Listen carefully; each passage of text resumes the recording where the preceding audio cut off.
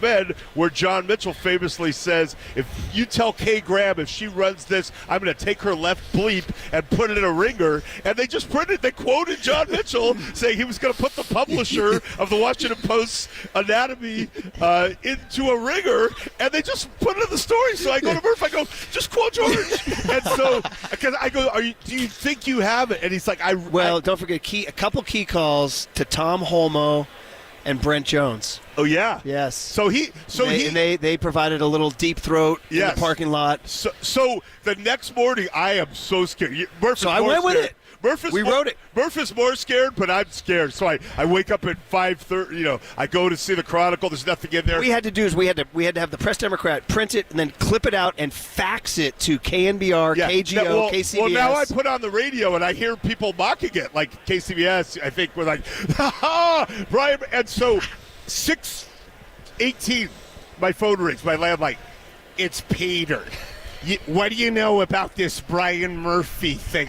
And I go, well, I actually know a lot. And he's like, I'm going to call you back. I'm going to make a few calls. And I'm like 30 minutes that seemed like 30 hours. Phone rings again. And he goes, I think this Blakeman Brian Murphy is right. And I'm like, yeah. Dude, let me tell you what, brother. Let me tell you what. Oh, dude, it was. We had to put him out there. Marcus, you had to, like Farhan, you got to put him on the table sometimes. Oh. You know what I mean? Well, I had a pretty damn good source. Mm-hmm. I had a smoking gun. And you confirmed it on the Niners side and the Cal side, whatever I know the order. And then, you had both sides. And then you know what happened at about 9 in the morning that morning after I still have receipts of the people who mocked me. Okay, I do. I'm not going to go through them all, but I got receipts. But I don't remember the people. I remember hearing We'll talk about it. We'll talk at the bar. I want to find out some of these receipts. Basically, everyone except me and Peter. Yeah, right. Are they in Radio Row right Jones now? and Tom Holmoe. But anyway, and at 9 a.m., the Niners put out a release. There will be a press conference at the Fairmont Hotel at noon today. And that was the He's Gone press conference. Yes. Because Mark Trestman was the embattled offensive coordinator who, in fairness, followed Bill Walsh, Mike Holmgren, Mike Shanahan, and did a good job, but they didn't really have a running back. And he was a linchpin for the fans. Like, who would that be now? Like, if you think Steve Wilkes after the zero blitz, it was like time fans to were just like if in the crushing Trestman, crushing him, because Mike Shanahan was the prior OC, yes, and Trestman was a sensitive guy, and he was intellectual. So Eddie DeBartolo, the owner, is up at the Fairmont, and it's Carmen, George, and Eddie, and Mariucci, right? Oh, no, they didn't know that. Out of respect for George, they didn't do much till the next day. And so they're announcing that George is suddenly fired. George said he was retiring. Yes. And that Steve Mariucci, and the real story is they offered him a 1-year coordinator succession plan, and George said, screw that. We're at the Fairmont, in the peak of the Fairmont with the views of the city and everything. And so someone goes, what about Mark Trestman? Now, Barry, we're in a packed Fairmont Hotel. And someone goes, what about Mark Trestman? And he just goes, he's gone. Dude, no. Carmen was running the press conference. He had the mic in front of him. Eddie was to his left. So Eddie had to lean to his right, and he grabbed the microphone physically and leaned in and he said, he's gone. Dude, it came in all distorted and everything. We were like, oh, dude. But that's just publicly beheaded the guy. That's not the most gangster Eddie press conference ever. This is before my time, but as I understand it, he was really upset at Bill Walsh after the 1987 horrible home loss when they were the number 1 seed to the Vikings in the divisional round. Yes. And they didn't talk for 6 weeks. And then there was a out of nowhere, hey, there's a press conference at 49ers, and people get there, and there's a release on everyone's desk that says, Bill Walsh no longer will be team president, will stay on as head coach. And there's one microphone. And so everyone's like, what the heck? It's Bill Walsh. He won 2 Super Bowls. And Eddie just goes up and sits there alone. And so, Eddie, Bill Walsh, yes, that's correct. He's no longer team president. He's just the coach. Will you be naming a new team president? Yes. Who will it be? Me. He was so mad at Bill, he named himself team president, and Bill proceeded to win the Super Bowl the next year. Oh, my God. Or I'll go to 1997. I was there at the Longshoremen's Hall down at Fisherman's Wharf, where the campaign headquarters, when they got the mall, the shopping center and mall pushed through out of nowhere, upset. It was losing all night, then all of a sudden sudden Willie Brown announced, "We won, we won." Or it was like, "How'd they win?" And then Eddie grabbed the mic and they said, "You got a stadium and a mall at Candlestick Point." And Eddie said, "You gotta bring ass to get ass." That was quoting his father. Quoting. Oh, was that Senior? Yeah, he was quoting Senior. Oh, he said, "As my father says, you gotta bring ass to get ass." He's not wrong. Remember, Eddie was campaigning in the Castro. Like it was one of the. They went to the freaking bar. What's the bar? The famous bar, Yeah, the yeah. White Swallow or whatever. One of those. White Swallow. They were in the Castro. Whoa. And Eddie and Carmen went in there with a bunch of dudes, and they were like schmoozing Yeah, it up oh, there yeah. playing the village. I mean, it was like as by the way, stereotype as it for gets. you young people, it's not like now where it's like, oh, that's cool. No, They're hanging it out was with 97, gay people. yeah, It this was is- 97. It's like, oh my god, Gay marriage is like a decade oh away. my You god, know what I mean? It's like, they touched someone but no, who was and gay. Carmen was the master to just rip. But he brought Eddie into a gay bar in the Castro. Oh yeah, Wow. And they were doing shots and like dancing to like YMCA or whatever. Oh, this is like the Jay Glazer, John Lynch story we heard this morning. It's even better. Yeah, it's I Eddie know. and Carmen This is in a even gay better. bar Yeah, at the yeah, Castro. yeah. Dude. Also, you didn't have to look at Jay Glazer. Mike Silver coming in hot. All right, brother. I can't believe we got to go. That sucks. Do you want to stick around for one more segment? Okay. Okay. Yes. Mike Silver back on KNBR 104.5 and 680. These Sports Leader.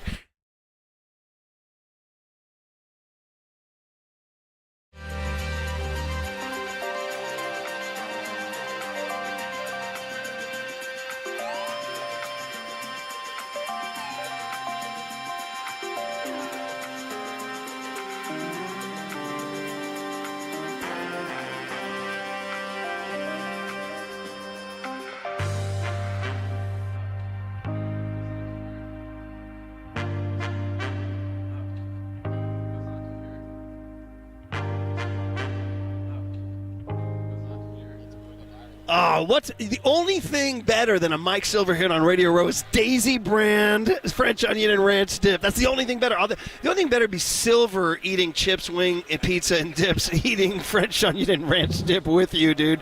Come on, baby, kick that Silver French onion dip. Daisy Brand. Hey, we got Kipe buying it, right? Kipe said he's going to the store to get some. No MSG, no added junk. He's just eating it. It's the game on Sunday. It's chips, wings, pizza. It's Daisy sour cream, French onion, and ranch dip. Come on, baby. We're all eating it together. It tastes so amazing, so addictive, you can't stop eating it.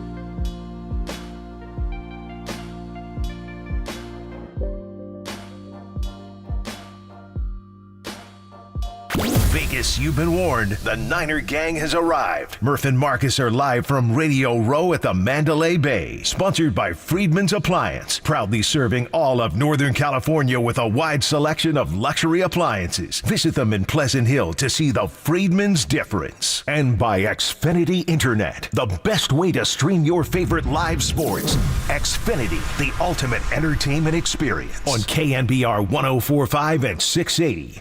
Having Brock, it's been a lot of fun. I mean, you could feel it last year. Just each game, I got more comfortable with him, seeing what he could do and how aggressive he is. And sometimes guys are aggressive. You get a little too aggressive, and then all of a sudden you get them in trouble, and you got to pull it back. And but Brock's been pretty impressive with that stuff. Usually, when it's not there, he makes the right decision as consistently as anyone I've been around, and he's been real fun to call plays for.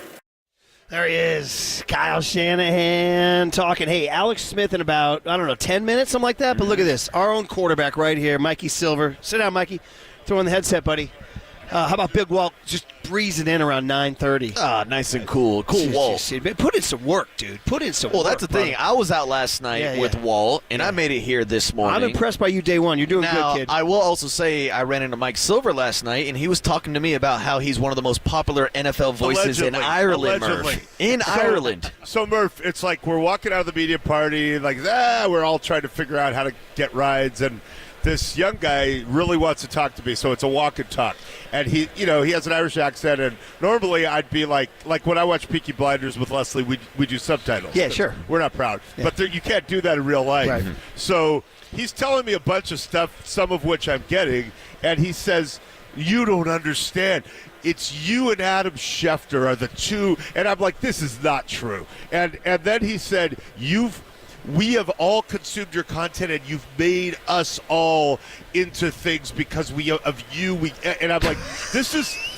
But then I'm thinking, I know what Murph does, well, dude, and I'm like, and he goes, shots fired. That's like, where's U.S. Murph? Shots and he goes, fired. And he goes, come out sometime for 5 days. Now I'm like, I know what you Are you sure he's Irish? I'm sure he's Irish, but also he said to me, what are you? And I go, I'm just like an old Jew, Ukrainian, I don't know. And I go, but I'm married to a part Irish woman. He's like, well, just say you're Irish. I go, yeah, I don't think anyone's going to believe that. Dude, this guy, I tell you what, I got beef with this guy. Ooh. I'm out here working for Second Captains for damn near 20 years. I fly over every December. Yeah, I don't think he is the arbiter of Irish. I'm saying this guy. Well, I don't want to fire any shots of my own here. There are people that we see on media rows sometimes that we know utter fraud. I'm calling this guy a fraud. Wow. Well, I'll tell you what. Yeah. He wasn't as fresh as Irish Spring soap. I'm looking for a pun here.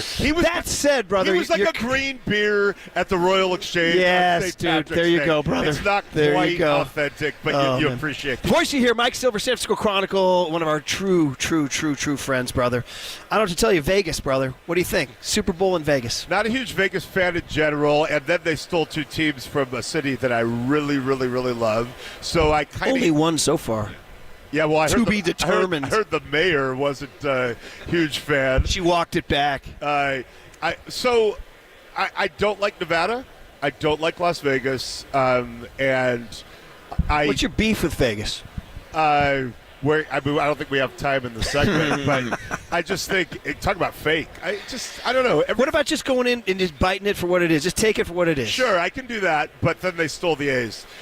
So, listen, I would say, this, compact Super Bowls are the best, right? So there is an element of compactness here that is good, but the teams are really far out. So it's kind of like San Francisco, not as good as San Francisco, but as long as you didn't have to go to Santa Clara a lot that week, that was an amazing Super Bowl.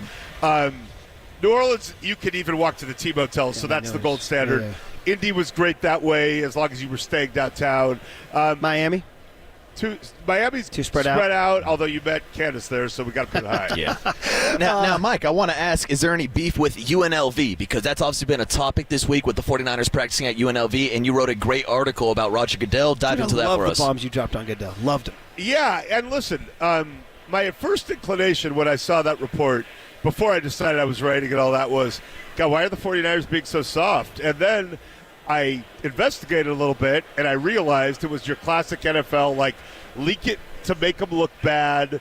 And then I'm like, well, who's soft? Because Roger Goodell just moved his press conference to Monday right before media night, is holding it in a locker room on a stage with Tracy Wolfson. Invitation only. For the record, I declined that invitation. And let me tell you why I declined the invitation. For years and years, I was the co-host of the Commissioner's Press Conference programming on NFL Network with people like Judy Batista, Steve Weish, Andrew Kramer, Jeff Chadia, and we had a set on, in the ballroom. We would go in, we would interview people, and we would come out and break it all down.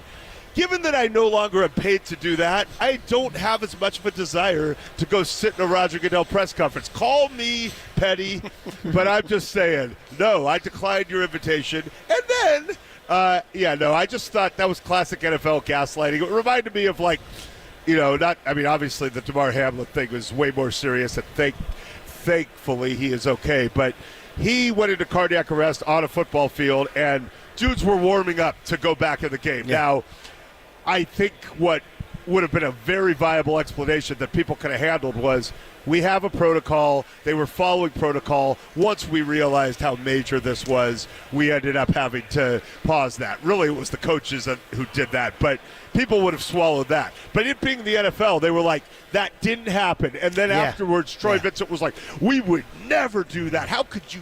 And I'm like, dude, you're just liars. And I don't work for you anymore, so it's a lot easier for me to say, you are lying liars, and by the way, you're soft. But as it pertains to what all of you listening care about, the 49ers didn't have a great practice field situation, and there's a GMAX score. I think we can say that on the radio. Greg Papa said some words yesterday but GMAX, it's not what you think. It's a softness measurement. And like NFL range is usually in the 70 to 80, and this was like 48, and that means that there's more chance you could, your legs won't give on impact and you could get hurt. And the way this is relatable is the old MetLife field in New Jersey had a low GMAX score, and that's where Bosa and Solomon Thomas on consecutive plays tore their ACLs. So the 49ers probably, I think tomorrow they're going to end up going to the Raiders facility and just changing their schedule some. But, something will happen. They'll either be inconvenient schedule-wise, or they'll have to practice on a suboptimal field, and let's just pray that nobody gets hurt. We got to go. Alex Smith is coming. I need 30 seconds on Mike. Give me the scenario the Niners win. They have to play an A-plus game, and they're capable of that. They're good enough. They just haven't done it, and certainly not in the playoffs. They haven't done it since Philly last three quarters. So they got to play way, way, way better, and, by the way, survive Patrick Mahomes even in that context. Are you I see the Chiefs as the stronger team, and I think it's crazy that the 49ers are favored, but they could do it. They just have to play amazingly. But gun to your head, you take the Chiefs? Yeah, I just think if you've watched their three games of the Niners too, and they have Mahomes. Yeah, there it is. Dude, can we get some, hey, Tony, can we get some applause for this guy? This guy comes and brings it. Guy brings it like frickin' Mick Jagger. Like, dude, he's a student of Jagger and Townsend and Daltrey. You're going to hit the stage, you got to bring it. Right? It's a morning show. Don't show up on the morning show like yawning. Holer. Energy. Mike Silver, y'all. Mike Silver. I'll see you at the bar later tonight. Alex Smith next to close the show on the Sports Leader. From the Chilton Auto Body Traffic Desk.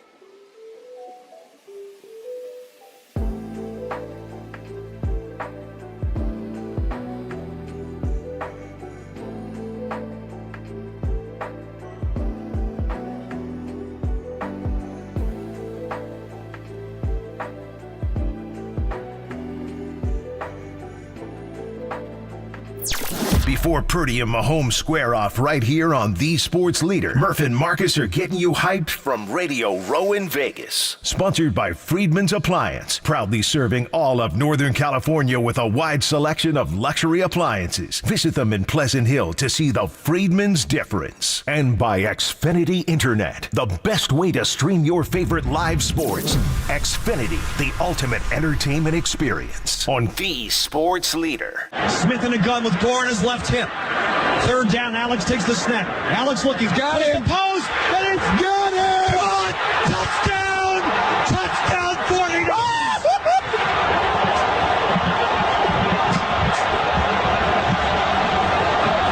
Vernon Davis with the play of his life.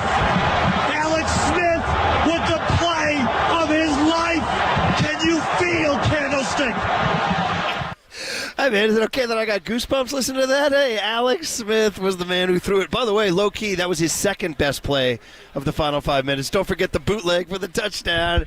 Alex, great having you back, man. Your buddy Brian Murphy. We got Marcus Boucher here, Murph and Marcus. How you doing, man? Hey, morning, Alex. I'm doing great, especially after you guys play that. If I could just get someone to play that every time before I come on, that would be awesome. Maybe you should make that like your ringtone to wake up. Every time I drive by Candlestick Park, I got to explain to my kids what Candlestick was, and that's the game, and certainly the plays that come to mind for me. So, yeah, great memories. Hey, staying on that for just a second, Candlestick. I mean, listen, Levi's is getting cool and all. It's been there 10 years. It's got its moments now, these comeback wins. But was there something about Candlestick that was just that old bull that they don't make anymore? Yeah, I mean, listen, I struggled with Candlestick early on in my career, because we were practicing down in Santa Clara, and we would only go up there for games, and preseason games were so cold and rainy, and Candlestick had its own weather system.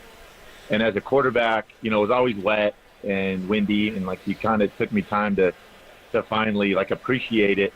And I would always love watching the opposing quarterbacks come in and battle with it. But listen, there was such a grit about Candlestick. Right, all the memories, all the greats that played there, all the historic events, and even the tunnel you had to walk through as a player to come out of the dugout, water dripping. It was kind of dark and dank.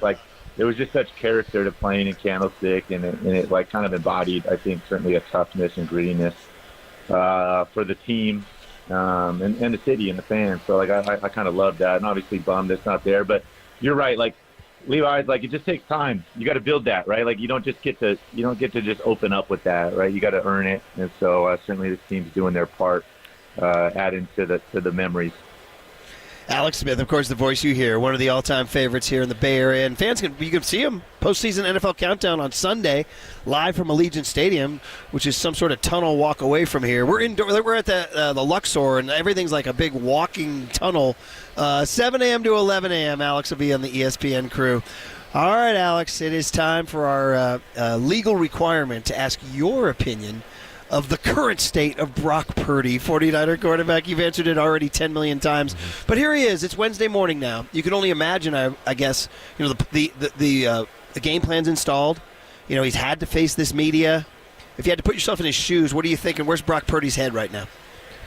I mean, I've been lucky enough to get to know this kid. Obviously I live back in the Bay Area, and I've been down to the facility a bunch and interviewed him multiple times. This kid's got such a maturity about him. Such a quiet confidence and level-headedness, and I really just having watched him from afar even this week, I think he's handling it so well. He's having fun with it, like you saw that on kind of opening night media day, him having fun with questions in the process, but no bones about it. You can see the focus, right? And I think he'll rely on the routine. This team's been there, Kyle and this offense. It's so well structured in how they go about their business, and I think Brock's certainly an amazing extension of that. So, you trust what's got you here, and I think that's what he's going to do, right? It's relying on certainly what you put together as far as your preparation and how you feel like you need to get best prepared for the game, and he's going to do that. I don't think he's going to let any of this noise and certainly the exterior kind of distractions get to him. He's going to go about his business and get ready to play on Sunday. So I certainly don't. I think he's going to come out and play great and ball like he always does, right? Because I just think he has such a great head about him for a young kid. And Alex, I know you've heard all the comments about Brock being a game manager or a system quarterback. Of course, that's all correlated to the Kyle Shanahan system. Now, I wanted to actually ask you about the Andy Reid system, and how much do you think it's benefited Patrick Mahomes being drafted by Kansas City and playing underneath Andy Reid?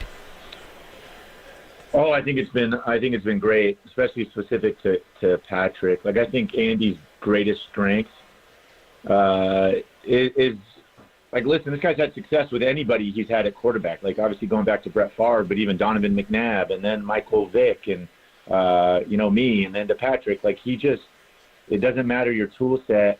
He's going to adapt the offense to you, and I think that's the great thing. Like, yes, it's West Coast offense, going back to the origins of it, but it doesn't look the same with every guy, right? Like, he continues to evolve and change, and again, put you in position to succeed. And so that's been the cool thing watching his run here with Patrick. Like, it just is so different, right? He's utilized Patrick's strengths. He hasn't tried to put Patrick in a box, and this is a guy that has extraordinary ability, right? And it is unorthodox, at least it was.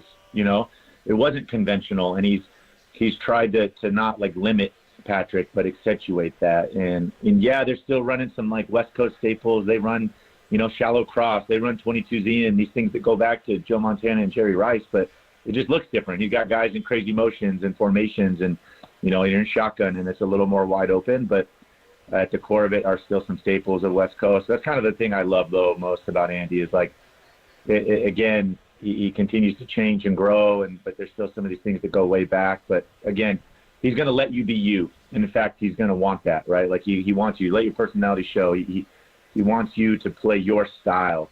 And that's certainly a thing that I know I appreciated so much playing for him. And again, watching Patrick take the reins of this offense and obviously take it to ridiculous heights is that, right? Like that Patrick gets to do it his own way with his own style. Voice, of course, is Alex Smith, who, of course, was the Niner quarterback through that great 2011 season, and then went on to Kansas City where he was the year ahead of Patrick Mahomes, who took over after Alex's for a year together. So he's got a lot of knowledge on both sides of the fence here. Alex, I don't want to end the interview on a negative note, so I want to ask this one now, and that was, I think I heard a soundbite from you. I don't want to say you took the Chiefs, but you certainly painted a strong picture that the Chiefs have a lot of advantages in this matchup on Sunday. Is that your belief? I've been very careful not to listen. I'm still going through it all and continuing to prep for Sunday. I love both these teams, and that's just the honest truth. And again, they're both so talented. And like inevitably, I think like a great matchup. Listen, there's going to be a handful of plays that decide this ball game. I just don't know when they're going to come and what they're going to look like and who's going to make them. I haven't decided anything. Certainly, I got some opinions, and I think styles. The whole saying, styles make fights. That's what this is about, this matchup. And there are some great, on both sides of the ball, these offensive, defensive matchups I think are awesome, and can't wait to see them. But no, Brian, I haven't totally divulged my pick just yet. I'm still kind of saving it. We had a Sunday. We had a bite where you were. I got you, buddy. That's 5 yard. I was a neutral zone infraction by me there. No, you're all good. But no, we had a bite that we played coming in out of break, and you were like, "Man, it's going to be. There's a lot going on. The Chiefs are playing great right now. The Niners are not. That is one of the angles, Alex, of like, what is your current snapshot, right? No doubt. Yeah. Yep. And I think with that, it's funny, and I'm a huge believer in kind of mindset and where these teams are at as far as confidence. But I think the underdog role is a big deal, right? And I think there's so many people, like the Kansas City is the popular pick. I think there's been a lot of noise out there about this San Francisco defense. They've taken a lot of hits on their effort and certainly their play these last couple of weeks.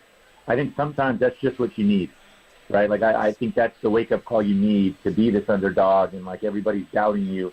And that might be just enough to flip the switch, and come out and show everybody what you're all about. Like this defense is a prideful unit. They got a bunch of playmakers over there, obviously with Steve Wilkes in charge as well. And I think they've kind of heard the noise. So I expect them to come out and play much better. I'll say that. Yeah, and Alex, just wrapping it up here on the UMA guest line with, of course, former 49er quarterback Alex Smith. My last question is about the Andy Reid system again, and the stat that we've been talking about, how he's 30-7 off of a bye week. Now, you've been in the film rooms, breaking down tape, designing plays with Andy Reid. How much do you think he's going to get into his bag this weekend? Is he adding new plays, or what can you expect from Andy Reid, and why does he have so much success after these bye weeks? Yeah, this goes back a long time. I even wondered it my very first bye week there when I got traded there. I was like wondering, what kind of special things he was going to do because everybody's different. And no one seemed to have mastered the bye week thing like Andy and still has. And listen, at the core of it is a lot of time off. I'll tell you that. This guy, he'll cut you loose as a player. And I think that's part of it, is just kind of getting away, resetting a little bit, getting fresh, both mentally and physically for a run. The other thing, though, he does a great job of is self-scout. He's constantly looking at himself offensively. What are we doing? What are our tendencies? What do people see in us? And I think constantly looking internally. And I think that's rare in the NFL. You spend so much of your time scouting the opponent, and you get consumed in their tape. Like, what are they doing on third down? What are they doing in the red zone in these situations? And Andy does a great job in these bye weeks, really, I think, kind of, again, looking internally, tendencies that they have, how can we break them? What are some things that maybe we've set up that we can, like you're saying, throw a curveball off of? So I kind of maybe look for that in this game, again, for them to break some tendencies. And, again, I don't think either of these teams, both Kyle and Andy there's no shortage of creativity, right? These guys love, Andy loves coming up with these crazy plays down in the red zone, and Kyle loves gadget plays themselves, and both these guys have a big archive. So I think you're going to see both of them break them out this game. You're not leaving anything in the tank. Alex, it's great to hear your voice, man. How you doing? How's the leg? How we doing? I'm doing great, thank you. Yeah, leg is great, pain-free, which is amazing, and again, thankful for that every single day. And so, yeah, pumped. Trying to figure out this NFL analyst thing, and I'll be out there joining you guys in Vegas in a couple of days, and pumped to be a part of this matchup. Obviously, pretty crazy for me to have spent so much time with both these teams and organizations, and pumped to kind of get to talk some ball and preview this game. Well, you do great. You were great on the field and great on TV too. Great, very glib. And I like how you always call BS on the mentalist, right? You think it's a fix, right? I mean, come on, Magic. That's what we're, it is impressive, I'll say that, but no, I'm not buying it. I've seen you be skeptical a couple times. Yeah. There you go. Yeah. Hey, man, it's great to hear your voice. Everybody loves you in the Bay, and hey, we send your family all our love too. I know you guys. Thank you. You guys are going through it together as a group, and hopefully all good wishes for you. Okay. Thank you so much, man, Brian Marcus. I appreciate it a lot. All right, buddy. We love you, kid. And off he goes. Alex Smith doing his thing, 7 a.m. to 11 a.m. Sunday morning from Allegiant Stadium, which when I was walking through the many tunnels, Marcus, I saw one that said Allegiant Stadium this way. I'm like, this was a haunted house? Oh, they have like, signs up throughout the entire strip. Allegiant Stadium this way, but one hell of a way to wrap up my first day at Radio Row. And as a gift to you, because out of respect for you crushing it on your first day in radio, I'm not even going to bust a one-liner. Oh, all right, brother? Save it for tomorrow. Save it for tomorrow. There they are. Papa and Lund. Bouncing back. Come back hosts of the week. Here you go. Well, there was yesterday with the Advil and the sunglasses and that whole deal. Yeah. All right, there you go. All right, there you go. He's looking good. Hey, when it's time for a change, think Speedy Auto Change and Speedy Auto Change and Oil Service, your trusted oil change, tune-up, and brake experts. And you are listening to KNBR AM and KNBR FM San Francisco, the sports leader, a Cumulus media station. Decent job, my caller. Decent job. Marcus, see you tomorrow, brother. I'll see you tomorrow. Don't let Vegas get you down. 4 more hours Bring of you me down. and you locking eyes, Murph. You go crush Vegas. All right, buddy? That's why I'm here. Papa and Lund, Vegas style. Next on the Sports Leader. I think I'm going with little weenies this time. Colonoscopy prep is the worst, right? I don't know. That's the end of the game.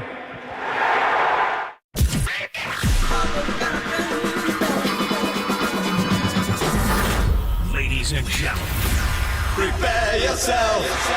prepare yourselves I love it when you call me Big Pop. for Greg Papa Sleeping Boy Superman. San Francisco. and John Lund. It's 10 o'clock. Let's hit it. This is Papa and Lund That's right. We're getting it going.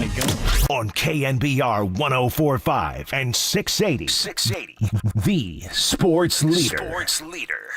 Kyle, growing up the coach's son, you can imagine, his entire life sitting at breakfast every day, talking ball, and just having that perspective from a dad who was what I would advocate is one of the great play callers that we've known in the game. And he has such a clearly defined idea of what he wants to do and how to go about it, and then applying the new form of analytics and play calling and wrapping around, does a brilliant job of it. It's just right there with the other Super Bowl. I've been able to coach in 2 Super Bowls, and you lose either one of them, both of them are heartbreaking. So in terms of pain, I've broken my arm, my collarbone, a lot of things. So those are more painful, but those things last a while. But it's all about getting back there again, and that's what I'm excited for today. I can smell that trophy. When I see one more of them, in the locker room, or one more of those trophies over at the 49er facility, I can assure you that's going to be a great moment to be able to sit there and go, hey, they got another one. Yes, thanks for joining us. We have made it to the midway point of the week here in Las Vegas, and man, I can't believe it. You look refreshed, amazing. I took a shower. Showered? In Henderson. Why does everybody, I feel great. Why does everybody doubt you? Murph was just saying how you would bounce back. What's he talking about? Where did I go? This ain't our first rodeo. This ain't our 10th rodeo. Where did I? Once or a million. I got the Ronnie Cycli Award, the comeback player of the year twice. No, I'm used to Well, this. I know why I look so great. I stayed the hell away from you. And Will Gavin, he was blowing me up last night. But you know what happened? I kept avoiding I ran into a few Raider friends. You know Panos, right? Raider ticket sales. That guy. He's doing tequila shots that he leaves with a note of, I got to go pick up my kid. I'm like, what? Social services, that they call. I'm not answering. But we're all good. But we had fun. I got some tequila shots before I pick up my kid. Oh, that's Vegas, baby. That is Vegas. You had fun last night? How was the media party? Yeah, it was good. If I had to rank it, and I still think Indianapolis is number one because it was the Motor Speedway, and you know that, and they had a different level. They had a different thing going on. Right, so this was at the Grand Prix, I heard last night. It was. It was kind of How was similar. the old Vegas floor? That was the best floor. So they had a floor Did they have 3. a Bugsy Siegel museum? So cool. I got to show you some video from it. Floor 3, I'll go from the top to the bottom. Floor 3 was like a vibe club and a disco. Hey, Las Vegas, what's going on? Today. Hey, welcome to the Super Bowl. What's happening? Hey, how are you? Pole dancers? Hey, let's go. Pole dancers? No, it's just kind of that wasn't. So it's Vegas today. Yeah, it's Vegas today. And then you go, and it's bright. And there's lights, and there's like the Jabberwockies, and there's all these different things. Right. And then you go down to floor 2, and it's Old Vegas. So there's like an Elvis impersonator, and he's got dancers up there. And, Sinatra, yeah, so all these different Bugsy impersonators. Siegel, yeah, Meyer Lansky. Outstanding, and everything was more chill, and they got, nice old-fashioned. They got some nice cocktails going. And by the way, cocktails. Some rocks, glasses, and cigars. You have cigars last night? No cigars, which I was a little down on, but it was good. And then they had Vegas sports. Yeah, and then you go down, and then they had a bunch of food trucks out there and stuff, and then they had a bunch of race cars and from the Speedway. From the Grand Prix. So, yeah, I would say overall really, really good. I'd probably put it near the top, but New Orleans was a really good one. Indy at the Speedway, you could kiss the bricks. Did I go to the one in New Orleans? I don't remember that. I don't know. But anyway, a good time. I've been to one media party ever. It was last year. That was a fun one, though. That was. Miami's was really good. Yeah, last night was not as good as Miami. You took it easy last night. You look refreshed. Yeah, you look ready. I needed a day. You got to go every other day. And then tonight I'm ready. Night. Yeah, tonight I'm ready. Did you go hard last night? Well, no. I thought you would have went to the hockey game. I ran into Panos. I wanted to go to the hockey game, but we got sidetracked. Oh, gotcha. Panos was bringing out tequila shots. No, I had to get a good night's sleep, and then the trek to Henderson back and forth. I actually packed a bag. I'm going away for the weekend or the week, and it's the hard thing about Henderson is getting in the lake because they've got all the hotels there. It's like you think you're close and you still got a 10-minute drive. Right. And when you come out of there, you have you can't get to the freeway. That's why, it's nice the guys are there and they're not leaving. A few of them were out and about. I saw Tabor Pepper and Mitch Wisnowski last night on the Strip. They're not going to need Mitch. So I gave him Jake. Jake looked steely-eyed and ready. I gave him a call. 24, because the room I'm in Henderson is room 2421. So I gave it to him. Oh, that's good. Game tied at 21, 3 seconds to go. 48-yard field goal for Jake Moody, and I'm doing the... You think a little closer? No, a 48-yard field goal. Not right hash. I would have gone out to 58 and honor Robbie Goldbein here yesterday. Here's the snap. I mean 53. Tabor Pepper. Mitch Wisnowski has it down. money. You did. You did. How did they like that? He's like, I feel your vibe. He was there. There's a long one. Media night. There are a lot of people are asking him questions, and he's a big visualization guy. You're talking about Wisnowski? No, or, Pepper. No, Mitch wasn't there. Yeah. The Bloomin' Onion wasn't there. Tabor Pepper. It was Tabor. Yeah, and Jake Moody's the big visualization guy. Oh, yeah. So he's actually visualized the whole scenario. He's like, believe me, I closed my eyes. And he talked about it with the media that he envisions himself making the game-winning kick to win the Super Bowl. There hasn't been many. Jim O'Brien, who also was a high draft pick, John. I think he was number 70 overall, dude. The Baltimore Colts. So. Yes, he was. He's a free agent. Look it up. Jim O'Brien. Not the great news anchor at WPVI in Philadelphia. Oh, look at Jim O'Brien, number 80 of the Colts. He had a chin strap down. Adam Vinatieri. And then last year, Harrison Butker, the butt kicker. Yeah. Now, that was a chippy. Yeah. But he made a field goal in the final seconds. And Jake's already visualized. He comes out with this elaborate pregame warm-up where he walks the field. Why do I think it's going to come down to him? Well, I just because told of all you. of our conversations. 21-21. I think it's going to. Isn't that a great score in Vegas Super Bowl? Blackjack against Blackjack. 21-all. I'd like and it then to be I'd like it to be about 38, not the right hash. If we could just have that. Football gods, that would be really nice. 48, I'd be a little nervous. Although he did hit a 52 in the Packers game, right? 57. Oh, in the playoffs. Yeah, the playoffs. I blew my voice out in the Mooney call. Yeah. God, you were relatively good last night. And the voice, I was a good boy. No, your voice sounds good, man. You're going to be tonight. It's every other night. We'll be ready. Tonight's the night. Tonight's another night. The problem is, I'm doing interviews right after I get off the air for like 2 hours. What? You're the nicest I was on, man here. I talk nonstop. People come up to you all the time. Monday from 2 o'clock to 4 o'clock. And everybody just hit me up at 2. I can't do it till 2. I actually, they're at the Syracuse station. A couple of years ago, they ignored my existence. Now Tarico's texting me. The Syracuse kids want you. Yeah, because so I was on with them for a half hour. They are so fun. If I could go back in time, I'd be a junior at SU all over again.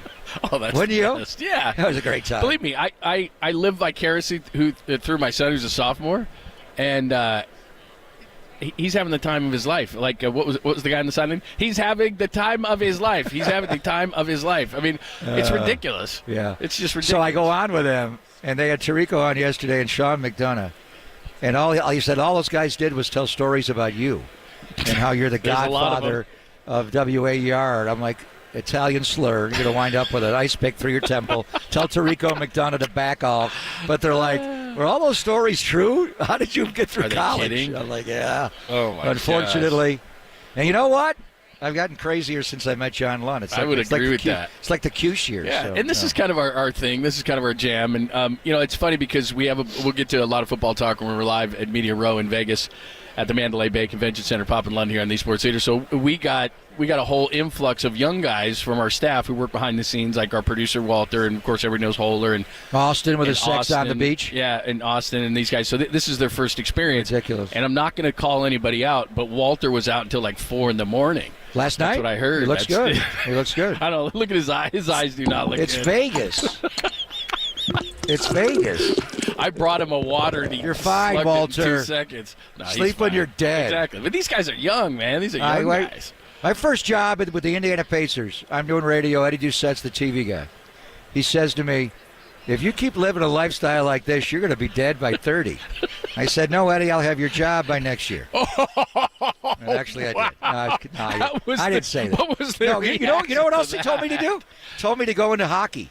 He said, go into the NHL. I'm like, what do you want me to go live in Edmonton, Alberta, Canada? Kidding. Is that far enough away from you? They lost last night to all the Golden Oilers Knights. jerseys. They were all there. 16 in a row. They lost last night. We saw a lot. There was a bunch of people over there because the media party wasn't far from T-Mobile Arena where they play. So anyway, we got a ton going on today. We will give you a lot of insight into the Super Bowl. Remember Monday night we were at opening night, and the only interview we played yesterday was from Ambry Thomas, and that was a great conversation. So we'll hear from Javon Hargrave, bottom of this hour at 10:30. If you didn't know this, he played against Patrick Mahomes and the Chiefs last year as a member of the Philadelphia Eagles. So it was a little couldn't run him down from behind on Mahomes' big scramble. He couldn't. Which I pointed that out to him. I'm sure he enjoyed Grave that. digger, did you have to stop and dig a grave? Couldn't you go get 15 down? Maybe Watch this the year. highlights of that. He's running away from the Gravedigger. So we'll get into that as well. A ton of great talk. There's a excellent piece today on ESPN about Kyle Shanahan by Seth Wickersham. He's one of the ESPN guys that writes the long-form pieces. And a lot of the stuff I think you know, but it's kind of worth a discussion, so we'll get into that as well. We'll get into we'll have an Ask Papa session, and, of course, we're always wide open on the text phone lines, and you can see us on YouTube and Twitch and start the conversation there. Anytime you want to ask Papa a question, just use hashtag Ask Papa. I need a What do booker. Do you want me to book for you? What will you give me if I'm your booker? I've got. Do you want me to be your secretary? I've committed so many people at 2:30. I've got like 3 different things I got to do at 2:30. I'll just Can you call do him. one? Just pretend you're me. I will. Yeah. All I need is like a wig. You know what it is? It's Chris Biederman from the Sacramento Bee. Oh, he won't know the difference. He'll just pretend you're me and say ridiculous things. That's all too. All time. What does it mean to call a Super Bowl in Vegas as the Niners? It's all working with John Lund. That's most important. He's really right? the best. You need to make sure that that's in the piece. How am I going to do all this? Look, I got nice legs. Walter, can you produce my life when I'm here? Yeah, you do a great job on my 4 hours of my life. Can you? You need all of it. I can't do all this. You need an assistant even on these When do non-weeks. I Imagine just this. shut it down and say no to everybody? That's the I one thing can't. people don't realize about you. You are the nicest guy. So if somebody comes up to Dan you, Minucci wants me you'll at 2:30. say, no Biederman. problem. No The great problem. Tony Bruno's here. You know what? I gotta rode. go on with Tony. This was maybe other than our show, this was the highlight of my day yesterday. I get on the media bus and it's completely packed, and there's Tony Bruno, and he says, "Can I sit here?" And I go, "What do you mean? Can you sit here? You can have the whole seat, and I'll Nah, he's the I'll Godfather. stand." So He's the Godfather. we had a great conversation riding over to the media party, and he's living down in Florida, and we were reminiscing about the Gary Radnich, Tony Bruno That hour. was classic. It was. I mean, we were laughing our heads off. A lot of it. I could not Pete repeat. Franklin and Tony Bruno started all this. He did. And Dave Newhouse, Yeah. Dave, Sports and he's Phone doing 68. he's doing a 24/7 thing, an independent podcast thing, and he's got our friend Dave Benz doing it with him. I heard that. It was cool, man. He's got stories on stories. Oh, Guy Haberman too. I got to. Oh yeah. Why don't you go with Guy?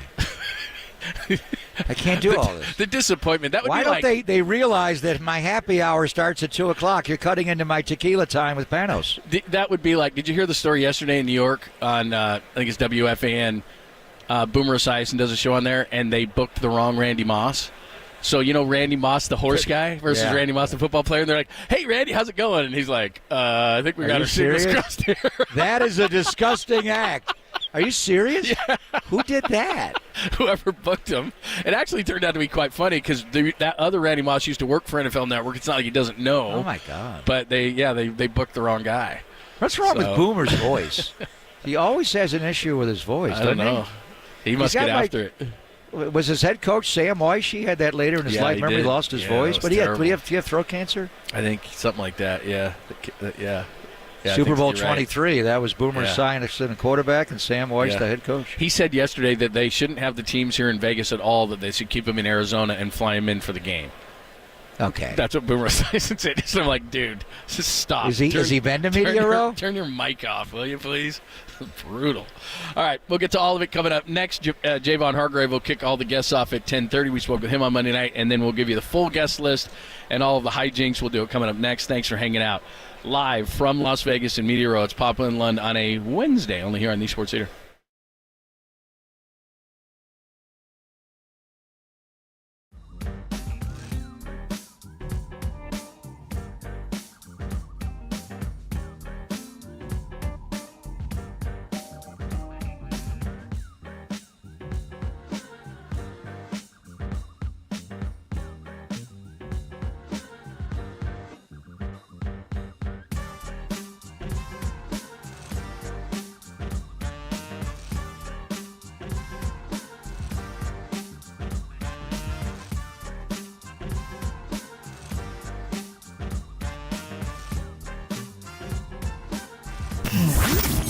Here's what's trending now Trending now. on KNBR.com. Jay Glazer from Foxy joined Murph and Marcus this morning to preview what? 49ers and Chiefs ahead of Super Bowl 58. Check out that podcast and more. Trending right now on KNBR.com and the KNBR app.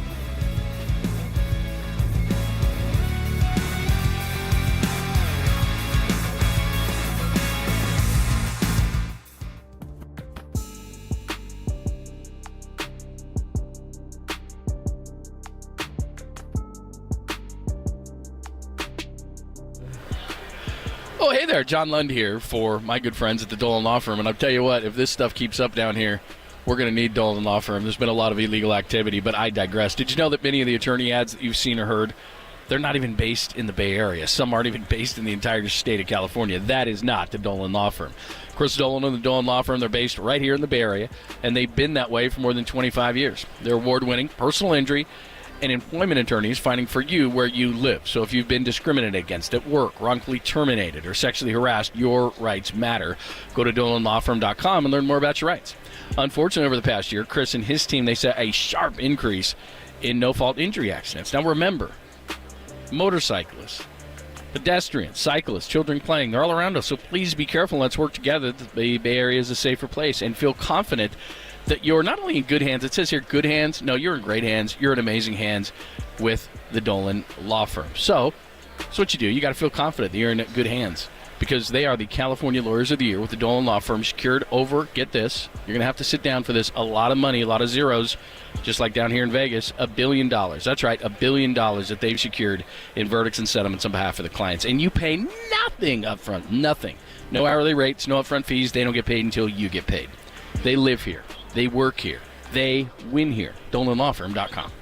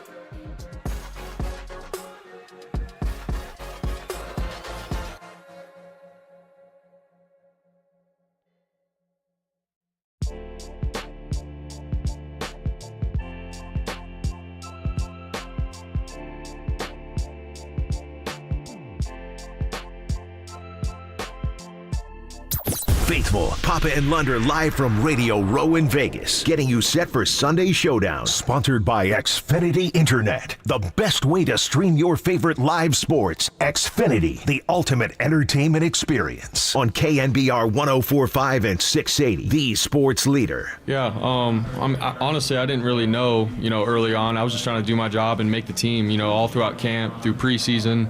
even when the season had started. And then I had to end up backing up Jimmy G. For me, I didn't really know that about Kyle and how he felt about me or anything. It was more about, all right, how can I continue to get better and grow and everything. But, I mean, obviously hearing it now, it's pretty cool that they sensed that early on and that they did believe in me early on that, I had what it takes to perform well and be an NFL quarterback. Like, for me, that hearing that now, I think is pretty cool. And but at the same time, we're moved on, and we're 2 years later, we're obviously getting ready to play in the Super Bowl, and this is our main goal right now is that. So. That is Brock Purdy. He's been a rock star, Brock the rock star, this entire week with the media. The strangest question I think I've heard asked at in these media sessions was yesterday when a guy asked Brock Purdy if he realized that he was a dead ringer for Lee Harvey Oswald. And Brock was like, yeah, never heard that before. Did he know who he is? Texas School Book Depository? Yeah, I think he knows who he is. Is that what he said? Yeah, guy told Brock. He didn't really ask him a question. He just was a Jack statement. Ruby? I think we can find it because I have it in my notes today if the guys want to go back and look at my notes. But Brock kind of looked at him, and Brock is, as we know, unflappable. And he was unflappable here too. But he kind of looked at the guy, took a second, and said, no, I've never heard that. But he is a smoking gun. God, I guess. It was like, I was framed back in 63. Jeez, wild. One of the earliest recollections I have as a baby, and that was November of 22nd of 63. I was born in October of 62. I remember watching in my grandmother's house Jack Ruby shooting Lee Harvey Oswald on live TV. Here's the question, but Brock handles it expertly. He's unflappable. Pictures of you and Lee Harvey Oswald circling around the internet right now. People think you two look alike. Did you ever hear that before? I haven't. That's my first time hearing it. Yeah. What do you think about that comparison? Physical comparison, obviously. Yeah. You don't see it? I don't know. Wow. I mean, and the guy's like, what do you think of that? What do you mean, what do I think of that? God, you moron. See, unflappable. Yeah, that's ridiculous. Isn't that wild? Like, You're just like, what? Looks more like Ted Bundy, but no. I'm kidding. All right, so here's the deal. Lee Harvey Oswald was a little skinny, scrawny guy, wasn't he? All right, so here's the deal. We may have an audible. Wow. On because we just saw Raheem Mostert, of course, former Niners running back now with the Dolphins, and he's watching. Lee Harvey Oswald. He's a little bit, but not enough to ask him a question. It's not like they're doppelgangers or whatever. He's not that. But here's what we got. We just saw Raheem Mostert. The Mosterati. Maybe he could do a touchdown call. That would be pretty funny. He could. He scored 21 touchdowns. This year. McCaffrey had 21. Christian's a better all-around back than Raheem. Don't say that when he's here. No, but the point I'm going to make is, and I remember when they let him go, and it was all because. Remember he had that knee injury and he had the surgery early in the year and it was a bone graft and they thought he could ride it out and have the surgery later in the year, but his agent wanted to have the surgery. I remember it, He wound up having it, missing the rest of that year. There were so many times. What year was that, 21? It was 21. I thought, boy, I'd like to have Mostert back. But my point is, and Christian, I mean, even Raheem was acknowledged as far as catching the ball, running routes, and blocking. McCaffrey's a 3-down back. Raheem's not really a 3-down back. But what if they just saved the draft capital, the 2, the 3, the 4, and the future fit they gave up for McCaffrey, the money they're paying McCaffrey, and just kept the Mosterati? No. He is a special player. He is great around the end zone. And plus, the story is... He's great everywhere on the field. He's great in his own end zone. That guy takes a 18 toss going right and turns the corner. Well, and the story of how he became what he's become is legendary. And he hung around the Niners forever and was on special teams. He was a gunner. His first son is named Gunner. So he's one of the greatest gunners in football. But anyway. And he's a great guy. He's walking around. Yeah, so we'll get him on. We got the great Rod Woodson's going to join us, the Hall of Famer, at 10:45, one of the best guys I know, both on and off the field. Last time I saw him, we were side by side at the urinal on Christmas night. Did you shake his hand? Well, we were right in the middle of something. I shook something else, and what was the score at halftime? The Baltimore game was actually tight at halftime. Yeah. It got undone early in the third quarter. Mm-hmm. But at halftime, what was it, 13-12? They kicked a field goal. It was 16-12? Yeah. But so at halftime, and even then, I don't know. We'll get into it. Yeah, Because obviously he does Baltimore Ravens games. He knows this Chiefs defense. He does. And he knows Super Bowls, obviously, with the great Brian Billick's defense, Super Bowl 35. And he had the big pick six against Brian Greasy and launched Brian's coaching career right after that. And then we're gonna talk 49ers with Marcus Thompson, but I don't know if you saw his piece today. Not Clay. This is saying a lot. This is okay. I'm not going to say it's his best piece because he's written a lot of great stuff. It's one of his best pieces. It's a great piece on Klay Thompson and the adjustment he has to make, and he's not the guy, and is not going to be that guy he was, and Klay's struggling with it. We all know. But Marcus does what Marcus does. He put it into words, and it's great. So we'll talk to him about that. At about 11:45, Jesse Sapolo is going to join us. He knows a thing or how many has he got? Four. He knows a thing or And he's the only four. one to have 4 that did not play on Super Bowl 16. So he's going to join us at 12:30, and then Annie Agar is going to join us at 1:15.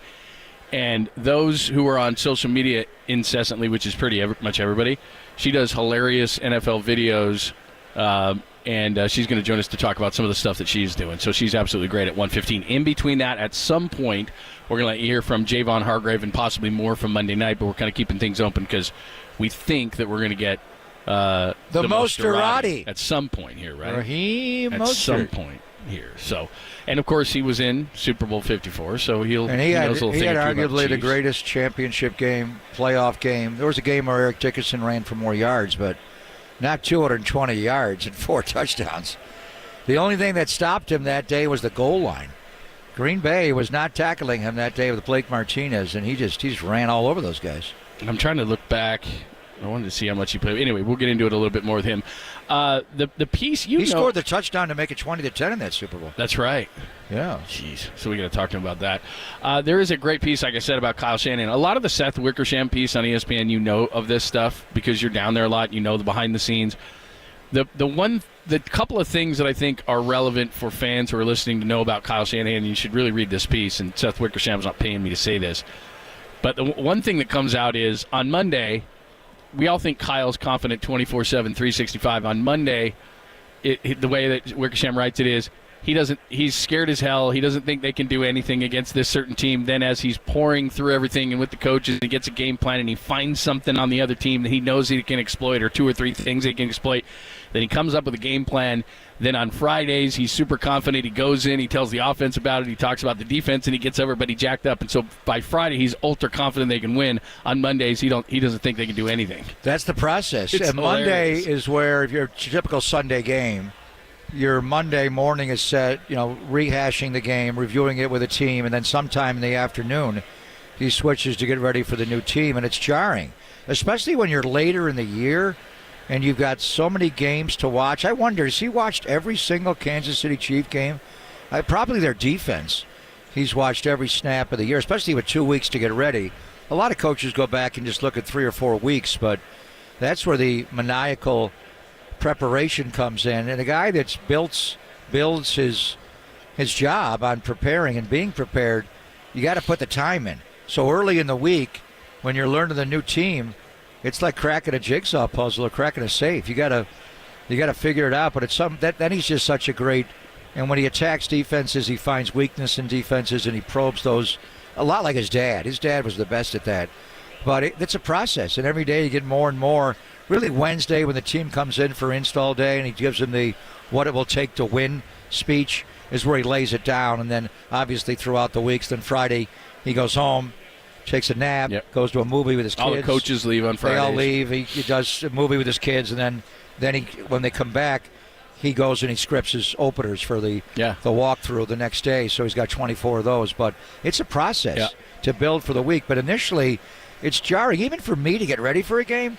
When you go from the team, well, you're a little bit like him. Very much early like in the early week, you're kind of like, well, I don't, by the end of the week, I don't know anybody on that team, and it's like, who are these guys? Yeah, you're like that. And then because I prepare to do what I do, Kyle has to prepare at a whole different level to do what he does. But it's similar, where like early in the week, I don't know any of these guys. I'm not going to do this. Tim Ryan and I talk about it all the time.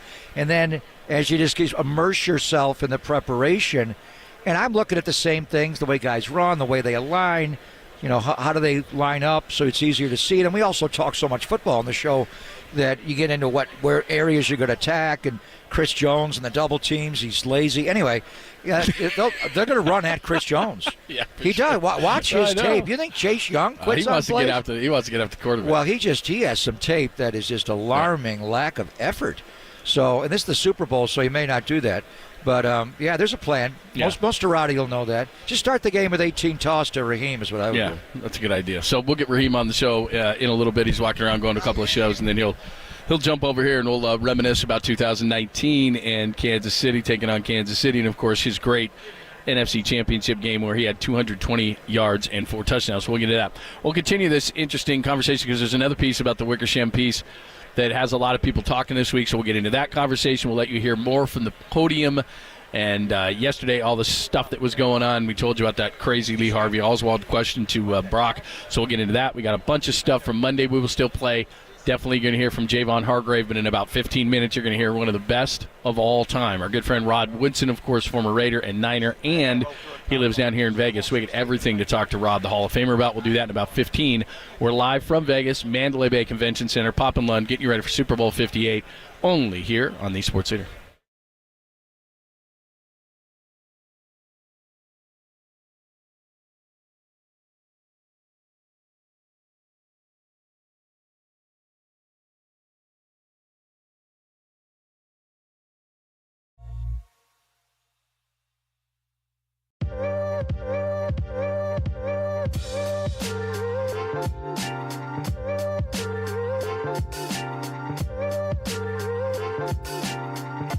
is in essence a sophisticated heat beam which we called a laser. Oh, hey there. Sorry, we just saw Tommy Cutlett's agent, the guy with the hat, the guy that was all puppies. Greg went over to talk to him. That is I'm not going to say anything derogatory. Let's talk about lasers. You just heard about lasers. Let's stay focused like a laser, please. The Laser Eye Center of Silicon Valley, and where Papa and I, and that's why he could see Tommy Cutlett's over there so quickly, because he has clear eyesight. Well, how did he get it? CLR, custom lens replacement. Why are you talking for Papa? I'm not. I had the same procedure done. That's exactly what happened. He kept coming into the studio and saying, wait, look how clear, look at how well I can see. And I finally went, okay, what's the deal? CLR. From our good friends at Laser Eye Center of Silicon Valley. One of the great things about the Laser Eye Center of Silicon Valley is, first of all, they've done thousands and thousands of these procedures. And so my first question to them was, is this safe? Walk me through this.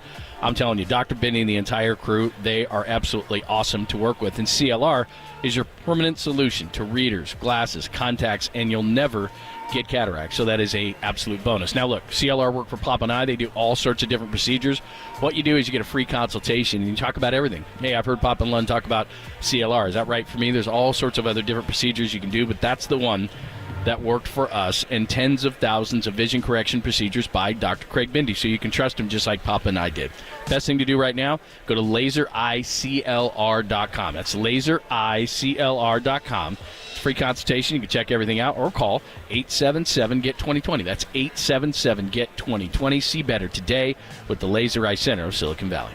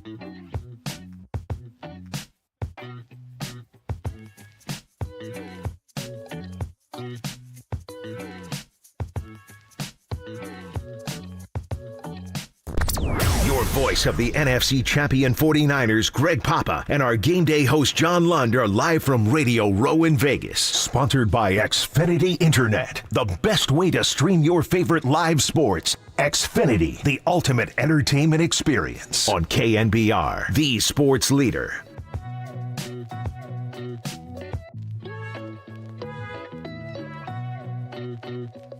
What's happening? Thanks for joining us. Bob and Lund, we're live at Meteor Row in Las Vegas, Mandalay Bay Convention Center. Hope you're coming out to cheer on the Niners. If Monday night is any indication, it is going to be a Niners town. But we'll start seeing things.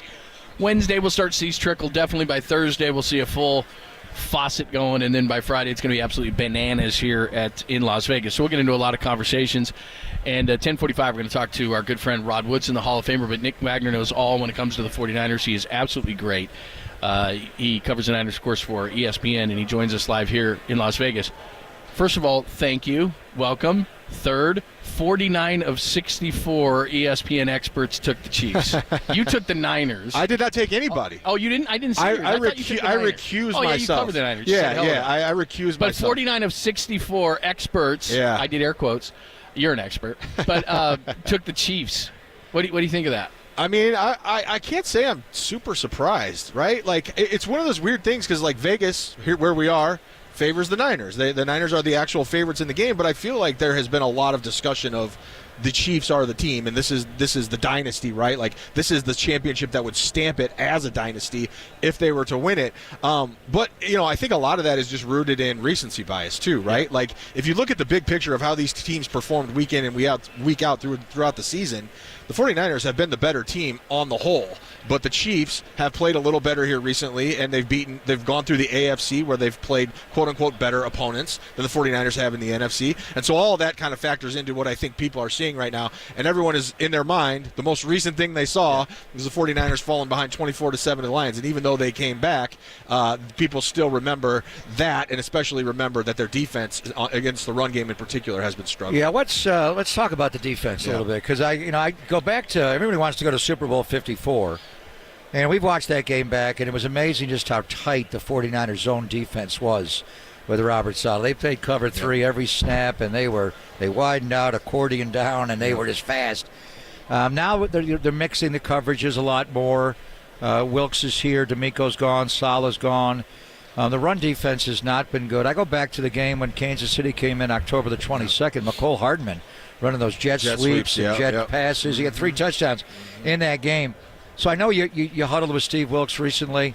Just what are your thoughts on the 49er defense? Is not the defense they brought to Super Bowl 54. Kansas City's offense is not, but they're still finding a way, each team, to win. So when you size that up, what's going on with the Niners' run defense to start, Nick? Yeah, it feels like a little bit of everything. And, you know, everyone always says, like, oh, it's the defensive line. And obviously you expect more from that group just based on how they're compensated, right? Like, that has to be the group that kind of takes over the game and controls things, because that's what the Niners want it to be. That's how they've built this thing. But if you ask Steve Wilkes, he talks about setting edges, and everyone thinks of setting edges as just your defensive ends. And mind you, Cleveland Ferrell is not a small loss here. Like, it's not just losing Cleveland Ferrell as an edge setter in the run game. It's the trickle-down effect of losing Cleveland Ferrell, where now Chase Young is playing 25 to 30 more snaps a game, and that's not his game. The way you want to use him is as a designated pass rusher, and that's where he's at his best. So, and then that means Randy Gregory's playing more snaps. So it's all of those things that play into that, but it goes beyond just the defensive line. Then when you start talking about the linebackers, one of the things Steve Wilkes points to is we need our linebackers helping set the edge, and they need to get vertical. They need to get up the field and make sure that there's nowhere for these guys to go. And if one guy is out of a gap, especially if you have 8 guys in the box, as the Niners did sometimes against Detroit, one guy gets out of the spot, it's a lot easier to turn into a big play. And so I think they're dealing with kind of a number of issues in that way. The one thing that still blows my mind that I can't believe we're talking about it even as recently as yesterday is the effort issue. I mean, we've all been around this team since Kyle Shanahan's been here. That has never, ever, ever, ever even remotely been an issue. Greg, I know you watch the tape. I know you do. I watch it. I've never seen it before. And then it shows up in the NFC Championship game. We're talking about effort as an issue. And the Gibbs run is really the one, right? That one, and the Jamison Williams touchdown. Side. And that to me felt like Ambry Thomas was maybe over pursued a little bit. I don't know, but it was just it's a really bad look, and it's crazy to be talking about it here in Super Bowl week. Like, are the Niners going to play hard enough to win the Super Bowl? You know what I mean? Like, that is wild. It's a crazy thing to think about, but I do think the benefit for the Niners, if there is such a thing, if you're looking at it from a positive way, is it happened in a game that they won, and now how can you possibly let that happen again? Absolutely. And I got to think the guys like the Fred Warners and the Nick Bosas and those guys who've been around are not going to tolerate any sort of anything that happens in this game, because they know better than anyone that if you want to win a championship, you got to bring it at 100% capacity for 60 full minutes. Nick Wagner is great from ESPN, and of course he covers the 49ers. Make sure you follow him. I'm sure you already are, but in case you're not, at @NWagner, not only does he write great pieces, you've always got great numbers during the game, after the game. You do a tremendous job of that. Your cohort at ESPN, Seth Weckersham, wrote a great piece. He does tremendous long-form pieces.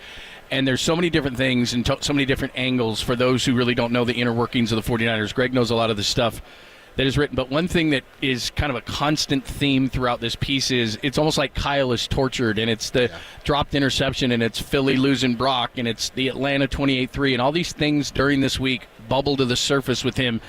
And it almost sounds like, God, Kyle's got to win this or else kind of a thing, you know? All this pressure on him almost. It is a big storyline, right? And a lot of it's intertwined, guys. Like, when I look at the 49ers and what's happened over the last nearly 3 decades, they've been searching for 2 things. And one thing, if they can find it, begets the other thing. It's a franchise-stabilizing quarterback and that 6th Lombardi trophy. And if you can find the first one, you can probably find the second one, right? And I think they're finally in a position where they think they have those things. But Seth's piece was fascinating to me, because I know Seth very well. He's a Missouri guy like me. We go back a long way, and he was a Broncos fan when he was a kid, so he remembers, like I do, the Mike Shanahan stuff. And Kyle is kind of in that position where he was like John Elway before Kyle's dad got there, right? And then the opposite side of that is, you could look at Kyle like Steve Young and say, like, is he going to get over the hump? And people compare him to Andy Reid going into this game. So there's all these kind of connections that you can look at. But I definitely think one of the big storylines here is can Kyle get over the hump? Like, is he going to be the guy that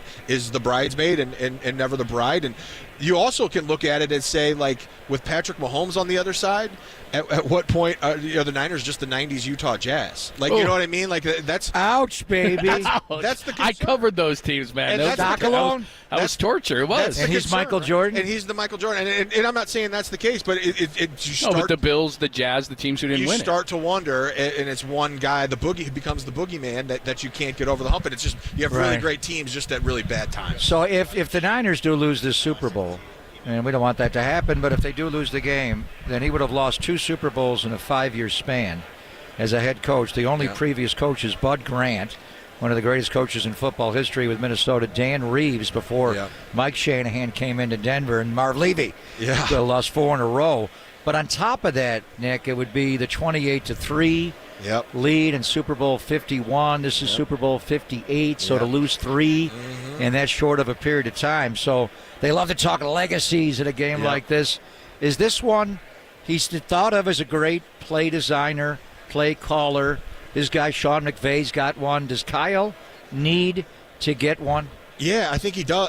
I was talking to Charvarius Ward the other night at Media Night about this, and he has a unique perspective because he was on the Chiefs when Andy finally broke through, right? And so I said, Charvarius, like, what was it like finally getting Andy over the hump and getting? He's like, we all wanted it so bad for him. It was a thing. He was 61 years old, and his lasted a lot longer. Kyle is still relatively young compared to where Andy was at that time, but obviously Kyle would like to avoid getting to that point and win it. But Charvarius said, everyone knows he's a genius. Everyone knows he's a great coach. Everyone knows the success he has, but he needs that ring to validate his Hall of Fame credentials. It's the one thing he doesn't have. And so, I think it's a huge part of the storyline, along with the Purdy factor, and those things are intrinsically tied. But also, you just have a core of guys that have been with this team, and even if you can add Trent Williams in there in 2020 and some of these other, Christian McCaffrey, those guys, they don't know how long they're going to be together. I asked Jed York about the idea of getting through your Super Bowl window before it closes. He told me Super Bowl window is BS, is what he said, which which, fine, okay, that's fair.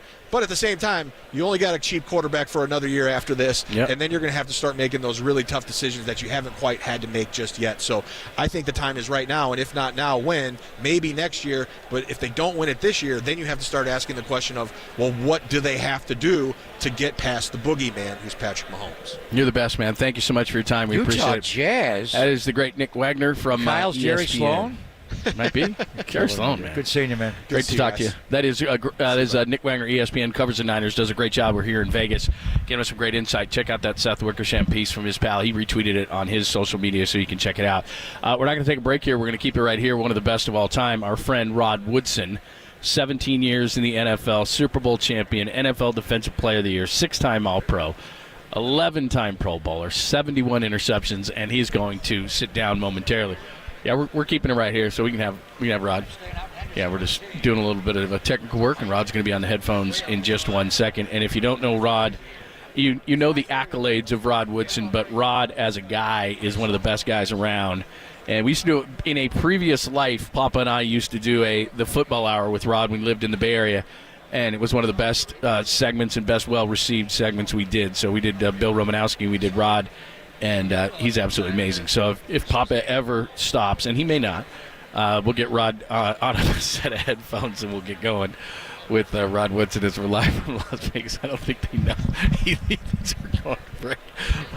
No, we're not breaking. We're just going to. Rod's got things to do, man. People we're hugging it out. I oh, man. I haven't seen him since the urinal at halftime on Christmas night. How you doing, Rod? Woodson, the Hall of Famer. Oh, man. It's good seeing you. It's a home game for you. Great, man. It's great to not get on a plane to travel to even talk about football. Bro, in the Bay Area, we had bad weather like you had, so, I mean, it was one of these things the whole way, man. Right. It was short, but it wasn't fun, I'll tell you that much. You know, I've never seen it rain 3 days in a row here. It's a desert.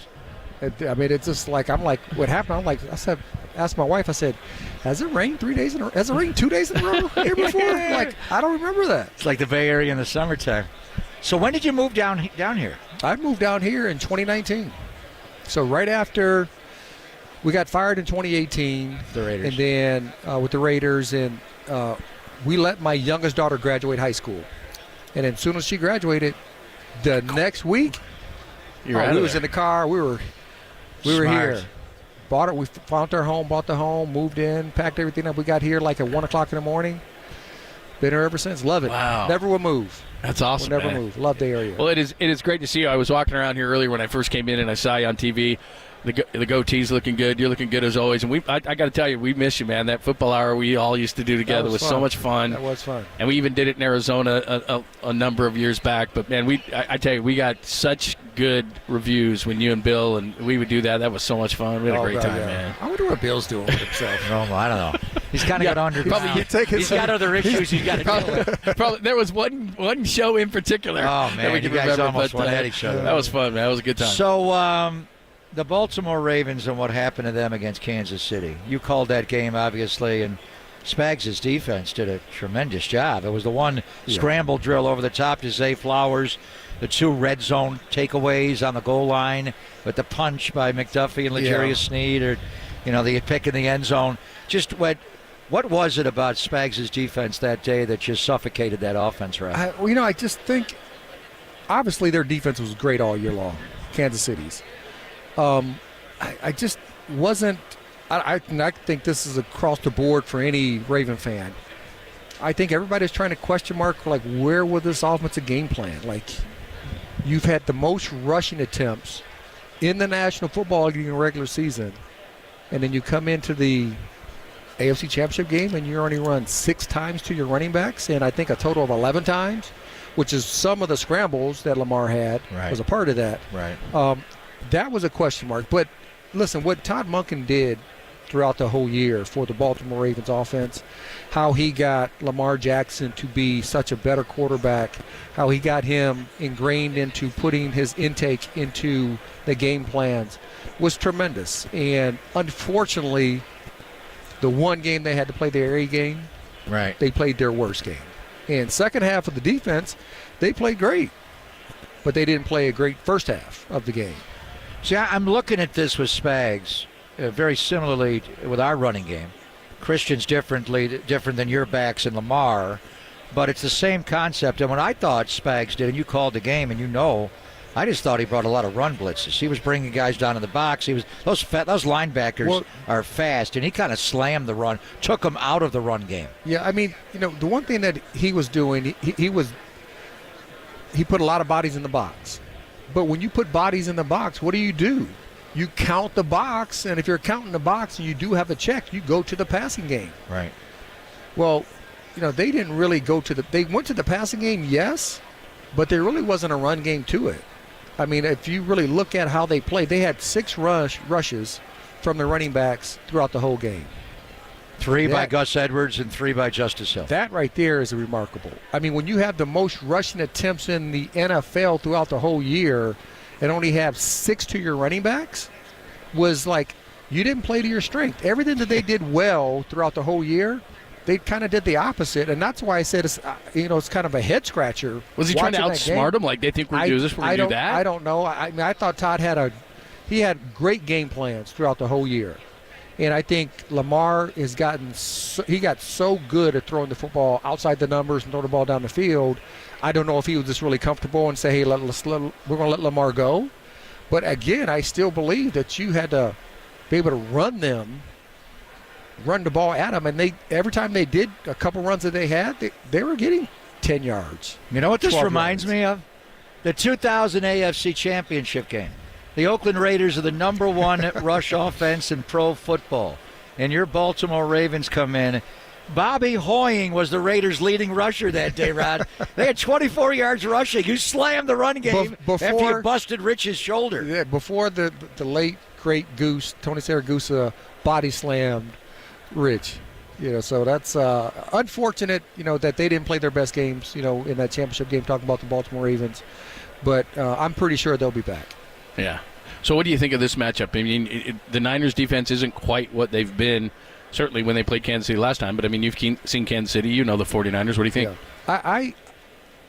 The 49ers' defense has not played great defensively, especially in the postseason. They just haven't. And it's been 2 games in a row. I don't think it's going to be a third game. I think they're going to play much better. If you look at Kansas City's going to run Pacheco. They're going to try to get the ball to Travis Kelce. That's who they love. You just got to take one. You can't let him have Travis Kelce and Pacheco, right, and then Rice. You can't let him have all of it. You got to take something away. I say take away Travis Kelce. Bang him. What do you do, double him? Well, you don't double him, but you hit him at the line. You just jam him. You move your defensive end, because he normally is by the core. You move him over 2 feet, 3 feet, and you let him come off the edge. And when he comes off the edge, as he's coming off the edge, now you slow him down because he doesn't get a free release, and then you get to the quarterback. Right. That at least takes away from that look, that first initial look for 87. And then he has to go to whoever 2 is, whoever 3 is. If they beat you at 2 and 3, Can't we add you? Because you could take them away with your eyes closed. No, not anymore. I'm not trying to take anybody away anymore. Speaking of taking things away, that Christmas night game, Mike McDonald, now the head coach of the Seattle Seahawks, what a game plan. Yeah. I mean, defensive football better than anybody. I mean, the way they choked off the middle of the field, they blitzed Patrick Queen on that first play, and George got the one-on-one with a safety. Big play, and then after that, those guys were showing, but they were bailing. Yeah, Roquan and Queen. And the way they double corner blitzes, and I see Spags doing that with Snead and McDuffie. When you guys brought both corners, they tipped the ball up in the air. I mean, the game plan was really solid that McDonald had that night against the Niners, Rod. Yeah, I mean, the one thing that he did well, they didn't blitz a bunch throughout the whole year. But simulated looks to make people kind of move around. But the key to this whole defense, I'm telling you, the key to the whole defense was Roquan Smith. When they got Roquan Smith last year in week 8, whatever that was. Yeah. Right around the deadline. Because before that, they were playing iffy defensively. As soon as they got him, that whole defense changed. They became a better defense. They started flying to the ball. He had the Ray Lewis effect of changing the mindset and how guys were going to work in the meeting room, on the practice field, in the weight room. And it continued this year. And, I'm glad that Mike has a chance to prove himself one way or the other as a head coach. Normally what you see, though, when head coaches go and they run some type of defense one place and they're going to try to bring that same defense, it normally doesn't. You got to have the personnel. You got to have the personnel. Yeah, right. For sure. Pop, you might want to move a little away. This is John Delana. He's associate administrator for the DEA for over 28 years. Oh, boy. So be careful. Just stay away from my bag, dude. Come on now. We're in Vegas. We are. We're talking. Going here. Let's get John in here. John, first one of all, pill welcome. Can kill. Where tell us about One Pill Can Kill. What is that about? Yeah, thanks for having me, and it's an unbelievable honor for me to be here with Rod Woodson, one of the best that's ever done it, and to talk to you guys during an important week, right? But absolutely. We're talking about the most dangerous drug that this country's ever seen in fentanyl. We lost 112,000 Americans last year to a drug poisoning or drug overdose, and the San Francisco area is really at the forefront of that. I've met with so many families and have been affected by this, that have lost young children. The stories just keep adding up. And we need people to understand that one pill can kill. The dangerous part of these drugs right now is these cartels are manufacturing them to look exactly like a pharmaceutical grade pill, right? Something that you think you're getting maybe off social media to look like an Adderall, a Xanax, a Percocet, only to find that it's made with fentanyl. And 7 out of 10 pills that we seize right now contain a potentially deadly dose of fentanyl. It only takes 2 milligrams of fentanyl to kill somebody. That's enough to fit on the tip of a pencil. And we seized 78 million of those pills last year. They're all over the country. They're all over the San Francisco area. They're all in all of our communities. They're ending up in schools, and they're ending up in the hands of young people. So we need to put a stop to it. That's why this message is so important. That's why I'm so proud to be here with Rod, the NFL Alumni Association, talking about how serious this issue is. So how can people help? How can they get the message? What can they do? Well, thank you so much. First, you can go to dea.gov/onepill to get any information that we have on it. But the most important thing they can do is talk about it. Have a conversation. Talk to your kids about it especially. But if you're coaching youth sports, if you're talking to your church group, any organizations that you're around, you have to understand right now that these pills are all throughout our country and just how deadly they are. We can't continue to lose 112,000 Americans, 300 people a day to a drug poisoning or a drug overdose death. Well, just to kind of reiterate what you just said there, 2 milligrams of fentanyl is the equivalent of 3 to 4 grains of salt. It's incredible. So, I mean, just a tiny amount, like you said. And you'll never know what it's in. Fentanyl has become the ultimate shapeshifter. These organizations are putting it in cocaine. They're putting it in methamphetamine because they want to try to addict as many people as they can. This is a serious message during a fun week, but we have a captive audience here, and that's why we're so committed to getting this word out there. Tell them one more time where they can go. DEA.gov/onepill, and thank you for having us on. As a parent, it's scary stuff, Red. It is real scary. It was personal for me because my oldest son had an addiction when he was younger, and he's fought through it. He's doing really good now. But I'm blessed that he's still with us. That's good stuff. There's not going to be anyone that we want to talk to more than you. Thanks for making the time, Rod. I appreciate you guys. Glad things are going well. Good to see you, Famer. That is the great Rod Woodson, the Hall of Famer, and it's great to talk with him again. New England guy? Boston, you a Patriot fan? We'll come back. We'll catch up. We'll give you the guest list. Thanks, Sean. Appreciate it. We'll get you caught up on the guest list. We will hear from the Grave Digger and what he can do to slow down these Chiefs. Next, we're live in Vegas from the Mandalay Bay Convention Center. Getting ready for the Super Bowl. It's Pop and Lunch Sunday. on the Sports Leader.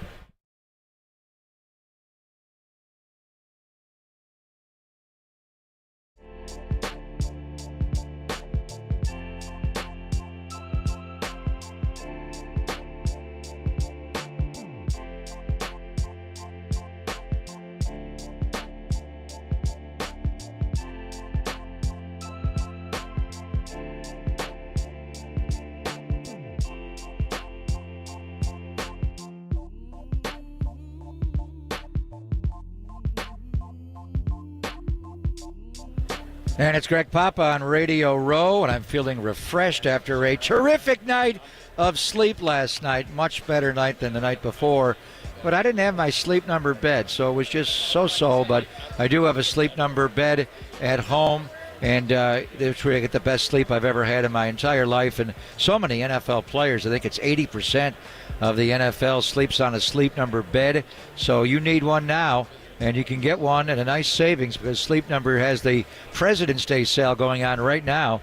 You will save 50% on the Sleep Number limited edition smart bed for a limited time. It's limited. It's only at Sleep Number stores or at sleepnumber.com. Sleep Number is the official sleep and wellness partner of the National Football League.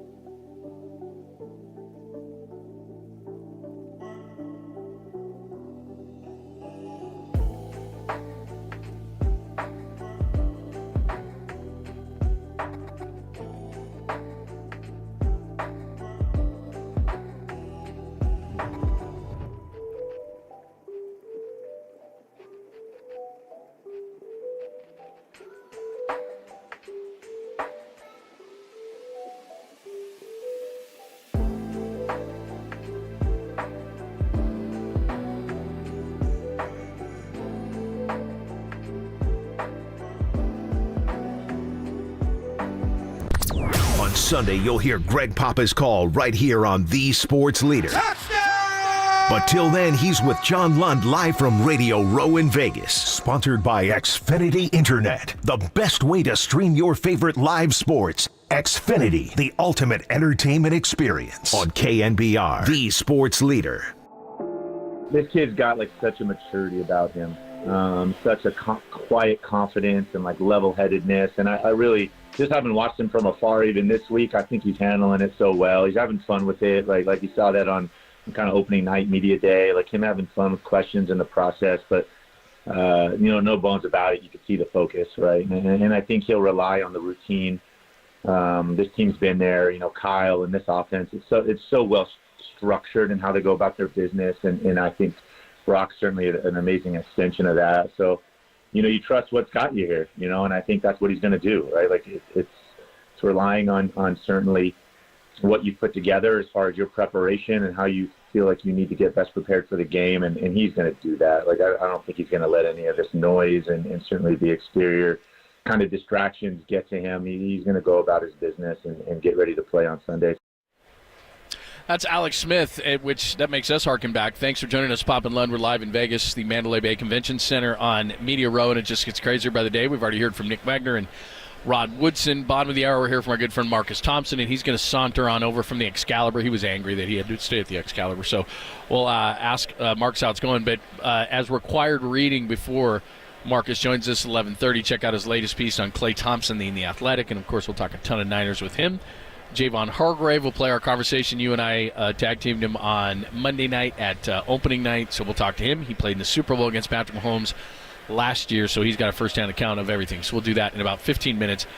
That takes me back to New Orleans and you and I in the Superdome, and here's Colin Kaepernick taking over, and Colin Kaepernick's in one of those coveted spots where everybody's running up to him, and he's in one of those booths or whatever you call it. And here's Alex standing around with the common folk, and the way that he handled that in New Orleans after he had gotten removed. NFC Player of the Week, I think he went 17-18 against Arizona, gets a concussion, Kaepernick comes in, Alex never gets his spot back. And in that Super Bowl season, he stood there and answered every question with, to say that it was with elegance and grace is a vast understatement. He's a pro's pro. Drafted as a baby and number 1 overall pick, and kind of got thrown in there late that year and had a hard time early in his career.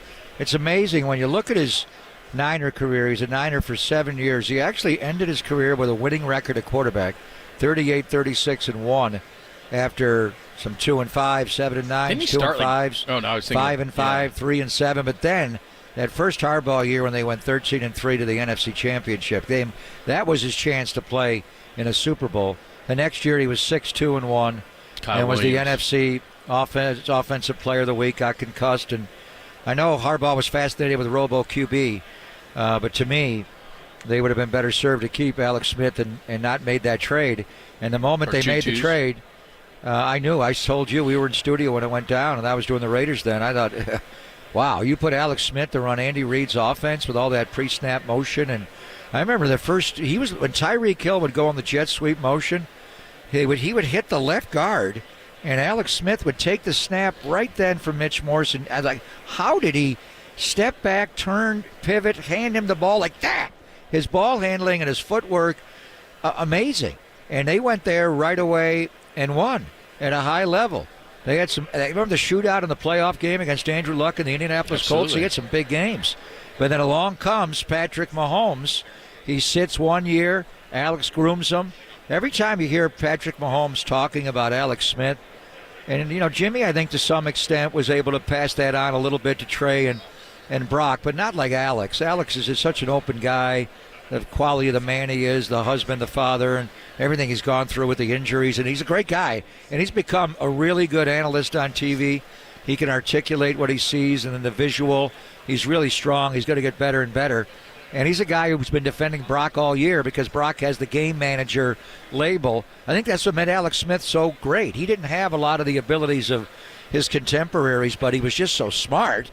Graduated from Utah in, 3.5 years and had nearly a 4.0 GPA. Vastly underrated athlete. Ran that Urban Meyer offense at Utah. Without a doubt.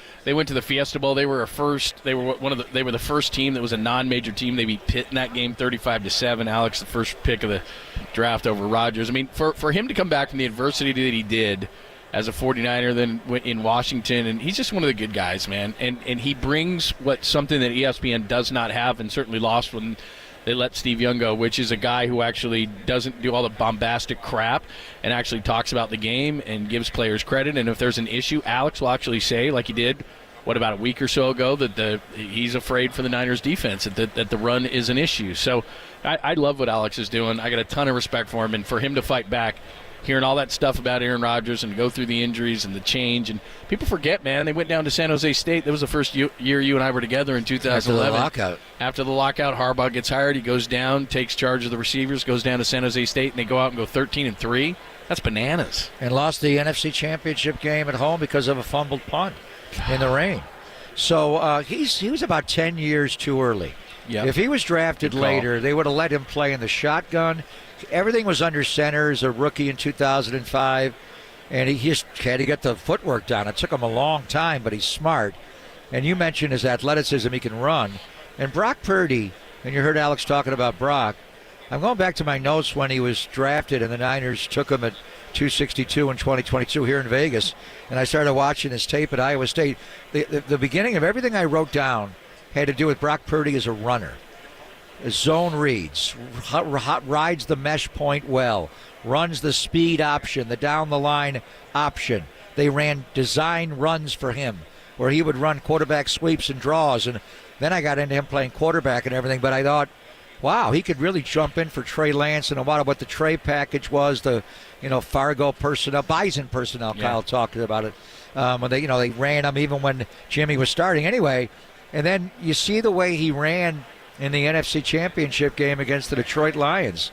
I mean, he was over 50 yards. When you take away the kneel downs at the end of the game, he was under 50. Well, all of in the second half, he was at -1 at half, and then he so he had those off. He had two 21-yard runs, a 10-yard run. His ability to get away from Melifonwu, going to his left to hit Juice, and get away, going left to hit Juice back across the field. The one to third and Javon, which was unbelievable play on third down. Anyway, it's just Brock's a sneaky good athlete and be able to run. And we talked about it in that game. And like Alex, when you know exactly, if Spags plays a lot of man, and they play more man than any team in football, they'll do it with two man where they have two safeties high, but it's man under, and those guys play press man. If he knows that, Ayuk's running the vertical and L'Jarius Sneed's running with him and he has his back turned, Brock knows the grid of where everybody's running routes. He gets out and scrambles and finds that opening just like he did in the NFC Championship game. I think a key element to this game, which quarterback will rush for more yards? And I know it's a prop bet, but if Brock can just get first downs, and he had, 2 or 3 big ones right before scores, those two 21-yard runs, and we're going to play the Gravedigger coming up. I mean, last year Patrick Mahomes was on that ankle. It was a high ankle sprain against Jacksonville. I'm thinking, we may not have to deal with that guy. He's hurt. He can't run. Damn. He's running. He's hobbling. He looks like he's dead. He got hurt early. Obviously in the Cincinnati game, the way he ran at the end, and Anarumo blitzed him in that game in the second half because of the ankle. And then the Philadelphia game, and he ran away from our guy Javon Hargrave at the end to get him into field goal range, which was the big play, obviously the Bradbury hole, John. But Mahomes, same principle. If you're churning and running and caught in a man on a third down, you got to get Kermit the Frog on the ground, or he's going to pick up 20 and 30 yards. So I think both quarterbacks at big moments in the Super Bowl are going to use their legs. All right, Pop and Lund, thanks for joining us. We are at Mandalay Bay, the convention center at Media Row here as we're getting ready for the Chiefs and the 49ers, obviously. Coming up next, opening night on Monday night, got a lot of great interviews, you and I, and we tag teamed with Javon Hargrave. Gravedigger. Played in the Super Bowl against Kansas City last year as a member of the Eagles. So how's he going to slow down Patrick Mahomes this time? You'll hear from him coming up next. Marcus Thompson, our good friend, is going to be right here in Vegas with us at the bottom of the hour. It's Pop and Lund live from Vegas on the Sports Leader.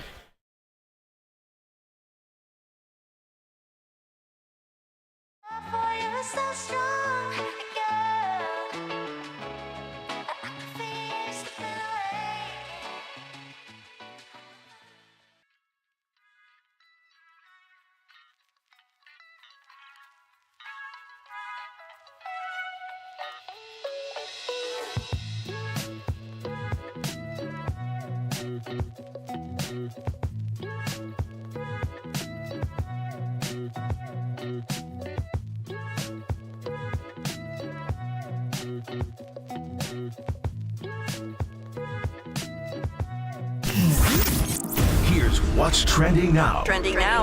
On KNBR.com. Don't forget about the Warriors. Head coach Steve Kerr joined Tolbert and Copes, as he does every week, and explained why the young guys were in the closing lineup against the Nets on Monday. Check out that podcast and more, trending right now on KNBR.com and the KNBR app.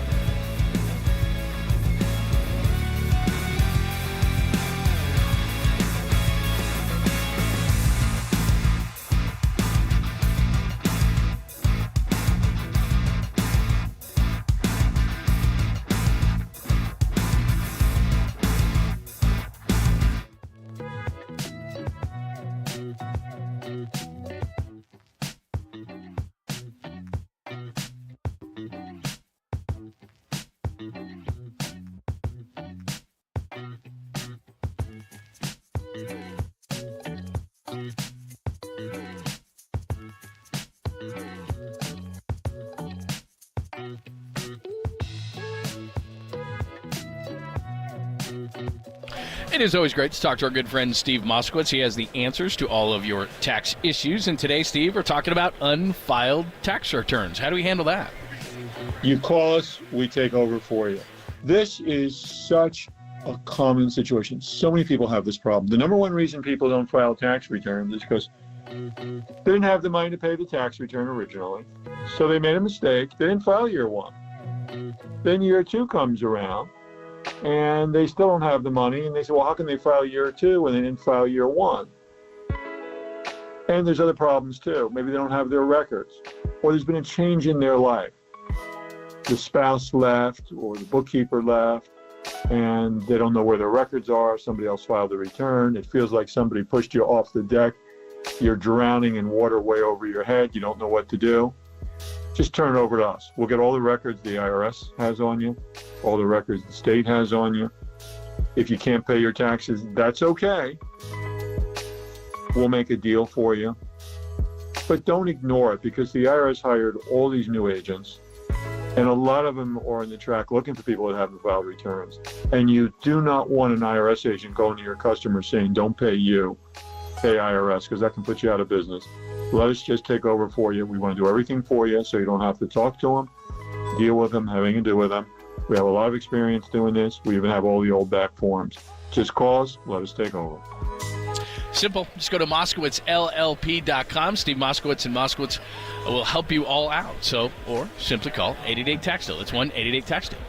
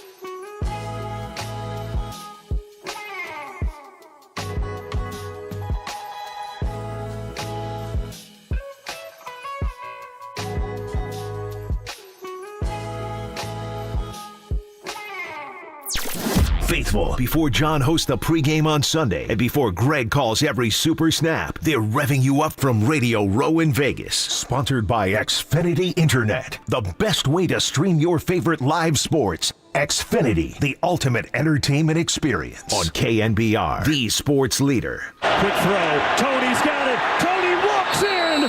Touchdown, Kansas City. This second half has been an offensive clinic for the Kansas City Chiefs. They start Tony. He comes in a short motion. They're trying to pass it off. They're expecting him to run some sort of shallow, some sort of over route.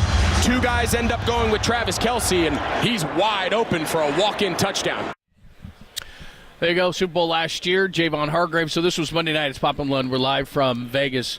We're going to be jam-packed here. We got Javon Hargrave, who we spoke to about the Super Bowl last year, you and I on Monday night during opening night. Bottom of the hour, Marcus Thompson. We'll talk some Niners, but he's got a great piece that you need to check out on Klay Thompson.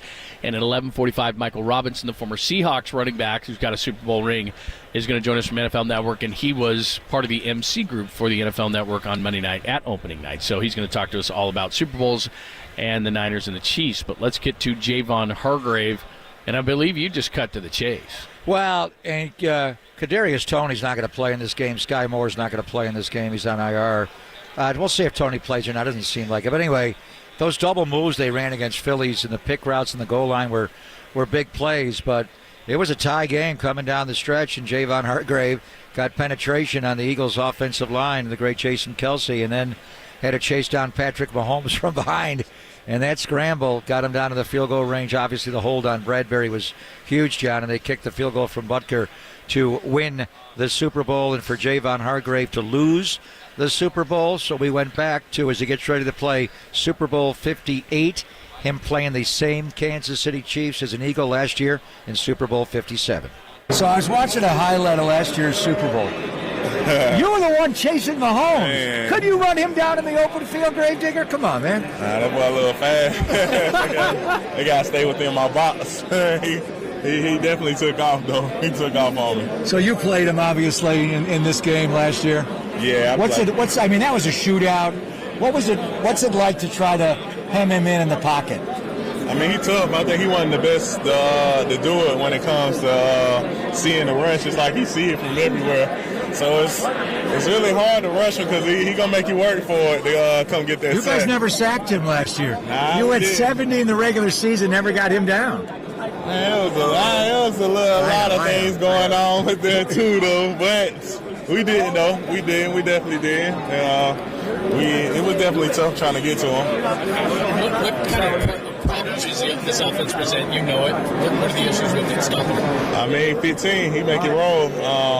Even when you have everything tightened up, he can make a play out of no play. This may seem ridiculous because he's so good in the pocket, but you almost want to rush him the way you guys rush Jalen Hurts, where you keep him in the pocket. Because when he holds the ball a little bit, he gets indecisive. I'm nuts, right? You're not going to do that. No, you can't give him too much time. You can't give him too much time because he'll pick you apart. So it's definitely got to get some pressure out of him. Do you expect him to run at you? I know the Packers did, the Lions did. Do you expect him to run at you? For sure. I mean, they're going to try to do whatever they see, and we just got to be up for the task. You were brought here for a lot of reasons. One of them was stop the run. You guys were doing it for most of the year. At the end of the year, you haven't been doing it as much in the playoffs. What's going on with the run defense here, man? I think we've been getting attacked on the edges a little more, and we just got really tightened up, man. It's been a few plays here and there, one person here, one person there, so we just got to really tighten up on that. Javon Hargrave, it is opening night on Monday night. What is this craziness like? I mean, you're kind of used to it, but is it every year just kind of the same, or is it a little more crazy? Nah, it's definitely crazy. I think it's more crazy being in Vegas. More than last year? Yeah, it's a lot more distraction, so I just stay in my room and just stay in my room all day. Yeah, smart there. So let's talk about the matchup. Are you planning for Joe Thuney to not play in the game since he has that torn pec? I think you got to plan for both. Definitely looking at Thuney because you never know, but at the same time, got to make sure. Allegretti's a good player. Yeah. What's the difference between Thuney and Allegretti? They actually got some of the same techniques. I mean, of course, Thuney is all pro, high paid. He definitely a guy, but they definitely got some of the same techniques and do some of the same things. Soft Chase comes in late. You had the injury. Chase comes in late. He's on your side. Does that change things? No. You know, Chase played in this league a long time too, and bring a lot to the table. So, it's just when one person go down, the other person got to step up. So their center, Creed Humphreys, is a great player. He gets to the second level as much as Kelsey, your teammate last year, Jason Kelsey in Philadelphia. Do you see any similarities with him, the way he's able to get out and pull in space? Yeah, he's a great player too. He can move, he can run, and he know how to direct the whole offense too, like Kelsey do. So we definitely got our hands full. All right, man. I'm going Gravedigger MVP of the Super Bowl. Yeah, come on, man. Yes, sir. Yeah, I got to look up the props for that. I don't know what that is, but defensive players have won it. Harvey Martin, Randy White. I mean, Von Dexter Miller, Jackson right? against the Raiders, Super Bowl 37. But you did. So anyway, all right. There is Javon Hargrave. He's got to get after it in the run game. We've talked all about that. We're going to get a little combo up here. 49ers. We'll get into that conversation. But Marcus Thompson does it again. He's got a great piece on Klay Thompson. Klay needs a pivot, not a pastor. We'll get into it with Marcus. He is live here in Vegas, and we'll do it next, only here on the Sports Center.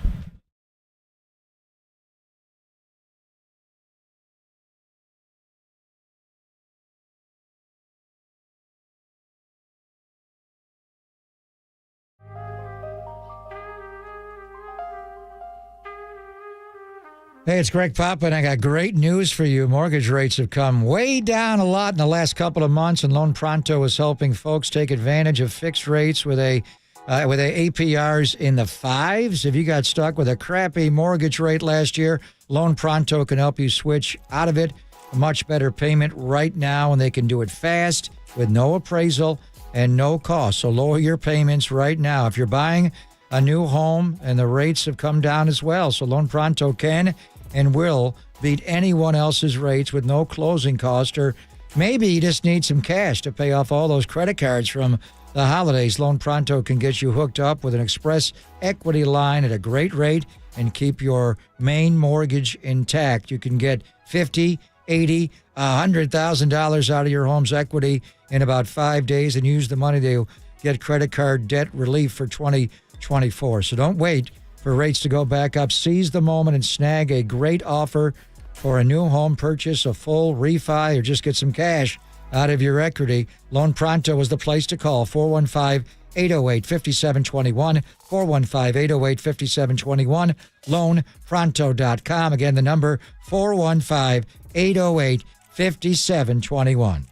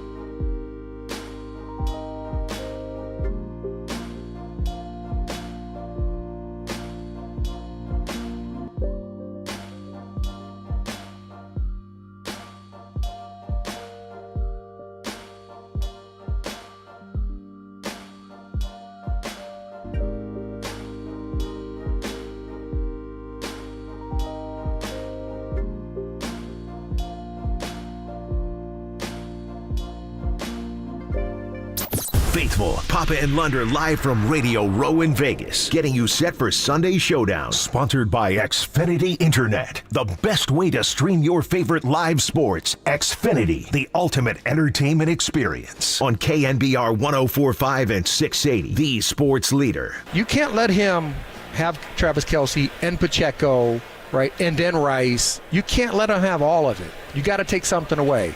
I say take away Travis Kelce. Bang him. What do you do, double him?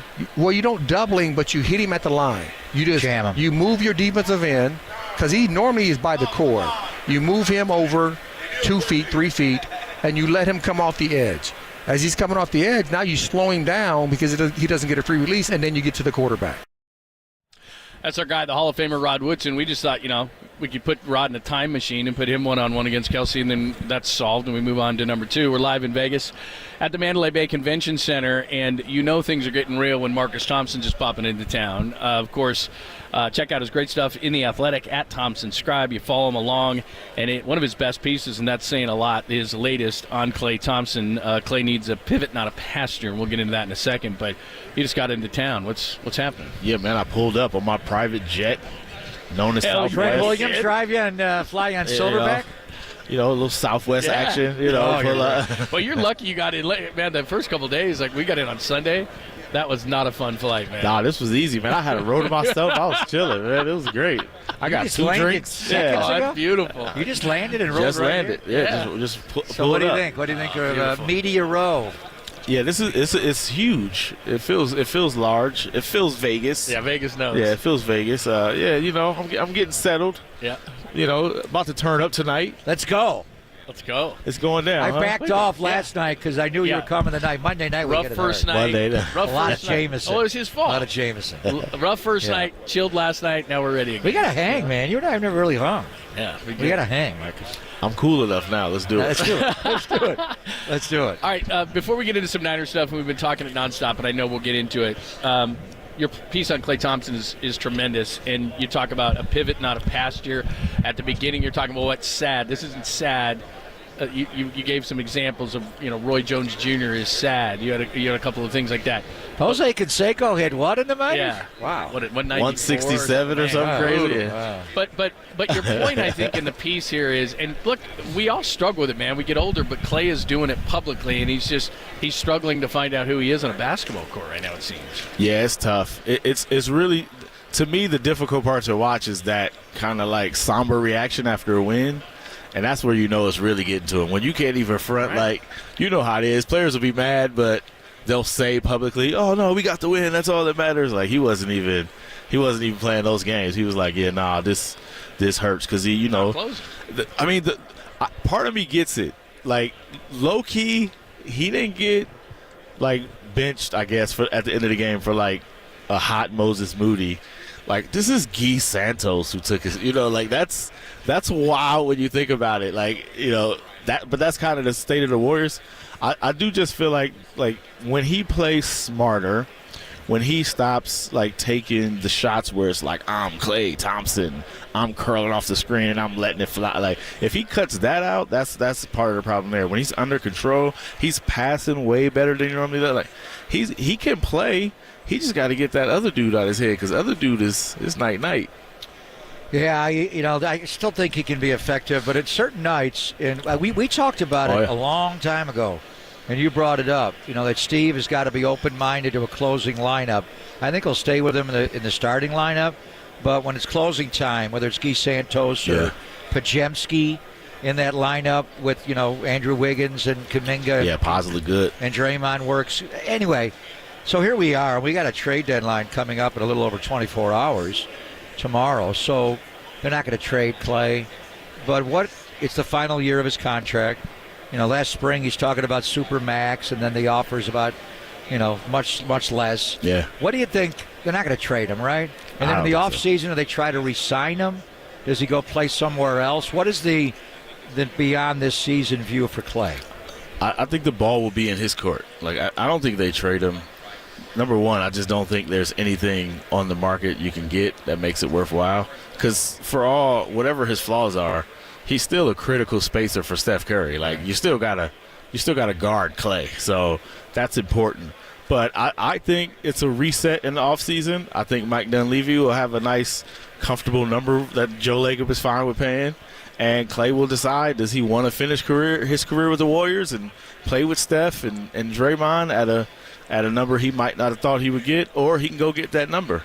And I think he'll choose to stay. Like, he's done this already, right, where he chooses to stay. So in the end, I think they come to an agreement where it's like, it's cool, it's not going to break the bank. I mean, Draymond did the same thing. They gave him $25 a year, which isn't ridiculous, right? And throw on the fourth year for the player, right, as like a chip, so to speak. You know, I feel like they can work something out with Clay. The question is, does Clay want to go make 40 and get 30 shots a game? Like, if he wants that, then he's probably got to go somewhere else. But in the end, look, this is a philosophy, Papa. You just don't leave Steph Curry. You don't leave Steph Curry. I think we could put that in unwritten rules. Unless you're Kevin Durant. Look what happened. You don't. But he wasn't here from the beginning. Yeah. But if you're with Steph Curry, Curry, you just don't leave Steph. Like that's you better know where you're going if you leave at Steph's side. Let me go back to what you said, though, because you had a Klay Thompson before all these injuries that after games, and just as a general rule for him, is just laid back, fun, everything's light, it's cool, he's Klay. And now it's this guy that after games, you got to be real careful in what you ask him and how you ask it, because if there's any hint of you're getting old or you're not what you used to be, or, hey, Klay, you had a great game tonight. In other words, I don't always have a great game. Like, he's so defensive and he's in his head. And I don't know if it's possible for him to get back to the guy, because it's a chicken or the egg thing. Does the game start coming back, or do you got to relax and then the game comes back? Because he just seems like he's so in his head over everything. I think it's the chicken first, I guess. I think he's got to relax. Like, he's just got to find peace with his new reality. I mean, that's what it is. Like, it's what it is. It's what it is. And I do think give him a good offseason knowing this. Now it's like your work is different. I don't know what Klay was working, though, but judging by his play, he was working on curling off threes and fading away, right? Like, but to me, we've seen this before. What Klay needs to do is not foreign. Like, Michael Jordan stopped dunking on people, and he went to his back to the basket, and he worked on that fadeaway. The mid-post. Yeah. Paul Pierce is not he wasn't a great athlete, especially in his latter years. Like, that's a good comp. When he got to the elbow, Paul Pierce, he was not missing. Like, Klay needs one of those shots where, like, don't let him get to the spot. Chris Paul's another one like that mid-range. The later stages of Ray Allen's career, he was a drift shooter. Before, he beat you off the dribble. No question. Now he's just a drift shooter. Klay, to me, it's all based on the catch and shoot. Yep. When he tries to put it on the deck and create, then he's taking the off-balance Klay. If he just lines his shoulders and feet up to the goal, it's still money. Cocked and ready, just catch and shoot. He's a difference maker because he's Klay Thompson. All right, beyond Klay, they're not going to move him. Between now and tomorrow's deadline, what do you think they do? Anything? I'm pretty sure Mike Dunleavy is first off hunting for a deal, because up until this point, there's some stuff on the table, but he didn't like what was out there or the value, so to speak. So they've been waiting till you get to this point where now let's see who's desperate, who's throwing stuff on the table. Like, because I don't think he's going to do a deal unless he gets something where it's like, okay, now we're cooking with fish grease, right? Like, otherwise it'll be small, because the chips they have to move are significant chips. Like, if you give up on Andrew Wiggins, like, you better be sure, because Andrew Wiggins is on a good deal if he ever returns to Andrew Wiggins. This is a great deal if you're paying him $24 million and he's giving you the Andrew Wiggins. So you got to be sure that Andrew Wiggins is gone, or you're getting something better. Like, they've got to get something. So I wouldn't be surprised if he's monitoring if one of these bigs pop up on Yeke from Atlanta, Nick Claxton, if he ends up on the market, or Jared Allen's been thrown around, like Wendell Carter. Like, if you could get one of those guys, I do think that's where you see it, like big or wing. But I think Mike Dunleavy's playing like the game. Let's see, like, I'm not desperate, even though he probably should be, but like, hey, who's going to blink at the deadline? Who's going to get desperate enough to just start giving pieces away? Marcus Thompson's joining us. We're live in Vegas. We'll get into the Niners in just a second. Michael Robinson from NFL Network will join us a little bit later in this hour. There's no financial mandate. They don't have to get rid of any finances or money. Nah, that's Moneybag Joe. Moneybag Joe, good, man. But you're if I thought it was Christian McCaffrey was Moneybag. But if you're near the top of the West, I'd buy that. If you're in 12, if I'm an owner and I'm in 12th, why am I paying all this money? Because you're paying it now. You could probably here's one thing they could do. They could just dump Chris Paul's salary somewhere. That's $30 million off the books. What's that times 4.5, 4.8? Right, like that's for the penalty, that's 120-something million. Like you could do that, but when you do that, you're saying we're done. We're done. Right. And Joe wants to save money. Joe would rather burn money. Yeah. He would rather have a money burning party at Thrive Center than to just say we're done. Well, he ain't doing that. Right. Well, what is that? Well, your whole point of let's maximize Steph. You're doing the opposite if you move Paul. I mean, I know you're saving money, but that tells the rest of your team you're not really in. They need to look at this year as part one of the reconstruction. Not like rebuild, but clearly they came into this season with a plan, put a couple pieces around the big three like we did in 2022, see how far they can go. All right, that's not working. So now you got to rejigger this thing, right? So, all right, this is step one. Can you get a piece that's not just for this year but could be a part of this year? And that's why you're seeing like Bobby Portis' name linked to him. Like Steve Kerr loves a Bobby Portis, big. He's not like real big. What is Bobby Portis, like 6'8", 6'9"? But he plays. Tough, but he's tough. But he plays tough, right? Yeah. And more important, he can shoot. Yeah. Like he could hit the corner three. Pieces like that they might be a factor this year, but really it's like as you rebuild towards next year.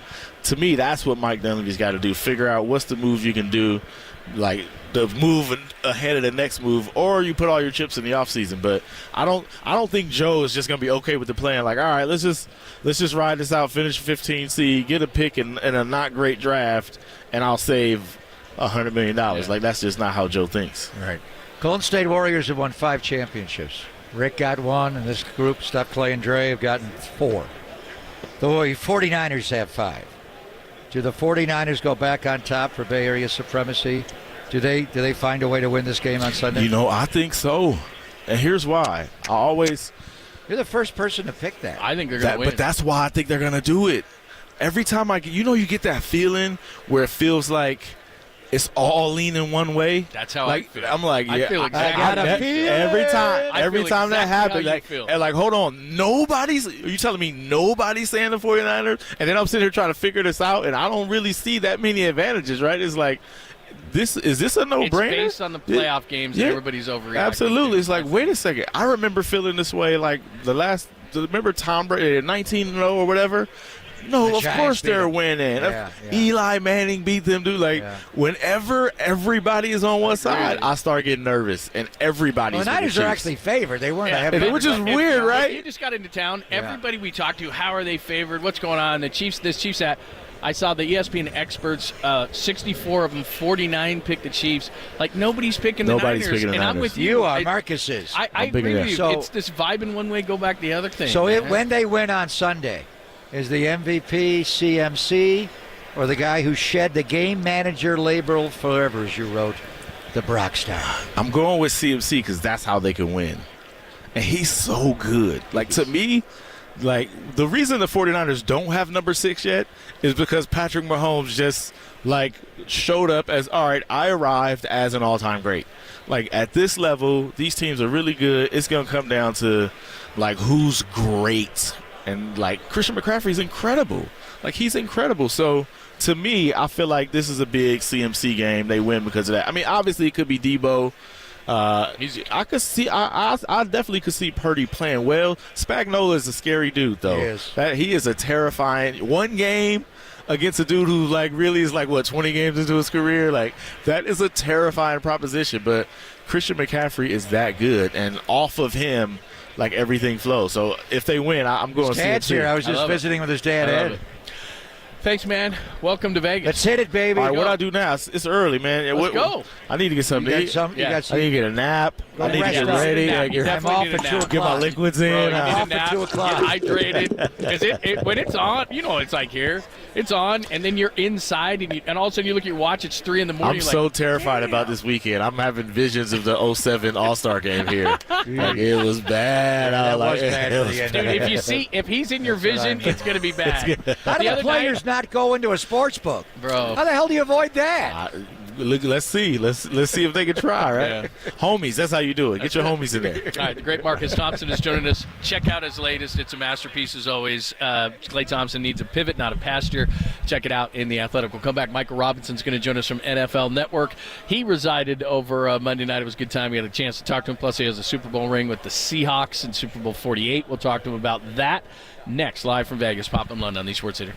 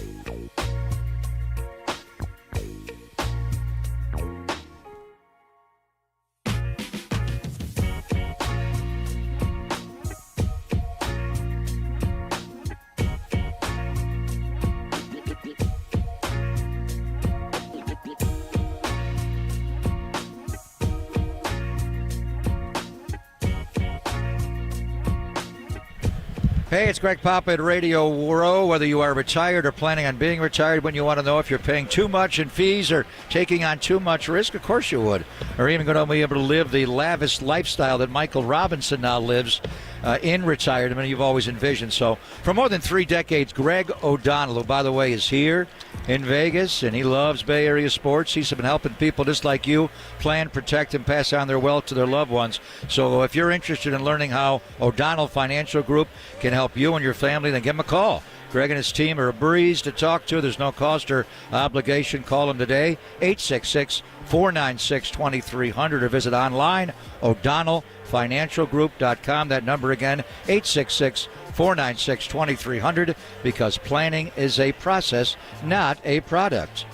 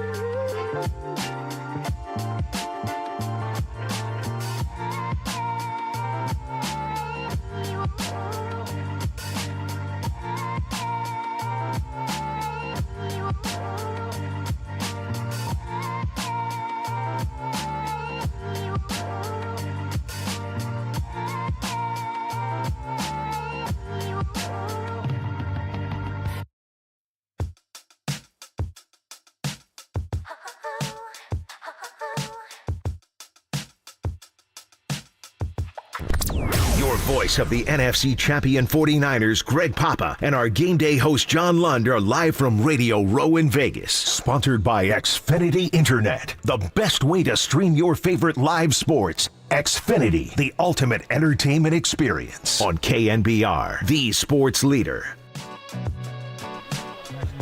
What's happening? Thanks for joining us, Papa and Lund. We're live in Mandalay Bay Convention Center, Day 3, Media Row.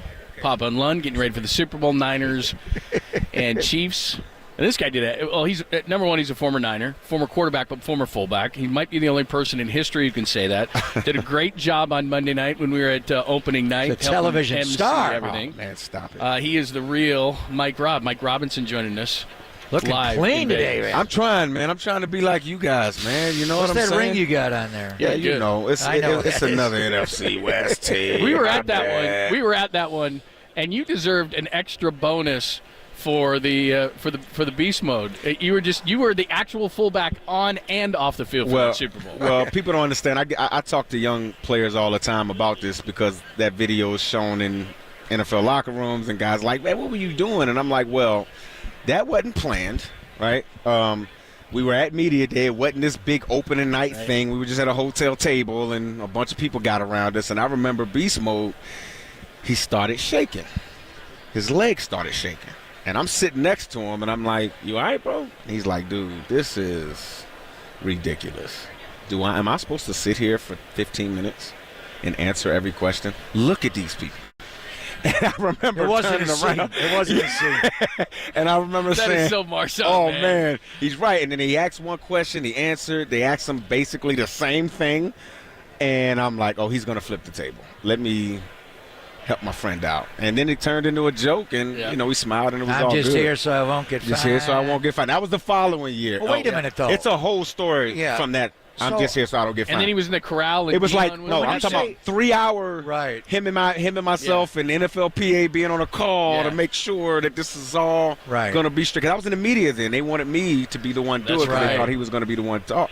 He told me, Mike, I ain't talking. I'm telling you that now. So don't even walk over to me. I said, hey, Prime, you got to do that interview, man. He ain't. That one. So when his leg was shaking, and we know Marshawn, he was a Raider, and he grew up in the Bay Area. Social anxiety disorder, everybody's like, he doesn't want to. No. I'm like, he's not that. So when his leg was shaking, what was that? It just wasn't his scene? No, I just think he was upset. It was just kind of like, I want to get out of here. Man, I want to get out of here. What's happening? Well, people talk about that media thing. The next year, Super Bowl 49, and after the media day or whatever, I got in a Sprinter van with him. He did 20 interviews. I was just going to say. But he wanted to. Him. Yeah. On his terms. Wants to do it on his terms. Beast Mode Productions took over training camp when he was a Raider.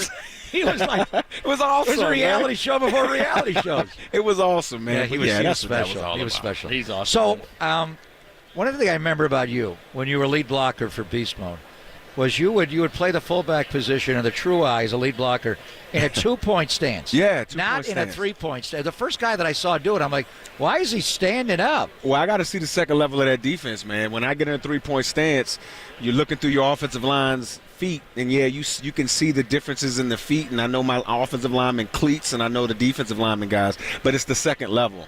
As a fullback and a running back, you feel that first level, but you're reading the second level. And I needed to. My running back coach Sherman Smith, he's like, Mike, you're a taller guy, so stand up. And beast mode will follow you. And beast mode would tell me it's actually an easier run read following you because I'm just looking at your helmet. Wherever you go, I go opposite, and we have a good run game, so it worked for us. No, that's awesome, man. Sherman Smith, an original Seahawk, I remember. Oh, the first running back drafted to the Seattle Seahawks. Absolutely the tank. You mentioned that once in a while, do you? Yeah, he did. Oh, you know that. Michael Robinson, of course, NFL Network analyst, 70-plus hours of Super Bowl coverage, game day morning, which starts at 6 a.m. You do? You do? I do NBC big time. Big Ten football you're everywhere on Saturdays, man. By the way, you're not a 6 a.m. guy like Mooch and Rich and stuff, right? Well, no, I get up at 5. Yeah, but I mean, are you on the set at 6 a.m. Sunday? No, man. I don't. So I don't do NFL Network on Sunday. Yeah, good. He does TA. I just didn't know. No, I just didn't know on Sunday, like if it was all hands on deck on Sunday or what. I've been wanting to be on Sundays for a few years now. Hopefully, after this interview, I'll be on Sundays. You know what I'm saying? Yeah, he's got a lot of pull. I'll tell you that. When Eisen retires, you'll just take over. Man, Eisen ain't going nowhere. I just love it, man. He's awesome too. So Monday night, opening night, and you were there. You did a great job. Thank you. But thinking about it, it was amazing to me to hear the Kansas City Chiefs get booed like that. Yeah. To hear Mahomes, Kelsey, Andy Reid, and we were thinking, God, a lot of Niner fans here. But was it partly, you think, the Raiders fans that were booing the Chiefs? What was that reaction? They don't get booed, do they? Absolutely. But when they come into Allegiant, absolutely, they're going to get was booed. part of so Raiders fans being there. But also, I'll share something with you guys. I got a chance to talk to defensive tackle Chris Jones, like off the air, like him and I just kind of, just talking. And he told me, he said, Mike Rob, like, why do we get booed so much now? We used to get cheered everywhere. When did that switch happen? I said, it happened when you guys, your quarterback was elevated to the best player in all of football. We start comparing him to the GOAT and Tom Brady, and now we're starting to compare the Kansas City Chiefs to the New England Patriots, who had a few dynasties, in my opinion, and we used to boo them too. Take it as a compliment. And then he said, I guess that is right. It just doesn't feel good. You know what I mean? So they're definitely conscious of it, that the fact that fans are now booing them.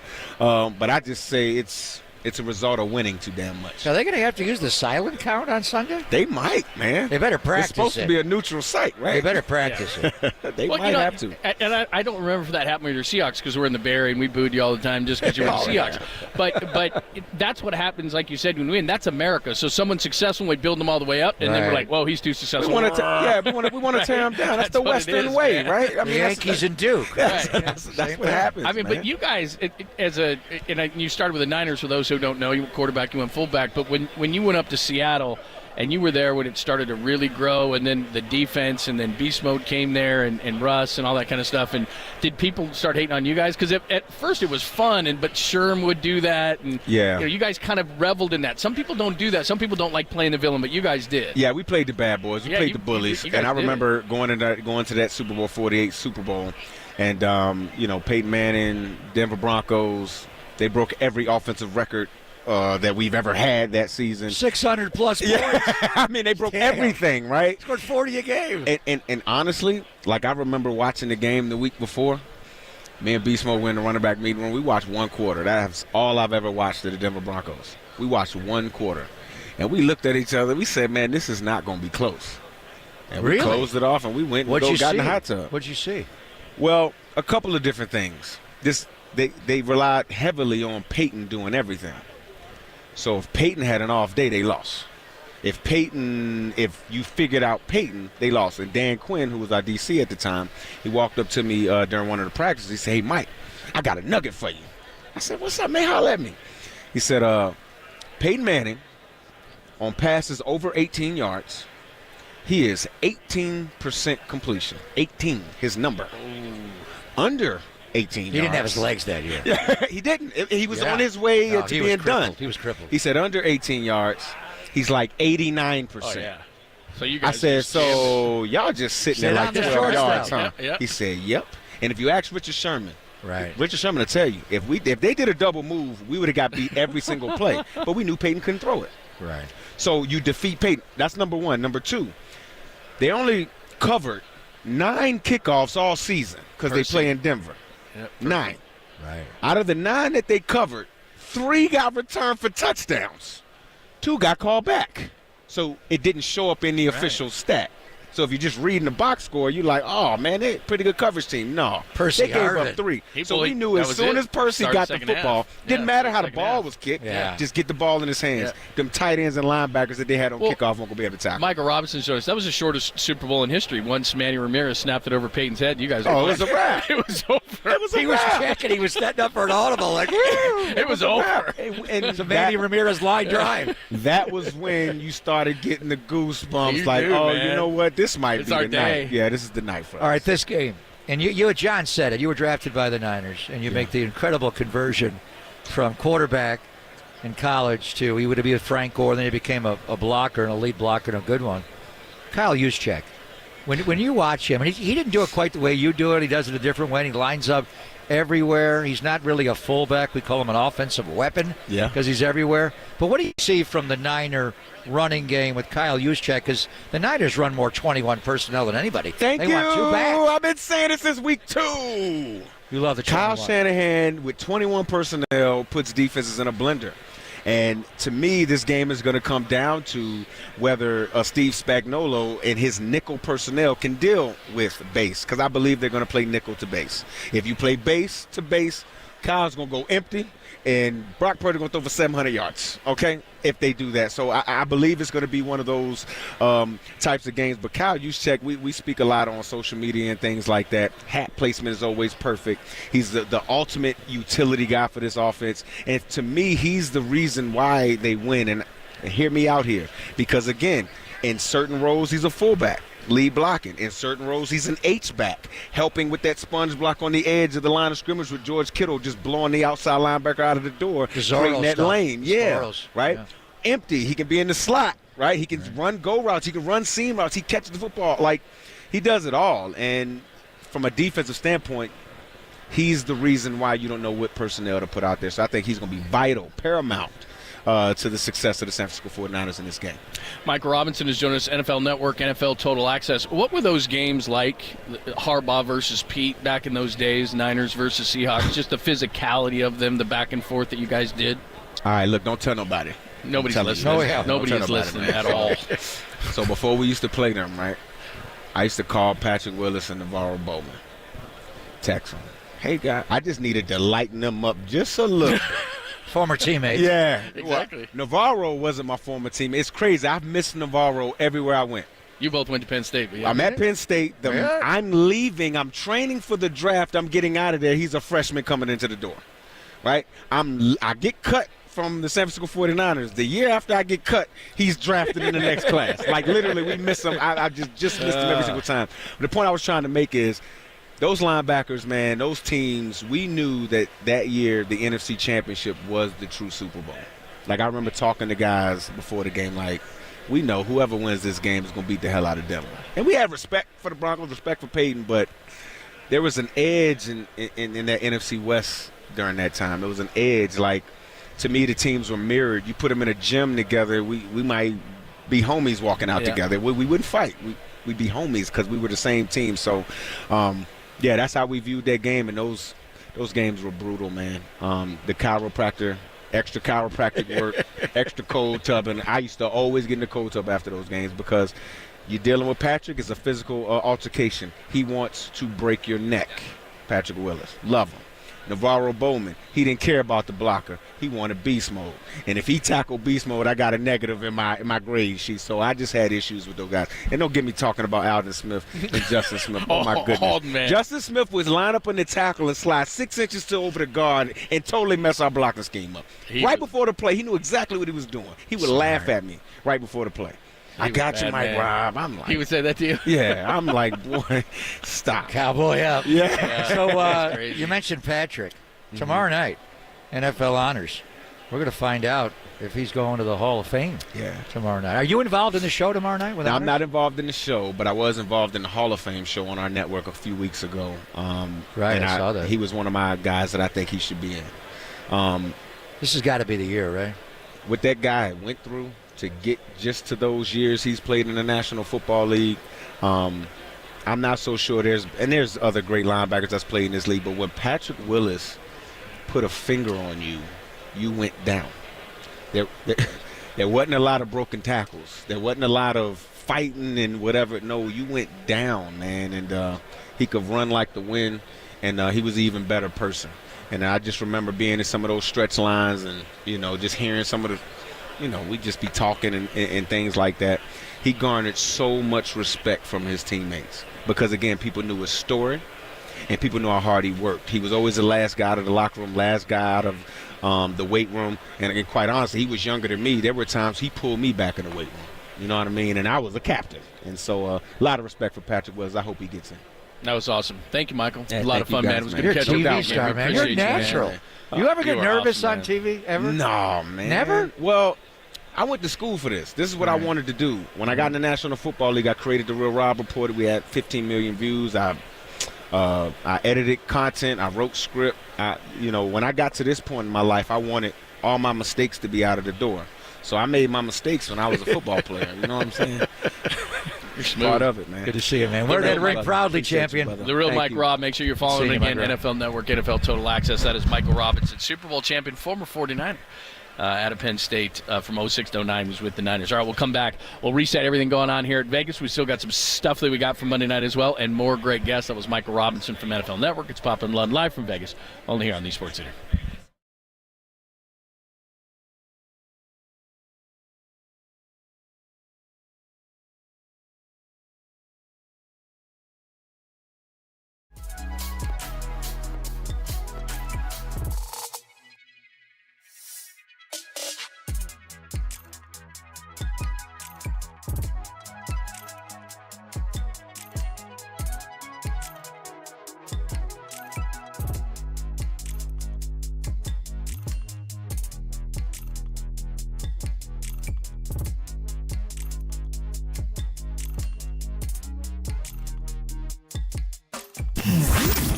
Here's what's trending now. Trending now.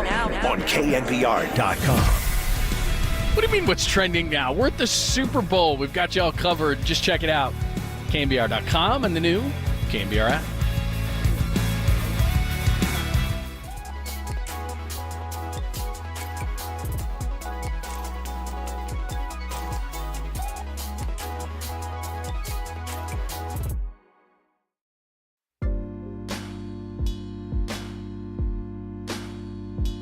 Hey, it's Greg Papa here live from Radio Row at the Super Bowl. This building is huge. It goes about 100 yards long, and I can see from one end to the other because a couple of summers ago, I had CLR, custom lens replacement from the Laser Eye Center of Silicon Valley. It was a game changer for me. It could be a game changer for you as well. Do you struggle with distance, vision, and need reading glasses or wear bifocals? CLR is your permanent solution to readers, glasses, contacts, and you'll never develop a cataract. Don't wait until you're older to see great. Do all the things you love to do with perfect vision right now.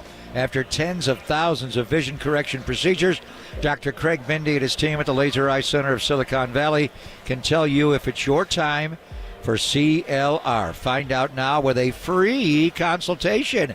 It won't cost you a thing. LaserEyeCLR.com. No readers, contacts, glasses, or cataracts. LaserEyeCLR.com or call 877-GET-2020.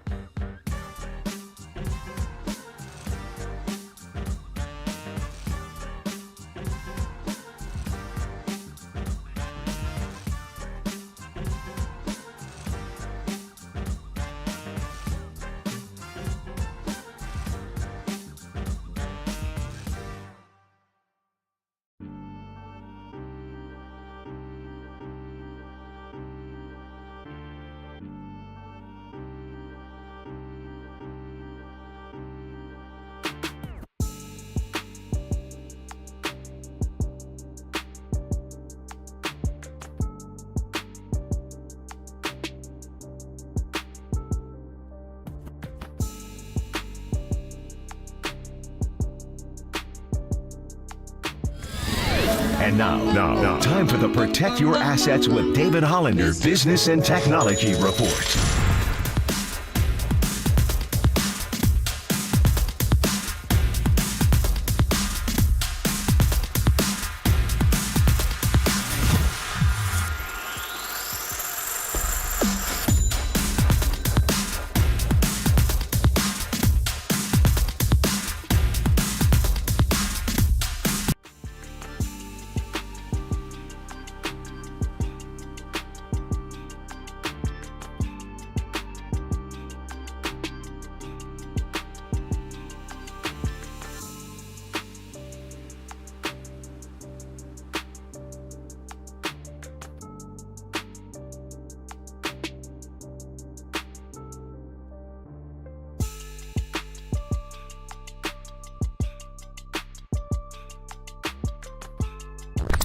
On Sunday, you'll hear Greg Papa's call right here on The Sports Leader. Touchdown! But till then, he's with John Lund live from Radio Row in Vegas. Sponsored by Xfinity Internet, the best way to stream your favorite live sports. Xfinity, the ultimate entertainment experience. On KNBR, The Sports Leader.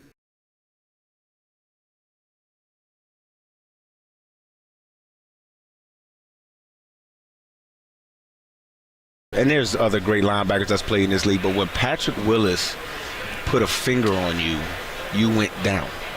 There wasn't a lot of broken tackles. There wasn't a lot of fighting and whatever. No, you went down, man, and he could run like the wind, and he was an even better person. That's Michael Robinson. He's a former Seahawks. He's drafted by the Niners. 2006, 2009, he was with the Niners. Then he went up to Seattle, had a great career up there as a fullback for Marshawn Lynch. And now he's with NFL Network, and there he is giving Patrick Willis some love. And so hopefully Patrick's going to get in. I mean, everybody we've talked to about Patrick, as we're live in Las Vegas at Media Row, it's Pop and Lund here on the Sports Leader. Everybody we've talked to has been real positive about Patrick, but I don't know that anybody who we've talked to who have been positive about Patrick have an impact on whether he gets in or not. No, I think this is the year. There's a process. You know, a few years ago it was the wide receivers, and they were all stacked up. It was Tim Brown, it was Chris Carter, it was Andre Reed, and they just one goes a year. And I think, you know, Zach Thomas went last year. I think Luke Kuechly will go next year, and I think this is Patrick Willis's time. And what his former teammate said about him, Mike Robinson, Emrob, when I think of Patrick Willis, I think of pure speed and how he changed the linebacker position and is such a modern day linebacker. But what Emrob said, the tackle totals, he had 174 tackles his first year in the NFL when he won Defensive Rookie of the Year, 141, 152. He was never in a 4-3 defense where he was the Mike linebacker. He always had that plugger next to him, whether it was Takeo Spikes, TKO, our friend, or we got to get him on. You know, when Patrick makes the Hall of Fame on Thursday, have him on Friday. Or obviously Navarro Bowman. But if he was just a middle linebacker in a 4-3 and could scrape from sideline to sideline, he would have made 250 tackles a year. But when I think of him, yeah, all that. And he touched you, you went down. He didn't miss tackles, but it was speed. It's the way he was ran a at the linebacker position. He changed it. I mean, the one thing is if you look for Hall of Famers, and I think the years are out the window now, that kind of a thing. It's the impact you have. Terrell Davis, there's others who didn't play as many years. So the main, I don't know if he would have gotten in years ago, but I think those things are out the window. But as you said, the modern day linebacker, when you're a prototype of a position, he is the prototype even to this day of the guy in the middle of the field. And what Michael Robinson was saying was in him and Bowman, all that short crossing stuff and all that middle of the field that is so important in today's game, you couldn't do that against the 49ers. Or just man match. Yeah. The way he'd pick up Jimmy Graham. Yep. And Bowman would take Darren Sproles or whoever. It was, I mean, back in the day, Jack Lambert came in at 218 pounds and played middle linebacker. But it was a different time then. And then you got those huge linebackers. Levon Kirkland. Remember him? God. How He much almost did like he 300 weigh? pounds at middle linebacker. He was huge. And then those guys got phased out, and then Patrick Willis, and then they brought in Miles Jack and Levante David, and now Fred Warner. Fred Warner did not play Mike linebacker at BYU. He was a hybrid. He was basically a nickel corner who would also play safety, and they moved him around. You just don't see it. Demetrius Flanagan Fowles now is your fourth linebacker behind Burks and obviously Dre. And Patrick Willis, was he the very first? In my mind, he was. I just never saw a linebacker run like him. But what Emrod, reminded us of, man, he could do it all. He didn't have a weakness. He got you in his hands. You were going down. That guy just had insane tackle totals, and he was one of the inside linebackers in a 3-4. The guy next to him was getting 102. Well, the thing that he said too, because now with all the analytics and how much we talk about it, and we've talked about it as a lead up to this, and we talked about it in the Green Bay and Detroit games, missed tackles. And he just said, if Patrick got his finger on you, you went down. Now remember, that's a Seattle team that had beast mode and all that. Those guys they miss tackles.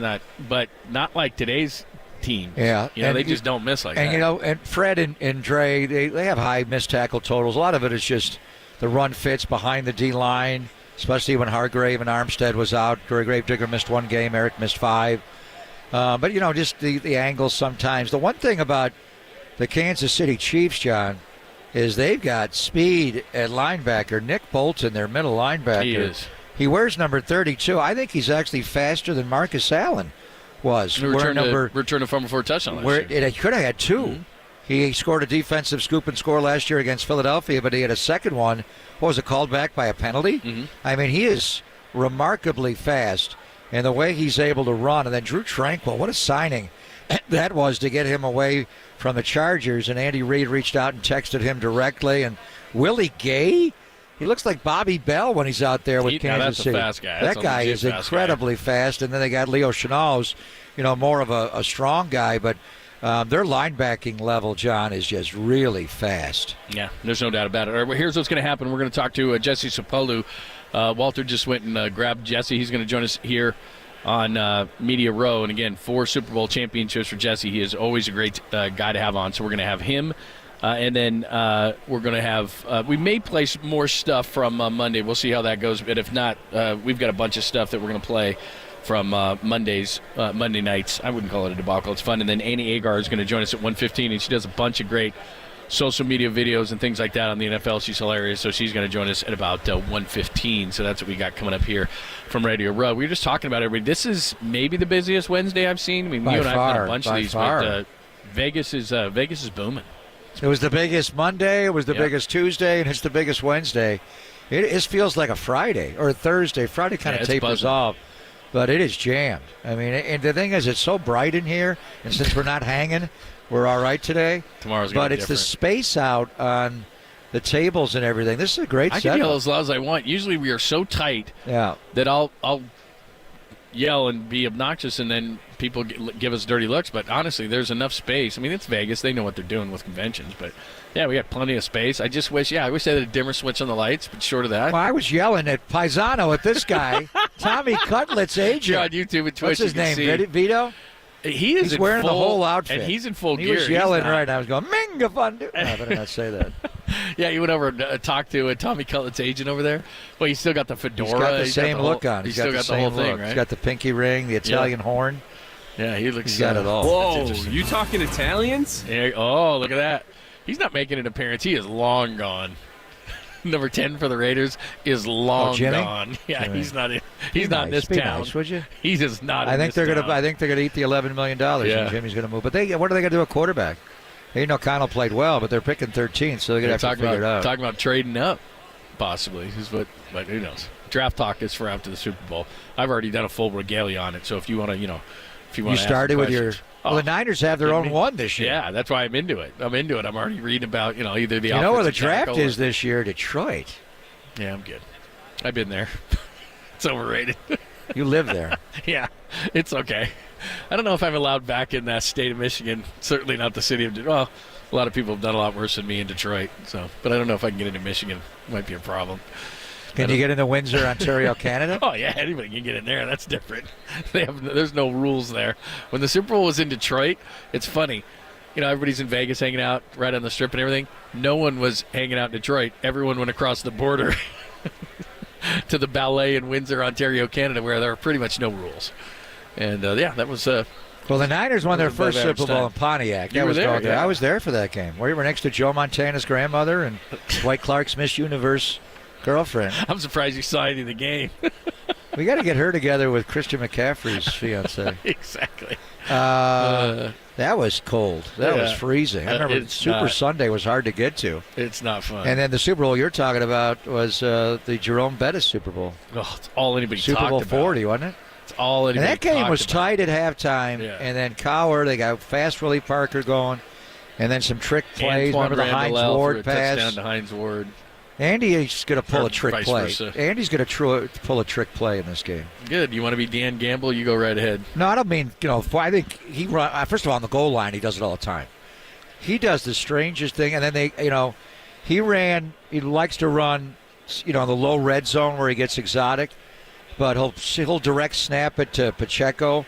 How about the game against the Raiders where they snapped it to Pacheco, and then he tried to hand off to Mahomes, and they fumbled the handoff, and the Raiders had a scoop and score against them, and on the very next play, Mahomes threw a pick six to Marcus Peters. It was like, what's going on? Back-to-back snaps, they had defensive scores against him, but he loves to run. The Rose Bowl play in the Super Bowl against us in Super Bowl 54. You were mesmerized. What are they doing? Harlan had the greatest call of that. I was confused, like, what's going on? Where's Mahomes lining up? What is it called? It was a Rose Bowl parade. Yeah. It wasn't a Rose Bowl. They made it a parade call, and they all spun like the four tops. It was like, what around the Rosies. What are they doing? Well, then they ran the snow globe play against the Raiders, where they got in the huddle and they all went around, ring around the Rosie, and then that play actually got called back. So he's going to do something in the low red zone.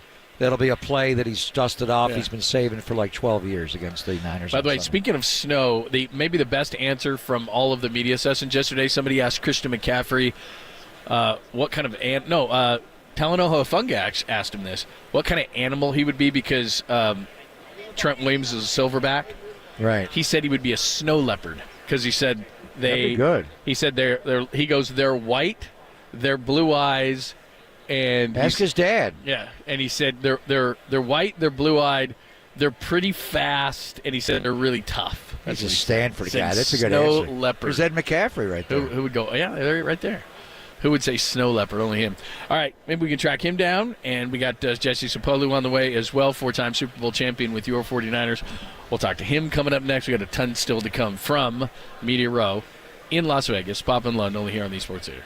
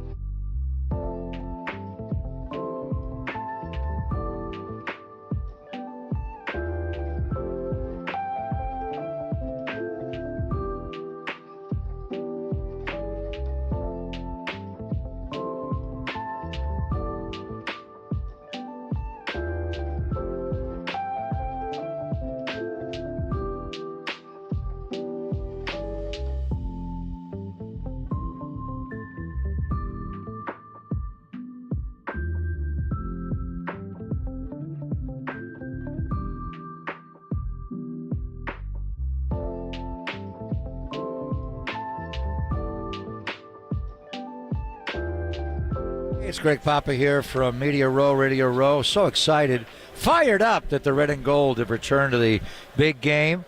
And I am seeing a little Tony's Pizza down here in Las Vegas, a little bit different than Tony's Pizza in the North Beach. Both great, but Tony's Pizza in the North Beach is the best I've ever had. And they've been ranked #1 in the world. It's my go-to spot for Neapolitan, New York style, Detroit, Sicilian, and Grandma style pizzas. They also make fresh pastas, and they're spicy, bucatini, one of my all-time favorites. So don't forget about Tony's other locations like Capo's, where he makes delicious tavern-style, cracker-thin and deep-dish pizzas. One of his specialties is his Chicago Italian beef sandwiches. They are gigantic, but they are mouth-wateringly good. Don't forget to finish off your meal with the correct way. That is with a cannoli or a tiramisu. Wake up early in the morning and stroll through the North Beach and try his homemade sourdough bread, pastries, and New York bagels at his Bakery Toscano Brothers. And also, when you go to the Bay Area sporting venues, check out Tony's Slice House for the fast casual restaurants where they serve up delicious slices. When you go to Chase Center, Oracle Park, or at the home of the 49ers, Levi Stadium. It's NFL football season, playoff season. It's a big game Sunday. Nothing goes better than Tony's Pizza and playoff football. It's a match made in heaven.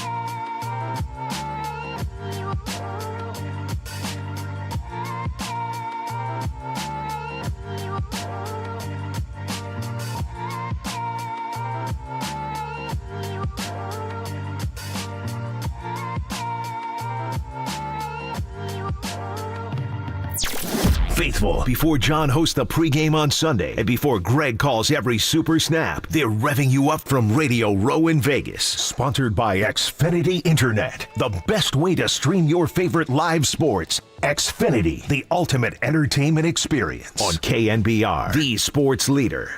Richard to the safety. From the 44. They fake it to Floyd. Young to the air. Young to Jerry Rice. Touchdown San Francisco. Well, that's quite a statement their defense made. The lightning bolts were just hit by one. Did Al Michaels dust off the first touchdown San Francisco? Is that where you got it? Yeah, I don't think so. Wow. Although I don't want Al to hear my call now. He'll wind up suing me for and rights. Dan Deerdorf. Dan Deerdorf. And the last time day. the Niners won a Super Bowl 29 in Miami over the Chargers.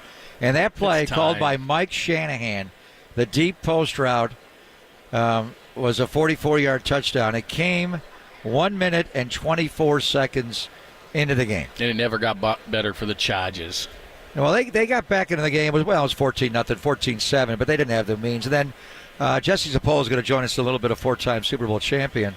So Jerry scores that touchdown to open Super Bowl 29, and the one before that against Denver in New Orleans in Super Bowl 24, when he broke that tackle of Steve Atwater on that first drive, it was just about over. And when you watch Joe Montana on that play, and Brock is so good going through the progressions. Jerry was like his fourth read on that pass over the middle. He went to Roger Craig in the flat. He came back to Brent Jones in the middle. looked to the backside of John Taylor. Nah. Came back, so he started Like right, an hour and a half. middle, left, and because Jesse Sapolo and that great offensive line, so underrated, gave him so much time to pass the football. He finally went to Jerry over the middle, and Steve Atwater wanted to give him the Ronnie Lott woo hit shot. He didn't wrap him. He hit him high, and Rex just popped off of it and went in the end zone, and that was early in that Super Bowl 24, and the route was on. Jesse's girl. Yeah, Jesse's here. Honestly, this place, the Mandalay Bay Convention Center in Las Vegas, makes Fort Knox look like a screen door. I mean, it takes you about 50 things to get through security. So Jesse is on his way. And he's moving a little slower now than when he played. He was one of the greatest. Moving faster than I am. He was one of the greatest centers as far as getting out to the second level. Yeah. Creed Humphrey of these Chiefs is so good, and obviously Jason Kelsey. But Jesse Sapolo, when he got out, which ring you wearing, man? You don't wear one? We got to get a mic on. But when he got out on the second level and pulled into space, and the way Coach Walsh would use just the genius to get him out, either whether he's playing guard or center. 4-time Super Bowl champion. You don't wear any Super Bowl rings, Jesse? I wore it last night. But you did not, but not amongst us. If you would have just whispered that you needed me to wear one. Well, which one do you wear? Do you rotate, or is the one that's more special than another? Honestly, the one in Miami when we had to come back to win it. Yeah. Oh, wow. Against Cincinnati. Yeah. Super Bowl 23. Yes. Coach Walsh's last game. We always debate that. Jesse Sapolo is joining us, by the way. We're live in Las Vegas. So why do you wear that one? Because we were tested as men. Yeah. Right. You know, we had to drive the ball 94 yards, I think. 92. 92 yards. Yeah, but he caught it in the back of the end zone, so really you went 94. So why we always debate this.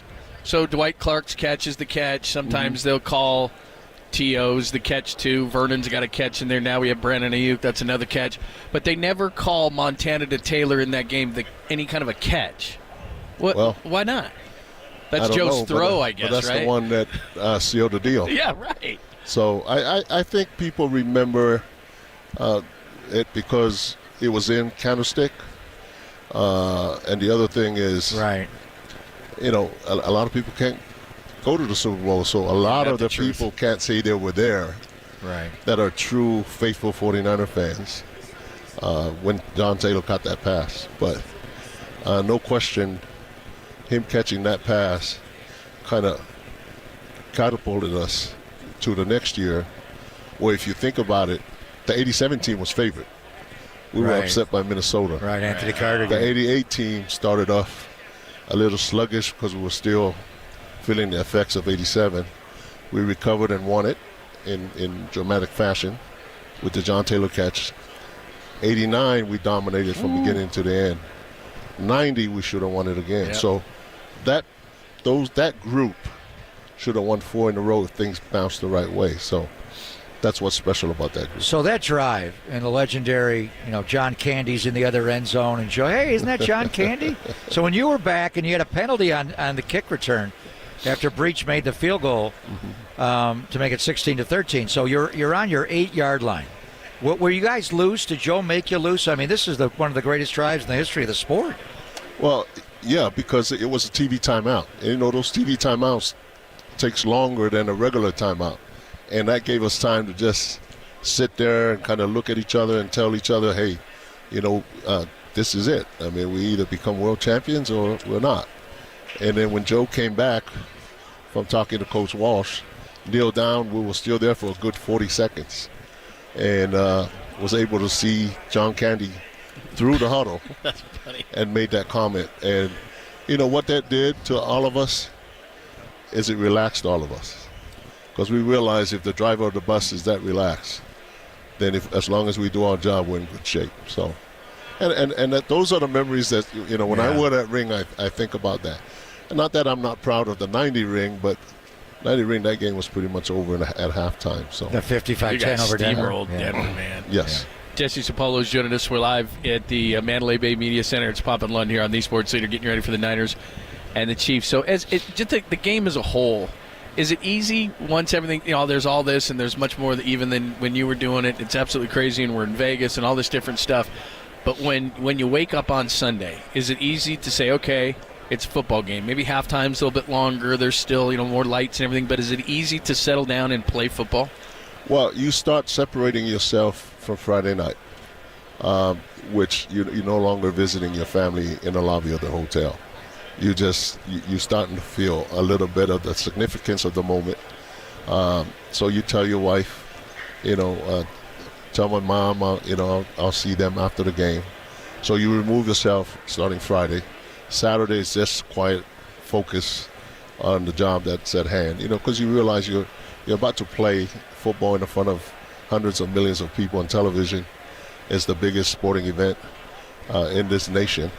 And the one thing that I thought about is don't have any regrets. Don't wake up Monday, win or lose, and say to yourself, I should have done more. And it's one of the easiest games for me to play, to be honest with you, because there's nothing to say. You don't have other games down the line. You just let it go and with no regrets. And sometimes I speak to my kids about it, because they haven't really enjoyed another Super Bowl since they were young, watching my last one. And I said, we went 5-0. I thought it was easy. I lost 4 NFC Championship games in my career, but I thought going 5-0 was something that we were just supposed to do. And I realize now, being removed from it is very difficult. It makes me appreciate the teams that I've been on. At the same time, I want these young men that are 49ers to win one so bad, because it's good for our fan base and it's good for us. And I know in the beginning, a lot of people say, Jess, don't you want to be selfish and just say you're the guys that brought those trophies?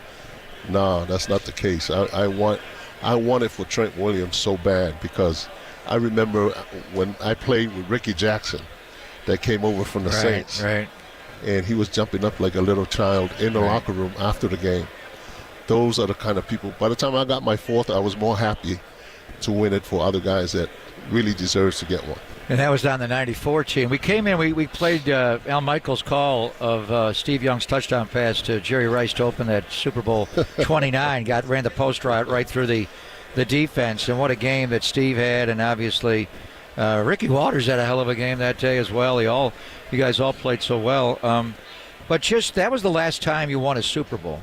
Yes. And Mike Shanahan was your offensive coordinator then. Yep. What was it like when Mike came in and Holmgren left and Mike was the OC for Coach Seifert?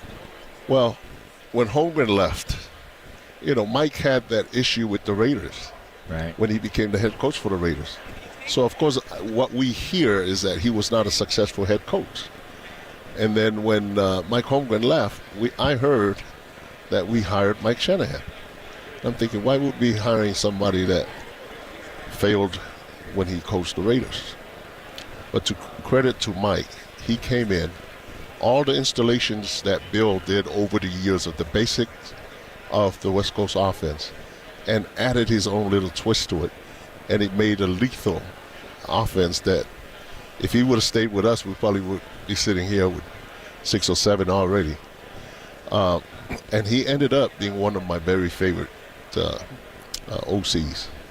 But at the time when I heard we hired him, I'm thinking, hey man, it's Al Davis. Right, Al Davis. How can we hire a guy that doesn't know much about the West Coast? But things change, and a lot of that is because of Mike Shanahan and his ability to adjust. And then took that on, and of course won 2 more himself in Denver. So good times. It's great to be joined by Jesse Sapolu, of course, like we said, 4-time Super Bowl champion. We're in Las Vegas getting you ready for Super Bowl 58, Niners and Chiefs. Do you joined us during the season? You came into town, and Dennis Brown. We do the pre and post game with him. And there's a famous picture of him, and there's Kyle doing up his pads. Do you remember Kyle being around? I remember Kyle being around. I also remember him in training camp. Right, up in Rockland, right? Up in Rockland, and he would walk around doing stretching, and we were just looking for something to pick on the young guys, and I would say one of the guys would say, "Hey, everybody, look at Kyle's haircut," and everybody just, so and I spoke at Brock Purdy's Mr. Irrelevant banquet. Oh, you did? Yeah, I did. So you were a 12th rounder, right? I was 11th. 11th round. Sorry, the Niners asked me to go and speak because it's done down in Newport Beach. Oh yeah, and I live in Orange County, so I went down there and I spoke, to Brock, and shared my experiences as 11th round draft choice. So you were 289, he's 262, so you're picked further back than he was. Yeah, I'm irrelevant. And and I shared with him that, back then there was no social media, so they did a rundown of all the draft choices during my year. We didn't have a 12th rounder, so when we got to me, the writing was, "This is a great chance for a kid from Hawaii to get a free trip to California." So I shared that with Brock. I mean, there's footage out there. I shared it with Brock. And I said to Brock, for 15 years I saw that writer in the locker room. Wow. And for 15 years I never once let him forget it, because that chip stayed on my shoulder the whole time. And I told him, I said, if I can win 4 Super Bowls as an 11th round draft choice, you can win 4 as a 7th round draft choice. It's more of a roast. So we had guys like Vince Ferragamo and other Ram guys are roasting him. And I said, I'm not going to roast this kid. This is our kid. Right. And what if he works out? Well, sure enough, we're here. Pretty amazing. And amazing where he was drafted. We still wonder if he didn't get hurt against Philly, would this be his second appearance? We saw what happened in the regular season, but still, we can just imagine what could have been. All right, so you got 4 Super Bowl championships. The first one and the fourth one. 2 of the greatest teams in the history of the NFL. The 84 Niners, you got goes 15-1. Had that one bad call at home against Pittsburgh from being undefeated. And then the great Super Bowl against Dan Marino at Stanford. The 94 team, free agency now, Dion. You mentioned Ricky Jackson. He brought in a lot of guys on the defensive side of the ball. That team was 13-3. You had Steve Young at quarterback and obviously Joe in 84. They're thought of as 2 of the greatest teams in the history of the league. Which one was better, Jesse? 84 Niners or 94 Niners? But here's something unique that I'm going to surprise you with. I think the 89 team is the best team. Okay. Because Joe 89 team was fantastic. Yes, we were 17-2. Right. It was George Seifert as coach, not Coach Walsh first year. And the 94 team, it's 13-3, but our last game was kind of like how we played the Rams this year. Everything was locked up. You kicked the game. And we were on the road, and we played one series as starters, and we were out. That 89 team, if you look at it, the reason why I say, in my own opinion, it was better than the 84 team is because the 84 team didn't have Jerry Rice and John Taylor. Right. I mean, how can you not? Yeah. Right? But the 89 team didn't have Coach Walsh. True. Like Seifert. But Seifert was there as the DC. George ended up winning 2 Super Bowls himself, so he's right. Of course, you can't. And all the ones as a DC. Right. So what I was looking at, you were talking about the trials of the 88 year. And you guys had that game against the Raiders. You lost 9-3. 9-3. Crazy. And then you went 7-1 to close the year and won the Super Bowl. The next year, you're talking about Seifert's first year. You think it's the best team, 17-2, and then 90 going into the championship game, and what happened with Joe getting hit. You were 15-2, so you had a stretch going in there. You guys were 37-4 over 2.5 seasons. Yeah, that is amazing. It is a lot of games and a lot of wins. A lot of wins, but if you think about it. At that time, the NFL was sending the top teams overseas to promote a league called NFL Europe. That came a few years later. Right. Well, at that time, we won Super Bowls, and we still had 5 preseason games. So think about that. And back in the day, we actually played in those preseason games. So we played a lot of games from 88, 89, 90, 91. I just felt like we were playing on fumes by the time we got to 91. From 290. Right. When we were going for the 3-peat. It was just a lot of games. We're a little banged up. But if Joe doesn't get hurt in that game, you win that game. Yeah, we win that game. Joe got hurt too. And if you look at that film, the guy that hit Joe was on the ground. He was on the ground. And Bubba Paris took his eyes off of him thinking he got up and Joe hung on to it just a half a second longer. What made him great, in my opinion, is what got him hurt. Because Joe will he'll hold try the ball to make and the look play. it over. Yeah. Exactly. He will make. I was watching video of the touchdown pass to Jerry Rice against Denver when Atwater hit him. Yeah. Joe went through like 4 different progressions. Yeah. He went to Roger Craig in the flat. He went over the middle to the tight end, Brent Jones. He went left to John Taylor. He came back to Jerry. I'm like, Jesse, how long you got to block for, brother? Well, it's one of my favorite games because of some of the highlights they had. Because they played a 3-4. And I played against their all-pro nose guard and Dave Cragen. And they mic'd him for that game. They did. They mic'd him for NFL. So, he was talking the whole game. So that's what's one of my favorites because people can kind of feel what was going on. And the 2 guards are free. And if you look at that pass, the 2 guards are just turning their heads, dancing in place. Trying to pick somebody up. Nobody to pick up. And you're absolutely right. Joe went to about 4 and finally went to this 5th read. And hit Jerry. Brock's really good at that too, Jess. Yes, the way he is. The way he goes through his progressions. Now, moves his feet, lines himself up. He goes through his progressions. Do they hold the ball long sometimes? Yes, absolutely, when it's necessary. But what makes them great is their ability to process the defense and get that ball out of their hands to the right person. And that's why when I mentioned a few weeks ago that I thought Brock is similar to Joe, people jumped all over my social media saying, you would know. Yeah, saying, I'm like, hey, I think I had the best seat in the house, don't you think? His hands were on your butt. I mean, come on. How much closer can you get? Jesse Sapolo go.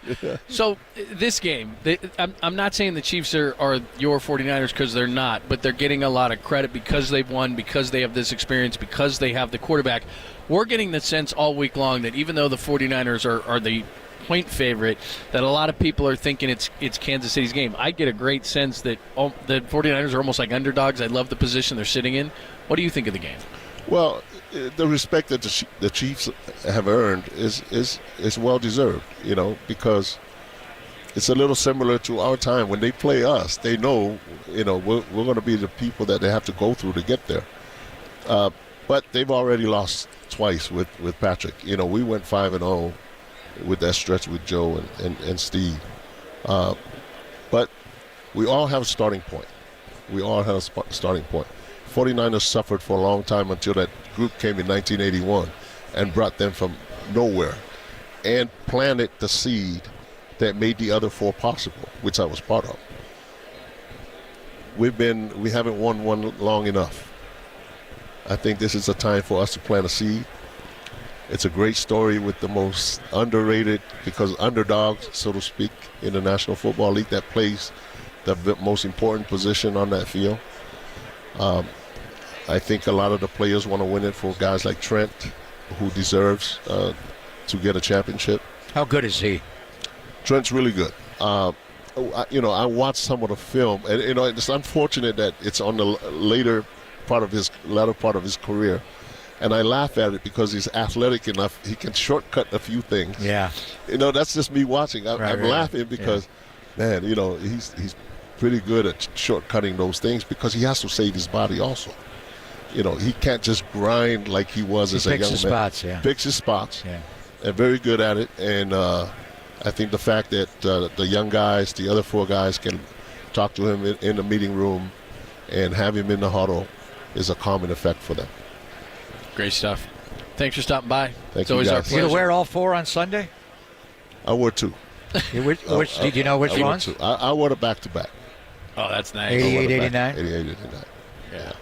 Incredible. Good to see you. Those are great stories. See you guys. You're a class, man. Thank you, You're Jesse. a class. Thank you. That is the great Jesse Sapolo. 4 rings. Niners. 4 rings. 4 rings, baby. 4 rings.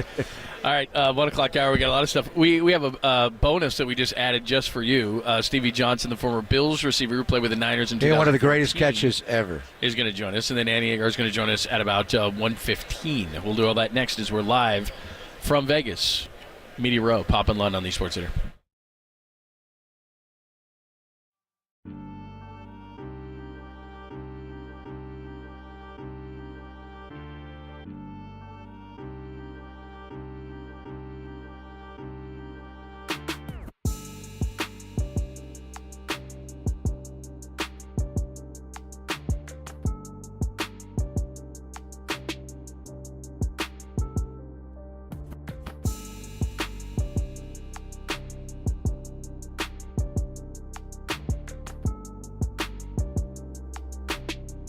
Greg Papa on Radio Row, and I'm feeling refreshed after a terrific night of sleep last night. Much better night than the night before.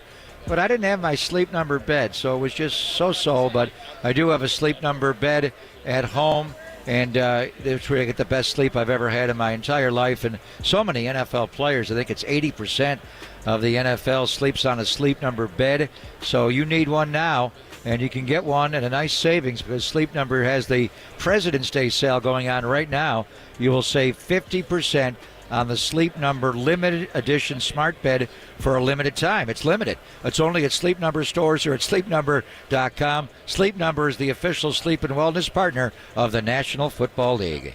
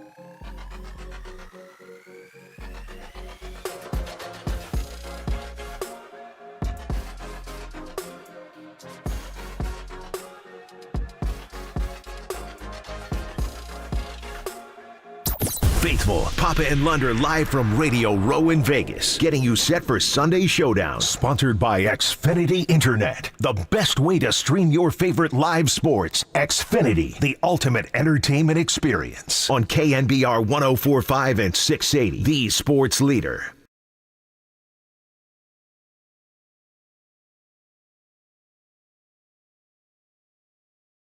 Thanks for joining us, Papa and Lund, live from Las Vegas. A little busy here, John. It's getting crazy. So here's what we got in the 1 o'clock hour. Stevie Johnson, he's the coolest guy in this place. He's going to join us. He's a former Niner wide receiver in 2014. Also, of course, your Buffalo Bills. So we'll get into that conversation in a second. Annie Agar is going to join us at 1:15. She's hilarious.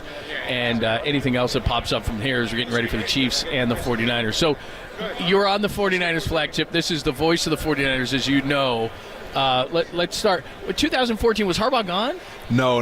Okay, so last year Harbaugh. Yeah, that was last year. That was last year. I was fortunate enough to play under Harbaugh and be a 49er. It was special to me. Yeah, I remember that. You were banged up that year a little bit though, right? Every year, everybody's banged up every year. That's true. Yeah, it was.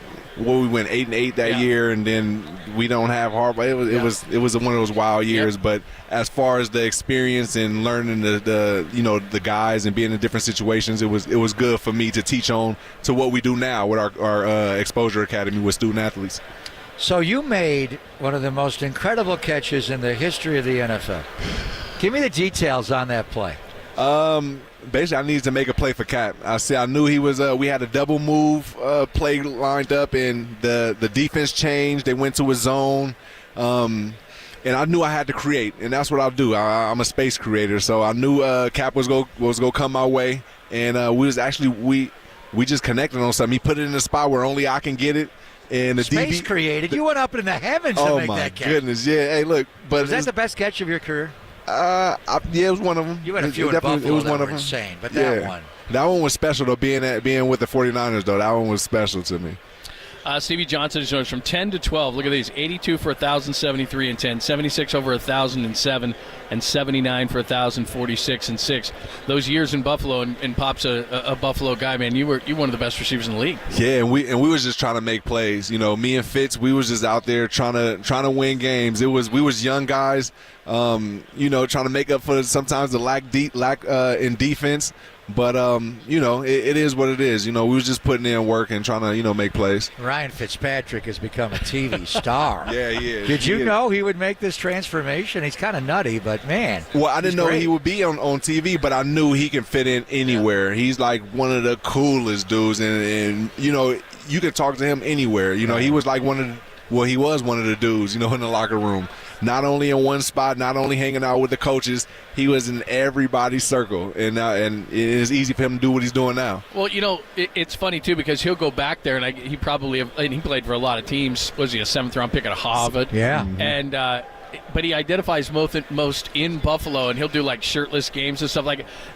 Do they have the craziest fans just with all the Bills Mafia stuff and all that? They have some pretty cool fans, man. Like the experience is like none other. And I say the experience, I mean once you wake up and go to the tailgates.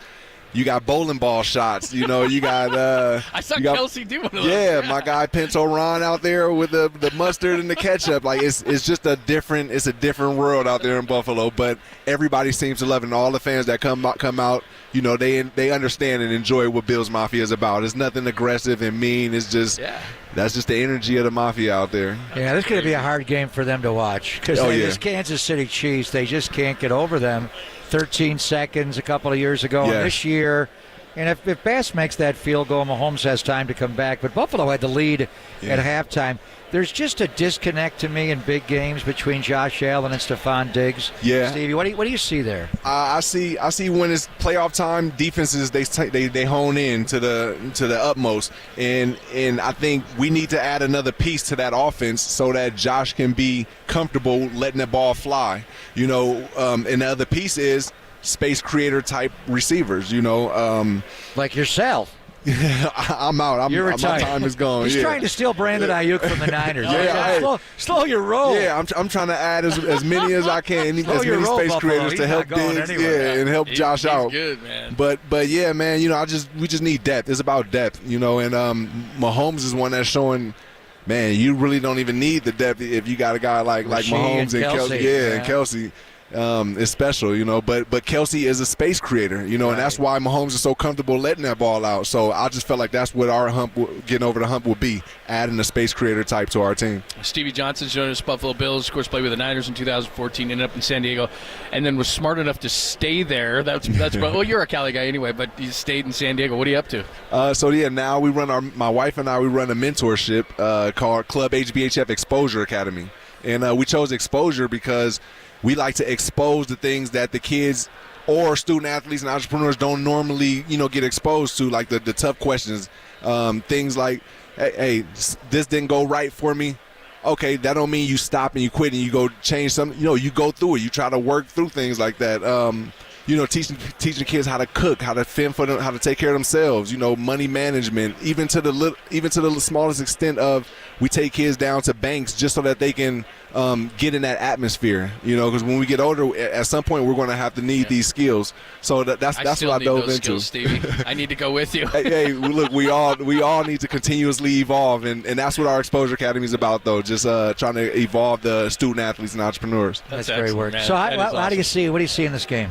I see 27-24. I see us winning. I see the Niners taking this game. 27-24? Yeah, I say 27-24. And who's the MVP?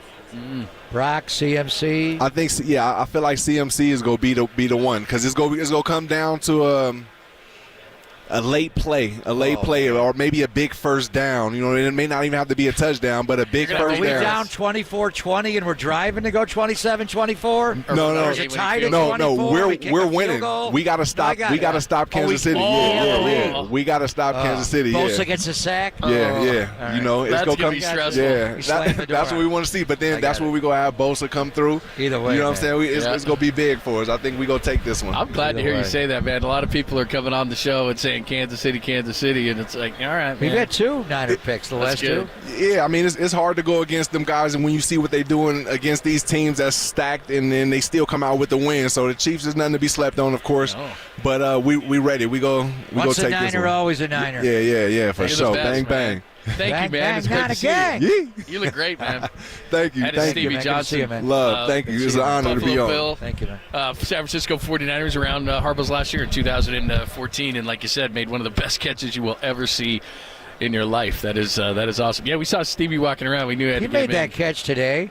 How much did that blow up? Odell Beckham's catch. Oh, the social media was nothing like Stevie's catch. The social media would be crazy, man. It'd be absolutely crazy. So there you go. Great stuff, and we got an alley-oop. I love it. We should ask him about the Brandon Ayuk. Yeah, he's trying to the steal ladybug play. The spaceman, spaceman. Threw him the alley-oop.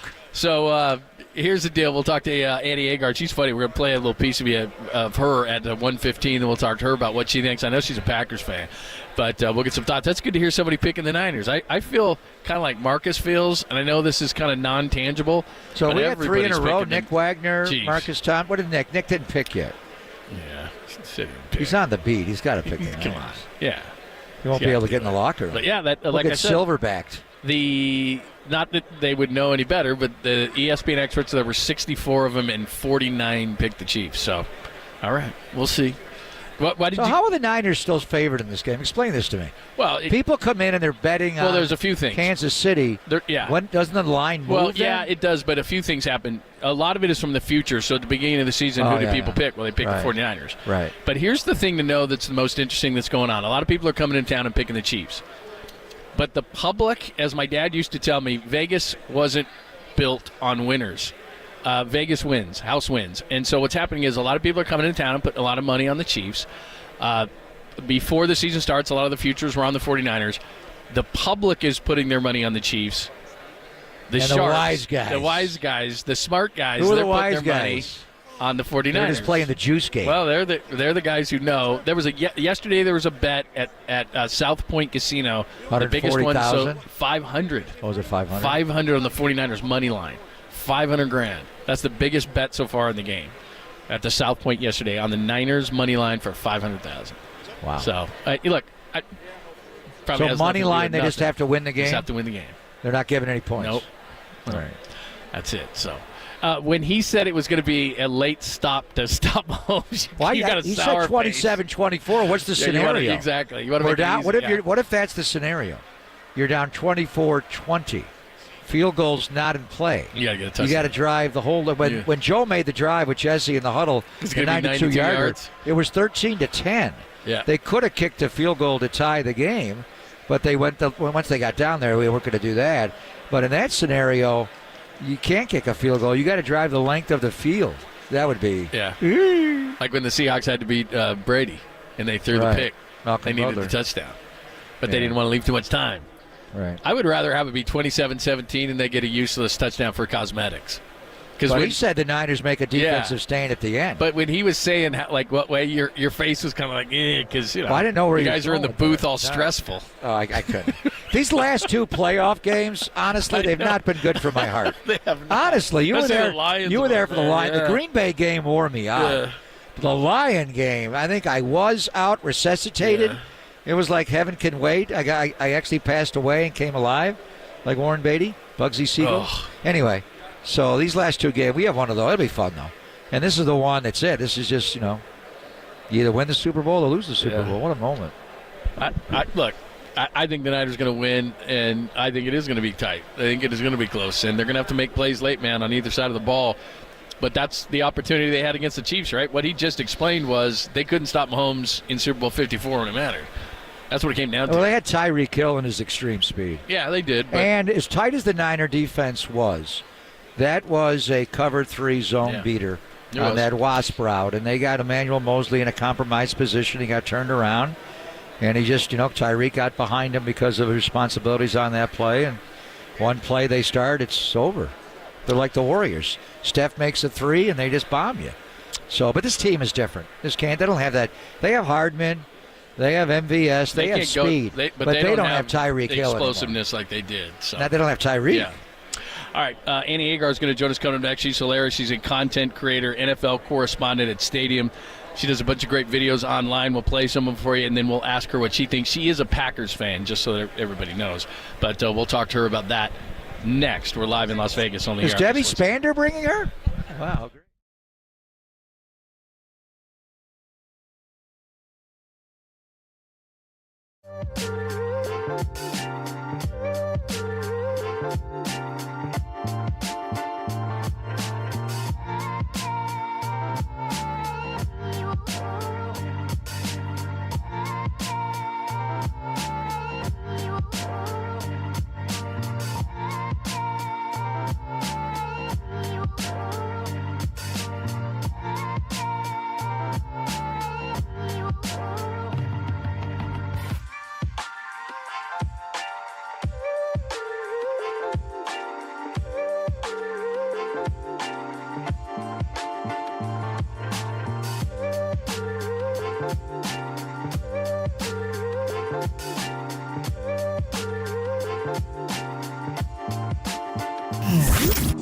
Here's what's trending now. Trending now. On KNBR.com. Jay Glazer from Foxy joined Murph and Marcus this morning to preview 49ers and Chiefs ahead of Super Bowl 58. Check out that podcast and more. Trending right now on KNBR.com and the KNBR app.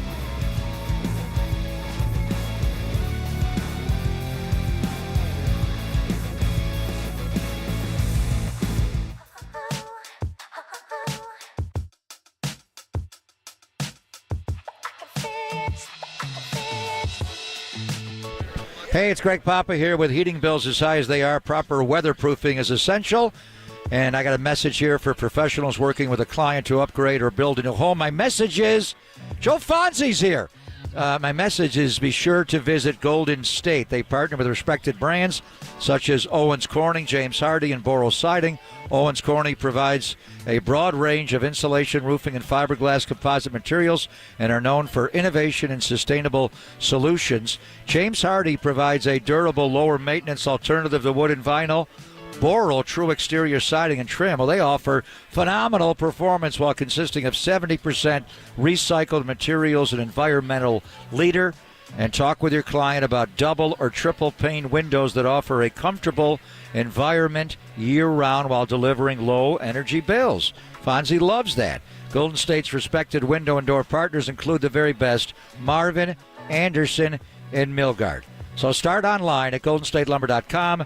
Building better in the Bay Area since 1954. When you succeed, we succeed.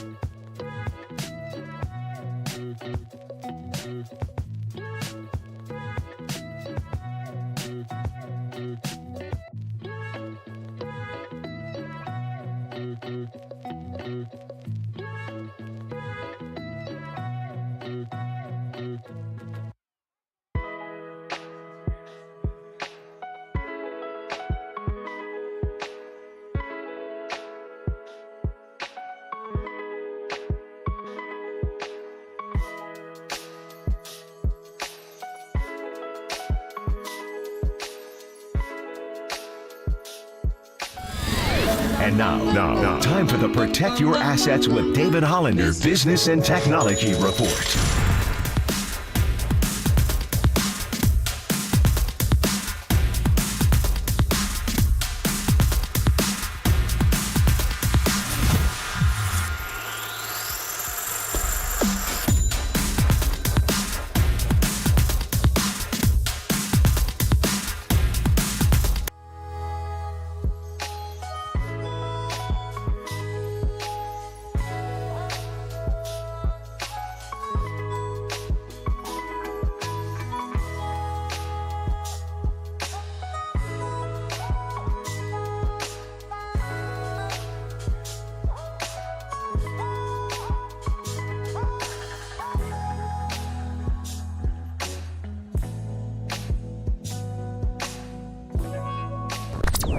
Voice of the NFC champion 49ers, Greg Papa, and our game day host, John Lund, are live from Radio Row in Vegas. Sponsored by Xfinity Internet, the best way to stream your favorite live sports. Xfinity, the ultimate entertainment experience. On KNBR, the sports leader. And thanks for joining us, Papa and Lund. We're live, Mandalay Bay Convention Center in Vegas. We have survived till Wednesday, and that's kind of a thing in and of itself. Talking all about the 49ers and Chiefs in Super Bowl 58. And this is going to be fun. Annie Agar is going to join us. Make sure you're following her on social media. Content creator, NFL correspondent at Stadium. And she says here, I like putting teams in uncomfortable meetings. So before we bring Annie on, who has the right color on, I don't know if she's changing dresses. Is that Chief red or Niner red, Annie? It's neither. It is neither. What is it?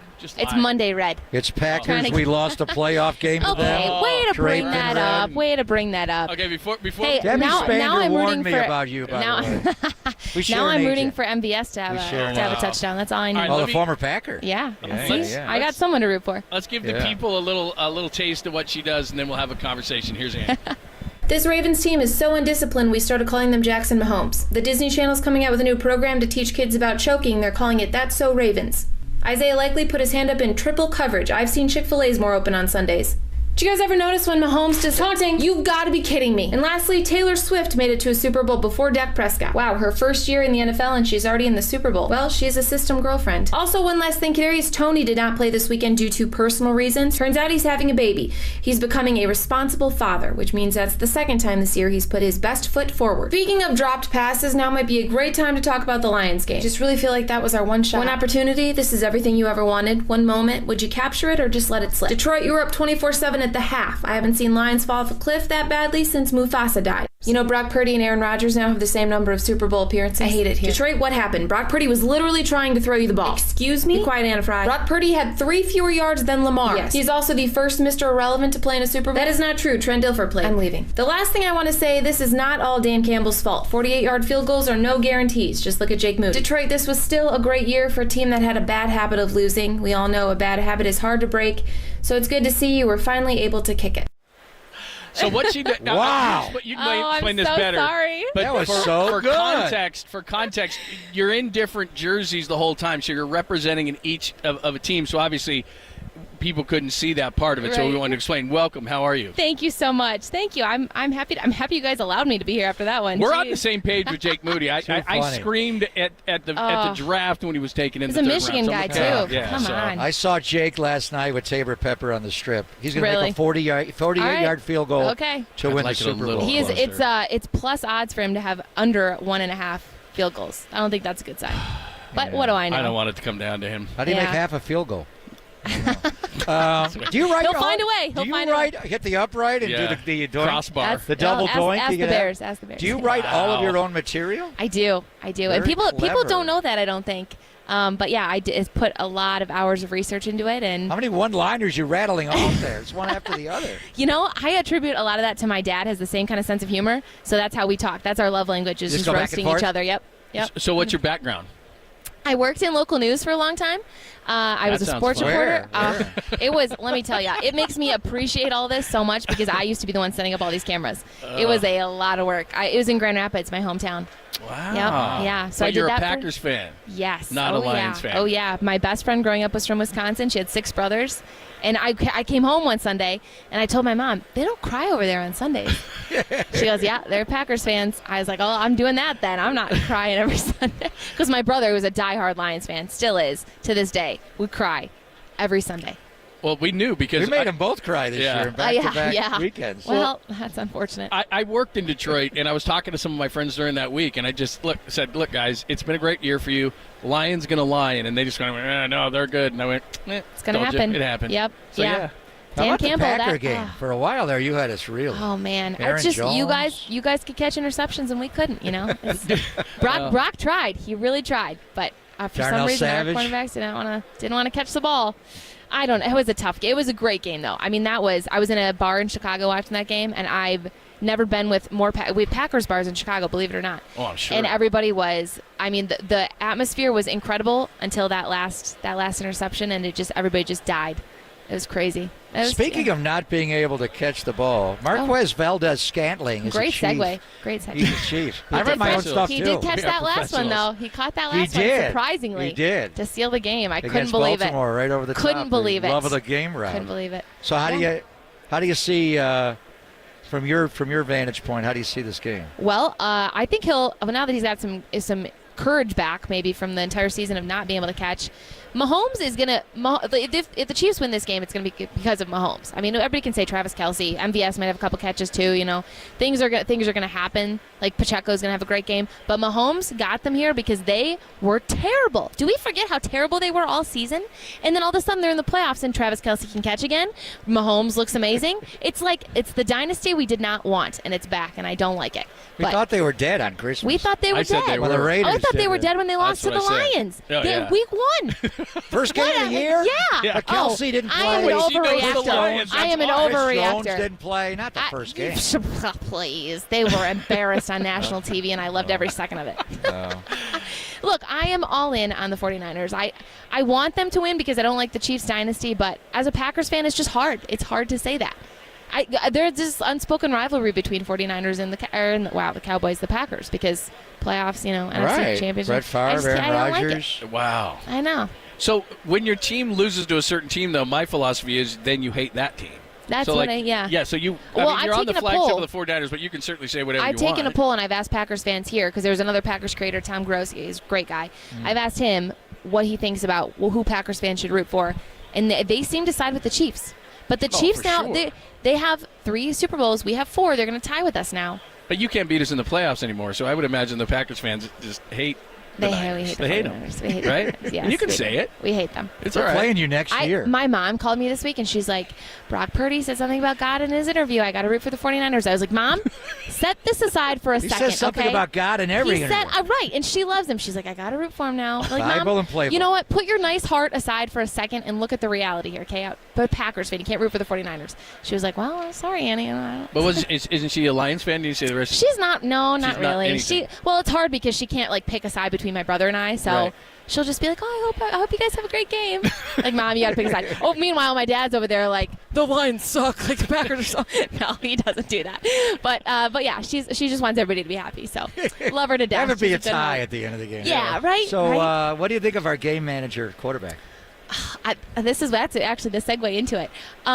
I don't know why America loves an underdog story, right? We love an underdog story. We wanted the Lions in the Super Bowl. But then we see Brock Purdy, Mr. Irrelevant, young kid playing in the Super Bowl. We're like, no, we don't want that one, though. Don't give us that underdog story. I don't know why America does not like this underdog story for Brock Purdy. And I'm partaking in it because I love when people get an opportunity that they should because they've worked hard because of all this stuff. He's earned it. He's a great quarterback, plays very well. But I would like to see him. And the couple times he didn't have Debo, a couple times he didn't have CMC. We saw a little glimpse of it. His throws sometimes I question. The one he had at Iowa State that was like a Marcus Mariota. He threw it into the ground like one of the worst interceptions I've seen. Makes me question his legitimacy. But I love the kid. And I'm having a hard time. I'm having an internal struggle right now talking So about do you it. want him to play well Sunday I or not? want him to play well, but I want to see him do it like the without the American Avengers. underdog story. I want to see him do it without the Avengers. Okay, and see how but good he what is. you just said there is exactly what the issue is for us because we're sitting there going, well, everybody, at one point they get so high that you tear him down. I get it. Yeah. But he's still on the ascend. Right. But people still don't like him. And he looks like the All-American kid. Yeah. He likes God, so your Right. mom He likes him. likes I mean, what can he not, like, what's the hate? I Why? know. Because he has good players around him? I know, and it's not like he's boastful. It's not like he's the arrogant Packers, about it. Okay, when the Packers won, though, with Aaron Rodgers in that Ice Bowl in Dallas, Yeah. they had pretty good players around him. Yeah. Like, nobody does it by Well, themselves. here's the thing, too. And someone said this the other day. They were like, well, Joe Burrow's got Joe Mixon, and, he's got, like, an all-star cast around him, too. If Brock Purdy had Joe Burrow's O-line, he'd be dead right now. So I don't think you can compare the two, which is a shot at Brock Purdy because, again, I don't know his level. I don't know his level compared to everything else. Like, we saw Joe Burrow because, he had all these people around him, but he was on the ground every other play. Like, I don't know. It's you have just draftism. You have draftism. You can't get over 262. I don't think. Yeah, Can't I get think over you're it. right. I think you're right. Draftism. Wow, this is a realization here. Speaking of shot. This is like therapy, but better. 'cause Speaking of shot, are you going to Debbie's Super Bowl party? I am. Yeah. Where are we going, Deb? Where are we going? 5:30 to 7:30, like right here. You can put her mic down. Right? Let's go. Yeah, Right. yeah. Hop on here, Deb. Yeah, we have. I don't think I've ever called her Deb. I call her Debbie. Yeah, Do you guys call her Deborah? I call her Deborah. Deborah when I'm mad at Well, her, her which dad is never. calls her Deborah. Great Debbie Spander. What time's your party? 5:30. 5:30 to 7:30. That's I think making it it. was- Are we ready, John? You better I nap. saved up all night last night. Monday was a hard night. Are you young enough to just every night just boom, Oh in no! Vegas, boom, Oh no! boom, boom? Someone You said look when like you it. hit your 30s, that's when the hangovers really start. But someone I'm said feeling that? them now. Yeah, I wouldn't know. Hair of the I'm dog, feeling- Jigs.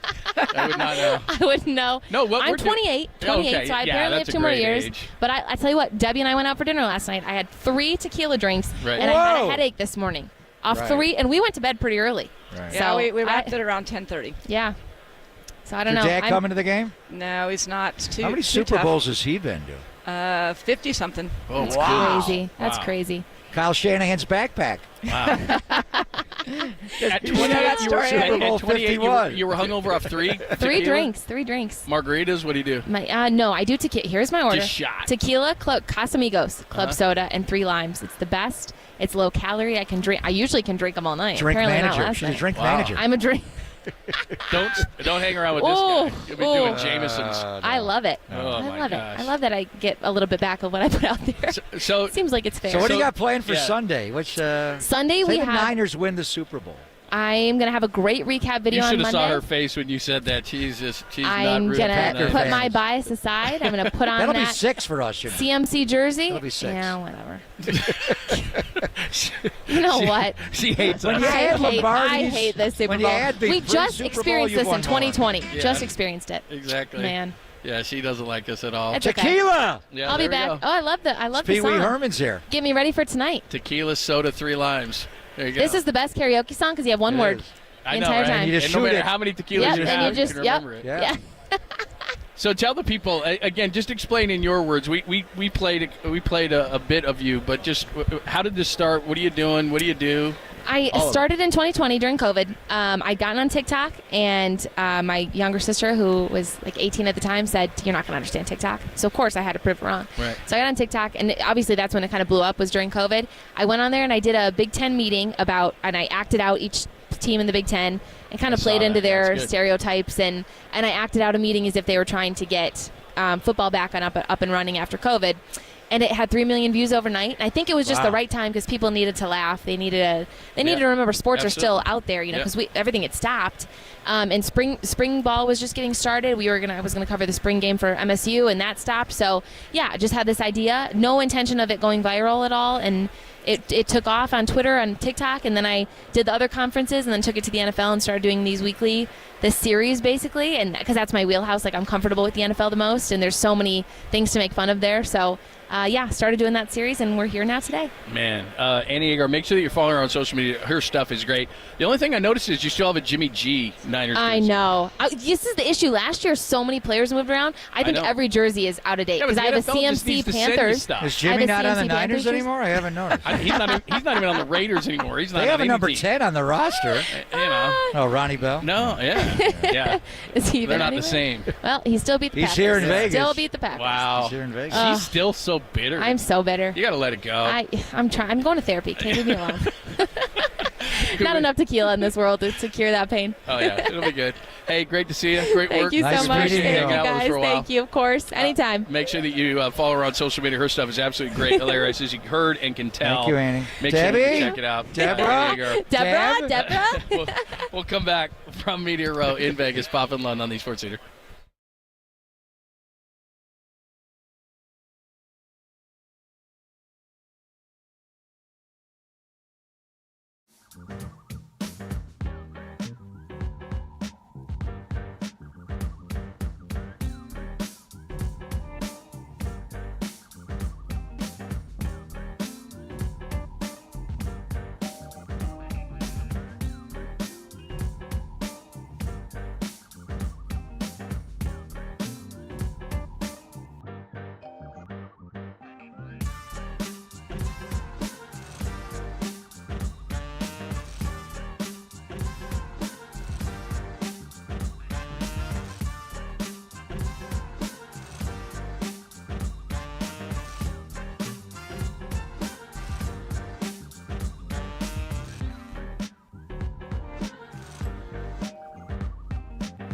Hey, it's Greg Papa here, and there's something about Sunday, and this Sunday, the biggest game of all. You got to take a morning walk when you get up early on Super Sunday morning to the store for burgers and beers. You tidy up the house to make room for 10 fellow football fans, and your biggest chore on Super Sunday is loading a case of Bud Light into the fridge. Or if you get ready for a full day, and Super Sunday's a full day with the quote-unquote family, which is anyone wearing the same team colors. The hard work pays off because nothing is as easy to enjoy as a Sunday full of football and beer, and that beer would be Bud Light, of course. It's easy to get excited for Super Sunday because when you got your beers and your buddies or your family, nothing is hard until the other team scores. So enjoy Bud Light throughout Super Sunday with Bud Light. Easy to Sunday, easy to enjoy.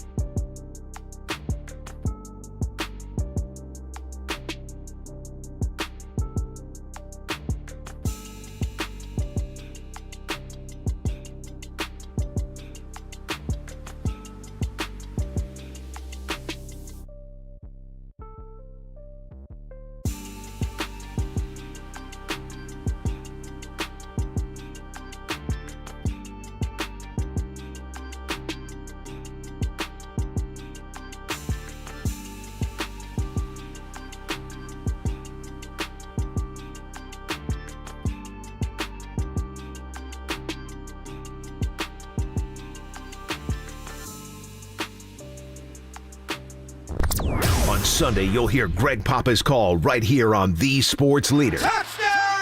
But till then, he's with John Lund live from Radio Row in Vegas. Sponsored by Xfinity Internet, the best way to stream your favorite live sports. Xfinity, the ultimate entertainment experience. On KNBR, The Sports Leader. Welcome back, Papa and Lund, live from Las Vegas, Media Row. Getting ready for the Niners and the Chiefs, and good enough to be joined by Ian Rappaport at Rap Sheet. You know that. Make sure you're following him. If you don't, then you don't know what's going on in the NFL. And he joins us courtesy of guest line. How are you? You look great. I appreciate that. Yeah. What's going on, guys? How you doing? Okay. The worst part of being here, I can't watch the Insiders. Yeah. Every morning. You can walk over there and watch it live and in person. Here, though. It's right there. Where are you doing it at? Well, over in the corner of Radio Row over there. Is all three of you here? All three of us are here. Garofolo just arrived today. Walked into him, literally walked right into his chest in the lobby. So we are all here and accounted for, ready to go. Okay, so like you, we've been doing this for years, and the last time we had you on live from a Super Bowl, we've had you on the phone, but live from a Super Bowl was Super Bowl 47 in New Orleans, Niners, Ravens, and you guys got in an Alex Smith fight. But you were, and it was right. They traded Alex Smith.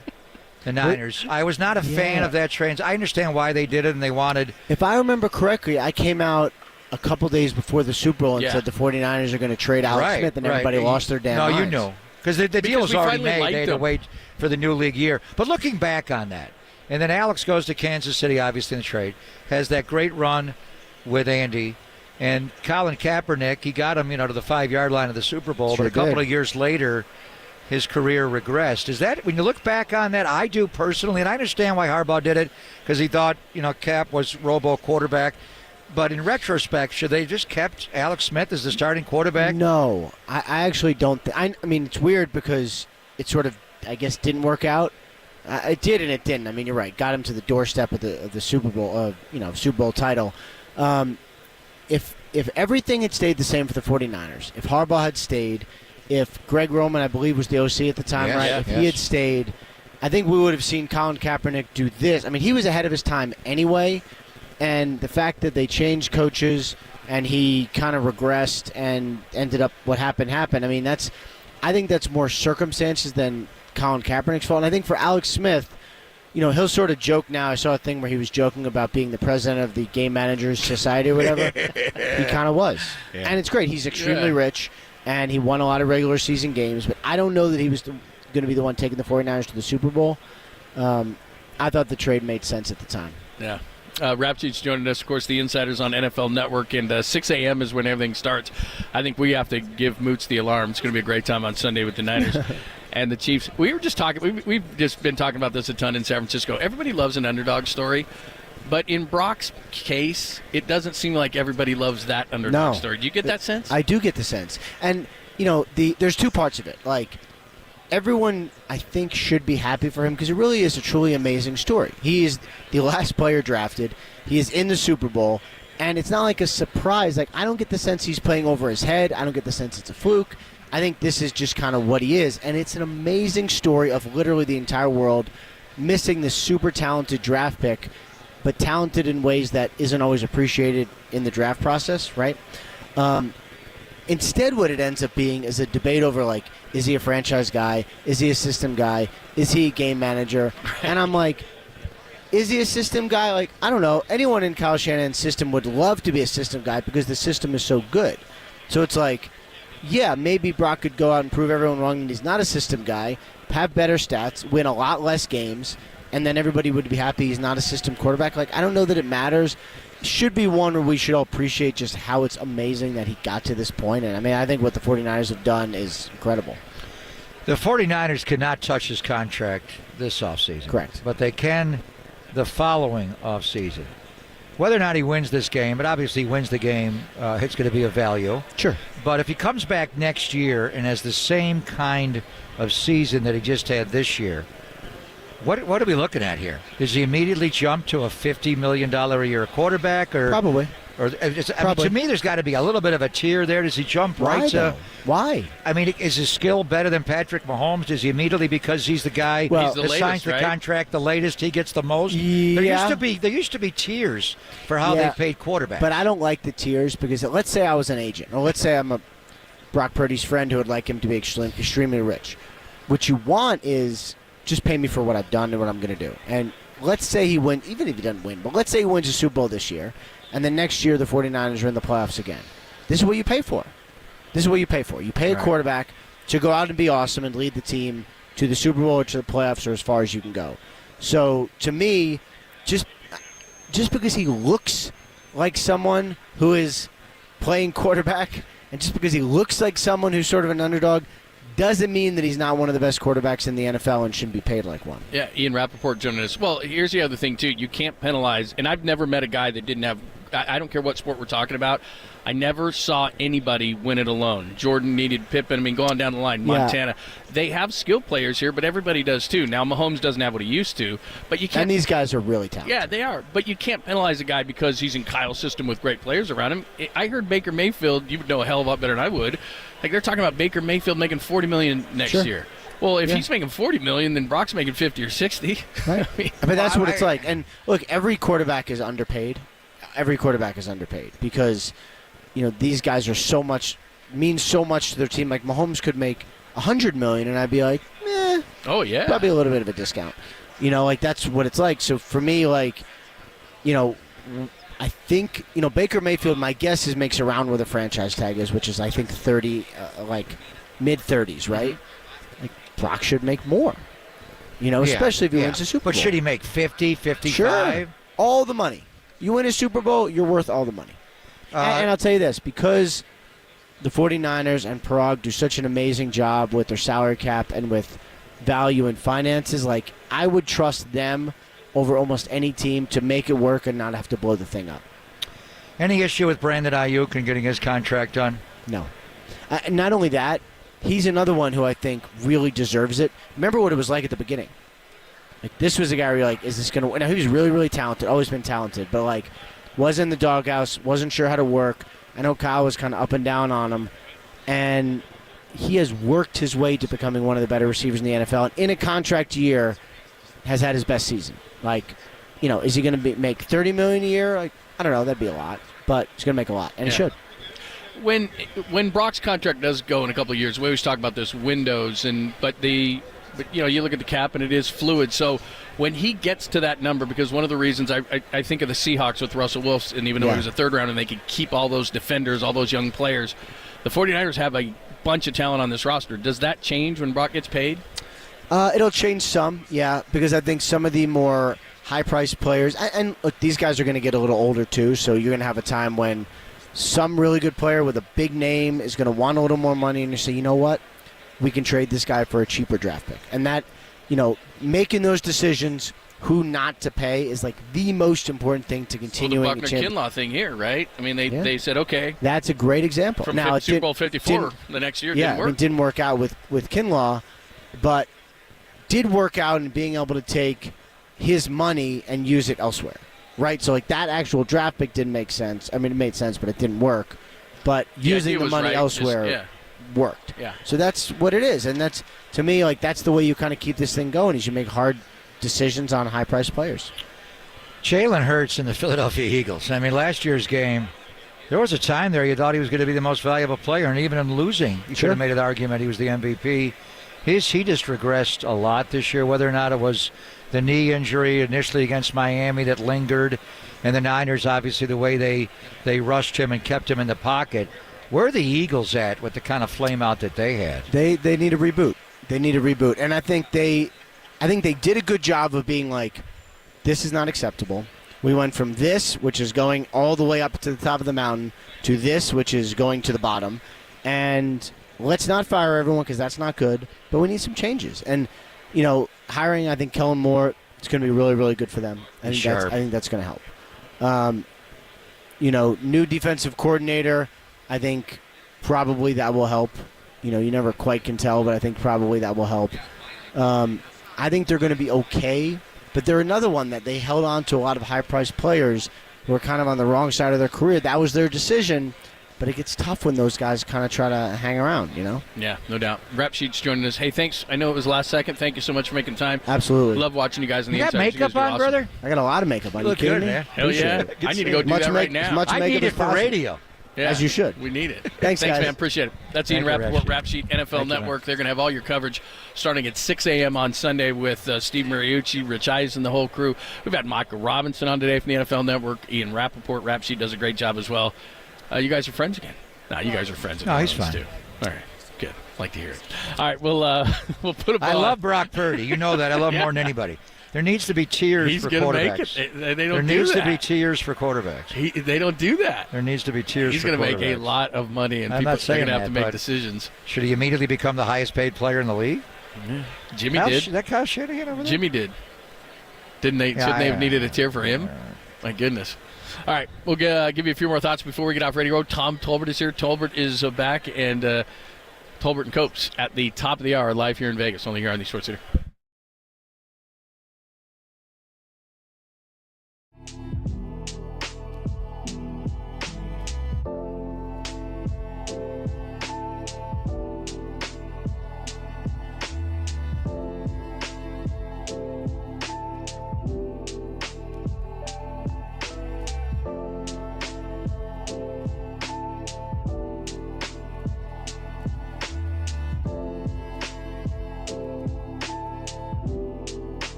Oh, hey there, John Lund here for my good friends at the Dolan Law Firm. And I'll tell you what, if this stuff keeps up down here, we're going to need Dolan Law Firm. There's been a lot of illegal activity, but I digress. Did you know that many of the attorney ads that you've seen or heard, they're not even based in the Bay Area? Some aren't even based in the entire state of California. That is not the Dolan Law Firm.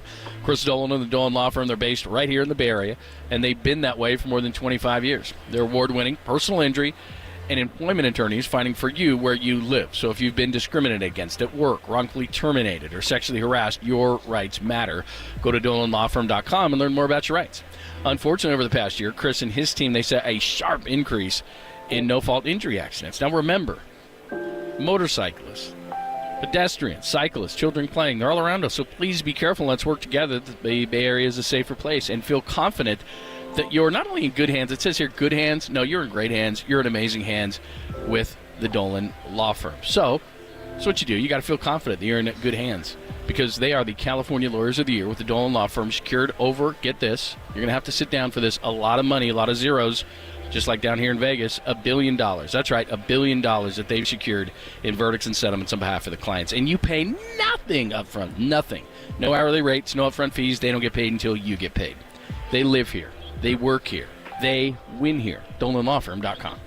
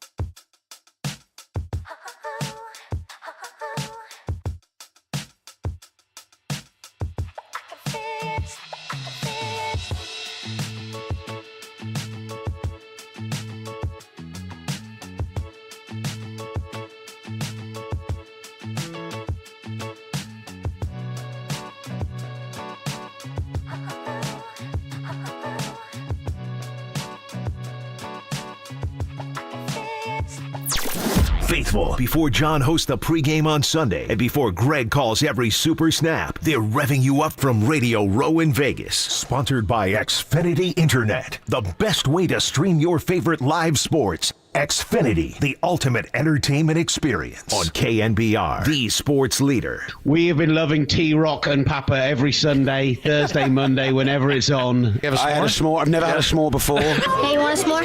S'more what? No, you want a s'more. I haven't had anything yet, so how can I have some more of nothing? You're killing me, Smalls. We saved the best for last. Hell with everybody else that's been on the show. It was our friend Will Gavin, and I'll tell you right now, every time Will's on, people are like, more of the English guy, less of you guys. Who else have you spoken to today? Because there is no way that you've saved the best till Ian last. Rappaport was on. Nothing, We had Rod Woodson on today. Nothing, Hall of Famer. Yeah, come nobody. on. I mean, Jesse we had a great guest Sapolo, list, four-time man. Super Bowl champion Niners. Jesse Spolo's here. Yeah. He's here. I got offered him on Zoom tomorrow morning. I'm like, why am I doing him on just do it Zoom right if he's here. on Radio Row? That's wild. Do it right here. We got him in. Yeah, well, you got to be telling me these things, guys. Yeah. Where's my insider information? Yeah, whatever you want, we got you. So I'm reading our text exchange from last night. Oh, well, the one where you Where ignored are you, me. Papa? Yeah. When are you coming? I can't do Gavin every night, brother. Yeah, I got a game well- to call. Wait. So first of all, how was last night without me? Last night was good fun. We went to the media party, which was okay, but it was free drinks and free food. You feel it was just okay. Yeah, I asked you, especially how's for it going? Any Vegas. good? You said no, not good.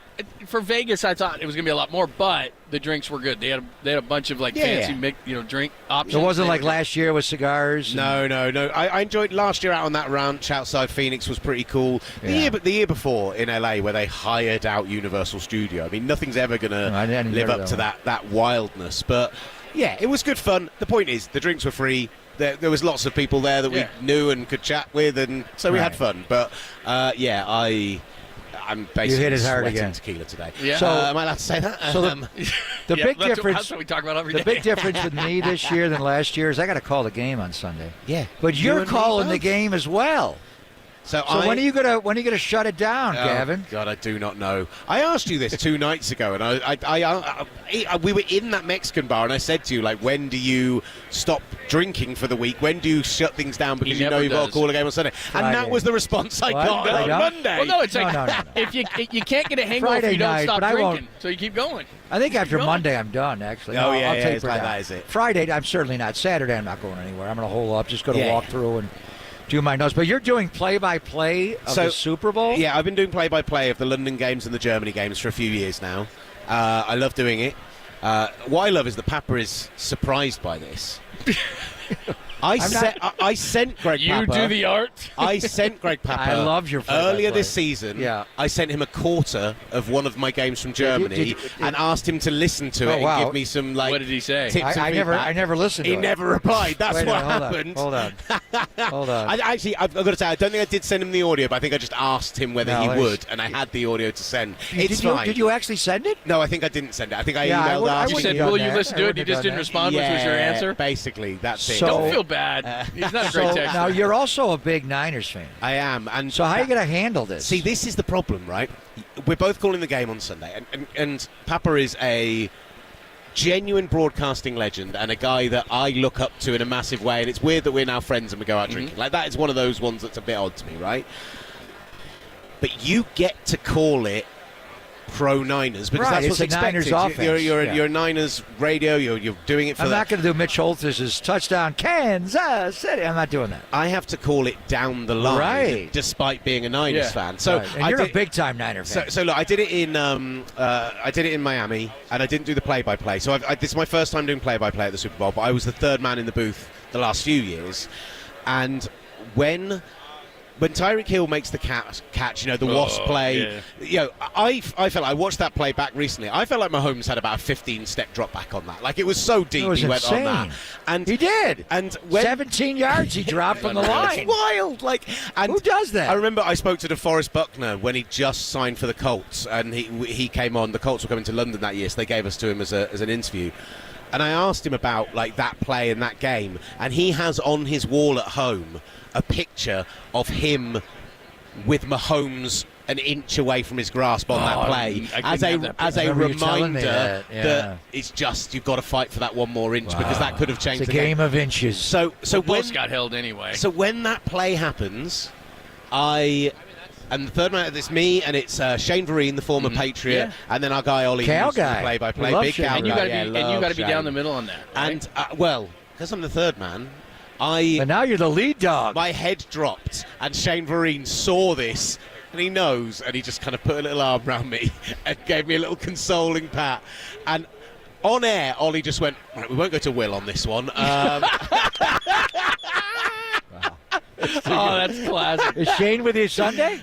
No, he's not. We've got so Jeff Reinbold, who is like a broadcasting legend in the UK. He's a guy who's coached in the league before, coached in the CFL. He's now coaching D-line at University of Hawaii, but he's been doing TV in the UK for 20 odd years now. Wow. Like he is, and so he's really well known. He's a great football mind, really good, big personality guy, very Hawaii. Like he's from Honolulu, and he's got that vibe to him. So like.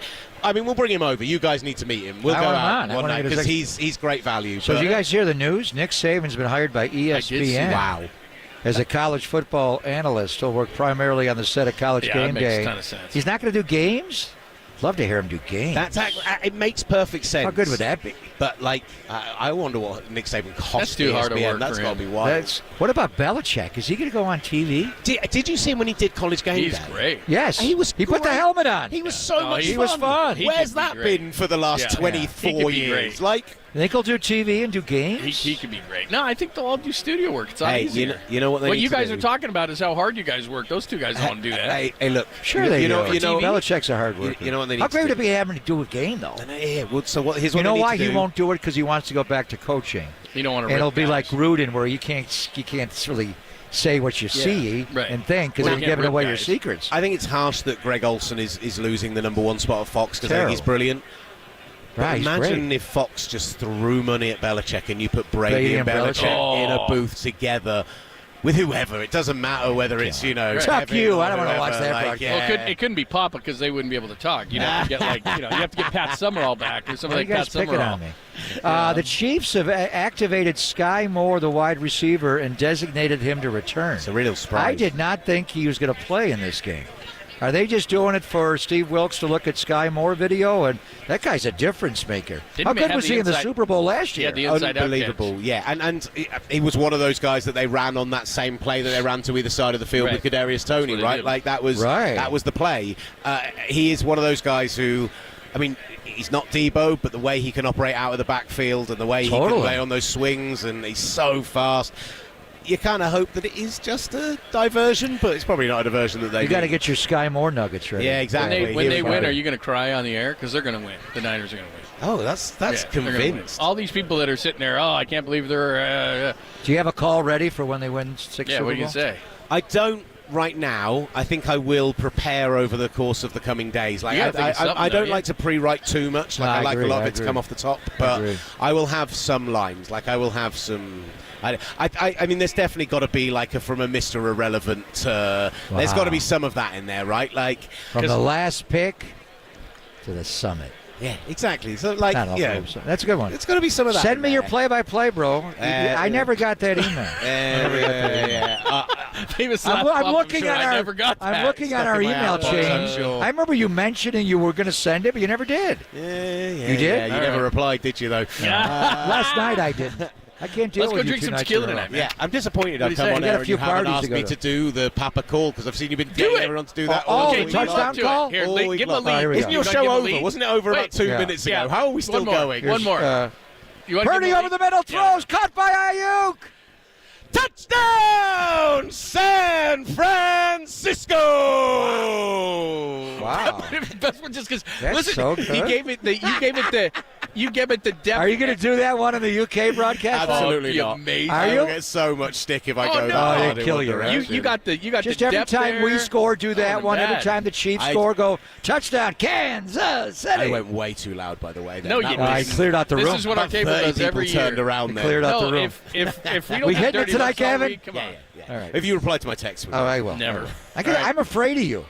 I got a He DM does say Lund that because a he lot. actually I responds can't go to every me. night with Yeah, you. come on.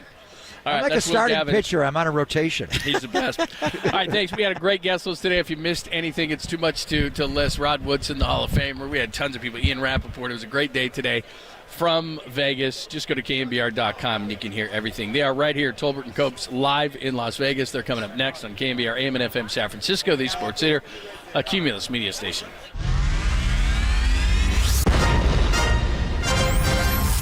The NBA brought him to the Bay. While his co-host was born and raised here. Adam, that is great co-host work right there. That is amazing. You're lucky to have Adam, Tommy. Oh, absolutely. It's time for Tolbert and Copes. Let's get it on! Tom Tolbert. Yeah, thank you. Now if I could ever get some beer. And Adam Copeland. Adam Copeland has arrived! On KNBR 104.5 and 680, the sports leader.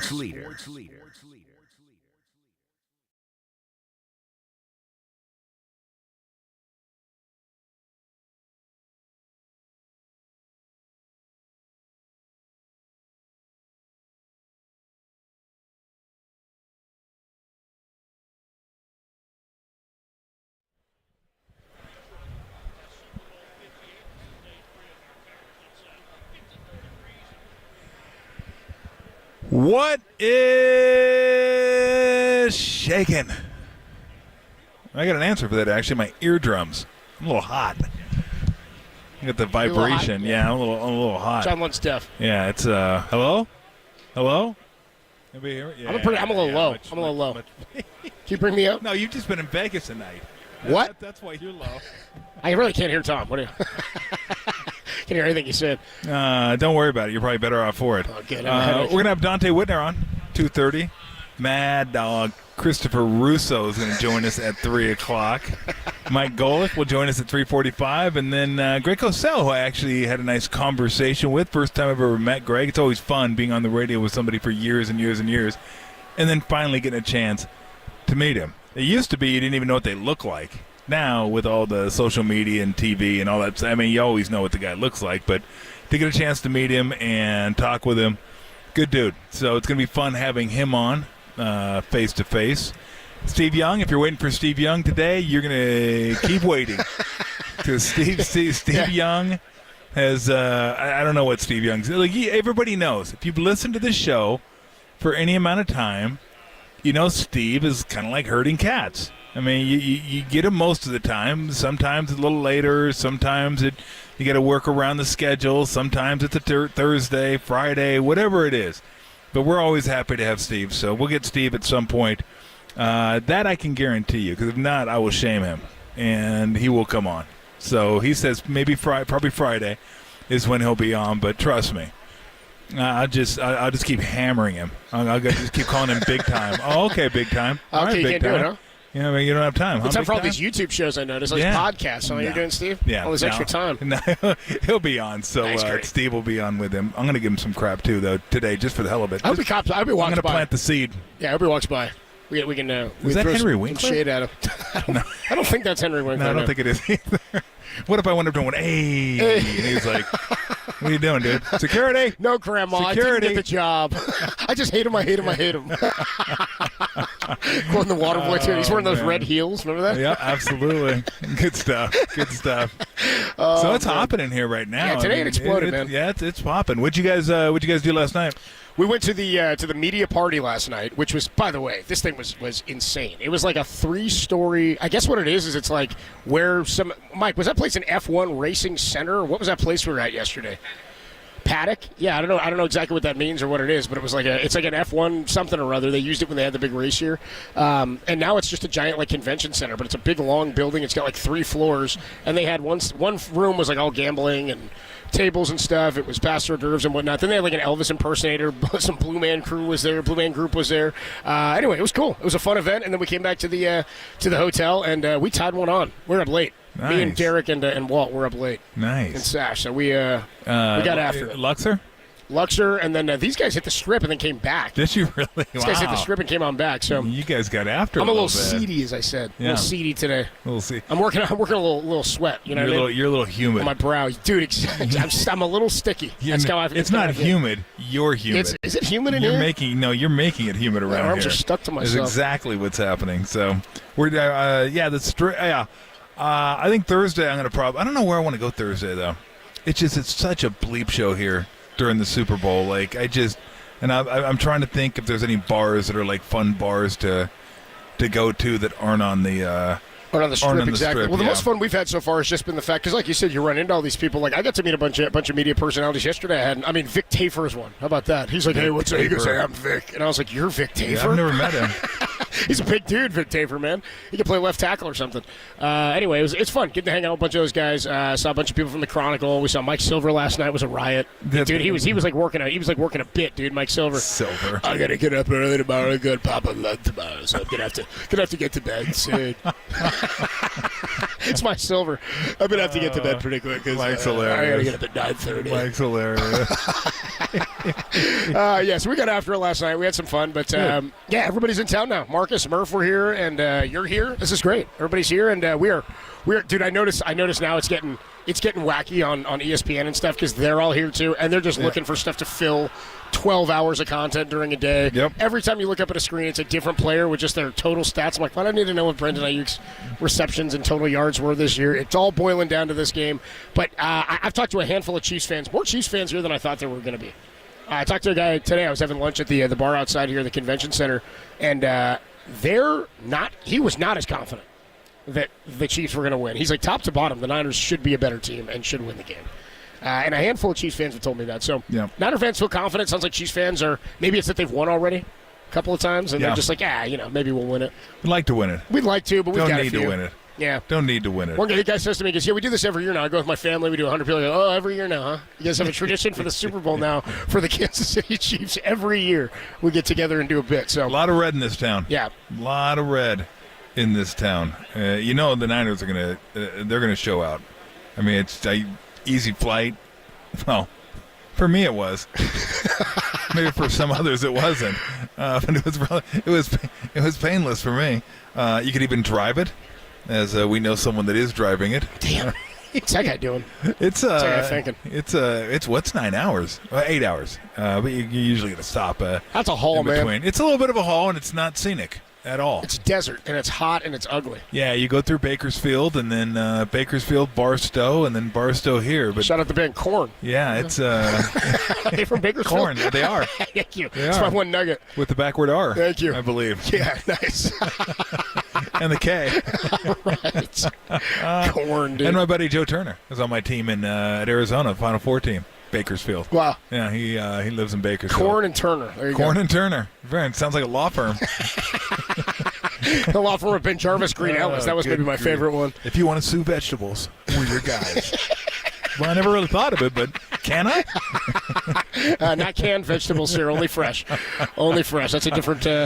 Oh, man. Different Goodness output. gracious. So Tolbert and Copes with you. We are live from Radio Row in Las Vegas ahead of Super Bowl 58. And as we said, Steve Young's going to join us at some point this week. He is walking around here, and we're going to get Greg Cosell with us at the table. Yep. We got Dante Whitner over the phone today. As you mentioned, Mad Dog Russo will join us. And then Mike Golick, I think he's coming by as well. Tolbert and Copes with you. When we come on back, let's get into a whole bunch more stuff here with the 49ers. Radio Row. The guests are going to start coming fairly shortly here. Dante Whitner at 2:30, Mad Dog 3, Golick 3:45, Cosell 4:30. Derek put on the guest, or Tim put on the guest list 5:59 Carrot Top. Not if I have anything to say about it. God forbid. Dude, he's not around here, is he? The top. I don't want to breathe the same air as that guy right now. I might, if he walks by me, I might catch a whiff and throw up. Tolbert and Copes with you live from Radio Row, only here on the Sports Leader.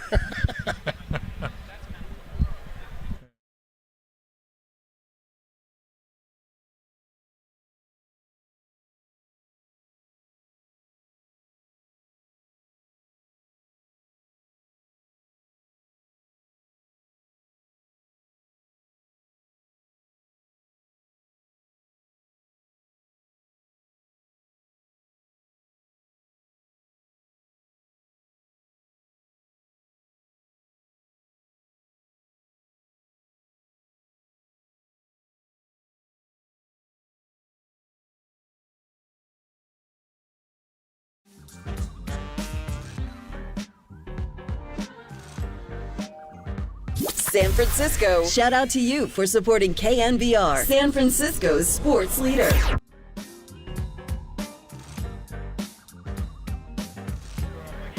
Alex Smith joined Murph and Marcus this morning from Radio Row and discussed playing for the 49ers and the Kansas City Chiefs. Check out that podcast, trending, KNBR.com and the KNBR app.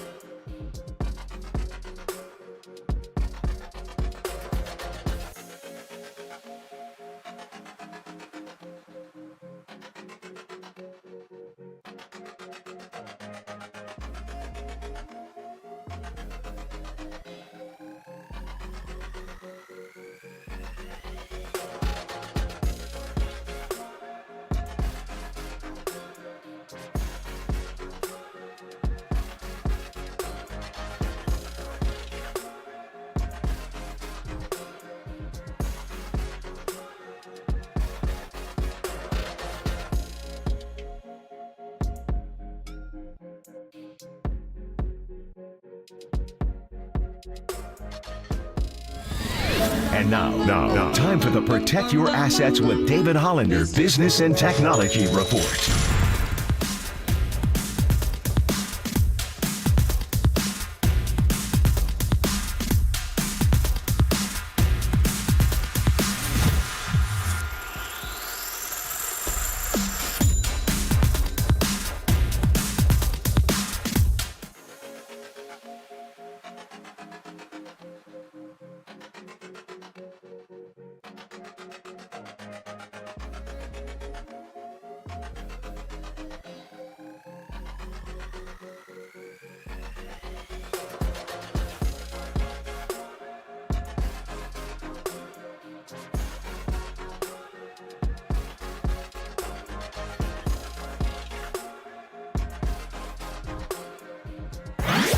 faithful. This is Super Week.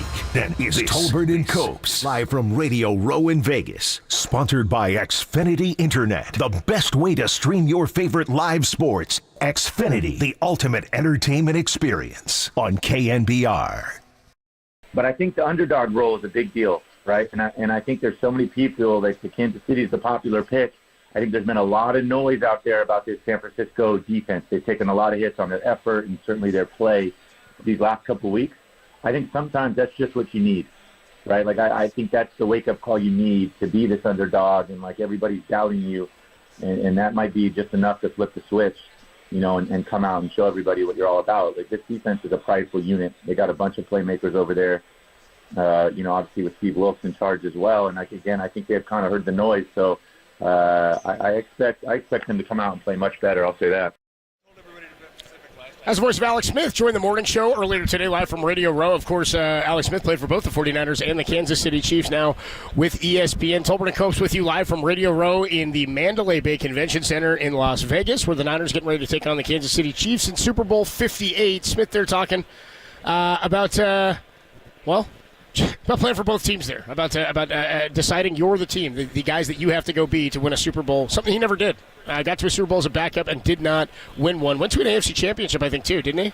With the Chiefs. Maybe it was a divisional round game. That was the game where the Colts came back on them, wasn't it? The 21-point comeback. Frank Reich, he led it as a quarterback, and then he again leads it as a head coach, the Colts and Andrew Luck. Anyway, so far, in terms of some health here, Joe Thuney, most likely out for the Chiefs here this week, which is a big one. I was looking at some of their numbers. Their offensive line actually also pretty good. Yep. Concerning to me, I think that the Niners, a lot of pressures, no sacks. They're not closing deals. And I think in terms of having to keep Mahomes in the pocket, trying to create pressure for him, which everybody says you have to do, and nobody does it. That's why he's back in the Super Bowl. I don't know. I don't know that they're going to be able to hit the quarterback here. They've gone a handful of games where they did not get to the quarterback. Both had 5 hits on Jordan Love in the divisional round game and didn't get a sack. Had a couple last week, or 2 weeks ago, I should say, but I think there's major concern about the defense's ability not just to stop the run, but to get home on Patrick Mahomes. Well, it's interesting because we've talked about that a lot this year, in that that's never been a concern with this team in the past, and now it is. Yeah. Like, the offense isn't as much a concern as the offense isn't really a concern at all, to be honest. They've had their struggles the last couple weeks and didn't look great, but they didn't have the ball a lot in the first half against Detroit because they couldn't get off the field. And then the second half, I mean, they scored 27 points. So the offense, to me, has been fine. The Green Bay game was, kind of weather and goofy. So I think the offense will be okay. Again, the defense is going to be good. But, yeah, the defense is just it's been so long since you've thought, God, can they get stops? Can they get this team off the field? Can they – and I always try to step back from it and go, okay, is it just my expectations are so high? Or these guys – because they are good, they're just not dominant. And that's kind of what we come to expect. Yeah. Like, you just didn't even worry about the defense. Defense will be fine.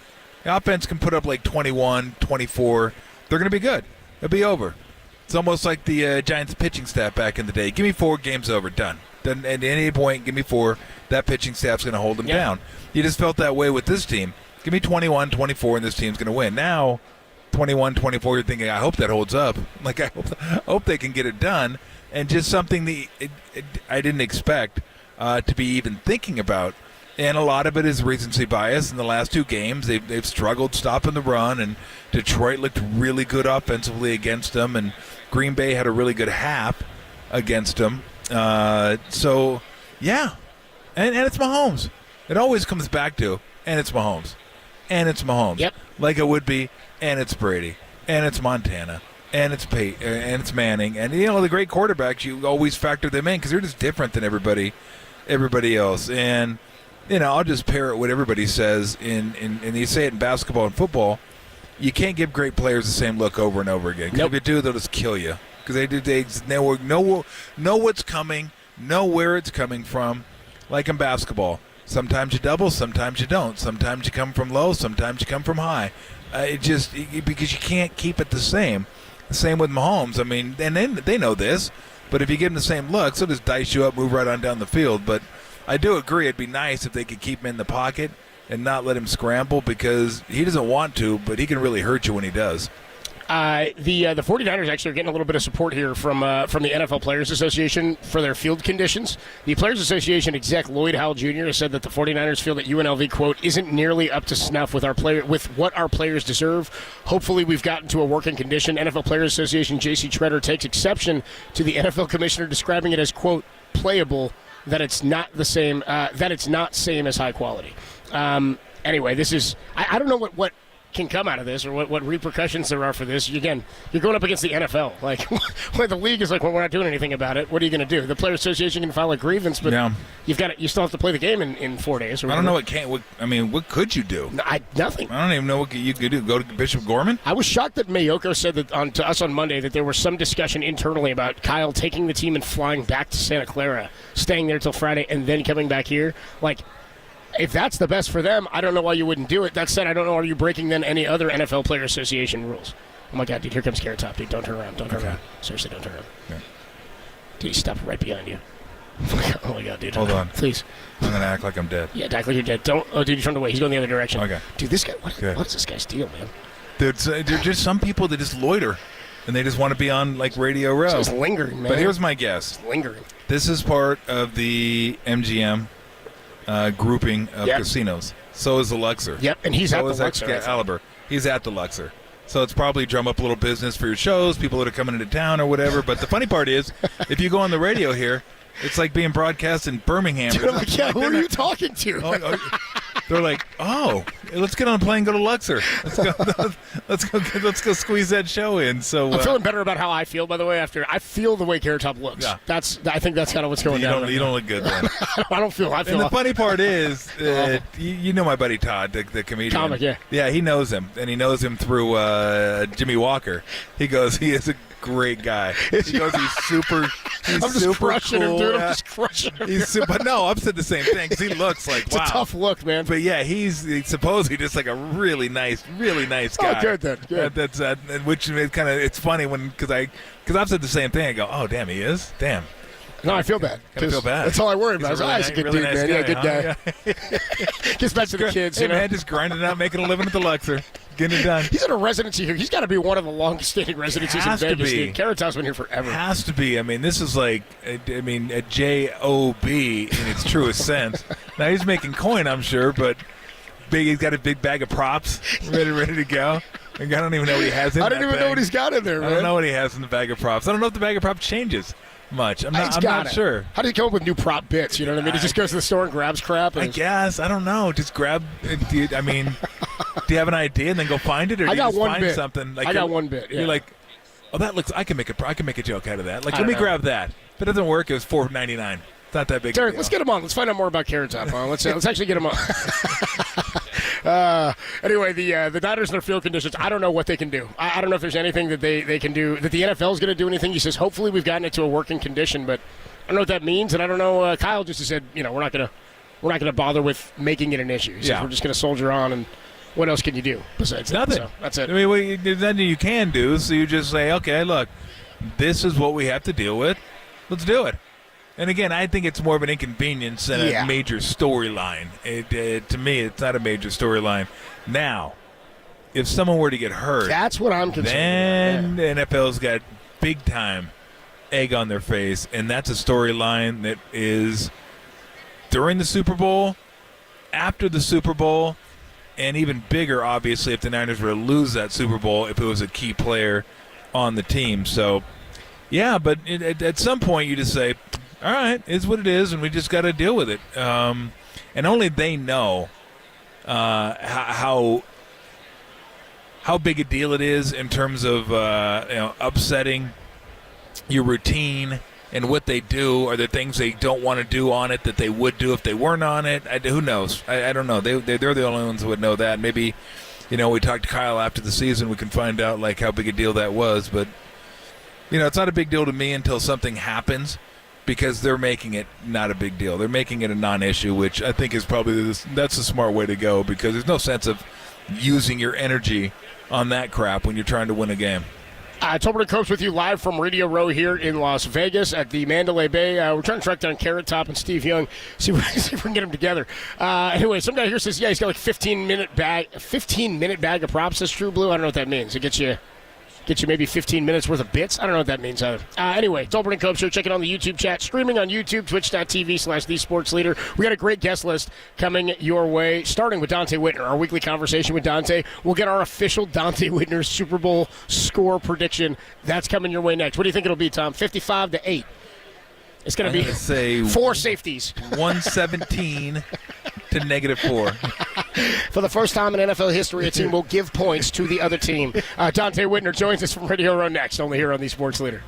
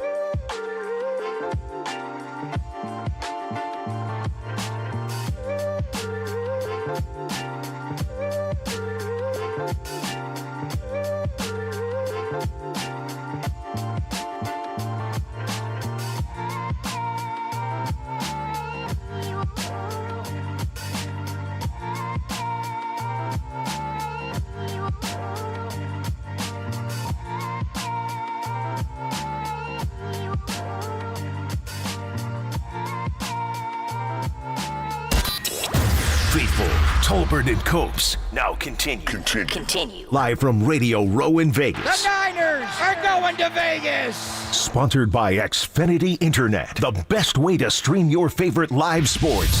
Xfinity, the ultimate entertainment experience on KNBR.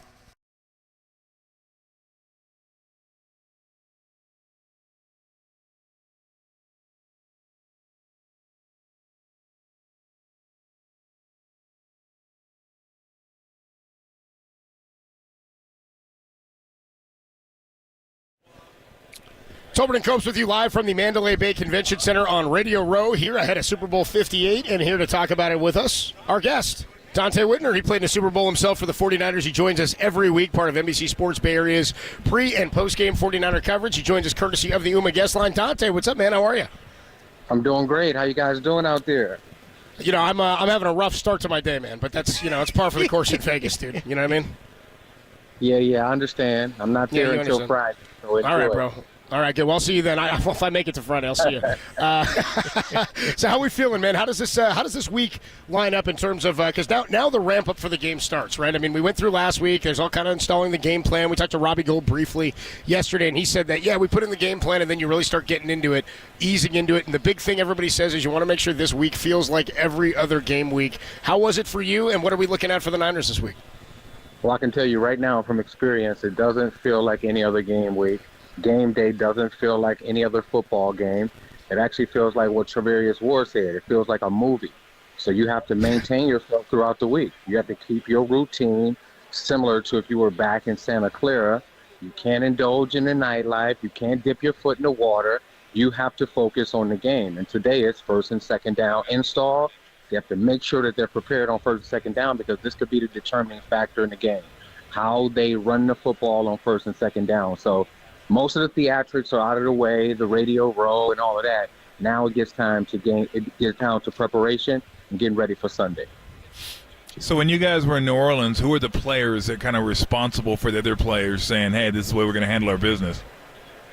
Well, there weren't any players responsible for anybody else, and that's what made us a championship caliber team, which is similar to what the 49ers are now. They're self-managed. Each individual understands the plan and the task at hand, and they understand the opportunity that they have. You can go back to Vegas at any point. So we didn't have any of those guys.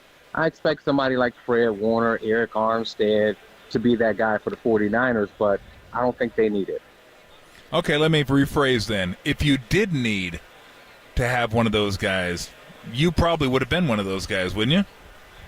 Yeah, I probably would have been one of those guys. But, even myself, I probably hung out a little too much leading up to the Super Bowl. And I think it really costed us. It costed us back in, 2012, 2013? Yeah. So hopefully the 49ers are, a lot wiser and more prepared than we were during that time because we can't go back and retrace history. Talking to Dante Whitner here on the UMA guest line. What's different about facing Patrick Mahomes this time around than the last time they saw him? I know the Niners defense is not as well. The last time they played him in the Super Bowl, and I don't mean last season. I mean last Super Bowl. The defense was better. That was the calling card of the team. Now the offense is obviously the thing that makes it hum. The Chiefs' defense is tough, but he's still Patrick Mahomes. What's different about him and his game now than the last time they saw him? Well, I don't think anything is different. He's improvising a lot more, being that he doesn't have guys like Tyreek Hill that he can just line up and throw the ball deep to. So that's the key with Patrick Mahomes. You have to make sure at the defensive line, you're all on a string and on one accord. You're all thinking the same. The interior guys, along with the defensive ends, you all have to two-gap. Similarly to the way that you rush Lamar Jackson. You would rather keep Patrick Mahomes in and have him throw the ball on time than to scramble around and create explosive plays. And he's going to draw you in. He's going to start to, retreat south to, create space so he can step up and throw the ball north and put a lot of pressure on the underneath coverage in the linebackers to either stay in coverage or come up and tackle him. So it's all up to the 49ers defensive line. They're paying a lot of money to these guys, over $85 million on that defensive line. This is where they have to show up and bring the Lombardi Trophy back to San Francisco. Does this feel like a Christian McCaffrey, Deebo Samuel type game where Deebo gets some carries, they feed Christian, and then both those guys are heavily involved in the pass game? Because that's the one thing in watching the Chiefs this year, Dante, is like they're really good at the back end. I mean, their corners can cover, they can get after it, but they have been susceptible to running the ball, and it seems like that's going to be maybe it's not, but it seems like that's the way to go against this Chiefs team. That's the key on offense for the 49ers and Kyle Shanahan. Run the football down their throat. I know that this will be a game where he would love to have 40 rushes. And when you look at this Chiefs defense since Week 10, they've given up 4.8 yards per carry.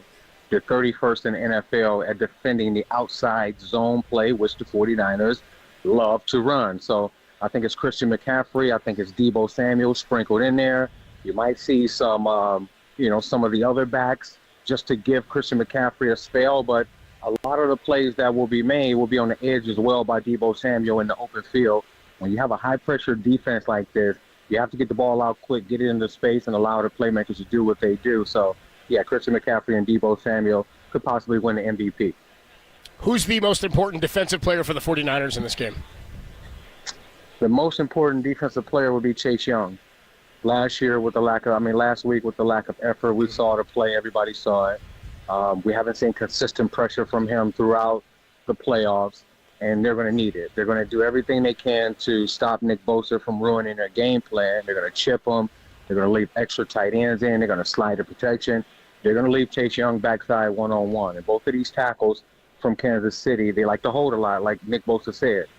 Number 1 and number 3 in penalties. So you have to put pressure on the referees to make the calls, but you have to beat somebody. And that's what we're expecting from Chase Young. So I think he's the key to the defense.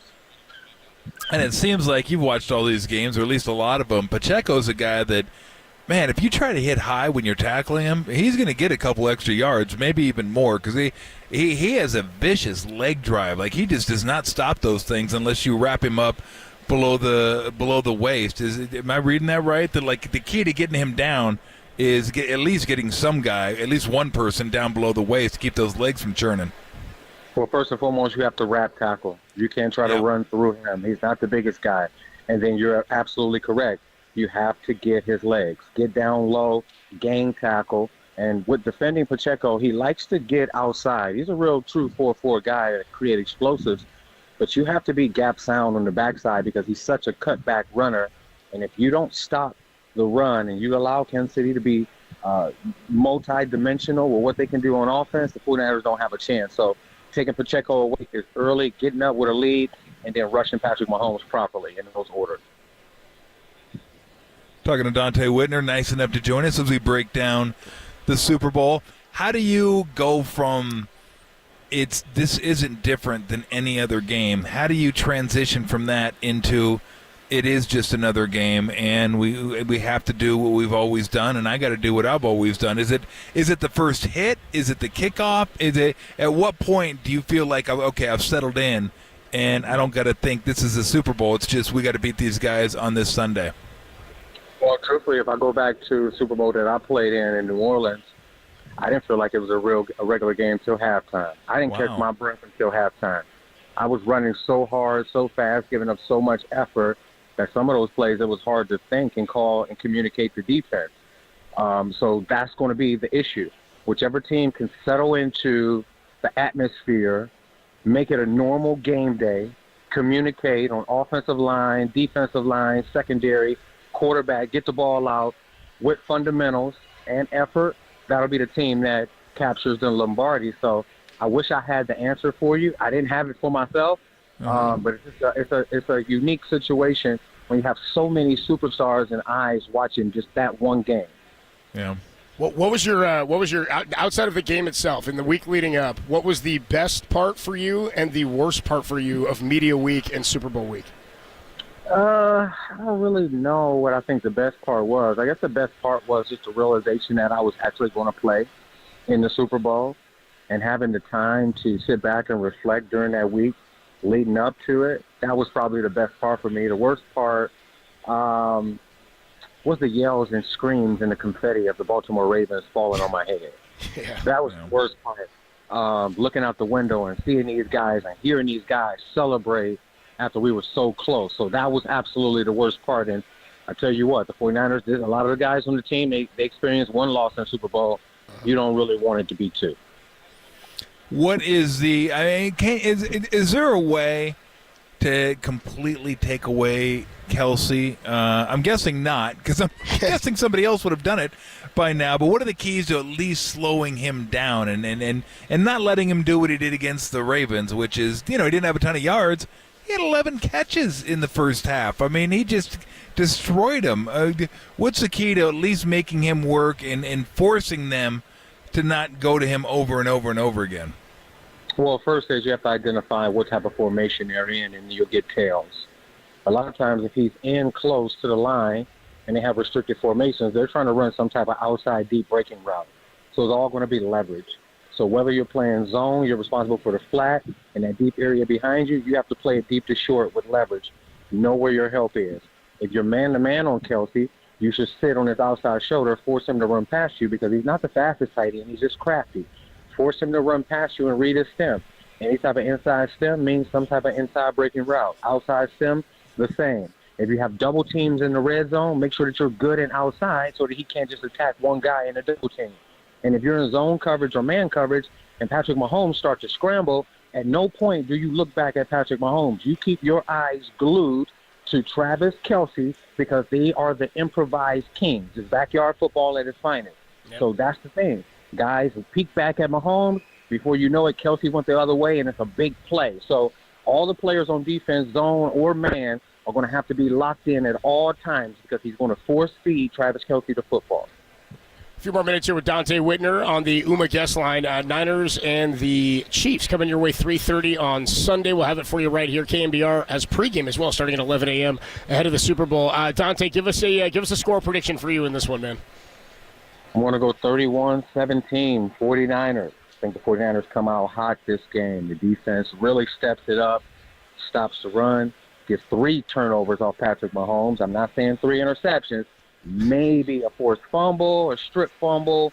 Nick Bosa picks it up, scoops it up, runs it back for a touchdown. But I think the defense gets back to their standard this week, and I think Brock Purdy just plays phenomenal. He puts all the questions and the game manager stuff to rest, and he comes away with his first Super Bowl in his second year and still trending upward going into next season. Dante, even if he wins the Super Bowl, there's going to be people out there that are still going to hang on to that. Yep. They're not going to let that one go. Point, they've already dug in their heels. Yeah. At that point, you just tune them out. At that point, you just I've already done that. Your words mean nothing. I just go right by, just like click right on my TV.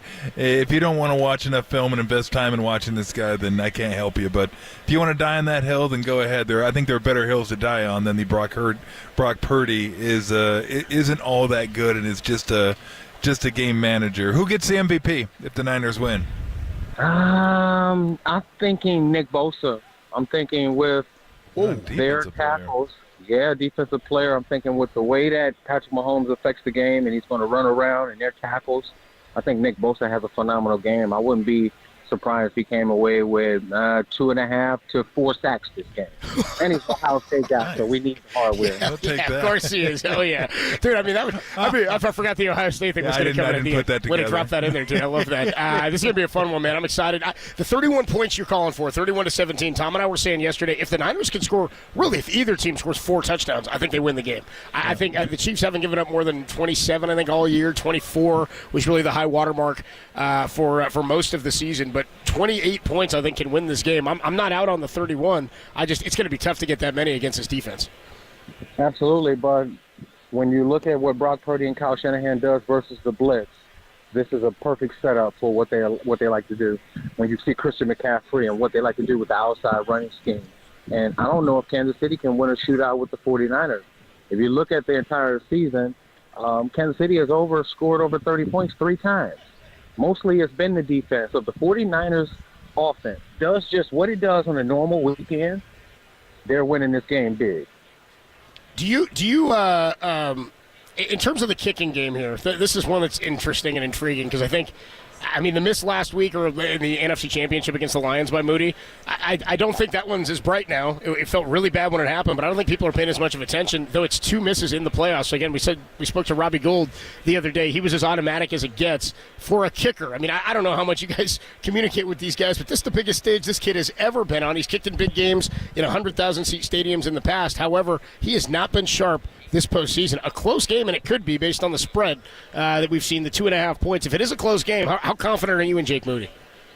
I'm not confident at all. I'm hoping that it's not that close because I have zero confidence that he can make that kick in a high-pressure situation in the Super Bowl with millions and millions of people watching. So hopefully the 49ers offense can get into the end zone and they don't have to put it on Jake Moody because right now I don't know if it's possible for my temperature or my to be negative, but it's probably negative right now. Okay, all right, Dante. What's your first stop in Vegas, dude? What kind of Vegas do you do normally? Are you hit the strip? Are you relaxed? I know you're working this week. I'm a little relaxed. I'm going to go to Milo's, the Mediterranean restaurant, one of the best in the world. Fresh fish, vegetables. I'm going to go there Friday night. I'm going to do Zuma on Saturday night. Nice. And, I got a couple events in there. Aaron Rodgers has an event. His company RX3 is doing something Friday night. Yeah. There's so many different options. It's always good to have options. Always good to have options. Well, Dante, have a safe flight out here, man. We're looking forward to seeing you, and we're excited for the game on Sunday. We'll talk to you this week, bro. All right, I'll see you guys soon. See you, All right, Dante. good deal, dude. Dude, anytime you get into Dante talking food is one of my favorite things. I'm about to go to Milo's.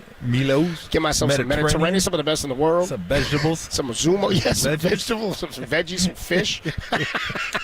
All specific with it. Dante Whitner, fantastic, dude. He joins us every week. You missed any of that, all available, KNBR.com and the KNBR app. We are at 3 o'clock going to catch up with Chris Mad Dog Russo. He's going to join us. Dude, wow. I don't even know where to go with him, man. I mean, I told you Anywhere. one of my favorite rants ever is from the Giants losing in the playoffs in 2003. He said, I don't care how many books I write, how many Marconis I win, just give me one. you got the Yankees rolling through Minnesota, pounding the Twinks. Pounding the Twinks. Just give me one. He's like, I was mad at Pedro, I was mad at JT. Well, I can't be mad at JT. Fantastic. Chris Mad Dog Russo will join us momentarily here at the top of the hour, and then we'll keep the guests coming your way. Greg Cosell going to join us. Mike Golick going to join us. Hopefully we'll track down Carrot Top, too, only here on The Sports Leader.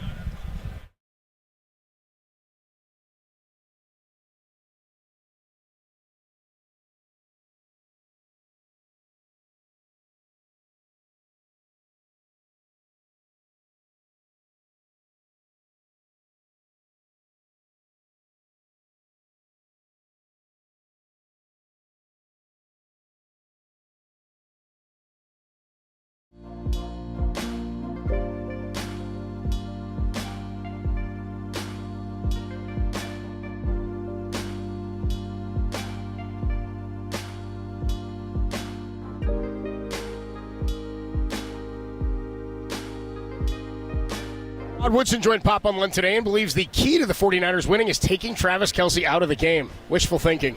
More on that podcast trending. KNBR.com and the KNBR app.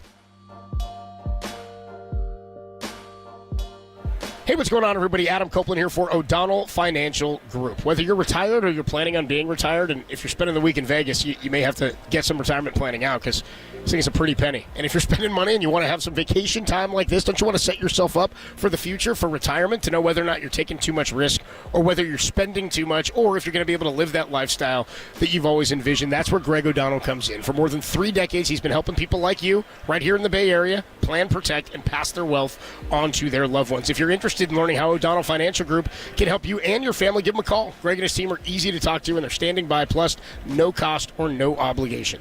Call them today, 866-496-2300, or visit online at o'donnellfinancialgroup.com. That's 866-496-2300, because planning is a process, not a product. Investment advice offered through O'Donnell Financial Services, LLC, a registered investment advisor, registered representative offering securities and advisory services through Independent Financial Group, LLC.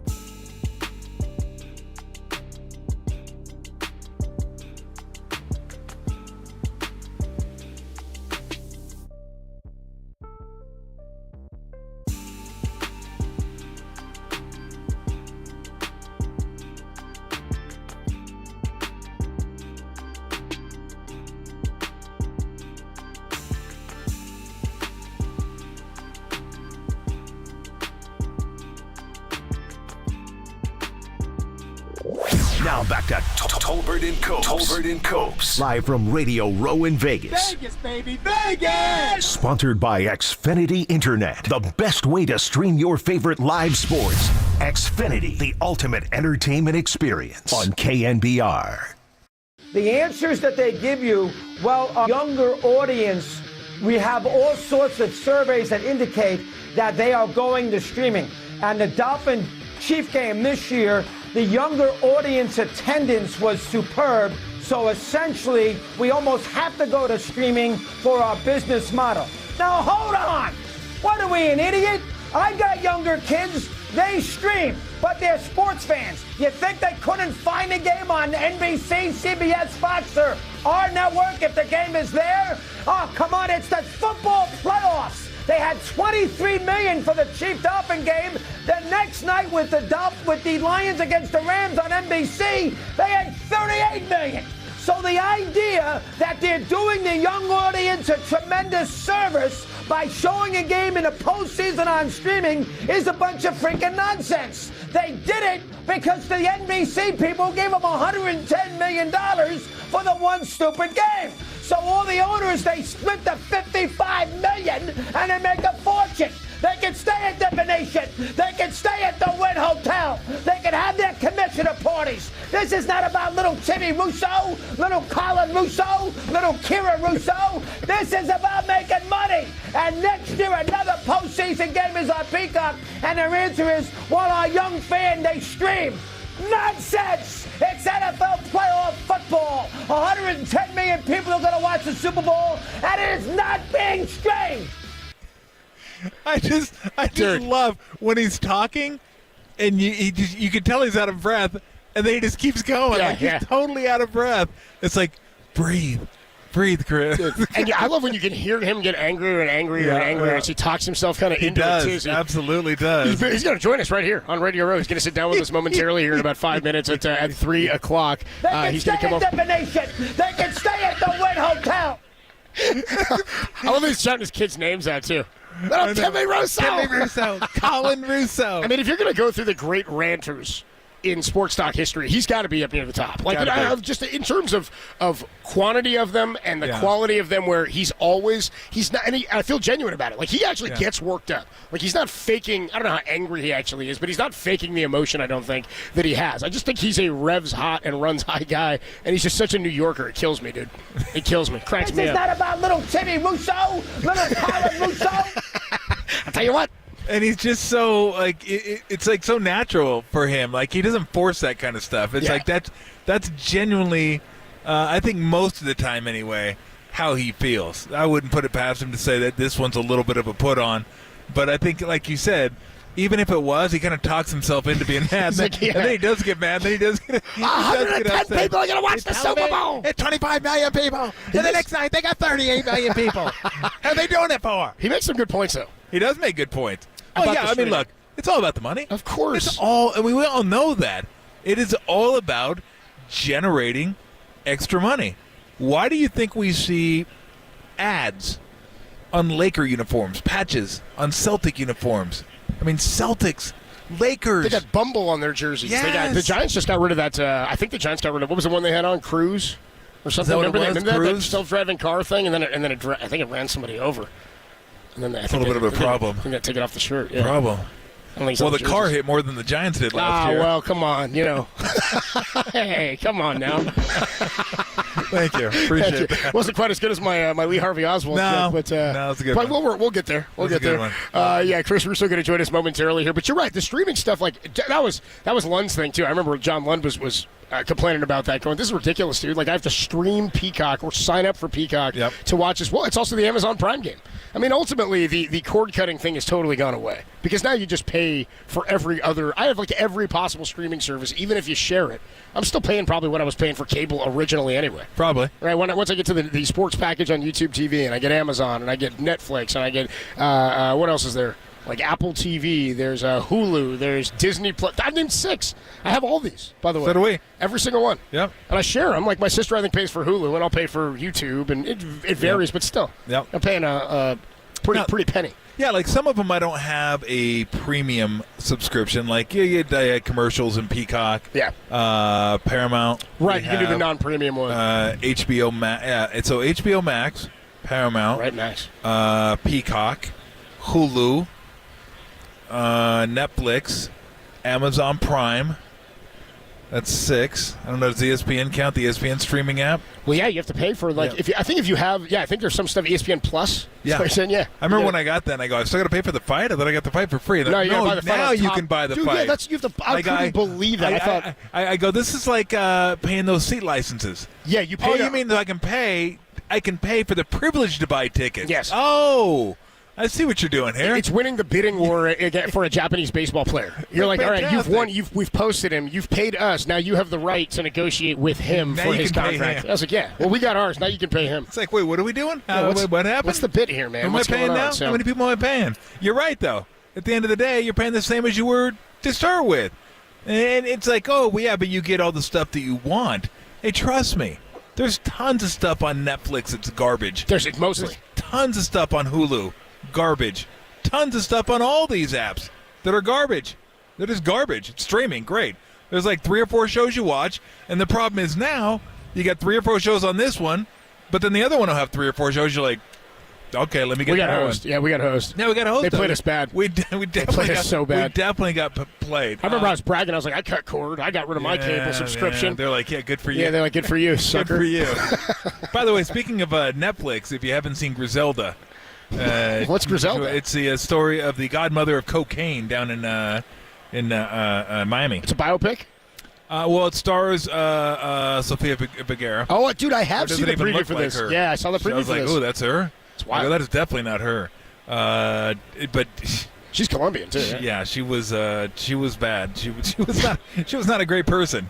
So it's definitely worth watching. I watched it in 2 nights. I watched 4 episodes one night, 4 episodes Just peel them off. the next night. Yeah, so it was good. Like all that stuff, and that's one of the reasons. Like people ask me, did you go out in Miami when you played? I go, now Miami's today isn't like Miami back then. I go, Miami back then. You're like, yeah, I'm gonna go ahead and pass on Miami back then. Miami today is almost like going to Hollywood.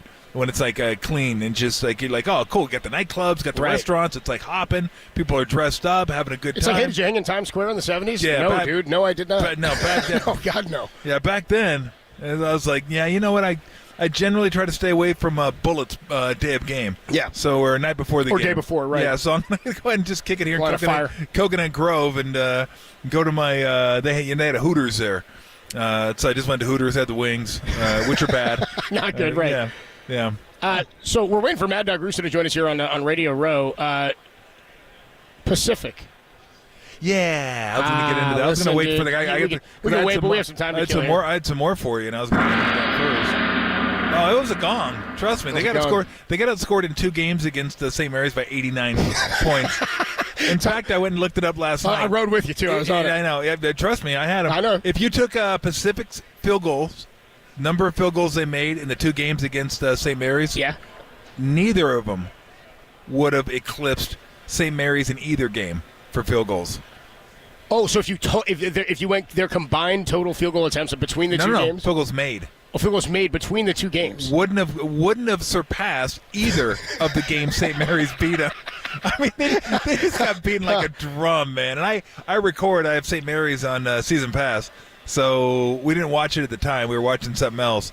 So I go, my buddy goes, well, let's go back and watch it, see how bad they are. And we went back and watched it. We're like, holy cow. They were bad? I didn't see it. Defensively, it was just, they just diced them. I don't know if St. Mary's missed more than a shot between the 15-minute mark of the first quarter and about the 6-minute mark of the second quarter. It's like about a 12-minute period where they scored every time down the court. Dude, they were down 37-19 at the half. I know.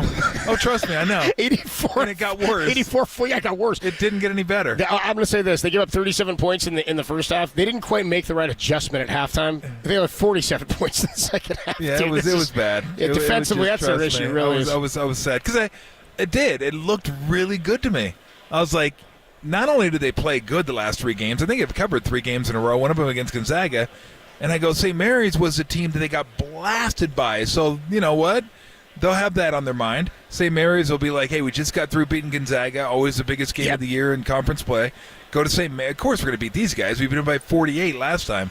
Well, they did the exact same thing, beat them by 41 this time. Again, aggregate, 89 points in 2 games. I mean, that's just that's carnage, absolute carnage. So yes, I owe you guys one. I'll let you guys down on that one. That was a bummed out if they're. Now you know why I don't do college basketball. I'm terrible. It's tough, man. I'm so bad, and I look because I do the Action Network thing where you can track your bets, so you know what you're good at. And I've been doing it for a couple of years now, and I am overwhelmingly horrible. I'm terrible. I can tell you what my record is on college basketball and what I've lost over there, because I'm pretty damn good at NBA and I'm pretty damn good at NFL. I'm god awful at both basketball, college basketball, and at baseball, which is pretty funny. But for I'll give you my little rundown here. I was University Pacific Falls, tough one. They didn't cover the 20. Yeah, tough one. 84-43. They got tipped at the wire. We got backdoored. Yeah. I got one game tonight. I'm on the Pelicans +7 tonight at the Clippers. That's my. Wow, me and you both. Are you too? We're both. Nice. On look that. at us. Didn't even talk. Came down to 6 too. I saw. So I was feeling good about that. We can't blame each other. Look at that. No, we can't. We're on it independently of one another. Mad Dog Russo is it's either going to be great minds think alike or minds suck. One or the other. Yeah, tough day for me yesterday. So in NFL overall, I'm like at 54%. That's good. That's great wage. You go 55 to 60, 55% is like where you want to be. You can make a living if you get 56%. Yeah, NBA, I'm at 56% all time. That's very good. Now, should I go to college or for this? Dude, I got to scroll down to my college ranking here. It's just not good. NHL, I'm 73 and 78 all time. Not great. Wow. College basketball, oof. I'm 51%, but my money's off. Oh, okay. It's bad, so the money's off. I've improved in college hoops, I guess, but anyway, more of an NBA player. So we'll catch some Pelicans hoop tonight. Warriors back in action tonight as well, right? Yep, they're in Philly. Right. No Embiid, and they said Maxey didn't show up for shoot-around because he's a game-time decision illness. So if he sits, then that should Well, the spread is flipped. Warriors, I saw, were getting a point yesterday, and I think they were getting more than that when it opened. No. But you know what they are now? They're like 4.5-point favorites. Yeah, or something, so right? that's because of Maxey. Okay, so because Maxey was sick, and they were saying that he was trending in the wrong direction, like he wasn't feeling good at all. So yeah, if Maxey's out, then that's one they should get. But you never know. Again, the way things have gone for them this year, there's no team they play where I'm confident they're going to beat them. Maybe Detroit at home, but even that was a close game for 3.5 quarters. So. We will see. We'll see if they can get that one in Philly, and then one more on the road, and then head home Saturday. Yep. I'll be heading home Saturday and heading over to Chase for Phoenix coming to town. KD. Yep, KD coming to town for the Warriors. How about we had trade deadline going down tomorrow. We're going to be we got breaking news and stuff coming out while we're sitting here? Are we? Do we? I don't know. Tomorrow, NBA trade deadline. Does it happen while we're on the air, or is it 1 o'clock? Maybe it could be right before. It's just been now. We'll see. maybe we'll get something. Yeah, maybe we'll get something. An NBA grab bag, perhaps. We'll see. Tolbert and Copes with you here live from Radio Row in Las Vegas at the Mandalay Bay Convention Center. We are going to be joined in person, supposedly, by Chris Mad Dog Russo. I think he's on his way or en route. And we're also going to be joined by Greg Cosell and Mike Golick, who I can see is sitting up on a big stage over there. It is hopping here. Tons of players. Cam Newton, by the way. He's walking around with a shirt that said "Game Changer" or "Game Manager." Which one are you? I was like, just go away. I don't know. I don't play, care, man. Leave me alone. Why are you in that stupid hat? Why don't you go grab Carrot Top? Number one, who cares? Honestly, if we have a choice between Carrot Top and Cam, I'm going Top. Easy. I'll take Top in a second. Easy Top. I'll take Top in a If it's heartbeat. between Cam Newton and that Lint sitting there, I'm going to go Lint. Excuse me, Lint. Who do you got in the big game? Who do you think is going to be the key? Yeah, most Lints say that. Most Lints say that. Good call, Lynn. Why don't we take a quick break? We'll take a quick break. I think we're going to track down Chris Mad Dog Russo. He's going to join us here at Radio Row. We'll take a break. He'll come back with us. He's next. Chris Mad Dog Russo joins us next, only here on the Sports Leader. Richmond, shout out to you for supporting KNBR, Richmond's sports leader.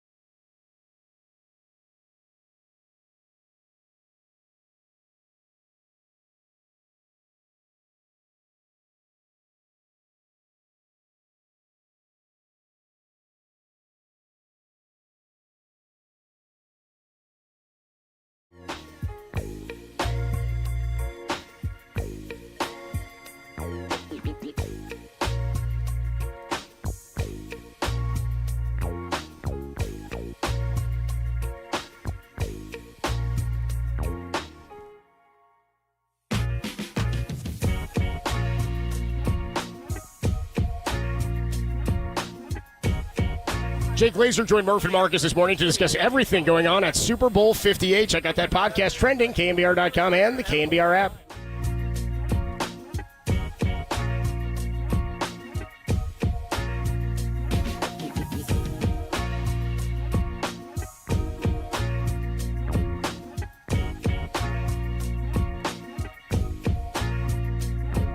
Hey everybody, Mr. T here for Daisy Dips. Big game coming. What do you need? Snacks. Of course you need snacks.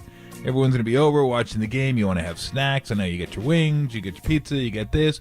But what about the chips and dips? A staple of any game day.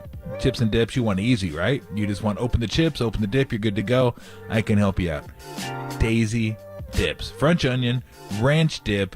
These things are great. You set them out on the table, they will be devoured, and everyone will be happy. And then it's game time, and that's all you want. So when it's big game, when it's event time, it's snack time. That means it's Daisy Dips time. You're Daisy if you do.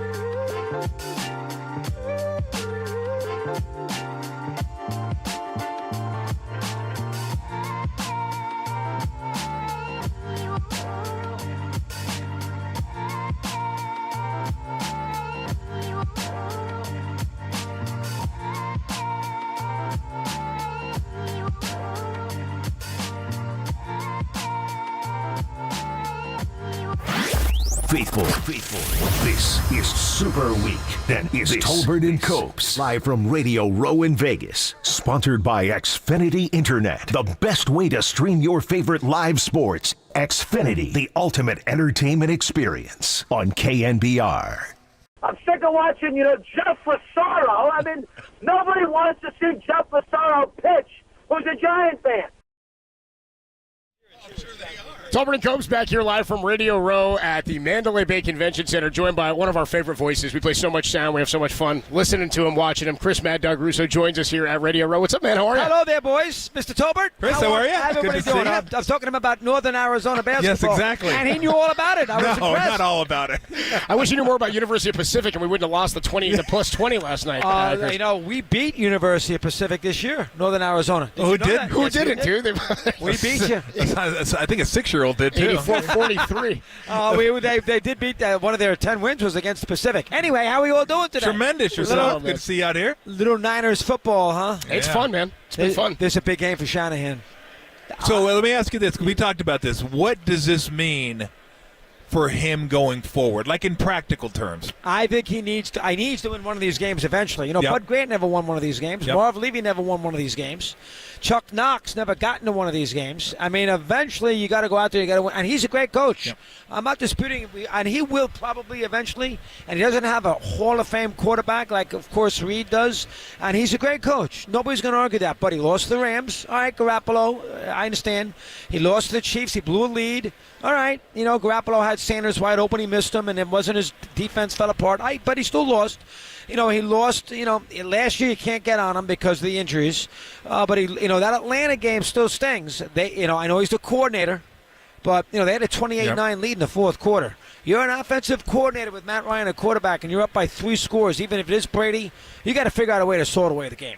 And he's got to take a little responsibility for that. Now, again, I'm a big fan. We always play his cuts after games. He's very good. I'm not sure if he's good with the media. He's great. He's good. He comes on. Everything else. Every week. Fantastic. With us. With you guys? I mean, he seems like a very good. But to me, as a sports fan, looking at this, trying to analyze where you are with these coaches, eventually he's got to win a Super Bowl. Yeah. And, listen, this is going to be a hard one because Mahomes is Mahomes. He's a magician. No doubt about it. And I thought of it a little bit differently after I realized Andy Reid was with Philly for 14 years and didn't win until he got to Kansas City. Fair. And he kind of had that moniker where, yes, the greatest to never win one. And then when he won one, and then he wins another one. Now all of a sudden he goes from that to the best coach in football. So I mean, it changes like that. It really does. Sometimes when you get that first one, the flood doors open and you win a lot more than just the one. He didn't have a great quarterback in Philly with McNabb. He doesn't have a great quarterback here. He's done a great job with Purdy, but I don't like the way the Niners have played these first couple of games. I mean, they're even to go back to the Raven game. They weren't great there. They did not play. They were lucky against Green Bay. Love stunk at the end of the game. 5 for 9, 30 yards and 2 picks. That's a big game. And let's be honest, this is me now talking. Campbell's got to kick a field goal, too, here in this fourth quarter. Second. Yeah, no, I agree. He kicks a field goal there. He kicks that first field goal at 27-10. I'm not sure if the Niners come back from that. That was a turning point, I thought. Oh, I thought so, too. Go up by 3 scores. So you can make an argument that the Chiefs beat Buffalo and Baltimore on the road. The Niners beat Green Bay and Detroit. So you can make an argument that maybe they haven't had as tough, that they haven't played nearly as well as the Chiefs. Now, the other side of it is Green Bay and Detroit both beat Kansas City.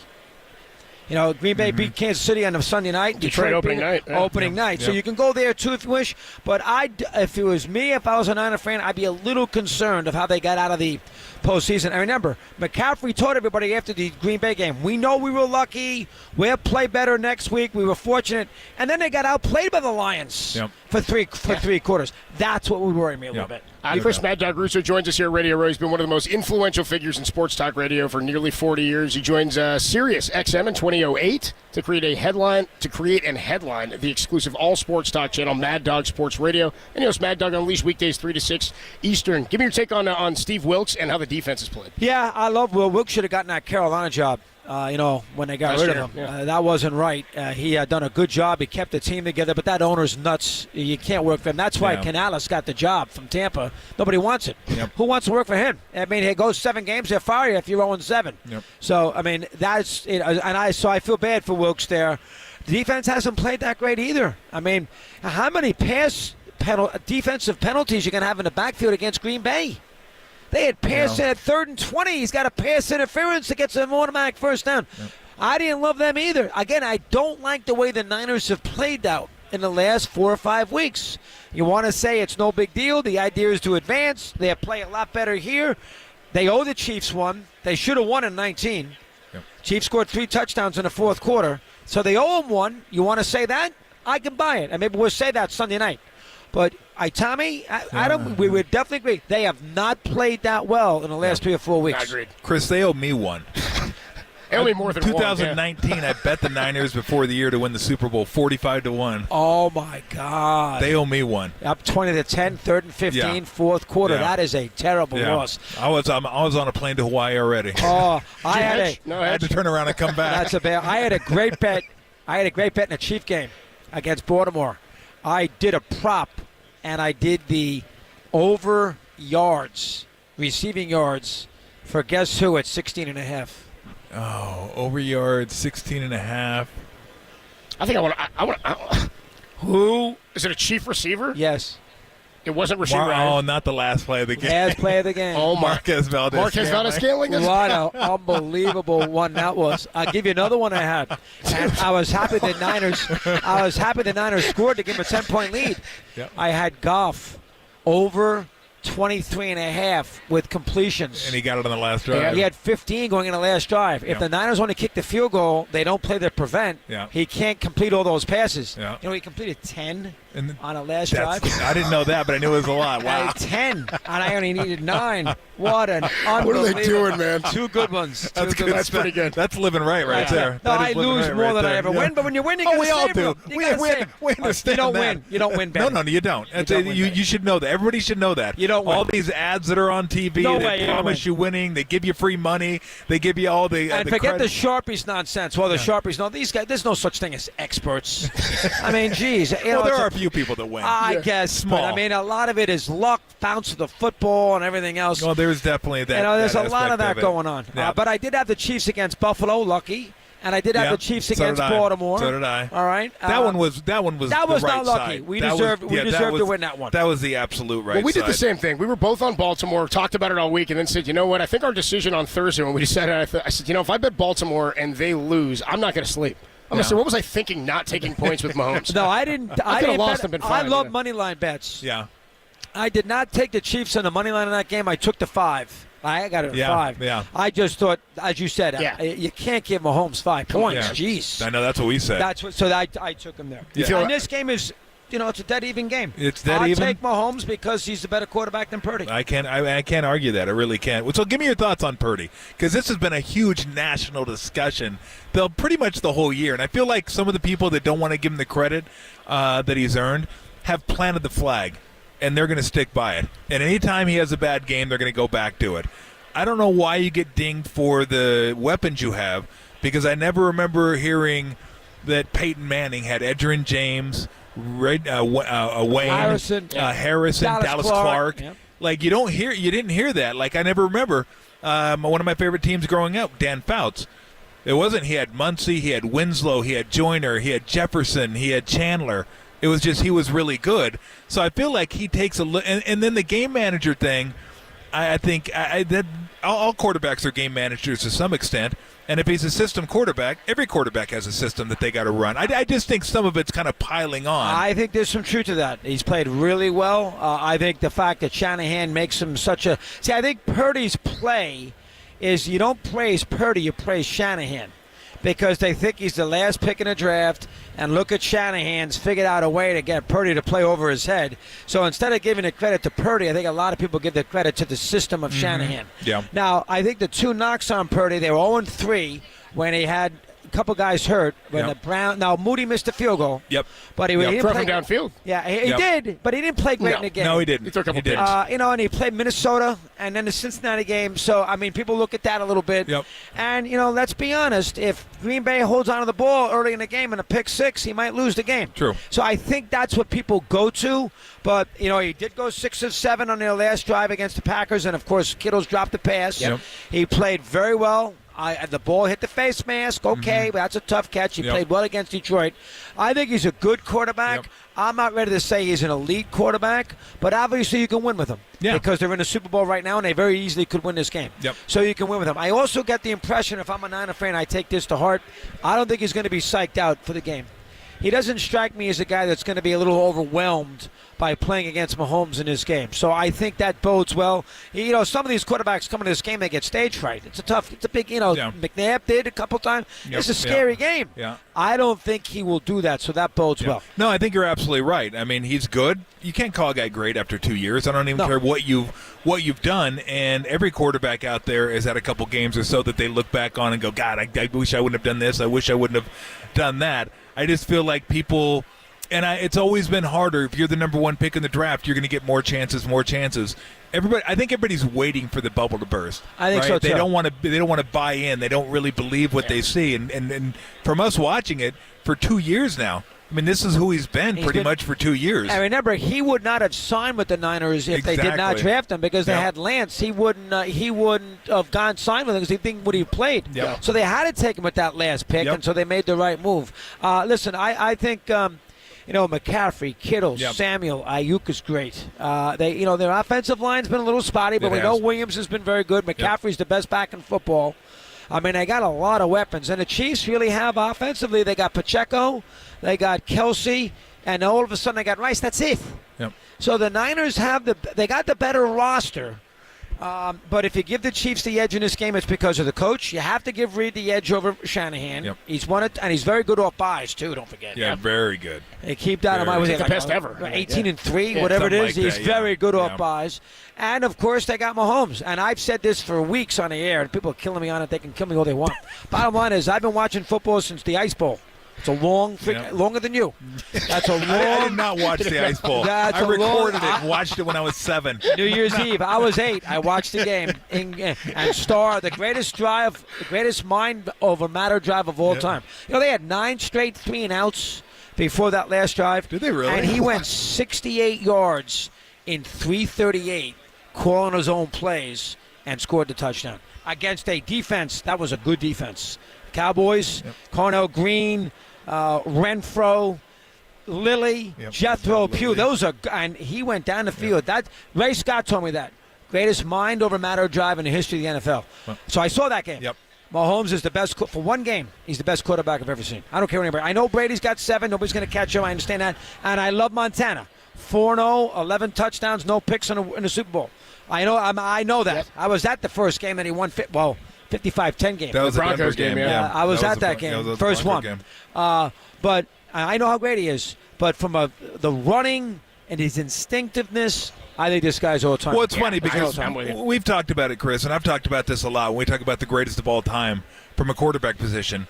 I've never used that term. I used among the greatest of all time because I want to know how Marino would have done if he'd have had Walsh as his coach and he had played in that 49er system. Brady gets credit for winning the Super Bowl against Seattle when he was on the sidelines when they won it because they didn't hand the ball off. They threw it. Like, his stats got no better or no worse, but that play determined whether he wins or loses, and I've always hated the quarterback win stat because so much happens when they're not out there. It's a little bit like the center in the NBA. Yeah. You know, Ewing gets hit in New York. He never won a championship. Yeah. Yep. It's a little bit like that, and it's probably a little too much emphasis on that. 100%. I remember Brady did take the Patriots back. They were losing that game to Seattle, and he got him back in the game. No doubt. But my point is the game was decided while he had his helmet. Yeah, for 500 yards in the Super Bowl and lost. Yeah, and he's credited with an L. And he played. I'll tell you, the thing about Brady, you know what the best game I ever saw, the best game in a losing effort I ever saw Brady play, his guts, was the first Giant game. The Giants killed their offensive line. He got killed in that game, and he hung in there, and he almost hit the board of Moss, which would have at least tied the game. He played so well in that game. Listen, Brady, you know, listen, you can't. Brady's great. I might take Montana over him, but that's just me. Yeah. They're both phenomenal players, and I think Mahomes is on that level. I think he will be at the end of the day. He won't win 7. Yeah. 7's too many. Yeah. You're not going to win 7. But here's what people have told me today. You know, Chris, if he loses, he's 2-2 in the Super Bowl. Yeah, because they lost to Tampa. Yep. And you think about that, the all-time greatest usually don't go 2-2 in the Super Bowl. So maybe if you look at it, a little pressure on him too. Yeah, no doubt about it. I think the Chiefs will win a close game. I'm not going to bet against Mahomes. Yeah, it's tough. How many did Elway lose before he got 2? He lost 3. He lost to Washington, the Giants, and the Niners. And the Niners. Yeah, and then he wins it too at the very end. Chris Mad Dog Russo with us here from Radio Row, Mandalay Bay Convention Center. All right, so you're on the side of the Chiefs. I got to get a thought from you before we let you go just on the Giants, man. I got to do it. My beloved San Francisco Giants offseason, dude. Jung-Hoo Lee, how we doing? It's hard to believe. First of all, I like the manager. I spoke to him. I did an event with him before we came out. He's Bob Melvin, fantastic. Good manager. He's great. Fantastic. I don't know how Farhan survived when Kapler got kicked out. I don't know how Farhan survived. That bothered me. I mean, he had one big year. See, the Giants' problem is they thought this interchangeable way, sort of like what the Dodgers did, where they can use their whole roster, platoon all over the place. Yep. They thought that was sustainable. Stars win. Seager won. He's his Hall of Famer. Stars win these games in a lot of ways, these big stars. The Giants don't have any stars right now. And the other thing I blame Farhan on, everybody in New York knew Judge was going to stay in New York. Yeah. He got involved in that. Everybody knew he wasn't going to leave Steinbrenner. Think he's going to leave the Yankees after he hits 62 home runs when he breaks Maris's record? No. So he gets everybody in the Bay Area all pumped up because he goes to Fresno State. Nobody in New York thought at the end of the day he was going to leave the Yankees. I didn't think so. I know it got a little dicey there at the end because Heyman printed out, with the Arson Judge, all that. That's it. You guys are. Dude, we were on the air. We broke it, and then we go, no. Tom didn't buy it, by the way. When Heyman put it out, he goes, "I'm not buying it until like Susan Slusser says it." I was in. We were in the winter meetings, and that division's going to be a pain in the neck now. Arizona's pretty good. The Dodgers are great. San Diego's not bad. That division's going to be hard. Giants will probably win 80 games again. Is the fan base a little down on them? A little bit. I'd say people are frustrated. Yeah, maybe more than a little bit. Because nobody wants to take their money. Yeah. Nope, no doubt. And Ohtani wasn't going there anyway. No. They had a bid for him, but Ohtani was, if he had the Dodgers or Giants, why would he not go to the Dodgers? Well, he did. He did. And now here we are. Man. You know who Tom sounds a lot like? Who's that? Who? Kruko. You think he sounds like Kruk? You sound a lot like Kruk. You remind me of Kruko. Get out of here, meat.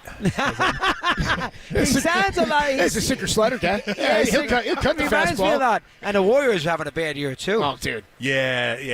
You have to live with that. You won 4 championships. We're okay. We're due for another dynasty. But you know what? I know you got to run here, but I tell people this is like the life cycle of a dynasty if you want to keep your players and reward them. The Phillies did it. The Giants did it. And I get it. The Steelers did it a long time ago. Steelers did it. They made your franchise worth much more money. So it's you much pay more them, and then they're old, and you're done. And nobody wants them. So you can't Thompson trade is them. an example. It's the same deal. And I don't mind doing that. But if you want to do the Bill Walsh thing where it's like get rid of him a year too early because you will be better, but it still kind of hurts as a fan. Sentimental. It's not the sentimental way to go. Exactly. So it just is what it is. Hey, before we let you go, give us a prop pick. Prop pick I'm going up to South Point tomorrow morning. I love South Point. Nice. So South I Point's will great. figure out a way to do that. Okay. You know, my buddy Fat Rob, who I talk about all the time in Rapid City, he's a former priest, lived in the Vatican for 5 years. That's incredible, dude. He's a former priest. He was in the priest when they had the smoke coming out and picking the next pope. Did they? Yes, I swear to God. And he's in Rapid. He likes the Pacheco over the rushing yards. Now, what is it, about 60? I don't do a lot of props, so I don't know what it is, but okay. He liked that, and I haven't looked at it yet. I might just go Scanling again, because you got so lucky the first time. He deserves another chance. So, it's only 20 yards, one catch. You get it. Yep. No, absolutely. So this, that's how. Does he bless the picks before he gives them out? Well, no, he doesn't. Because if he does, I don't know. It doesn't work. Let's put it that way. I lose more than I win, just like you, Tommy. But that is a tough one. Yeah. You had the Niners on the way to Hawaii at 45-1. 45-1. I'll give you another one. It's even worse. Not even worse, because that's the worst one. So I had Atlanta over New England. 28-3. How many was the line in that game? 3. Yeah. So I had. And they scored a touchdown. I had +3. I had Atlanta money line. I had the under. You got killed. It went to overtime, so it went over. They lost the money line and they scored a touchdown. Yeah, so they won by 28. 6. Yeah. So I went from 3-0 to 0-3. You doubled down though on Atlanta. That's always a little risky. Well, you think? Yeah, it was a lot risky. That day I went 4-0. I had the Pats on everything, and my other bet, I hit the over on the national anthem time money. Oh, you do that? Beautiful Very day. Beautiful good. day. If I'd have known him, I'd have hated it. Yeah, well, you didn't know. How long you two been together for? 2 years now. 2 years now. Good for you. Yeah, no, it's good stuff. Afternoon drive in San Francisco. Nothing wrong with that. Nothing wrong with that. Well, Chris, thank you so much. We love you guys, boy. My station, KNBR, baby. Thanks, Chris. Chris Russo told me to come with you live from the Mandalay Bay Convention Center. More to come on the Sports Leader.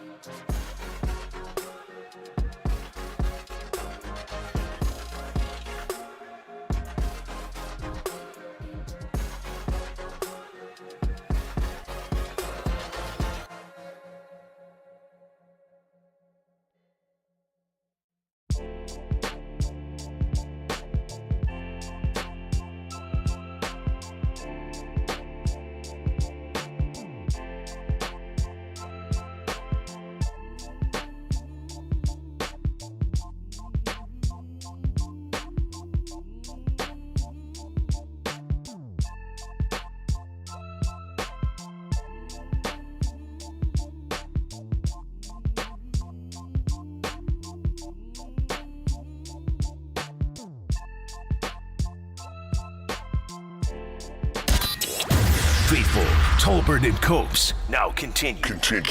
Live from Radio Row in Vegas. The Niners are going to Vegas. Sponsored by Xfinity Internet. The best way to stream your favorite live sports. Xfinity, the ultimate entertainment experience on KNBR. Tolbert and Coast back with you live from the Mandalay Bay Convention Center at Radio Row in Las Vegas, Nevada. Super Bowl 58, Sunday afternoon, 3:30 kickoff. And we'll have a pregame for you starting at 11 a.m. Myself, Dennis Brown, John Lund, live from Allegiant Stadium here in Vegas. We just had a great chat with Chris Mad Dog Russo. That's one of my favorite interviews I think we've ever done.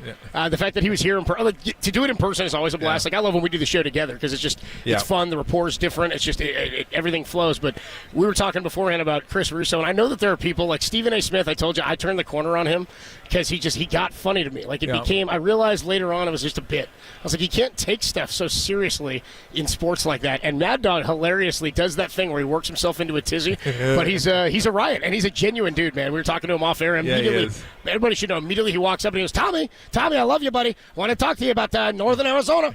Talk Northern Arizona hoops, but is this kid playing there, coaching there or something? Coach. He's coaching. Yes, there. he's a coach. Good deal. He's like, I don't know what, he's an assistant, 25. So I don't know what he does, player development, stuff like that. But yeah, I'll bounce around and listen to him occasionally, and he always talks about going to Northern Arizona, going to Flagstaff to see his son. Yeah, we played them at Arizona. It was a dome. I forget what the dome was. Not the Kibbe Dome, because Kibbe Dome's Idaho, but it has some sort of dome, and there's a massive statue of like Paul Bunyan, and I think the ox. What's the ox name? The blue ox, Babe. Yeah. I think that's There's like it's like, whoa, look at those things, man. Then we just went and kicked their ass and went home. It's Northern Arizona. Of course we're gonna kick their ass. I think I played about 20 minutes that game because we kicked their ass so bad. But it is what it is. It's Northern Arizona. They're in the Big West. They've had some decent teams, though, from time to time. But anyway, so he'll talk about it every once in a while on the radio. It's like, I can't imagine there's a bunch of people out there clamoring for some Northern Arizona Lumberjack talk. No. Let's get into the Lumberjack basketball. Or Pacific. Yeah, let's talk about it. Because we beat Pacific. Yeah, we beat him. But yeah, who didn't? But he was, the best thing about him, not the best thing, but one of the great things about him, too, is he's a gambler. He likes to bet, and he understands that it's like, hey, man, he does it the way we do. We throw in some money out. You want to have some fun. You're going to lose. That's why you do it. And he's got some good bad beats, but in his breakdown of this game, and I like getting it from him because he's a neutral observer, somebody who's watching it from the other side of the country, has watched Mahomes do what he's doing, and he was pretty. I thought his breakdown and understanding of what Brock Purdy's done was fair and apt. I think he gave more, context and layers to the idea that Kyle Shanahan is making Brock great. He says that's true, of course. Every great play caller does, and every great offensive mind does. He's figured out a way to make him successful. I also do think he colored it a little one-sided when he said, well, he did lose those games when he didn't have guys around him. Well, Debo got hurt early in that game. He's a major part of the offense. Any number one receiver goes down on a team, the quarterback can have a different time. Yeah. You pair that with losing your Hall of Fame left tackle, who's the best in football, it's makes for a rough stretch of games. Also, he mentioned the Vikings game. Let's not forget about the touchdown at the end of the first half. So, was it Jordan Addison? Got that touchdown at the end of the first half, got ripped away. I think Mooney Ward tried to go for a pick or something. You're right. I can't remember who it was. Anyway, and he breaks free for that touchdown, and the rest is history. So the one thing that I will say is it all comes back to they've got Mahomes, but he brought up the Andy Reid part of it too. And Andy Reid against Kyle Shanahan or against Steve Wilkes, it's tough to say Reid isn't the guy with the advantage. He's been to so many of these, and as incredible as he pointed out off the bye, he said he was taking Mahomes. He said you can't bet against him. You can't not take those points. But that's, again, logically, I feel like the 49ers are the better team. I don't know that that's going to be the case Sunday because of what he said. Well, look, you got to cut, Tim? Go ahead. You can make an argument that the Chiefs beat Buffalo and Baltimore on the road. Mm-hmm. The Niners beat Green Bay and Detroit. So you can make an argument that maybe they haven't had as tough, that they haven't played nearly as well as the Chiefs. Now, the other side of it is Green Bay and Detroit both beat Kansas City. Green Bay beat Kansas City on a Sunday night. Detroit opening night. Opening night. So you can go there too if you wish. But if it was me, if I was a Niner fan, I'd be a little concerned of how they got out of the postseason. And remember, McCaffrey told everybody after the Green Bay game, we know we were lucky.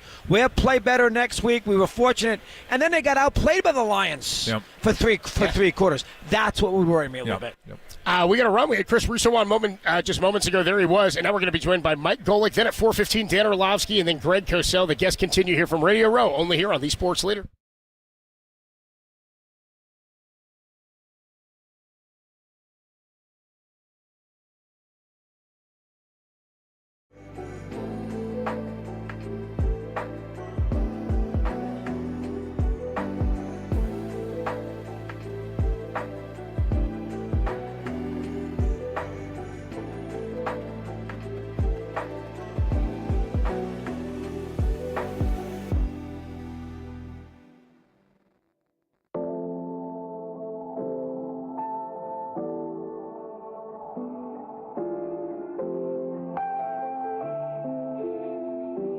Alex Smith joined Murph and Marcus this morning from Radio Row and discussed playing for the 49ers and the Kansas City Chiefs. Check out that podcast, trending, KNBR.com and the KNBR app.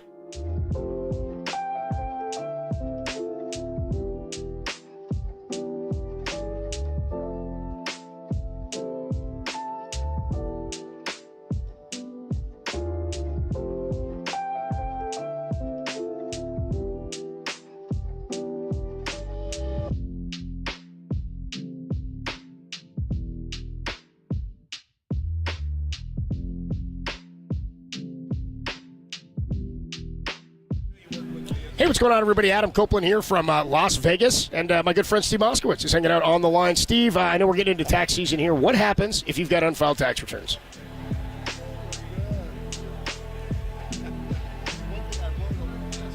It's a real common problem, and you don't want to stick your head in the sand because the IRS, even if you've been getting away with it for a while and you think, oh, you'll continue to get away with it, you won't, because the IRS, as you know from the news, hired all these new agents. And part of what they're charged with is going after people that haven't filed returns, haven't paid. And you don't want somebody coming in and cleaning out your bank account or going to your customer and saying, don't pay you, pay IRS. That can put you out of business. You don't be fighting with your spouse over it. The bottom line is, what we want to do is go to the government, get you a sweetheart deal. We want to do everything for you so you don't have to talk to the government, deal with them, have anything to do with them. We'll do the whole job. And then you can live a normal life. This is what we do for a living. Let us help you. Let's take care of it for you, especially in tax season. 1-888-TAX-DEALER. Find him at MoskowitzLLP.com.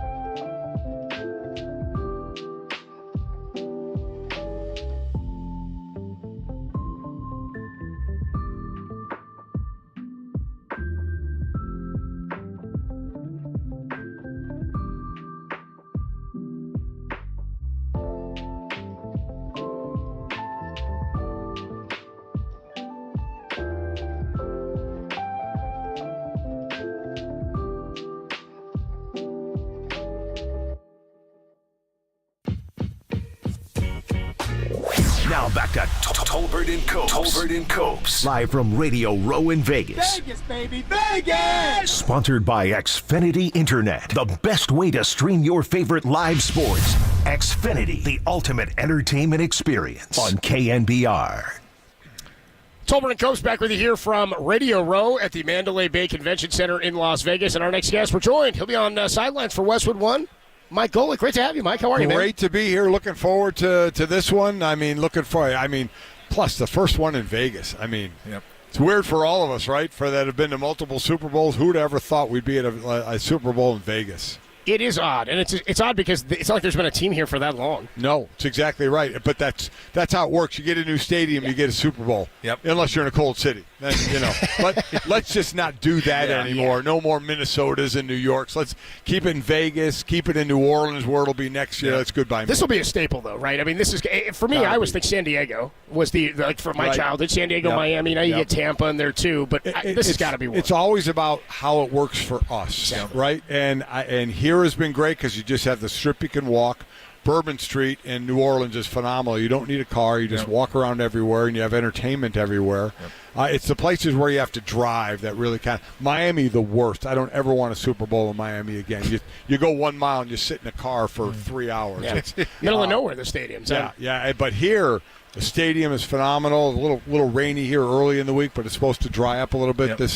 But again, I mean, the way the NFL treated gambling, and the way they are now, it's always amazing when owners hear the money you can make starts with a B, how accepting they are of things. Oh, gambling, you know what? That's not that bad of a thing. Well, we can go ahead and do that. Well, it's so taboo. They didn't even want a commercial about Vegas in a Super Bowl. That's where what happens in Vegas stays in Vegas. Yeah, it's amazing. Remember when Romo couldn't even do a fantasy draft here? It had nothing to do with gambling. Exactly. But they wouldn't let him do a fantasy draft. Now it's almost a little hypocritical of them having the Super Bowl here, but saying any employee, forget the players because they're busy practicing, but any employees can't go gamble. I mean, like at all? You can't play blackjack? Well, you can't walk into a sports book. Oh, okay. And they would rather you not gamble. But, I mean, the sports book I get.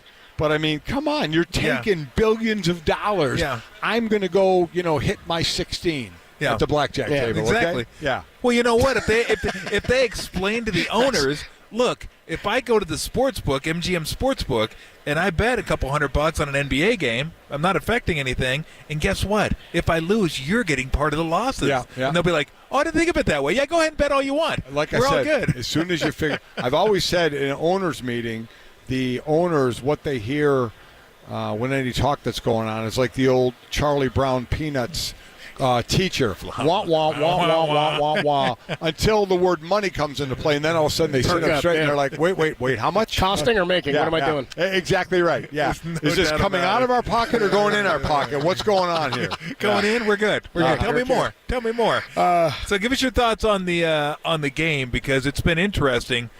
I think from what I read and just following stuff, the line in this game at the end of the regular season would have been Niners by 5, Niners by 4, somewhere around there. Now it's Niners by 2. So much has changed in like 3 games for the Chiefs and 2 games for the Niners. And for the Chiefs, it's because of their defense. Yes. What Steve Spagnuolo is doing on that defense has been fantastic. What they did to Lamar Jackson was great. Stopped him from really running the ball. We know Brock Purdy can run some. He had a couple of nice runs last week. For the most part, his job is get the ball out to the receiver. So I'll be interested to see what Spags has set up for this one. And for San Francisco, third against the run in the regular season, under 90 yards, and now they're giving up over 150 yards in the playoffs in a couple of games. So I talked to Fred Warner on Monday, and he basically said, listen, that's on us. That's execution. And as a former D lineman, I get it, because I'm playing the 3 technique. I got the B gap. Who's playing the 1 technique? They got that A. Where are the linebackers filling what gap? And Fred's like, we have guys not being in the gaps they're supposed to be in. And it only takes 1. Now you're not in your gap. A hole opens up, and next thing you know, the back's at the second level. He said, we did that too much. So he said that's something we have to execute better on. And other than that, their defense has been really, really good. So to me, we can talk all the offense we want, but this game is going to fall on the defenses. So does that – I kind of made the analogy because I've never been on a defensive line before, and I don't know what that's like. But in basketball – it hurts. Well, I'm sure it hurts a lot more than hoops. Yeah. But basketball, it's like you got to play run. Instead of running the play, a guy dribbles down, just shoots it. You're like, well, what about you worried about yourself? You worried about the play? Is that similar to when guys go outside what they're supposed to do? Like they want to do more than they should be doing? Like they want to get the sack. They want to get the tackle. 1,000%. Okay. What you need to do on the defense is trust the guy next to you, that he's going to do his job. Do your job. Listen, I played 9 years. I was an average to a little above average player. I wanted to just make sure I did my job. Mm-hmm. I was doing a show years ago and this is a while ago, that John Hanna, the offensive lineman for the Patriots, one of the biggest, meanest O-lineman player you will ever play against in your life. Hall of Famer. I'm talking to him, and I asked him, I said, what motivated you on the field? And he said, fear. I said, wait a minute. I said, you kick anybody's ass on this field. What were you afraid of? He's like, oh, no. I didn't fear anybody there. Fear of letting down my teammate. That's what drove me. And so his job, take care of my responsibility. Yeah. Don't try and overstep. Don't try and do too much. Do your job. And if everybody does your job, you can basically picket fence it on the defense and not give the offense a gap. Because no matter how technical, and this is a game, my God, the amount of motion we're going to see from both these teams is going to make your head spin. But at the end of the day, the game comes down to one-on-ones. If I played my gap and I'm in my B gap and that's where the back comes, I got to make the play. Yeah. If that back shakes me, it's my fault and it's a big play. You got to win your one-on-one battles. Talking to Mike Golick here from Radio Row at the Mandalay Bay Convention Center in Las Vegas. The defensive line you're talking about for the 49ers, I know it's going to be about stopping the run here. They missed a lot of tackles. Yep. It felt like in that first half of that game. Fred Warner, I think, and Nick Bosa this week at center, it was last week, said it's about committing and putting your body on somebody. Tom, you talk about it with rebounding a lot. You're like, you just have to decide that you're going to go rebound. Mm-hmm. What is it about missed tackles? It's been a problem for him this year. It can be mental. It can be just that. I mean, it's about – same way with defense. You can X and O all you want, but then there's a want to. Yeah. Okay, I got to get there, and when I get there, I got to be able to make the play, not just put my head down and dip my shoulder and hope I take his legs out, and have a weak tackle. I got to make the play, and if I don't make the play, I better make sure I either hang on to the guy or turn him to my friends. Yeah. Be smart about it. Use the sideline. Use whatever you can. So, and Fred said the same thing to me. He said, we were questioned about our want to get to the ball. And let me tell you, this as an athlete, you get questioned about your want to. Yeah. That's going to sting. I can get beat by somebody. I went up against plenty of players where I won some battles and I got my ass kicked. And you know what? You deal with the physical part of the game. But if there's any want to issues, man, that's something that will drive a coach and will sting for a player. Because your teammates are looking at you. It's exactly right. It's exactly right. Like, what are we doing out here if you're not coming along for the ride? How important is? And Christian McCaffrey is always important. Yep. But it seems like in this type of game, where the Chiefs on defense, if they have a weakness, it's against the run. Yep. Their secondary is fantastic, and if you can eat up clock and keep Mahomes on the bench, that's even better. This seemed like a McCaffrey and even Debo running the ball game. So here's what's interesting to me about Kyle Shanahan is he's coached now 2 Super Bowls. One that's the head for San Fran, and then the OC in Atlanta, and the 28-3. We got the lead debacle where they lost it to New England. In both of those games, he never had a back with more than 12 touches, I think, in the game, which is surprising. Yeah. That can't happen here. Christian McCaffrey, 15 to 20 times easy between running the ball and catching the ball. Yep. He's got to have the touches. So that, to me, is going to be one of the big differences. This guy still, what is it? And I did not realize this. There are so many stats out there that make your head spin. Yeah. Christian McCaffrey has not been there long, right? Before he got there, Kyle Shanahan had a losing record. Kyle Shanahan, I think, was 46-48. And has had, obviously, a monster winning record since Christian McCaffrey. We see the difference. He gets there 17 straight games. He's scoring a touchdown. Yep. He's a linchpin, and Kansas City knows that. Any defense wants to make the other team one-dimensional. And you sit there and say, wait, make them one-dimensional with Patrick Mahomes at quarterback? Yes. Because you give Patrick Mahomes a two-way, to play action or have the run work, and now you're really screwed. So try and take that run away is what you want to do. Same thing, Kansas City knows. Stop McCaffrey, make Brock just have to stand in the pocket and dish the ball around.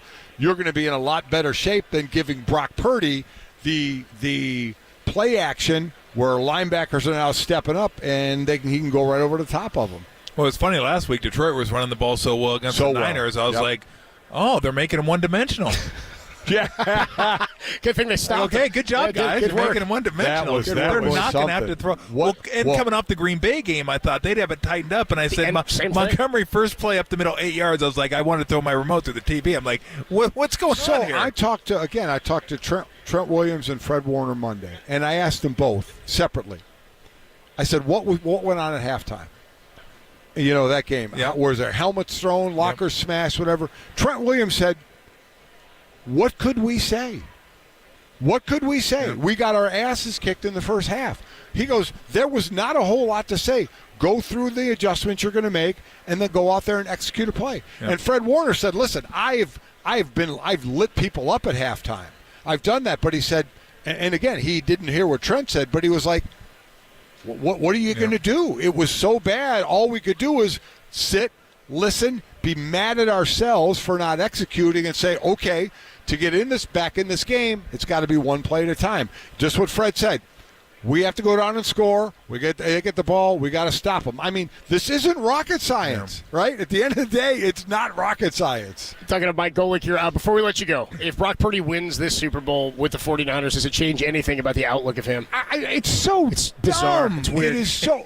I talked to Richard Sherman a couple of weeks ago. He said everybody loves an underdog story except the Brock Purdy underdog It's bizarre. It's what the hell is going on Doesn't with make any people? sense, dude. It's weird. It's crazy. This shouldn't change anything. I covered this guy in college and loved his smarts and arm there. He's not the biggest. He's not the strongest, but he's smart and gets the ball where it needs to go. And when he needs to make a throw, he makes the throw. So I don't want to hear he can't be a game changer, because he can. Yeah. But he can also manage the game by getting the ball just like a good point guard. Yeah. Get it to your players. It's a joke what's going on with this guy. It's a damn shame. You know what? At the end of the day, he's going to be laughing last because he'll be making $40 million a year at some point. You think Dan Jones for that too? Isn't it a weird? It's a weird hill to die on. Oh, it's crazy. Like there's some people that have dug in their heels, and no matter what he does, can't wait for him to do. To fail in a game so they can jump back out and go, I told you so. I don't get it. I don't understand it one bit. I really don't. I really don't.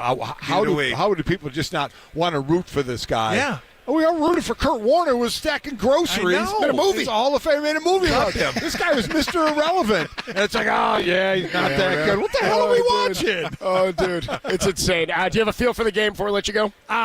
I mean, I do, but I'm calling the game, so I can't. You can. That's right. Yeah, really. Well, I'm glad you have a feel for it, Mike. Thanks for coming by. I got a feel for it that I'm going to keep to myself. Very good for you, bro. Thanks for coming by. It's great having you. And thank you, Mike. We'll keep watching and listening, man. Great stuff from Mike Golick. Tolbert and Copes here live from Radio Row, only here on the Sports Center. We're going to keep it right here. Actually, we got more guests coming our way.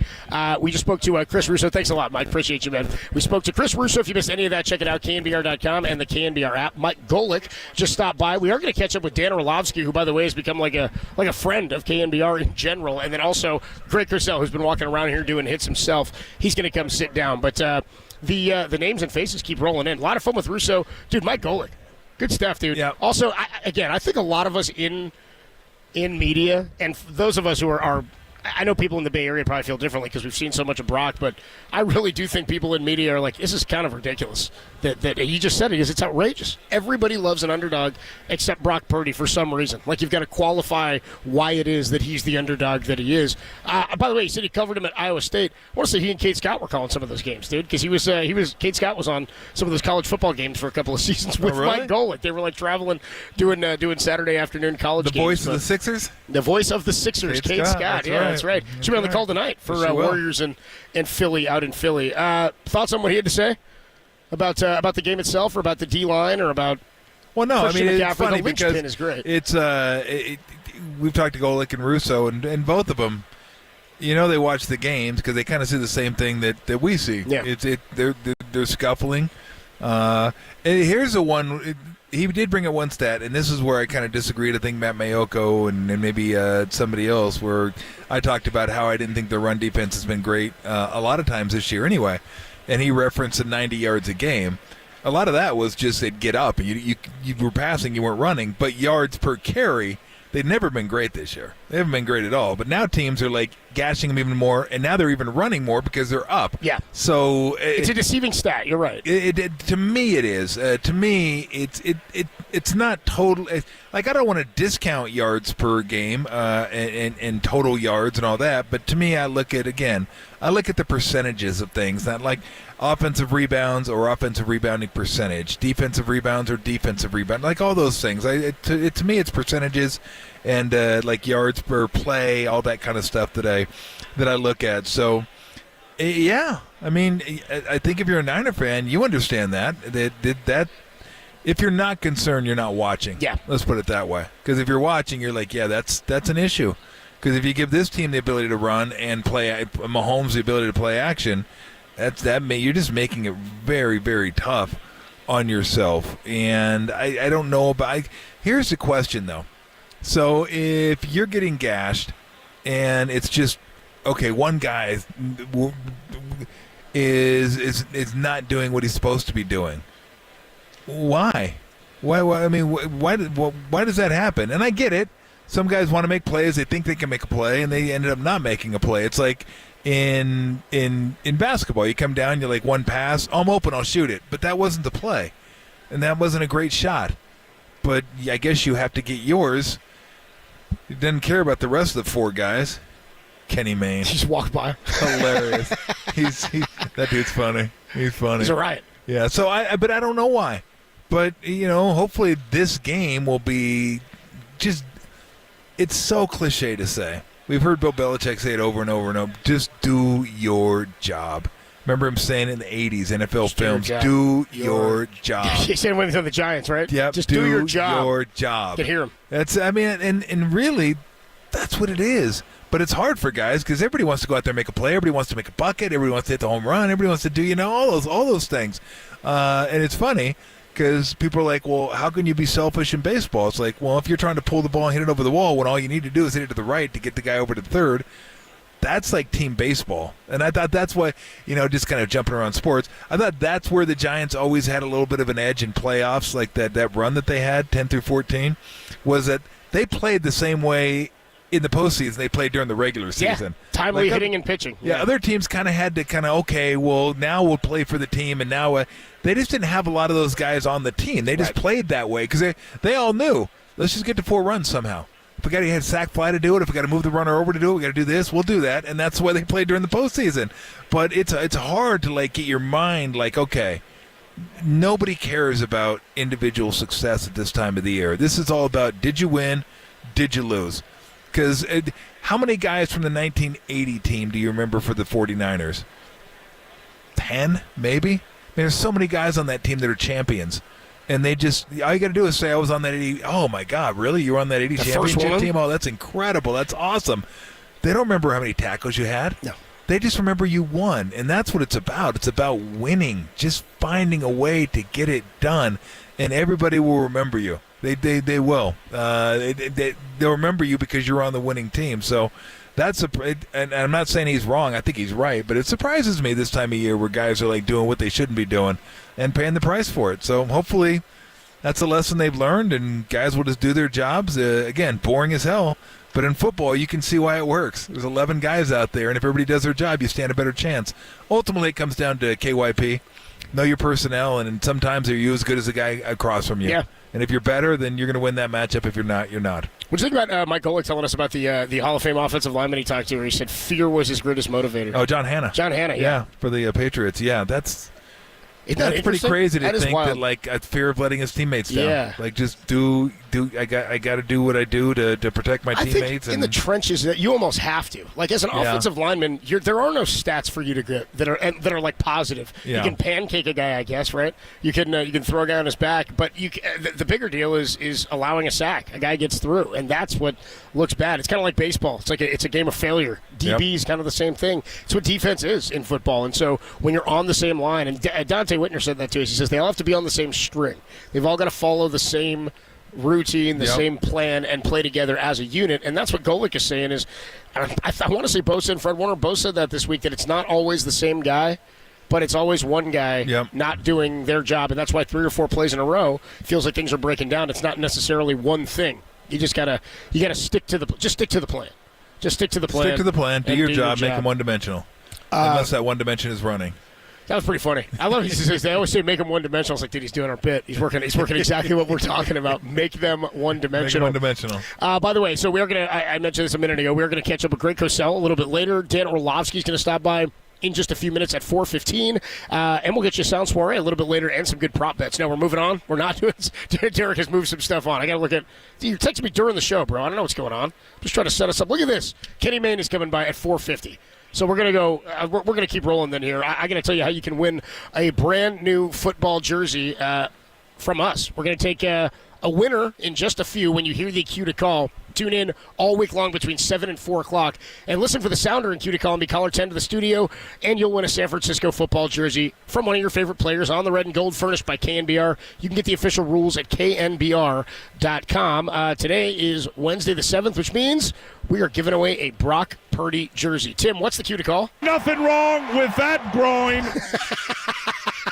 when you hear that in the rest of the 4 o'clock hour, be caller 10 to the studio at 415-896-KNBR, and you can win the Brock Purdy jersey. All right, Radio Row guests continue on here. We just spoke to Mike Golick. Dan Orlovsky's going to stop by, then Greg Cosell, and then we'll talk to Kenny Mayne. How about that? All coming up. Tolbert and Copes live from Radio Row at the Mandalay Bay Convention Center, only here on the Sports Leader. Fairfax, shout out to you for supporting KNBR, Fairfax's sports leader.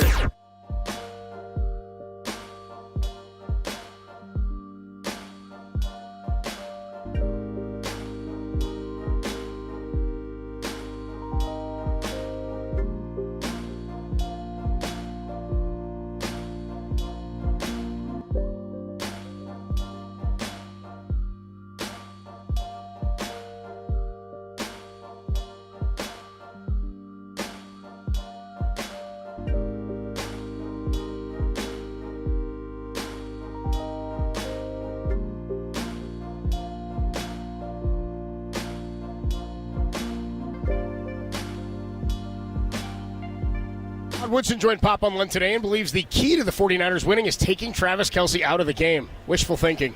More on that podcast trend at KNBR.com and the KNBR app.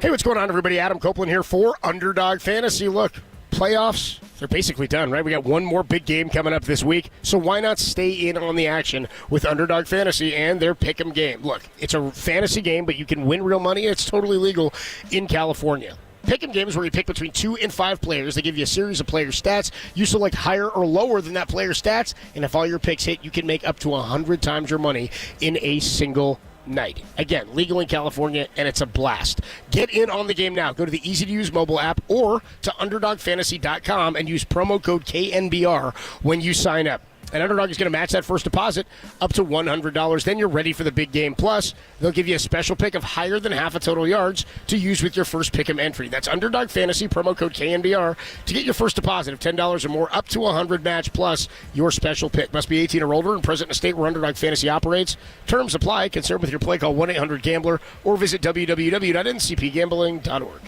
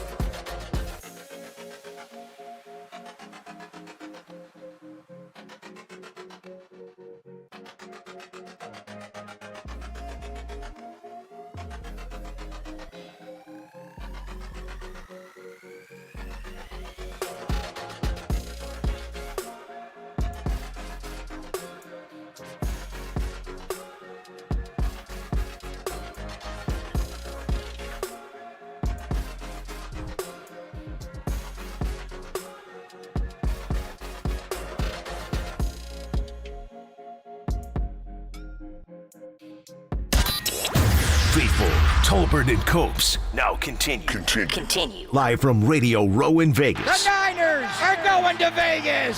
Sponsored by Xfinity Internet, the best way to stream your favorite live sports. Xfinity, the ultimate entertainment experience on KNBR.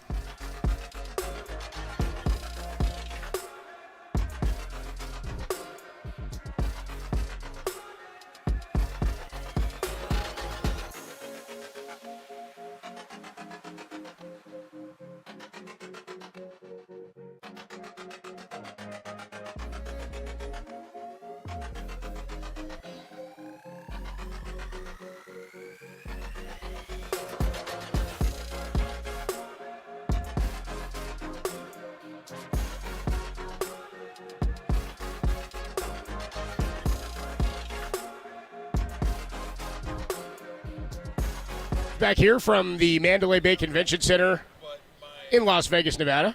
We've got Dan Orlovsky's getting ready to come on over to join us here, talk a little bit about Brock Purdy, talk a little bit about the Super Bowl, of course, with Orlovsky. He really has become like a friend of KNBR, it seems like, in the last few months. He had some comments about Brock early on, and then I would say things snowballed into his defense of Brock Purdy. Anyway, he's joined Papa and Lund many times over the last few weeks. Greg Cosell's hanging out here chatting with Tom, but he's going to join us. He'll sit down in just a few, and we'll get into a lot of the breakdown of this game and what we could be looking at. We, of course, broke down the Lions game with Greg Cosell a few weeks back after the Lions had lost the NFC Championship to the Niners. And Greg actually had said he didn't think that Brock Purdy had played all that well. Tom's holding that microphone and that headset. He's just talking, and so we're getting the whatever's good, Tom. Whatever you're ready, dude. Whatever's good. Anyway, Dan Orlovsky going to join us. We have added a few more guests to today's Radio Row lineup. So let me get those to you as we are going to chat. As I said, with Dan Orlovsky, former NFL quarterback and a long-time ESPN analyst for many years now. Has done a fantastic job. Also, we are going to have, I just got to pull up the rest of my guest list here that Derek sent me. Craig Cosell, as I said, at 4:30.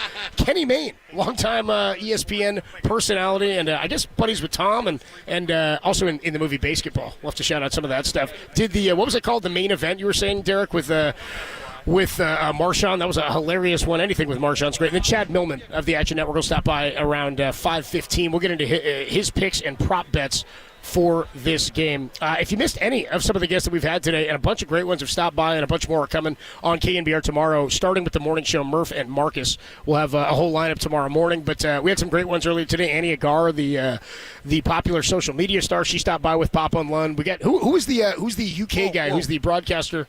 Whoa, hold on a second. Yeah, I know. You're gonna rip me for the social media thing? No. Who'd you say had them? Papa and Lund had Annie Agar. Of course they did. Yeah, of course. Okay, it all makes sense. Thank you. Why don't you take a seat right here? There will not be a guest that we have, they have, or the morning show has the rest of the week that makes more sense than that. That's one. the most on-brand guest on-brand booking of all time. Except unless we get Carrot Top, who apparently is that would definitely be on brand. Look, Carrot Top's in it to win it. He's going to be here to the very end. Dude, this guy? If there's a show around, he's going to go, dude, bro, you need something? He's like asking for stuff. He's like, you want me to carry any cables or anything? What do you guys need from me? Can I pick anything up for you? I ain't saying it to him, though. He might punch me in the face. I'm not. That dude's yoked. I'm not getting into that guy's face. Carrot Top is just jacked. He's a big. I've never seen a carrot that jacked. Who's the most famous That's guy incredible. here? Who's the most famous person here? I saw Myles Garrett walk by a little bit. Yeah, I saw him here. That might have been it. I saw James Harrison, I think, earlier today. Oh, really? I saw Charles Woodson yesterday. One of the great plays in Super Bowl history. I'm pretty positive I walked past Randy Couture yesterday, too. Really? Yeah, I was pretty certain that was him. What was his name? The Natural? Was he the natural Randy Couture? The natural. Yeah, I think don't so. remember. I know the Iceman was Chuck Liddell. The Iceman, dude. Chuck Liddell. He was the dude with the Iceman. mohawk. Chuck Liddell was badass, He was dude. badass. That overhand. Tito Ortiz, too. He was a monster, man, for a Tito while. Ortiz, the what was he? The Huntington Beach bad boy. Dude, I once I was here in Vegas once for a. I wouldn't go to the UFC fight. I was like here with some buddies, and we were going to a nightclub that night. And it was a night that Tito Ortiz, I forget who slept him to, but they do that thing where they have the after party, like he threw the after party, but you lost. But he still has, like, go to the event because he's, like, getting paid to go to the event. Dude, he's sitting there with, like, sunglasses on in this nightclub at, like, a bottle service table. And you could see, like, the bruising on his face. I was like, this is a tough deal. That's brutal. He's got to get out of the first round. He got slept quick. And now he's got to go to a party. Boom, boom, boom, boom. There's, like, music and lights blaring in his face, dude. So Yeah, maybe Jenna wanted to go. Yeah. Bruce Buffer was here yesterday, too. He's walking by. Let's get ready to get fined. Let's get ready to get fined. That's it. Dude, we got fined because we used his brother's UFC Michael thing. Buffer. Let's get ready. I think Michael Buffer is the Let's Get Ready one, and then Bruce Buffer is UFC, isn't he? Yeah, Bruce Buffer's UFC. Yeah. What did he say? Can we say that? It's time. Yeah. Oh, my bad. But we actually used it as a show open. It was an awesome show open. And you in trouble for that? And oh yeah. I think they had to pay him some money or something. Oh yeah, Terry's saying fork it over. Yeah, we definitely had to pay him some money. Yeah, anything with production value, they're No, definitely that was straight production value. They're using it was really our nice product. though. It was really good open. It wasn't Goodfellas, but look, I don't remember Ray Liotta coming to sue us either. When we used that, Ray Liotta, no. Yeah, he didn't. It was he didn't Jimmy come and to sue us. Tommy and me and How you doing? Anthony Stabile. Oh, really? Going to give us that? Frankie and just not play Carbone. it? Hey, well, yeah. I mean, if you're going to do it, you got to play it. Well, Black's brother, Fat Andy. Don't tease us like that, all right?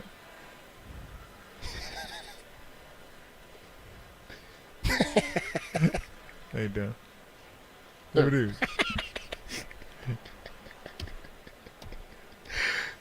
you And yeah.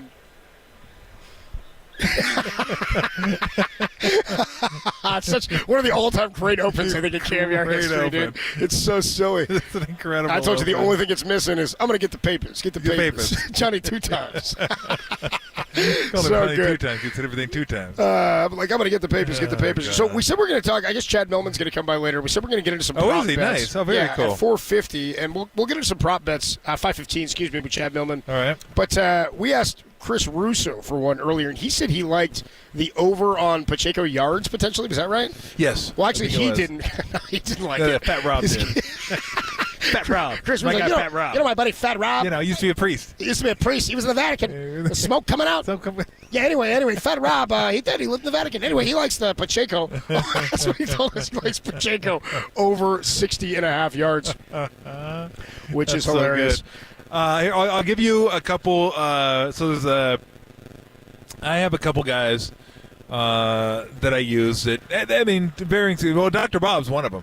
Dr. Bob does props this time of year, and maybe, I don't know if we're going to have time for Dr. Bob Friday. Maybe not. We'll see what we get going on. But here are the props that I've gotten so far. Let's see. This one was from the other guy. I'll give you Dr. Bob's here in a minute. But this was Deebo Samuel over 58.5 yards receiving. Deebo Samuel over 15.5 yards rushing.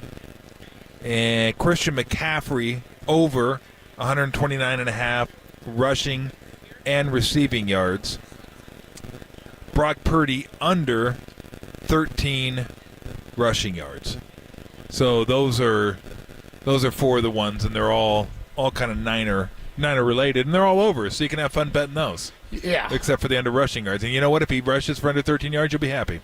You don't want to go with which is higher, Travis Kelce receptions or T. Swift live shots? We can do that later. I really with don't. Chad I really Millman. don't want to pay attention. Our next guest is here. He's sitting down, former NFL quarterback. You see him on ESPN. Dan Orlovsky, who's I said recently has kind of become a friend of KNBR since the Brock Purdy stuff has taken friend, off. huh? Yeah. A friend, man. Great to have you, dude. How are you? I'm doing great. Good to be with you guys. How are you guys? Nice to meet you, Dan. Good. How long you guys been out here? Me? I've been out here grand total about 5 hours. He's been here since Saturday. I got here Saturday. Are you checked So, yes. out? I'm checked out. Yeah. You see me? I got a gloss on my face. I'm zoned, dude. I'm hurting too. I showed up. I I'm told fresh, him, I was baby. like, I'm humid today. I'm good to go. Tap out like in the World WW, you could tap him out. Yeah, dude. Tap out. He'll come in, and I'll come in. And now Tag you're coming team. in, so you can take some of this Exactly. for me too. How like the Bushwhackers. how we feeling about this game? You got a feel on either side right now? I mean, I feel like going through the week of it, you talk to people, you get different feels, different vibes, and I really haven't changed. I think the Niners are the better team. But they got Patrick Mahomes, and that's what's scary. Part of me is like, I'm never betting against Patrick again. I picked against Patrick twice. Last year's Super Bowl and the AFC Championship game. And I've said I'm dumb, but I'm not that dumb to do it again. I would be intrigued to have the conversation of why you think they're a better team, San Francisco. I think that Kansas City's offense has an advantage against San Francisco's defense. It's obviously not the defense that we've grown accustomed to over the past couple of years, certainly not 19. Is it because of some of the reports of lack of effort or whatnot? I don't know. But I think that there's weaknesses in the defense that Kansas City can take advantage of. I think they're good enough to run the ball on the edges, not as much as Green Bay and Detroit, but I think they'll do it differently too with some of their jet sweeps or swing screens. I think for San Francisco's defense to have a game that they can be a reason why they win, so to speak, is I think Hargrave and Armstead have to play phenomenal. I don't think they're going to – Andy Reid's not going to let Bosa dominate the game. Everyone's saying, Bosa got – no, he's not. He's not going to – not been given many chances to. And then Kansas City's defense, man, is just so good. And Spags is committed to stopping the run. They do it by numbers and pressure. You can't do it unless you could play man. They can. And so I as obviously as big of a fan of I am of San Francisco and their offense, I do think Kansas City matches up well. Yeah. I think that I would say I think the Niners are a better team, but I don't think it's by much. No, and it's been shrinking because here's what I thought. I thought the offensive line kind of a wash, especially with Tooney being out, because the Niners' offensive line outside Williams has been a little shaky. Sure. Quarterback, Mahomes, wipeout. Skill position, Niners wipeout. But then I go, okay, Kansas City's better in the back end of the defense, but the Niners are better in the front end of the defense. That was before 2 weeks ago, where they've kind of been struggling a little bit. Yeah. First half against the Packers and pretty much the entire game against the Lions. People want to say they really turned it on in the second half, but they got 2 fourth-down stops that were huge. Sure. They never really went 3 and out, forced them to punt. They got that one turnover, and that was it. So, it is shrinking for me because I just always kind of said, okay, well, their front six is going to stop the run better. But now they're both having trouble stopping the run a little bit. So I'm not – I guess that's why it's a 2-point spread, 1-point spread, because it's a really close game. Yeah, and I think, when you get into these games and teams that are both obviously very good, you try to find advantages. San Francisco does have some, they're much better and more reliable offensively in the red zone. Yeah. Kansas City has struggled in the red zone all year. Yeah. Now, Kansas City's red zone defense is absolutely spectacular. San Francisco's red zone defense is just okay. Yeah. So, there's advantages, that you could point to and whatnot. I think, it'll be really interesting to see, because one of the big conversations this week is, Kyle's got to do a great job of getting Brock settled in early on, right? Because the last 2 games he has started shaky. Yep. So everyone's, well, let's get the run game going a little bit and settle Brock in and make it easy for him. That's conventional football wisdom says great. But I'm telling you, I've sat with Steve Spagnuolo, and I've looked him in the eye, and he is unquestionably, unwaveringly, we have to stop the run. You are not going to – now, maybe in the fourth quarter you do. You're not going to just open the game pounding the football against him. He's not going to let you do it. So, it'll be interesting to see, does Kyle go, I got to get the run established? Because if you do and you're unsuccessful – you don't want to see this defense on third down because it's freaking Star Wars, and that's not going to settle Brock in. So I'm interested to see if Kyle actually goes, you know what, we're going to come out aggressive throwing the ball. Because in 2019, I know it's different people, all that. But if you ask me the one thing that stood out for San Francisco's offense in that game versus Kansas City's defense, so much of the misdirection stuff was what they had success in. Some of the quick bootlegs, the reverses to Debo, the hard ball fakes that replace things. Now, maybe that's not the identity of the offense that much anymore, But I could absolutely see Kyle bringing that stuff back a little bit, where ball fake, bootleg, and trying to take advantage of some early aggression by Kansas City's defense. Got it.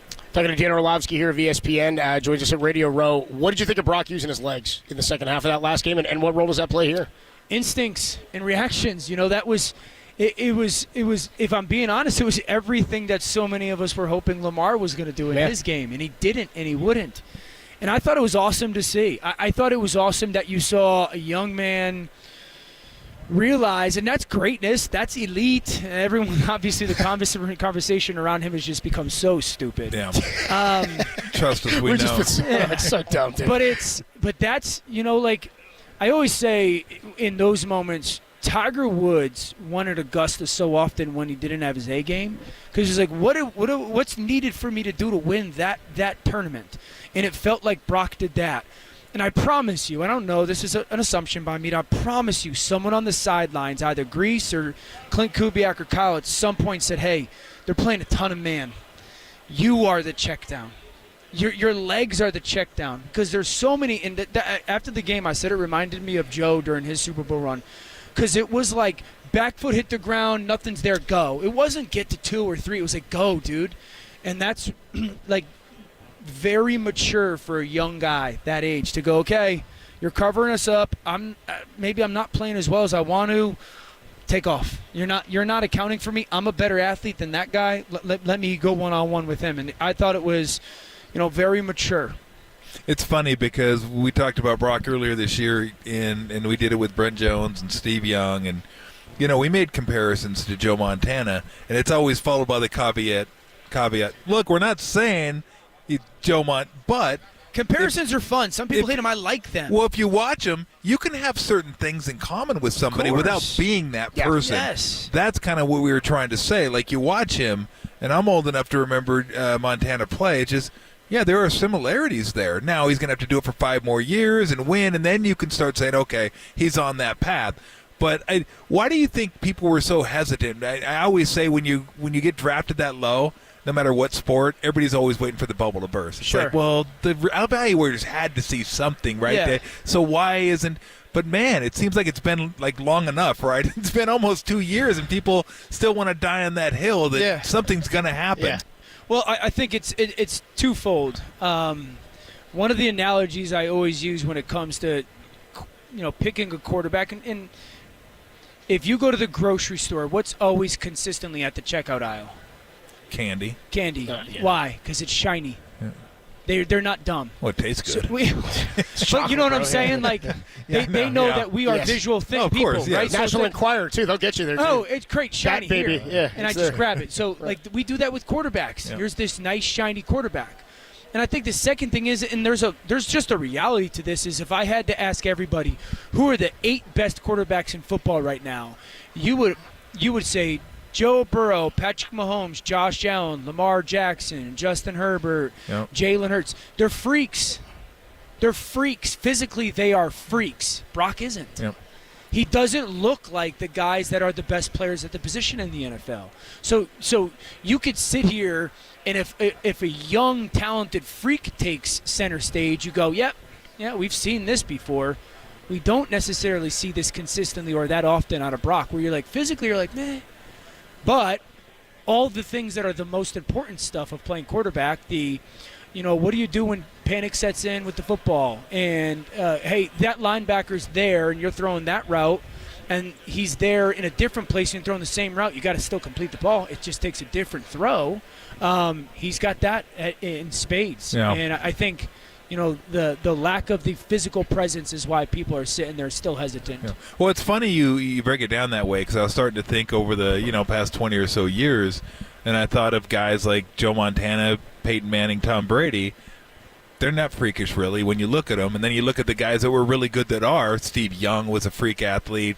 Favre was, athletically, he was kind of that way. But he had a friggin' howitzer. That's what I'm saying. Yeah, he set himself apart. Aaron Rodgers is that way, where he's a kind of an athlete. So you can see it with him. You know what it is? But I find it interesting that you can be – the thing is, you can be either or.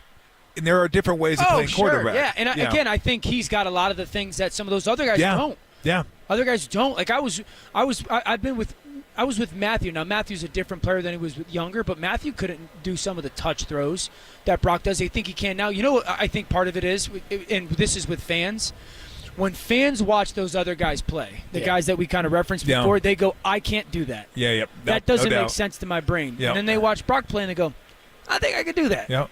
No, you can't, dude. No. Just so we're clear, no, you can't. But they look at him and they're like, Yeah. I could make that throw, because it doesn't go in between 6 guys 3 feet off the ground while he's running to his right and falling down. Yeah. And I think that's part of the fan aspect of it. And it's funny, too, because you get the reverse of that, where I think people embrace Steph Curry so much because he's their size.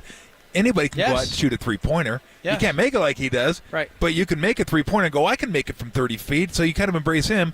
But it's harder sometimes to embrace LeBron because you're just like, oh, that guy's a god. Sure, I can't do it. I can't do any of that stuff. Correct. Like, none of that stuff I can do. Yep. So it's kind of interesting the way the fans kind of go on that one. Who? Let me ask you this. Who in your mind is MVP if Kansas City wins and if the Niners win? Pick an MVP. Yeah, I know it's not easy. I'm going to give you 2 each team, though. Okay. Because, obviously, if Kansas City wins Patrick and San Francisco wins Brock. Cool. If I had to pick one guy that if those teams win, who's the person because of? Kelsey. Yep. I do think Kelsey's going to be huge in the red zone with Kansas City because I don't think field goals wins the game. And then I absolutely Christian. Okay. This is we're going to be one of those games that if San Francisco wins, Christian has a marquee performance. I don't know if it's going to be strictly on the ground, but I do think it's if they win, it's a $135, $150 total yardage game. Yeah. Dan Orlovsky, thanks for coming by, man. Appreciate the time. My pleasure, boys. That was a blast, man. dude. We got plenty more to Appreciate come it. here from Radio Row. We're still going to catch up with Kenny Mayne, of course, of ESPN. Greg Cosell, NFL Films, is going to join us next. We'll do all that coming up here only on The Sports Leader.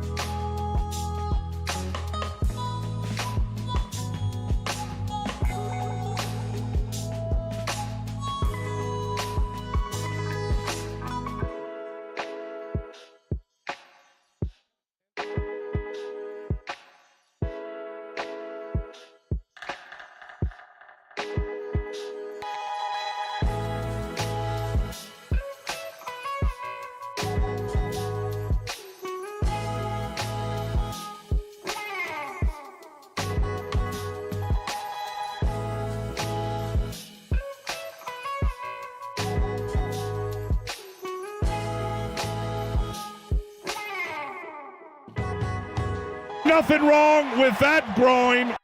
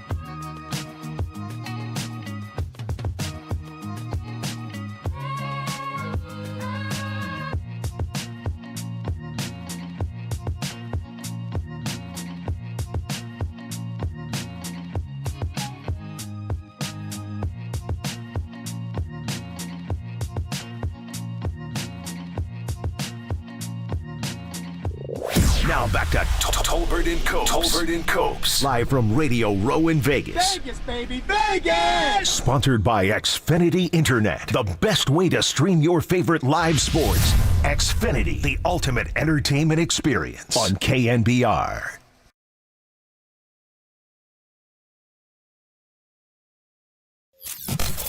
This is NFL Film senior producer Greg Cosell with Tolbert and Copes. Sponsored by Dignity Health. When it comes to healthcare with kindness, choose Dignity Health. Hello, human kindness. On KNBR 104.5 and 680, the sports leader. All right, we are back here from the Mandalay Convention Center at Radio Row in Las Vegas, Nevada. I had a Super Bowl 58, and we are joined by one of our favorite guests every week, and for the first time in person of NFL Films, at senior producer Greg Cosell. How are you, man? Man, this is really cool to hang with you guys in person, you know. What a treat. I know. Well, I know what Tolbert looked like, you know, because he actually played a professional sport. Sure. Yeah. I didn't know what you looked like, you know, so I had no idea. I don't play any pro sports. That's it. Yeah. So here we are. Are you off, Tom? Is your mic up? Dude, Derek left, and he was like, hey, everybody's all good. I'm going to walk right over Greg here. Look at this. Oh, okay. Little live producing. Tom, are you on now? No, you're still not on now? This is awful. There you go, Tom. How about now? I think now we got it. Now we got Tom. Now we got Tom. There we go. There we go. No, it's awesome to get to meet you. I know, it's great. Yeah, it's fantastic. We've been doing this for over a decade. Oh, at least. First time we've met each other. Well, because this is the first one I've been doing about 20 years. Right, and I've been coming obviously every year, and I remember going way back, you know, when Harbaugh was coach with Alex Smith, maybe even before that. Yeah. It was a thing that it didn't matter who the coach was, who the quarterback was. Greg would come on and go, what do you guys want to talk about, the quarterback? Right. Yeah, right. I remember that. Yeah, we do. JT O'Sullivan and all that. Yeah, I go, what is the Bay Area? Any of that good stuff there. And the Jim Tomsula year, you know. Oh, dude. Yeah, Chip Kelly was there. Yeah. Chip Kelly was there, right? How can we forget? The dark ages. The dark ages. And now some consistency. Pretty fun stuff. We talked to you last week after the Lions game. Has anything in your mind in this week changed about this game or about the game plan for the Niners? Do you get any more clarity as the week goes on? You know, obviously, you know, seeing more tape, thinking about the game, there's certain things that pop into my head that I'm fascinated to see. I mean, I think it's very hard in a game like this, for me anyway. Maybe others feel that they can make definitive statements. I always feel like I can give you 10 variables that you don't know exactly how they're going to play out. Sure. Yep. You know, and I think I like to think that's a reasonable approach. Yep. I don't think anybody can say this is absolutely going to happen. Yep. You know, we just don't know that. But, you know, I'll tell you one thing, though. In this era of, you know, passing, and I'm not saying the passing games won't be important, but I think this Super Bowl in some ways could well be defined by running games. I think that both teams are pretty committed to running the ball in a meaningful way, and they both play out of base personnel a lot. The Chiefs have really morphed into playing with 3 tight ends a lot, and with 2 tight ends a good percentage as well. And we know what the Niners are. You know, they're a 21 personnel offense with Kyle Juszczyk. I think it's more than 40% of their snaps. Charlie Warner gets snaps with Kittle, so they play 2 tight ends. So, you know, it'll be interesting to see because, as you guys know, the bigger the games get, the tighter it is. So you think that, okay, let's say the 49ers come out and they want to run the ball, but their first 3 McCaffrey runs are 1 yard, 2 yard, and 1 yard. You know, you're Kyle on the sideline thinking, well, I really want to run the ball, but that's not really getting done what we want to get done. And I'm not saying that's going to happen. They may have really great success. Yep. But, you know, I think the run game coaches start to feel, you know, like a little tight if it's not working early. Yeah, and it's funny because I forget who I was talking to last week. We were talking about the Baltimore-Kansas City game and how Baltimore couldn't run the ball. And my friend chose not to, actually. Yeah, chose not to. Yeah. Well, he said, I noticed a lot of 8-man boxes, and I heard Greg Cosell's voice saying, well, just because it's an 8-man box doesn't mean you can't run the ball. No. And everybody seems to think, I go, well, I remember saying, if that were the case, all you'd have to do is like put an 8th guy in there, and then you know they're not going to run it, so you just back out of it real quick, right? Yeah, there's a couple of things that people throw out. You know, you can't run against an 8-man box. You have to establish the run to go play action. Yeah. You know, there's certain things that get thrown out that have no bearing on the way it really is. I mean, I remember the playoff game that ESPN did, and I thought Troy Aikman said it. He said it just matter-of-factly, but it's so true. He said, if we didn't or couldn't run the ball in 8-man boxes with Emmitt Smith, he never would have gained yards because we saw an 8-man box all the time. Yep. I mean, you can run the ball against an 8-man box. Yep. You know, and it's not. You don't have to establish the run to do play action. No, play action is the threat of the run. Right, and you got to respect that. Right, certain keys you read. Think of it this way: you think that you have Christian McCaffrey. Yep. You know that the 49ers can run the ball. They don't have to establish the run. So you don't think Steve Spagnuolo is building a defense front-wise, linebacker, or however he wants to build it to stop the run? Because the run game's already established. They don't have to. The Niners don't have to establish it in this game. Yep. They want to have success, obviously, and things do change in a game if you can't run it at all, and you're getting a lot of 2nd and 9s, which then can also result in a lot of 3rd and 9s and 3rd and longs. But they don't have to establish the run. It's established. That's who they are. Yeah. No, exactly. How much alike are Christian McCaffrey and Debo in their running styles when they have the ball in their hands? Well, I'll start by saying that there are many times they're interchangeable in the formation, and I think that's something that Spagnuolo has to have a plan for. Because the one thing you don't want to do, and even with the amount of motion the Niners use, is you don't want to get caught up defensively in all these adjustments pre-snap where, oh, no, he's doing this, I'm going to go here. You don't want to do that. But I think that one of the things that I absolutely love about McCaffrey, he's an explosive back, and we see them run outside a lot, particularly to the left. I think they run to the left more than any team in the league. But I think he's so physical inside. To me, that's one of the things that makes him great. We know he's, has speed and can run away and can, get big explosive runs. But he has a lot of those tough physical runs. Now, Samuel does too. He doesn't run necessarily the same kind of runs that McCaffrey does overall. I mean, he'll run the outside runs, the jet sweeps, those kinds of runs. And once in a while he'll run, offset in the backfield, a normal run, but not as often as McCaffrey. But McCaffrey is so physically tough. Yeah. Both backs, McCaffrey and Pacheco, are the kind of backs that if it's blocked for 3, they get 7. Yeah. And I think that's so critical in a run game. One of the things when I watch backs in college that I really study hard is how effective can they be in confined space. Because in the NFL, you have to be able to run in confined space. Pacheco had a run against Baltimore. You probably have seen it. It was a 12-yard run where literally he made it through. I don't know if you guys remember this. It looked like that you couldn't get an ant through there, and he got through the hole and gained 12 yards. And you have to be able to do that in the NFL. Yeah. What is it that what's the biggest? Well, let me dial this back. When you've seen, or if you've seen games where Travis Kelce has not been as productive, what do teams do to take him, quote, out of the game or to make it difficult to get him the ball? That's a fascinating question because teams will double him at times situationally, no question. But I thought that the pass game for the Chiefs this year was out of sync a lot. This was not a great passing game season, which, by the way, is not to say that Mahomes can't come out and have an unbelievable game. We know he's a great player. But their pass game just did not have the same feel to it that it's had in recent years. They were not as explosive. There were games where it just didn't seem like Kelce was throwing the ball an awful lot, particularly early in games. So I don't know if defenses overall did anything. Situationally, all defenses will do certain things to take away great players. Yeah. But their offense was very odd this year, particularly in the second half. They were not a big second-half team this year, which is very surprising. When they were down, I saw some stat, and I maybe I'll be wrong, where when they were down by more than a touchdown, I think in the fourth quarter, or maybe mid-third quarter round, whatever it was, in previous years they won like 85% of those games. This year they were 2-4.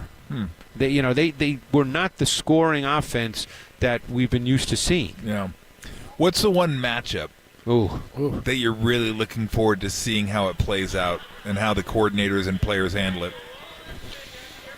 Couple of things, and believe it or not, they involve the passing game. Okay. Because I think in base offense for the Chiefs, which they play a lot, I think Diamador Lamore is going to be tested. Okay. And I think and even though the Chiefs don't have what you'd consider great receivers, it's still the NFL. It's the Super Bowl. Those are their guys. Yeah. They're going to attack Diamador Lenore. Yeah. The other side, I'm really curious to see who Snead matches up to for the Chiefs against the Niners. Mm-hmm.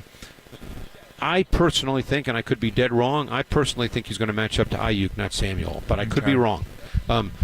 Snead's physical. McDuffie's really physical too, and those are their two outside corners in their base. Yep. When they go nickel or dime, McDuffie goes inside, and they bring in either Watson or Williams to play on the outside. And I would expect the 49ers to go after either Watson or Williams. Yeah. Christian McCaffrey have to have the big game for the Niners to be victorious, you think? Or the run game have to be a big part of it, I should say? Yes. I mean, that's a relative term. Yes, I mean, he course. doesn't have I know to, who I'm talking to. Yeah. I had to bring it back. He doesn't have to go 25 for 175, right. Yeah. But I don't think they can win this game with McCaffrey, having 8 carries or 9 carries. Right. Or I think that he has to have 15+, and it has to be meaningful. He can't go 15 for 37. There has to be sustaining runs with the hope that you get a big run as well. And he seems to do that in most every game. Yeah. He has one run that, is 30, 35 yards. I think he has to be a meaningful factor. There we go. Is it me? Because I say front 7 all the time, and everybody knows what I'm talking about. Right. But I feel like I should say front 6 when I'm talking football now, because I see a front 6 more than I see a front 7. Although in this game you might see a lot more front 7s because of the personnel that the offenses play in the base personnel. Mm-hmm. So you might see Burks a lot in this game. I mean, if it's 3 tight ends on the field, you're going to see Burks. Okay. So that would be the third linebacker. So it would essentially be a 4-3. For the Chiefs, I'm fascinated by the Chiefs, how they're going to play the 21 personnel. Because one thing about the 49ers is they are so diverse out of 21 personnel. Yeah, are there times that Juszczyk, obviously lines up as a straight fullback? Sure. Yep. But, I mean, they also do a ton of motion. McCaffrey is often a motion guy who is detached from the formation. Samuel's all over. I don't think it's automatic that Steve Spagnuolo plays base personnel versus the 49ers 21 personnel. Interesting. So that's, again, just a thought that I've had as I start thinking more about this game. Again, I could be wrong, but that's just a thought that I've had. No. That's all we got. It's the end of your night. It's the end of your night. I can go eat dinner now? You're done. You can go eat dinner. Oh, my God. What are you having? Well, I'm going out to a nice dinner tonight, so that's why I'm wearing a sport jacket. Actually, Ooh, you are classy. Yeah, wow. When I talk to you on Tuesday nights, I'm not wearing a sports jacket. Believe me, I'm not wearing a sports jacket. So where you're going, I couldn't get in. Well, shorts and a not wearing what you're wearing. Yeah. Yes, I looked online and it said that no. I don't know. I'm Mr. Vegas. Yeah, you probably know all the maitre d's, right? Oh, absolutely. Oh, yeah. Me? Oh, here's Tolver. We got the table in the corner for him. Yeah. Tom's actually a training sommelier. I don't know if you know that. And they don't even come over. They just bring him the drink. They don't have to even ask him what he wants. They know what I want. They know what he wants. Yeah. A barrel. Give it to me on the tip. Greg, it's always great talking to you, man. It was great to seeing meet you guys. Awesome, Thanks, Greg. Enjoyed awesome. it. We'll talk to you soon. All right. Kenny Mayne joins us next on The Sports Leader.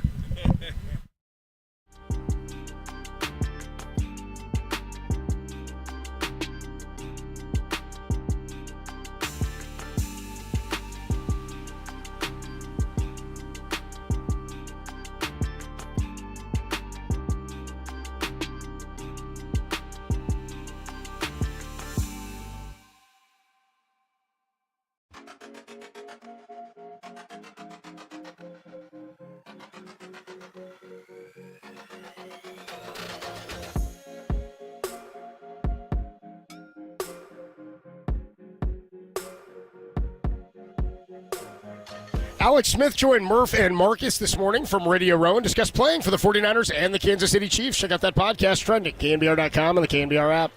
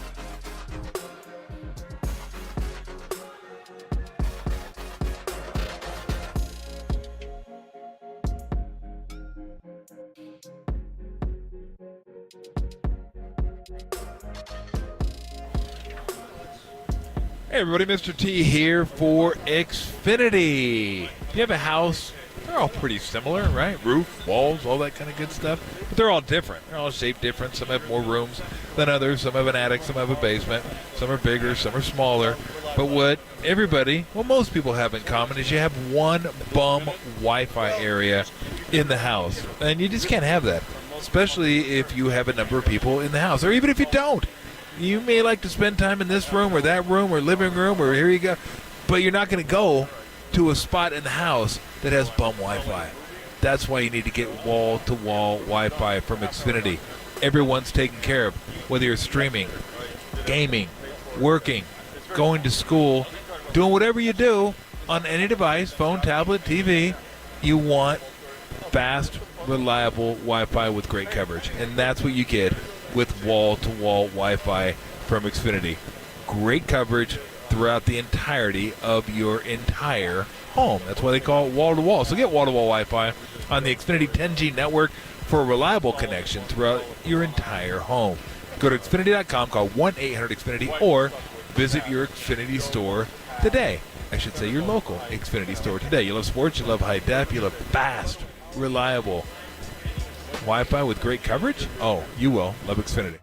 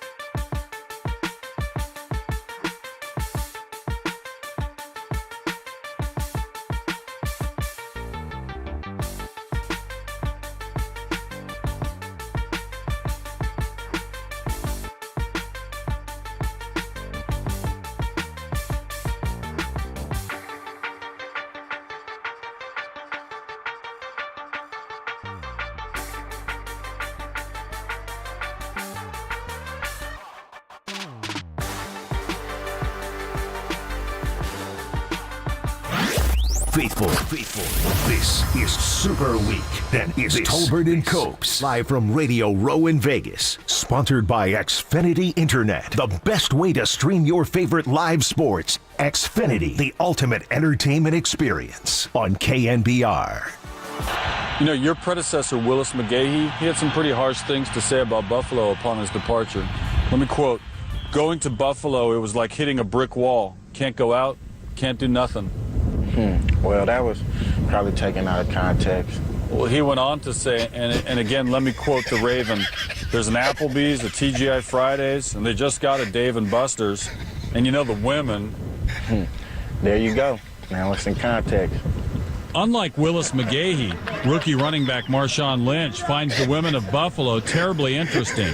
He has embraced the city and its limitless entertainment options. Marshawn is a fresher breath of air. He just loved chain restaurants. Matter of fact, he ate at Applebee's 12 times during the bye week. Oh, yeah. Hysterical. Our next guest, the author of that great the great main event. Kenny Mayne joins us, longtime ESPN and sports personality. Great to have you here on Radio Row, man. You're doing some great stuff, and we'll get into it. But how are you? That's the most viewed video in Buffalo, New York, I believe. Is it? It's not jumping through tables on fire. Yeah. It's not. I mean, I think if Taylor Swift had jumped off a table, that's what I was throwing out there. That's what should have happened. Would have spiced things up a little bit. For a table, that'd be good, dude. And also, she should have cleared the snow. Like, how awesome would that have been? Yeah, I'm going to help out. Shoveling snow out there in Buffalo to get the. I'll tell you what, that whole thing, I don't understand how everything you've ever been to, Jack Nicholson's at the Laker game. Yep. Spike Lee's at the Knicks game. Like, it's the thing. It's what you do. This is a cool show. And it's even cooler because that guy says it's cool because he's here. Right? Yep. Who's at the concert? Yeah. And so the criticism, because what are you talking about? Apparently they have a nice relationship, and she went to cheer him on, and people are mad about that. It's so dumb. Agreed. None of it bothers me. None of the Taylor Swift stuff bothers me. And also, the game's 3 hours, right? Yep. Total running time of her footage is 30 seconds or less. Yeah. If Kelsey has no touchdowns, she's down to 15. If he has a good game, she might be a little more. How many minutes of football action is there in a broadcast? Like 18? That's what they say. Yeah. Something like that, 19 minutes of action, something like that? I love it when you argue with foreigners about they put down our football because their football, soccer. Right. You guys have huddles. I say, yeah, dude, you got to plan stuff, all right? There's some planning involved. It's very intricate. Also, I want to know, do we have video? We do. Mahomes. I think he's saying, hurry up, give me the damn play, like a little nervous tick. Yeah. Is that what he's doing? I don't know what he's doing? When he's rushing this? When he's doing this? When I throw craps, I always go like this. Yeah. I have to, and then I have a lot of backspin. How does that work for you? Sometimes pretty well, not always. What do you play? Where or what? Well, what are you playing in craps? I mean, where are you betting? I love the hard ways. I like the exotic high-low-yo. I like going high-low-yo for the crew, and I like it when they say and the dealers appreciate it. Yeah. Yo 11 yo. Apparently they just brought up my mic. Nothing I said has been heard so far. No, it's heard. Have you ever been asked to leave a craps table? No. Well, yes, actually, but it wasn't my fault. Joe Tessitore, famed announcer, friend of mine, likes craps. He likes to be right of the stick, and he wants to throw left-handed, and he doesn't look. And he wants the dice back quick, right? So that whatever happens, they pay off. He's going like this. He's like Mahomes, but he wants it here. The dice, And he gets it. He throws it left-handed, and so they weren't bringing the dice to him as fast as he was demanding, and it wasn't a very crowded table. They were pretty slow, and he kept, give me the dice, give me the dice. And there was this, now there's tension at the table, and now he starts throwing high, and, sir, can you keep it below the what is it, the chest or whatever? Yep. Oh, you mean like this? And so they closed down the table.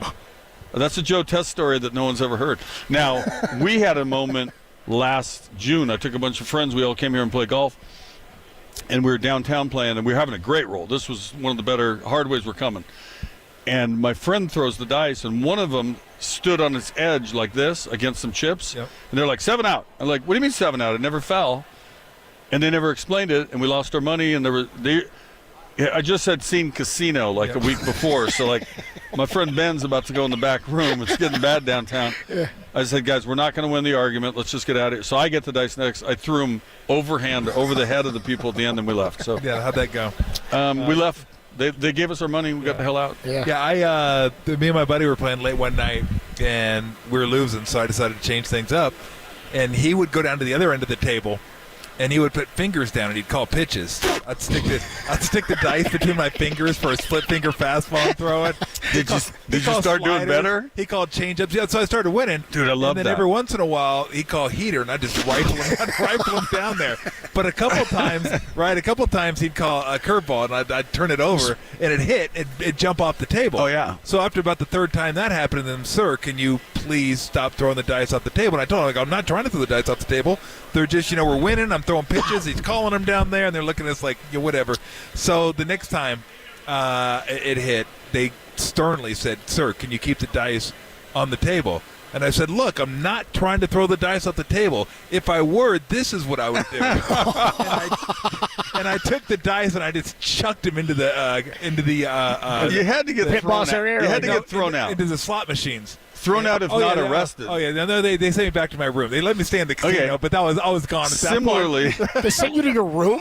Well, they're like, yeah, get out of here. Sir, go back to your room, We don't please. want to see you on the floor for a while. Thank you for that tip because I'm going to use the call. I love that. Oh, it's awesome. Also, Calling pitches. when people bet don't against me, I try to knock their chips down. However, Nice. Yeah, nice. oftentimes when you hit chips, something bad happens. So that's sometimes a backfire. But one night at Caesars years ago, it was very late, and Caesars typically, like, I went to college here, so Caesars was kind of like, you have to act proper and wear better clothes, and it seemed like, we didn't belong, right? Yep. But this night they were pretty loose. I said, can I do jump shots? Like, I don't want to. So they said, as long as you don't go two ends. So I was doing a one-handed, and I was doing like Jamal Crawford and throwing it way high, and we had a great roll. The hardwoods came. So we came to talk mainly about craps. That's why I came. That's good. That's good. I haven't shot yet. I'm ready to go. I can tell Kenny's a lot Wait a like minute. me. He's one I see stuff about San Francisco over there. Yeah.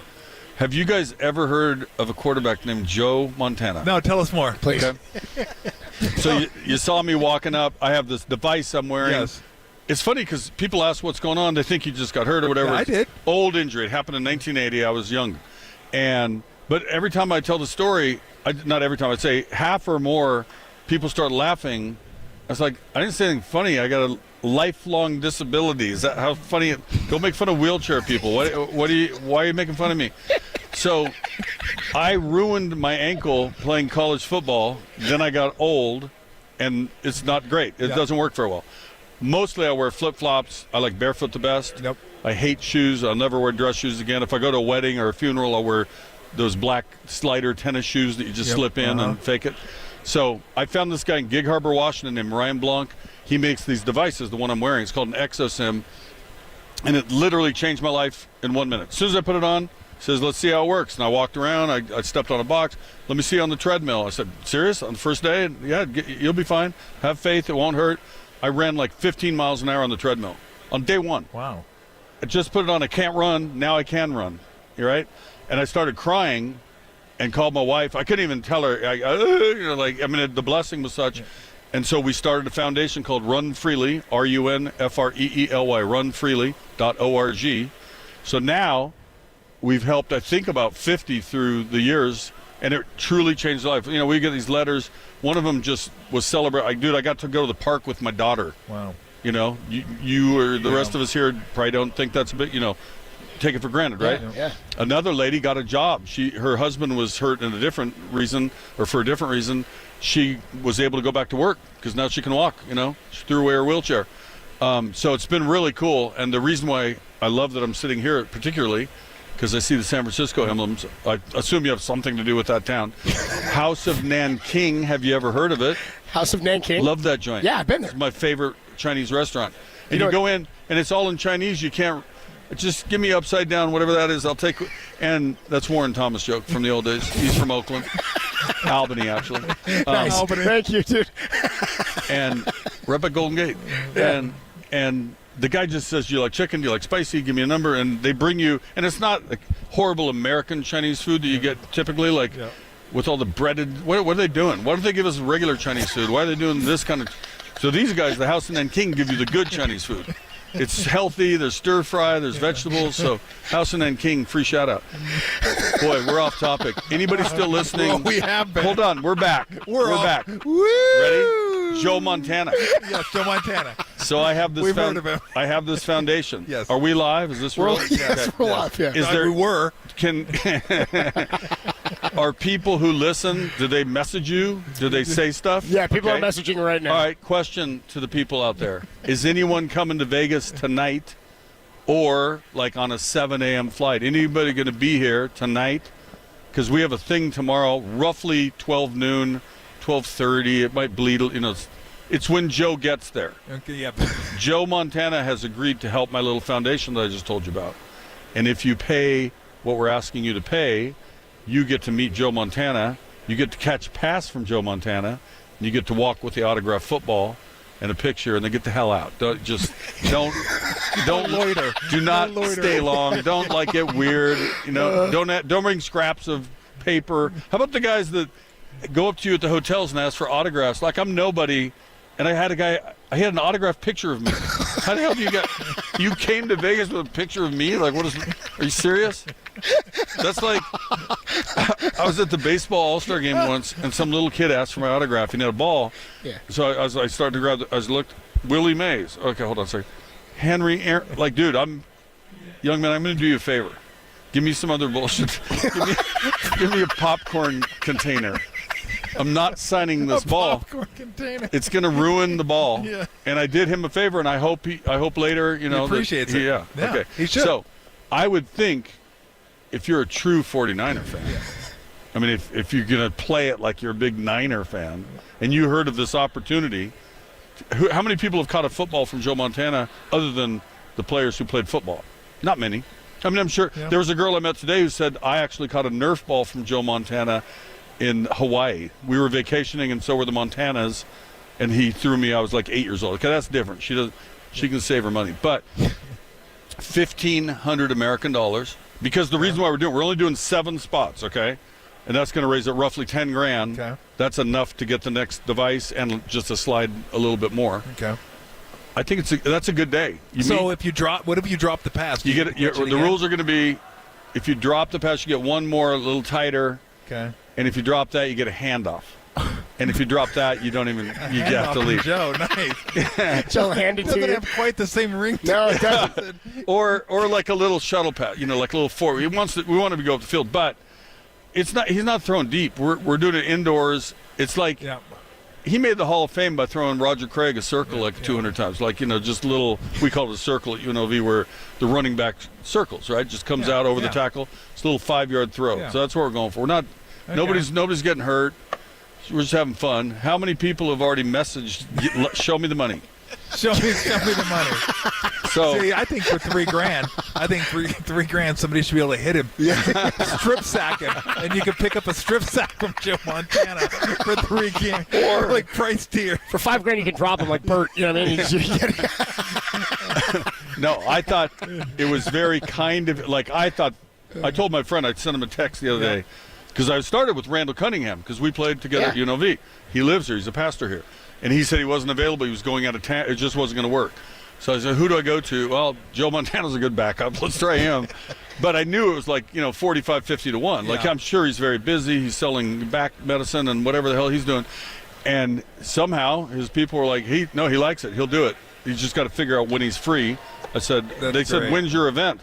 I said, the event is when Joe said it's happening is when the event. There is no event. Good answer.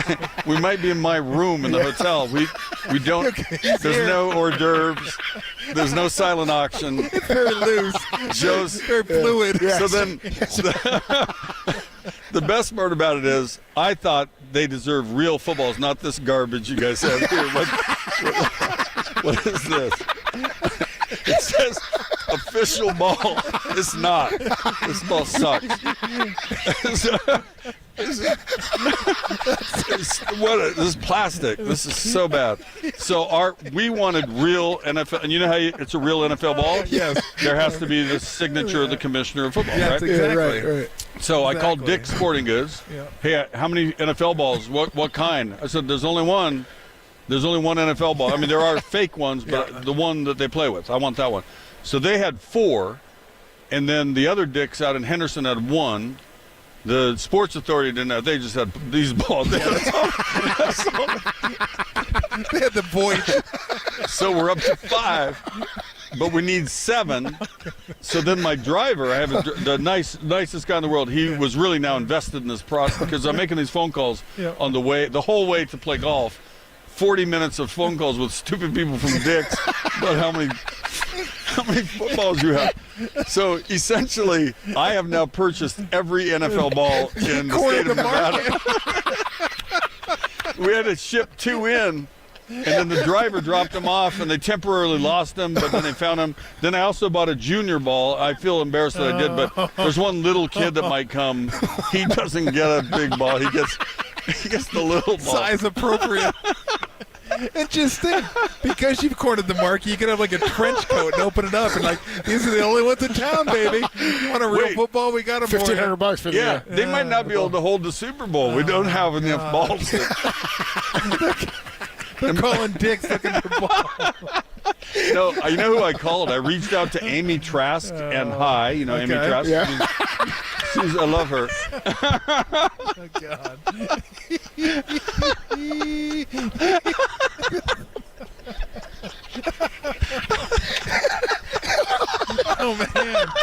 Oh, man.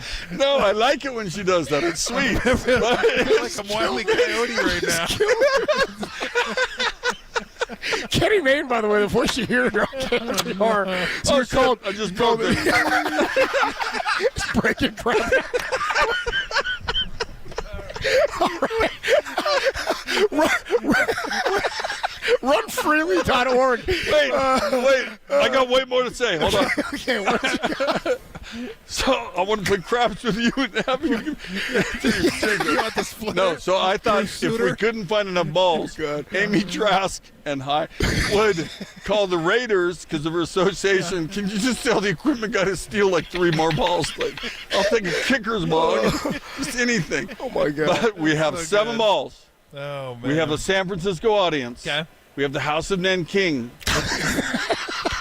And we need more people to go to where? Runfreely.org. Runfreely.org. Then it says the Joe Montana Experience. Okay. In parentheses with Kenny Mayne. I know. I felt I needed to Can't put your name in there. I said put me in lowercase, and she said it only comes in big case. So there's me at UNLV. This you on the left? Yep. Then there's me as a 6th grader. I broke my femur that year. That was great. There. I tried to tackle Keith Simons, who coached at Santa Rosa JC for years, by the way. And I weighed like 4 pounds. He weighed 99. He just barely made weight. And I got on my back foot. He got his helmet under my left leg.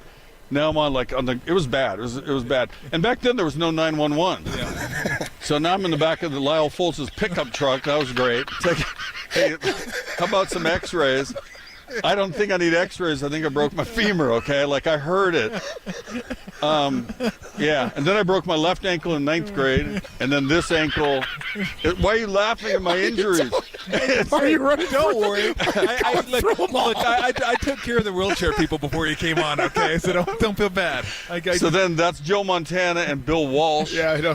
And we credited the San Francisco Chronicle so they don't sue us. Not Michael Zagaris, the Chronicle itself. Yeah. And then on the far right are casino chips. I can see that. Yeah. She said, "Do you want some pictures?" I said, "Yeah, this is what I want you to display." So runfreely.org. Okay. Joe Montana Experience. I bet you they already sold because those San Francisco people love football and dicks and high. We'll continue to throw it out there for you, Kenny. Okay, what's it called? Run what? Freely. Do you want to hear about my movie, or are we done? We're done. You guys suck. But I was trying to sell my movie too. I have a movie called Wiffle Ball. It's not out yet. If any major motion picture bosses are listening, it's available for sale. So hit me up. And how about runfreely.com? Yeah, register to vote. .org. Runfreely.org, and it's about halfway down. You can do the sign up. Is Trump going to the game? It's not Army Navy, bro. The great Kenny Mayne. Chad Millman joins us next on the Sports Leader. San Rafael, shout out to you for supporting KNBR, San Rafael's sports leader.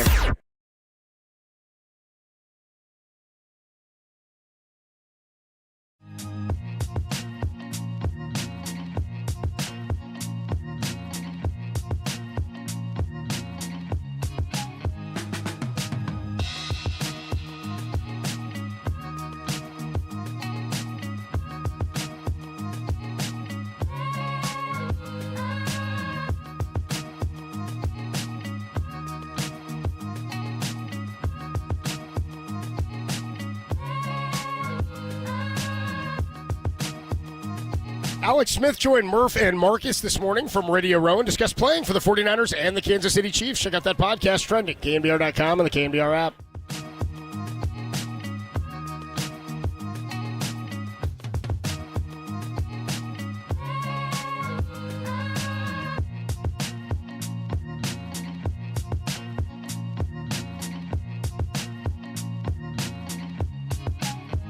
Hey everybody, Mr. T here for Daisy Dips. Snacking should be easy. Should be real easy. Like just put it in the oven or open it up and let it rip. Well, that's what you do with Daisy Dips. No more mixing, no. You open the chips, you crack open the dip, whether it be French onion or ranch dip, and everyone's good to go. You don't have to worry about it. You don't have to worry about gas. You want to enjoy the game yourself, don't you? Yes, you do. So with snacks, think easy, think Daisy Dips. You're a Daisy if you do.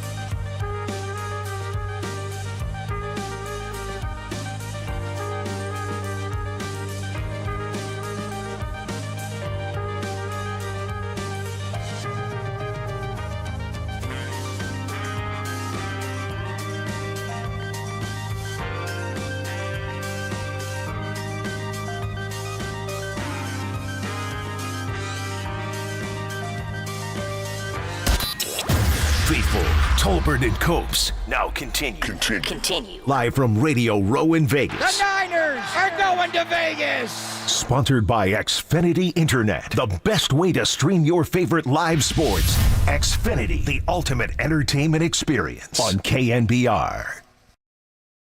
Oh, man, still putting the pieces together here at Radio Row in Las Vegas after Kenny Mayne. Dude, the text line of the YouTube chat are blowing it up.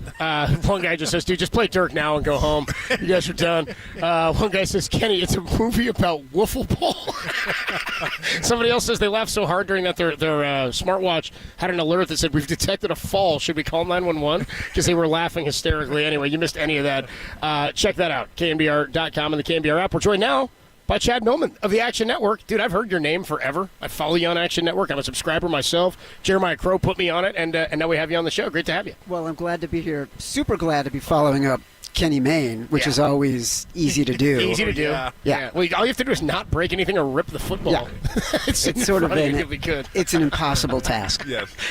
I don't know what we're going to do. They told us to get off the air because he was here. So it really is. Anyway, how we doing? I feel great. Man, I just got into Vegas this afternoon, just came right here. The first person I saw was Tom. His blue eyes lit up all of Radio Row. And you guys, what I'm impressed is, this place is emptied out. Yeah.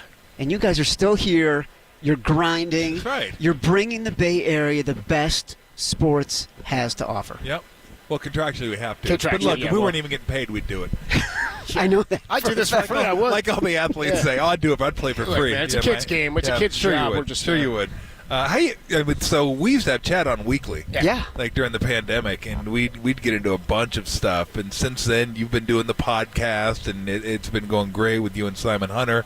And it's fun listening to you guys. And really what's kind of fun about listening to you guys is not that I agree with you guys all the time, which I most certainly don't, but it's the reasoning that goes behind it. And I always tell people, I go, if you're going to listen to stuff, that's what you want to listen for, the logic behind it. And then you can either agree with the logic or disagree with the logic. And if you disagree with the logic, why do I disagree with the logic? Sometimes your logic's faulty. And it kind of gets you thinking about how you put down a wager and why you want to put down a wager. And one of the things that I've still wrestled with this from, and I'll never get it right, but let's say I like the Niners laying the 2 over the Chiefs. Yep. At what point would I like the Chiefs? And I always try to do that with every game. If I like this side, why do I like it? And at what point would I like the other side?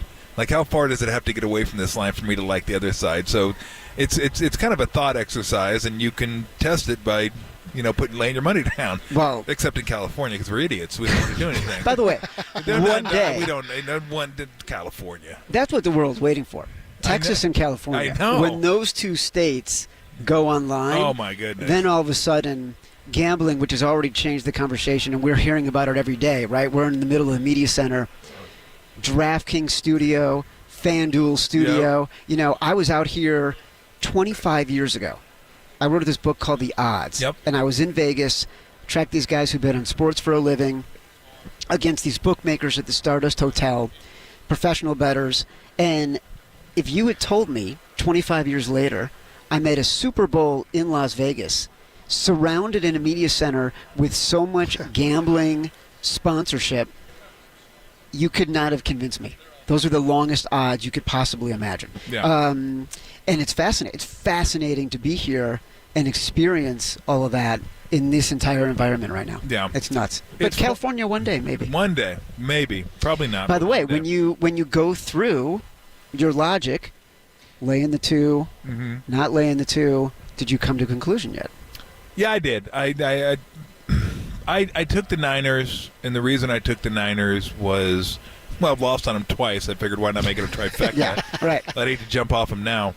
But my logic was I still have to – 17 games resonates with me more than 3 or 2. Mm-hmm. And Kansas City's been a different team offensively during the playoffs at times. I mean, as good as they looked against Baltimore in the first half, they shut it down in the second half. I mean, that thing was like just – they shut down the engines and were just idling for 2 quarters. So they didn't do much in that game. But they got out quick. Against Buffalo, same thing. I don't think they punted until the third quarter. They looked really good in that game, too, moving the ball.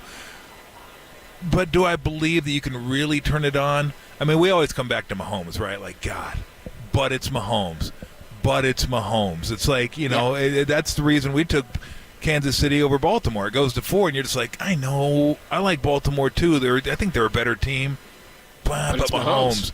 Mahomes is an underdog, right? It's like now I think he's 11-1-1, 8-3, or they're 9-3, 10-3 guys, something ridiculous like that. So I never feel like you're getting great value on the Super Bowl anyway, to be honest with you.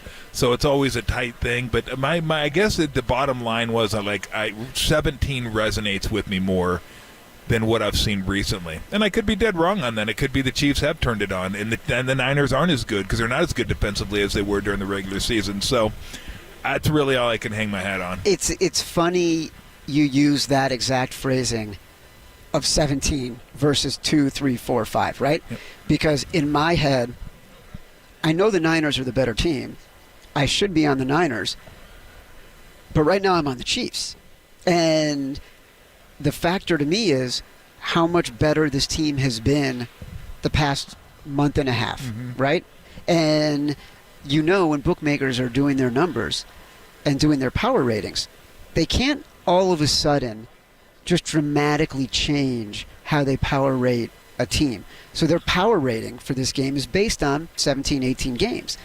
But it's not based on the 3 or 4 games that these teams have played and what these teams have become since the end of the regular season, and I think for the Chiefs since their game against the Raiders. they're just a better team, right? And I don't think they're accounting for Spagnuolo and what he's been able to do. You say they idle in the second half. All season long, Andy Reid has had this team throttling down in the second half because Spagnuolo makes such great adjustments. Teams have had a hard time scoring. Look at this. Buffalo, Miami, the Ravens. 3 of the best offenses in the NFL, averaging 4 points in the second half during the playoffs. Like, the adjustments, I think there's a coaching advantage. And then there's the quarterback. And as an athlete, looking at you, Tom, you are a former professional athlete.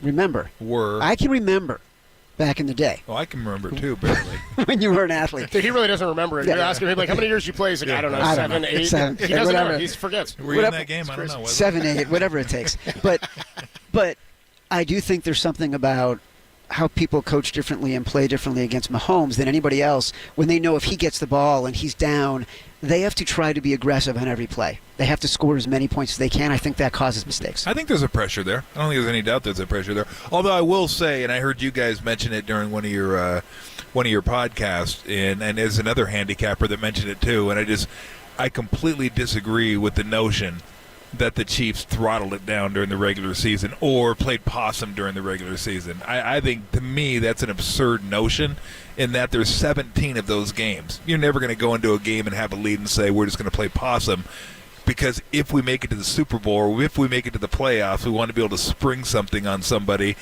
maybe during a baseball or basketball season. But even then, those coaches want to win every single game. I think people would be surprised if they saw what those coaches look like after they lose. Like, I'm real good friends with Steve Kerr. Yeah. And it kills him to lose games. Like, he doesn't sleep at night. He's a mess. And he gets over it and he moves on because that's what coaches do. But I don't find, like, to me, there's no way I'd ever buy that any coach ever played possum during a 17-game regular season when you only have 17 of those. I don't think they're playing possum, but I do think Andy Reid, I think he coaches differently in the second half.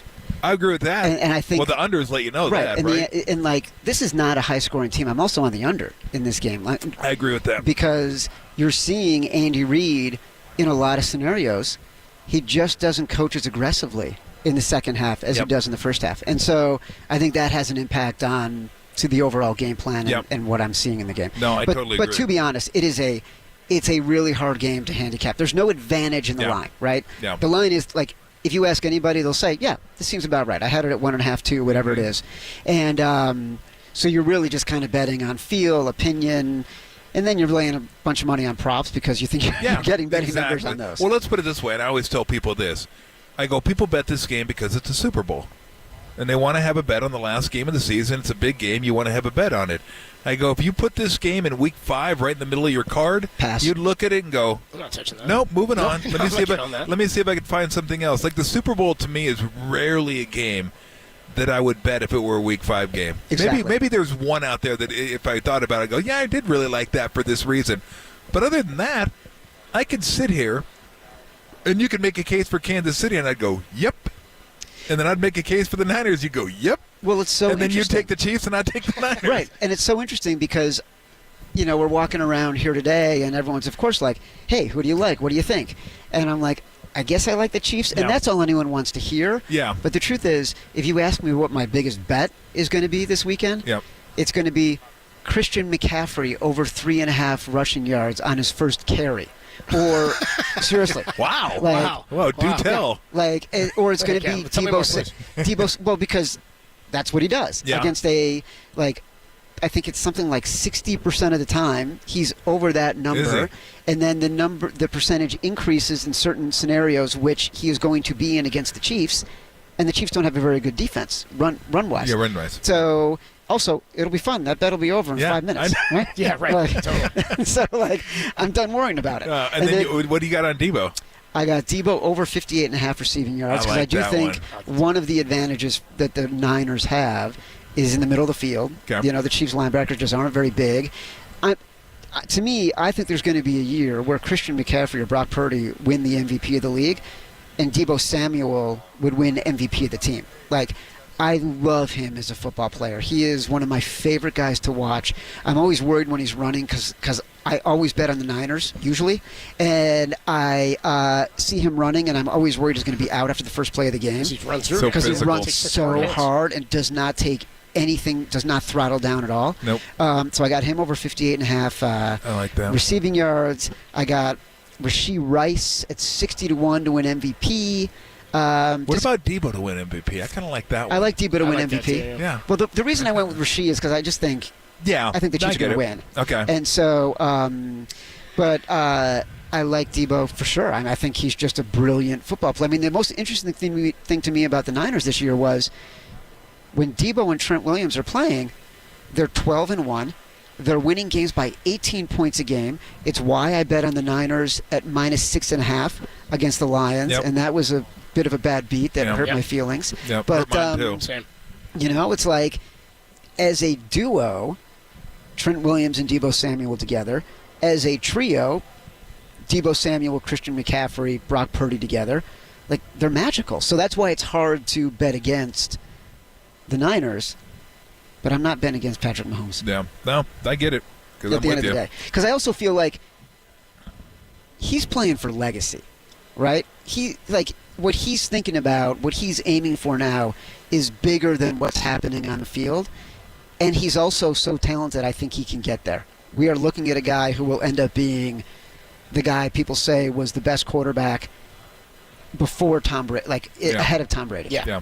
And you know what I find interesting about this game, too, is Kyle right now is where Andy Reid was before he won the Super Bowl.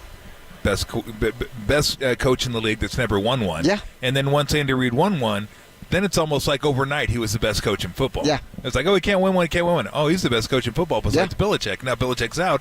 He is considered the best coach in football. So it's just interesting. And then Kyle gets the chance to go against him, who had that label. Now he's kind of got that label. What do you think will be the factors, like the and I always hate asking this question, Chad, and we're talking to Chad Millman of the Action Network, nice enough to join us, because there's 1,000 things that could happen, and we couldn't even mention half of them that might happen that could affect the game.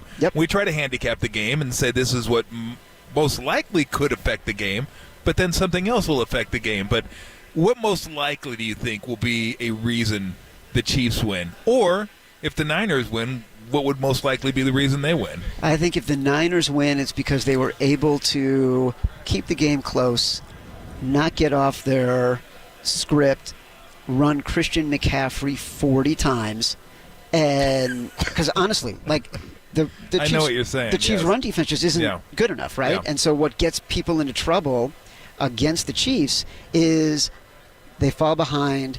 They get nervous about Mahomes.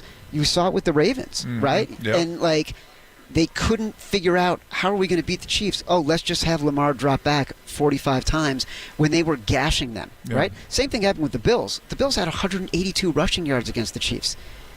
But they got a little bit behind, got nervous, and got away from the game plan. So how can the Niners keep it close enough that they stick with their game plan and just run the ball?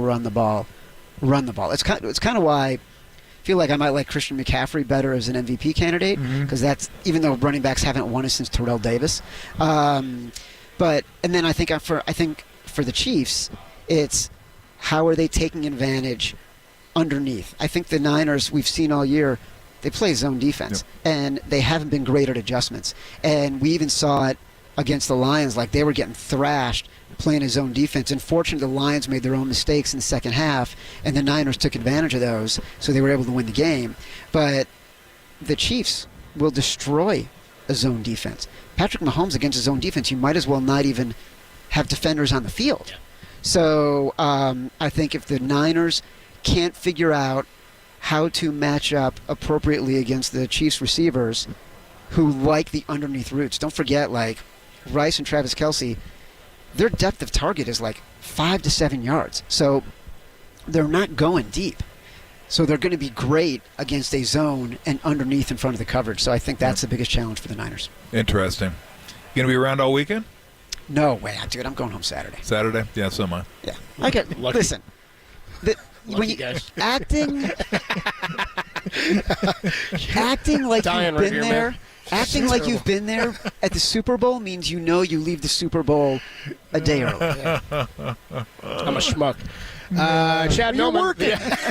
Chad Millman. What are you talking about? You're working, man. Yeah, but this guy works every day. You kidding me? He's doing Giant stuff, Niners stuff. He's the reason we're on the air. Someone's got to do it. So he's the guy that do it. And Derek wasn't gonna. So, wow. Well, and I just wanted to take the shot. Wow, throwing him under the He bus. did give me a pop though to get me back to life, which is good. Which is good. I don't know if I can say that on air though. I think you can. I think you can. Well, Bill wasn't going to do it here. Bill. I know it's Michael. Yeah, no. That's part of the bit. Is that his name, Michael? Chad Millman, the Action Network. Good Dude, to see appreciate you stopping by, man. We'll talk to you soon, dude. Chad, thanks, man. We got a little sound soiree, I think, for you coming up next briefly, and then we'll check in with our. No, Derek shakes his head no. All right. Well, Matt Kolsky's coming up tonight. He's going to be your Sports Phone KNBR host. We'll face off with him in just a bit. Tolbert and Copes from the Convention Center at Mandalay Bay on the Sports Leader.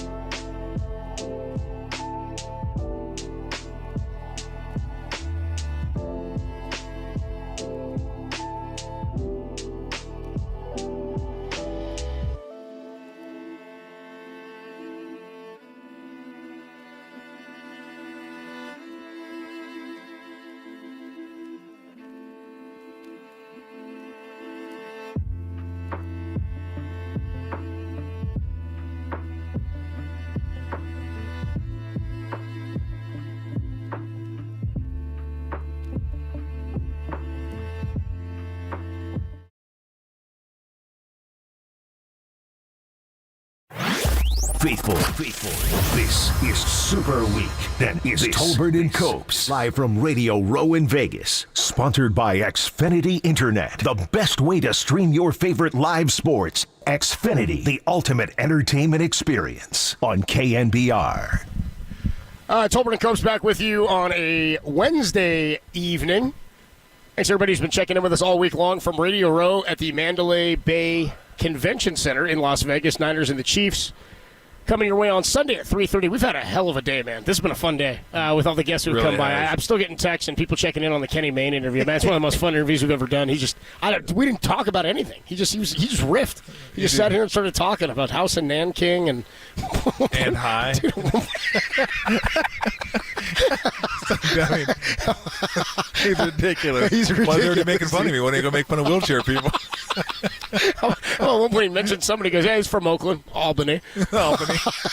Just next to the Golden Gate. That was hysterical, man. So anyway, we'll have plenty more guests coming. Who's on tomorrow, Derek? Do we know? Or we've got queued up. We'll try to grease the skids for you on who's coming on for the rest of the week. We are still. Somebody checked in and said, "Hey, are we getting Steve Young today?" I think we're trying to get Steve on Friday. Derek did talk to him today, but tomorrow's show we will have Mark Spears, Dan Graziano, Nick Ferguson, Ricky Williams, Sean Merriman, Brent Musburger, and Bring Your Shades, Jim McMahon is coming by as well. How about that, dude? How about that, dude? Hell of a guest list tomorrow, too. And who knows we got the shades, then we got lights out. We got shades. How about what Katie also? He says, he's like, what's this thing that Mahomes is doing? What's this thing? Are we on video? What's this thing that Mahomes is doing? Doesn't Merriman do? Wasn't he part of some offshoot UFC, something like that? Yeah. I know it was something like that a couple years ago.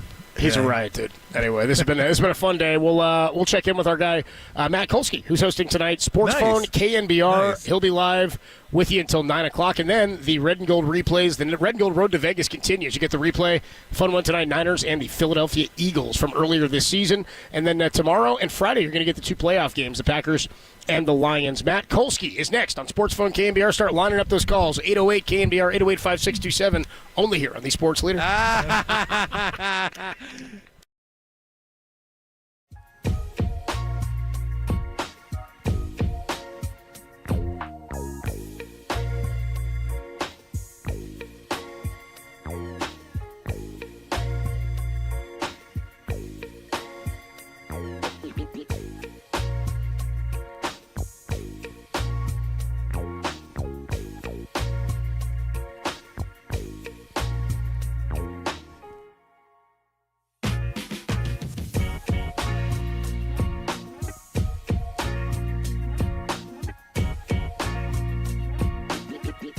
Alex Smith joined Murph and Marcus this morning from Radio Row and discussed playing for the 49ers and the Kansas City Chiefs. Check out that podcast, trending, KNBR.com and the KNBR app. Hey, everybody, Mr. T here for Alex Kugelman and the Kugelman Law Team at sftaxteam.com. Sometimes taxes can feel overwhelming, just like there's so much to do.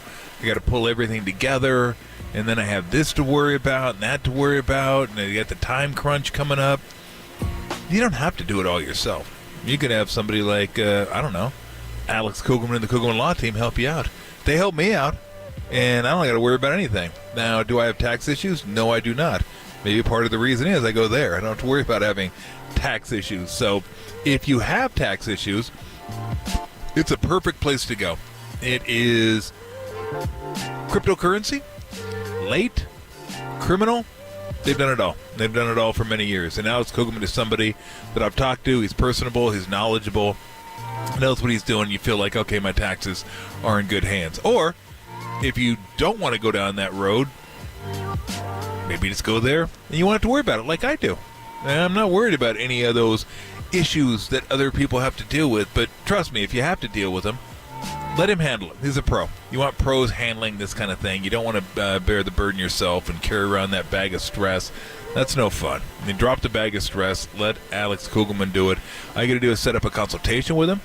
It'll be transparent. It'll let you know what they're thinking about, what the game plan is, how much it's going to cost, so then you can walk out making your own decision on what you want to do. So just set up the consultation. Talk to Alex Kugelman and the Kugelman Law Team. It's sftaxteam.com. That's sftaxteam.com. Alexander Kugelman, Managing Attorney, 21 Tamil Vista Boulevard, Suite 202, Corte Madera, California, 94925. This paid endorsement does not constitute a guarantee or prediction of results.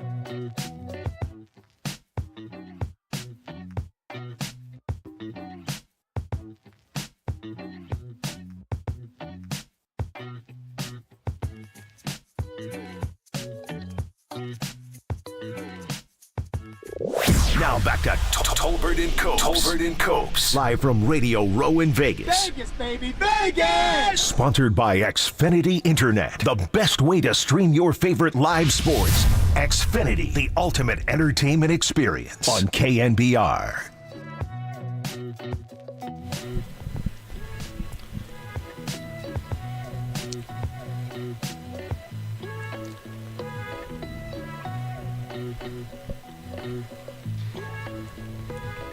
All right, about time to get on out of here. We'll hand it off to Matt Kolsky, who should be joining us straight ahead. God, Kenny Mayne was just killing me. It was funny that he mentioned the craps thing, because that. Yeah, so I'm talking craps. I forgot we talked craps for like 10 minutes. Yeah, I think we did that at Stardust. That they threw me off the table, and I've been drinking. Where you threw the? You said they said I've what? Been drinking. You can't. Please don't throw them off the table. Yeah, well, they're like, keep the dice on the. Please, sir, keep the dice on the table. And then they knew who I was. They're like, Tom, keep the dice on the table. We have to have the other. I go, I'm not trying to throw them off the table. And literally, my buddy was at the other end of the table calling pitches. Yeah. He's like, he'd go fastball, and then he'd point it to this side of the table, and I'd throw it to that side of the corner. table. Yeah, so I'd throw it inside corner, throw it outside corner. And I rolled for about 20 minutes. I mean, it was a good roll. We're just like, hey, let's stick with it. You know, then we got the splitter, we got the circle change, we got all these pitches, right? And the curveball was one where you'd like snap it over, and the dice would hit, and they just bounce off the table, and boom, they bounce off every once in a while. So the last time they told me, we're really going to have to ask you to keep the dice on the table. And I was just like, I'm not trying to throw them off the table. If I want to throw them off the table, and then literally there was like a bank of slot machines, and I just chucked them into the bank of slot machines. And they like hit the slot machines. They went, bing, bing, bing, so bing, defiant. yeah. And the dice popped up, and they go, that's enough for you. That's enough for you, Tom. Go to your room, sir. So they took all the chips off the table and just gave them back to me. They go, that's enough. That's yours. So that was the end of the evening. But yeah, good story. We're the only two at the table. That's probably why the reason they were letting me do what I was doing anyway, because they're trying to. We got somebody to play over here anyway. But yeah, the old craps. And it's funny when he said people that don't pass, he tries to knock their chips over. Bet in the past, I said, don't pass? I don't think so, dude. I don't think so, dude. Kenny, man. Just a ride. If you missed any of it, make sure you go back and check it out on KNBR.com. That was just... I would tell you a great story from last night about how I was defiant with a bus driver, a shuttle driver, on a way back from this event. But I'll save it for tomorrow, I guess. Okay. I broke some rules. I didn't really know shuttle buses had rules. Nor did I. Yeah, I apparently used a bathroom that was not in service. What on earth is going on here? Yeah. Oh, what's up? What's up, Matt? What's up, Matt? What's up, Kolsky? It's madness. It's madness over there. It is madness. You're fighting with bus drivers. If I had to bet, Tom, I would have guessed it was the fastball that was giving you trouble, if I'm honest. Nah, because I could throw that right against the wall and it bounced back toward me. And so the fastball, fastball was easy. I get that right where I wanted to. The curveball was. Yeah, because you never know it's going to land on an edge and it just hops the wall. Yeah. What are you going to do? Yeah, you bounce one. Classic tail, really. You control the curveball, That's how you make it to the majors. Yeah, I could not keep it on the table consistently. My coach used to say when I was catching, he'd be like, ball in the dirt, so are you, Adam. I was like, all right, yeah, I get it. I got to block that thing, I know. Yeah, ball in the dirt, so are you. Oh, man. Yeah, those were the good times. The Stanley Cup of margarita. Over at the old Stardust, it was like 100 ounces of margarita. It's a Papa tank. Oh, it was huge, man. We were like holding it up over our heads, like who won the Stanley Lord Cup. Stanley, right? Yeah, I mean it was so big. And you even share one of those with your buddies. You're feeling pretty good. I think that was the night that one of my buddies was in the restroom and fell down, and then came out. And wanted to see like security or the staff at the hotel. He goes, "Oh, my arm! My arm! I fell. There was like a wet spell. I fell. Got my arm." And he's like, "I think he was actually laying down." And they got the people people from the hotel came in there, and they're like, "Okay, we'll get somebody." And then one of the guys said, if you're not actually hurt and you're trying to get money, they can sue you too." And he goes, "Is that right?" He goes, "Actually, it's not." He goes, actually, it's not too bad. So, and then later that night, it was actually the 100 ounces of margarita where I lost a bet, and I was like, I'm gonna go outside, I'm gonna walk around. And my buddies got in their car because they wanted to go to a different casino. So they go to a different casino, and they see some guy walking on the strip. And you know those like magazine things where they had like the the nudie stuff, like the papers, like call. Oh yeah, they're snapping them, trying to get you to go to the Yeah, somebody was like pushing him over, just like shoving him over and shoving him over. They're like, look at this guy over here shoving him over, and they drove by. They go, hey Tom, what are you doing? I was like walking on the strip, just kicking like machines over and knocking stuff over. So. Yeah, those were good times. Had a Wile E. Coyote, stuffed Wile E. Coyote, threw him from a 20-story building. Thomas can get rambunctious, it sounds like, dude. Threw him down, and they said they were walking down the strip because they wanted to go outside and watch it. I go, I'm going to throw it. You guys go see what it looks like. And they said they watched it, and people were like walking on the strip, and out of the corner of their eye, they actually thought somebody jumped. They go, oh, it's a jumper. What's that? I think somebody jumped. And it was Wile E. Coyote. It was going down to the ground. Oh, we were stupid. It was like, it wasn't, It was juvenile. Let's put it that way. It was very juvenile. How old were you but then? Funny. 21, 22. Okay. You were young. Something like that. Young enough. Good for a story. Old enough to know better. Yeah, now I can sit back and go, what an idiot. But, I'm glad I have those stories. stories. Look at us. We're getting time out of it. Exactly. I'm glad I have those stories. What's going on, Matt? Been a long time. How you been? I've been all right. Everyone is glad you have those stories, by the way. It's a positive. It's a net positive for the world. I'm glad they're good for something. We never actually got like trouble. Yeah. But we could have. I'll give you one more. My buddy, please. You know the big quarter buckets? Yeah. Like when you win a slot machine, you put the buckets underneath it. So we were playing Pai Gow. The whole table was us, and one of my buddies was using the quarter bucket as a spitter.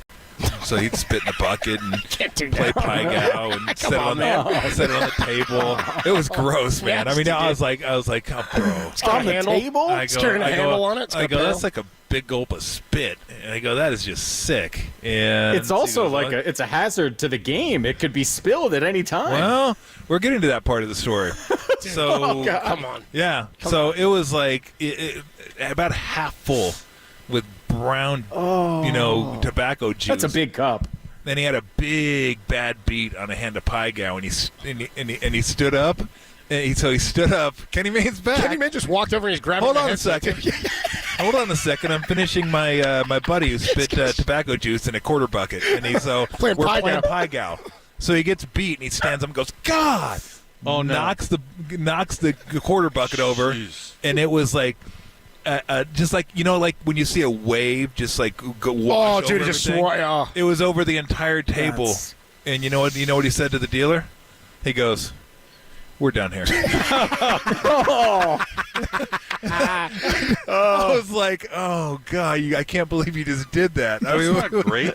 No, it wasn't great at all. But again, a great story. Did he say and high? No. Get the hell out of here. You did not say and high. I think I can hit that live broadcasting from here for shitty football. Go ahead. I want to see if you can. No, I don't want to break. Come on. Nope, not breaking. We'll go down the hall and play. No. I wonder. See if you can hit that bear. That bear is sitting on the table. I don't want to break their table. What if the Pai Gow lady? How can you break a table? The Pai Gow lady might come back and there's a shoe over there. How can you break a table? You can't break a damn table. Here, we'll just go option pitch. Look at that. That's right. That's what we're doing. So the ball has got some strength. We've been pulled back into the vortex. We're back into the Kenny Mayne cyclone. Wait, how have the reviews been from our earlier appearance with regard to the Joe Montana special? You know what? If are you guys even from San Francisco? Is this just like a big fakey thing? Well, look, I don't have the data in front of me. All you have is a picnic table. I don't have the data in front of me. That guy has a car. Yeah. Picnic table. I know on Twitter Joe Montana is trending for some reason. I'm not sure why. So I'm not sure how Joe Montana is doing. Yeah. I think Criminal Minds is doing well, so it got a big bump. What these guys are they just doing like a symposium over here? Are you asking? I don't know what's going on at other tables. I'll see what they're doing back there. They're the one making the rounds, bro. Come on, before you leave, you got to try to hit the bear. Yeah, you got to hit the bear once. You played football. You're a Division I football player. I know. I don't want to do it because I don't want to get arrested like your Pai Gow guy. How much trouble did he get in? Not much. Aren't you embarrassed? No. It was a great story. It was an incredible story. How long is the show on? We're done now. We've gone a minute over. We've gone late now, yeah. We've gone a minute over. Let's get to the Bay Area report on traffic and weather. A little fog rolling in. Albany is a high of 54. Look for low clouds in San Jose. And traffic's backed up on the East Bay Bridge. Enjoy House of Nanking and high. Thanks. Get it a great Kenny man, bro. Oh, guys, it's sad. All right, Matt, what do you think on tonight? Follow that. Yeah, I think, we're planning a replay of all of the Kenny Mayne appearances from your show. I think at this point we're pivoting to more Kenny Mayne content. Yeah. Why wouldn't you? This guy's out of his mind. This guy's a riot. Oh, my God. I was thinking we'd spend the first 2 hours on Giants free agent acquisitions. Does that sound, boss fantastic. Man, what are we thinking? Yeah. I know that's going to be a little bit of a downer compared to Kenny Mayne. I think so. I just really want to change the temperature in the room, you guys. I don't know. Oh, my God. If he was a stimulant, it would be a barbiturate. I was going to go ahead and just we're cancel each other out. We're gonna talk Niners. I'm in a place where nobody cares about my Niner takes, so I got a lot of takes to get off. We're gonna talk to Rod Brooks, Niner TV man, coming up at about 6:30, and talk to you. I want to hear from the people. I miss hearing from the people of the Bay Area. I checked. It's been like 8+ months since I was on these airwaves, so I'm happy to be back. Let's do it, man. Good to have you back. Good to have you back, bro. Light them up. 808 KNBR, good 49er talk, and you'll get some good replays from today, too. We've had a lot of good fun at Radio Row. Thanks for doing this tonight, Matt, and have a great show, man. My pleasure. You guys have fun tonight in Las Vegas. Thanks, Matt. No spitting in quarter cups, please. No, I don't think that's old school stuff now. We don't do that anymore. We do it anyway. Regular cups. Have a great show, Matt. Okay. See you, bro. All right. Let's thank our guests. Let's see. I'm not going to look. I'll try to help you with them. Okay, let's see if we can get them. I should be able to get the ones that we did live. Thank you very much, Chad Millman, Mike Golick, Greg Cosell, Dan Orlovsky, Kenny Mayne, of course. We'll give Kenny Mayne 2 Kenny Maynes. Yeah. Kenny Mayne, and high. We'll give him that because he was incredible. If he'd have thrown the football, that would have been awesome. And then Dante Whitner. By phone. I want to say that's it. I think that's it. I think that's all 6. I think we got them all. I think we nailed them, didn't we? Nailed it. Fantastic. And a great guest list tomorrow, too. Oh, yeah, we got Mad Dog Russo, dude. See, I missed I forgot Mad Dog Russo, too. He was great. That shows you how good everybody else was. I'll tell you what. Mad Dog was awesome. I'll tell you what. KNBR, baby. Baby. I'll tell you what about Farhan. I don't know how he survived the Gabe thing. He's still there, but Gabe's gone. He fires Gabe. Farhan, he survived it. I don't get it. I don't know. I don't know about this Giants thing, guys. That was it. That was his Giants thing. I don't know. He knows his Giants. He knows them. He definitely knows his Giants. All right, coming up next, thank you very much to Derek. Hell of a job here today. Great booking. And even better, great non-booking in some instances. Like sometimes the best move you make is not a move you make. So fantastic. Great work, Derek. Great work, Tim. Back on both fronts. Yeah. Derek's here fighting both fronts. He's like World War II. We're going to fight over here on the Pacific at front, and they call it the Pacific Theater. Thank you. And then the Atlantic Theater. We're going to go over here and fight over here. He did an incredible job. We'll just call him America 1944. So fantastic. Well done. Attaboy, America. Well done. Good job. Way to get it done. Thank you very much to Tim. Appreciate the effort. You should be here, but thank you very much. Next time, you know what? I'm gonna say I'm coming. I'm just gonna let Tim come in my stead because he deserves it absolutely. Thank you, Tim. Appreciate it. Thanks, Great bro. job today, Cobes. I'll see you right now. I'll walk. I'll see you. I'm gonna say bye and then walk next to you. I'll see you now. All right, dude. See you now. All right, coming up next, Matt Kolsky here on the Sports Leader. Take it away, Derek. Oh my God! Oh! Shut it down! Let's go home! It's time for you to sound off, for you to speak your mind. This show is for the faithful. Touchdown! Touchdown! Dub Nation. Bang! Steph Curry again! And the seam heads that bleed orange and black. Good man! This is Sports Phone KNBR. Sponsored by Industrial Metal Supply on the Sports Leader. Check the live stream on YouTube at KNBR 1045.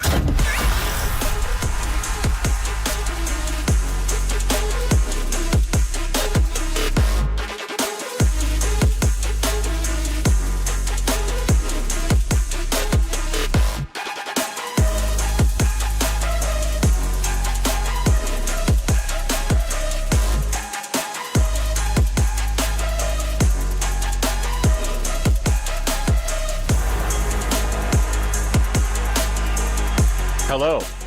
You'll never believe this, but I was doing an entire introduction with my microphone muted. Thank you very much. Welcome back to Radio for Me.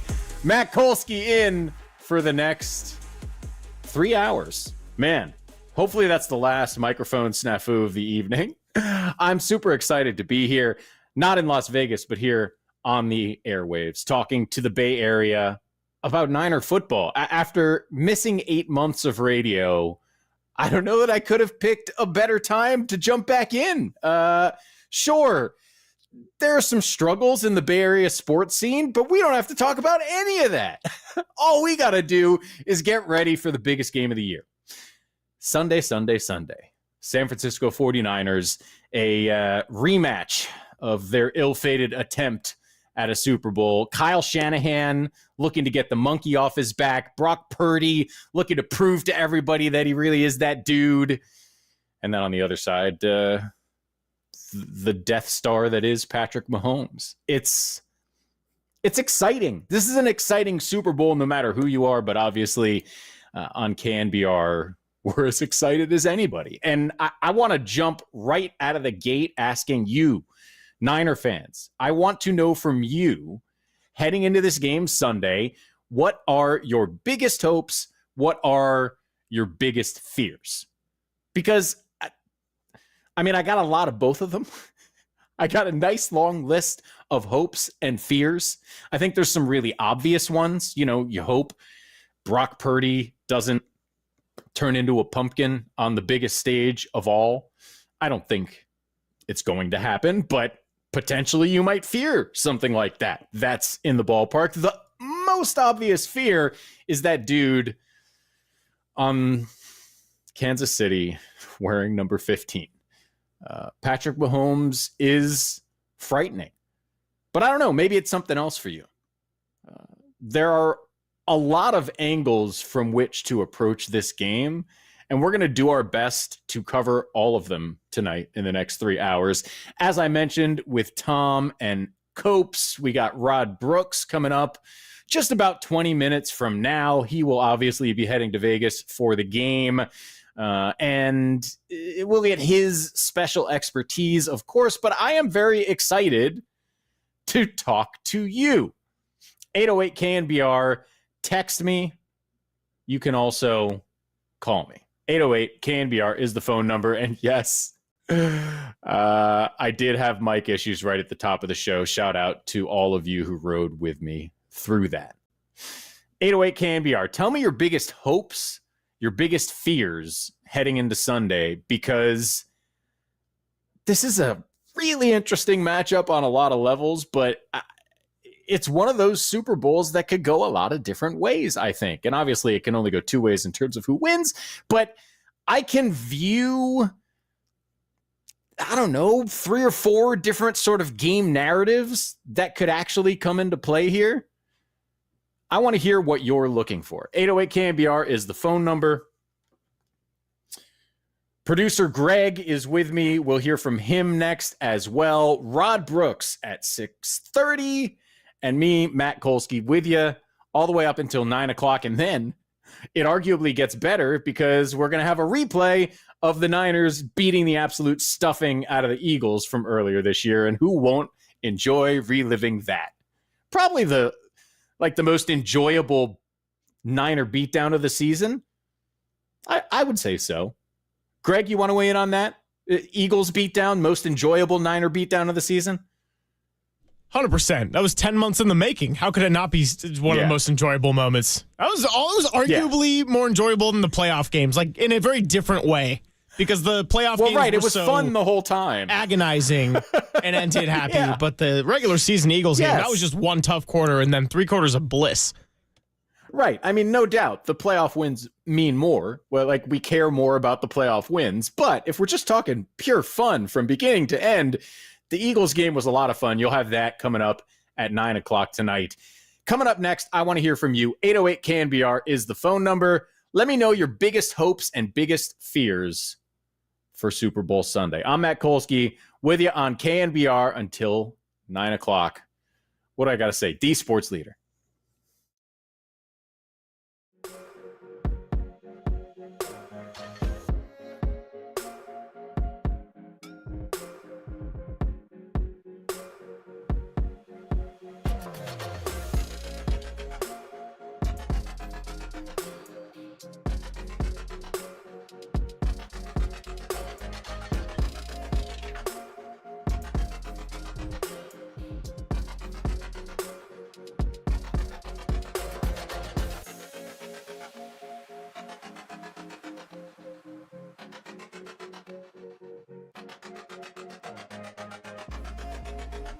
Former Buffalo Bills and 49ers wide receiver Stevie Johnson stopped by Radio Row with Papa and Lund earlier today to talk about the AFC Championship and how that leads to his ultimate Super Bowl prediction. To check out that interview, see what's trending now on KNBR.com and the KNBR app.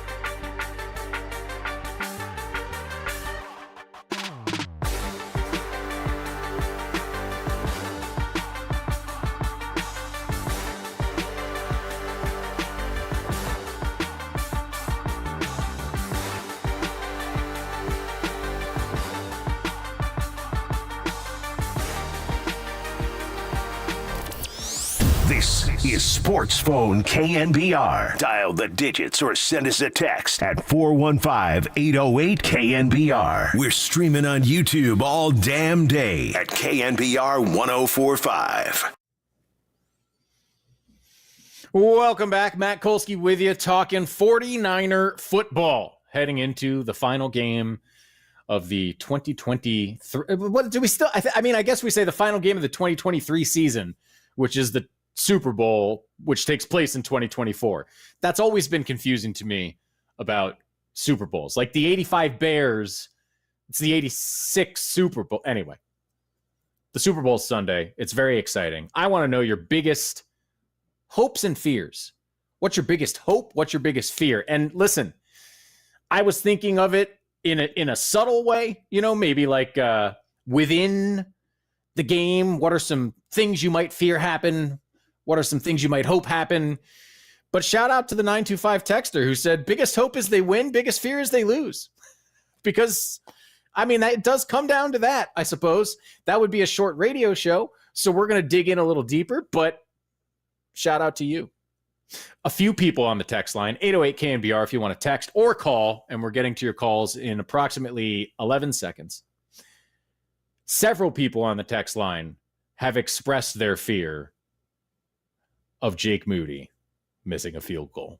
And that is on my list of potential critical Niner fears. It's a little frightening. Now listen, we know Jake Moody's capable of greatness from a kicking perspective. We've also seen some bumps in the road. He's a rookie. It's a little scary. It's not a disaster. It's a little scary. Let's go to the phones. Edgar in Jersey is first up.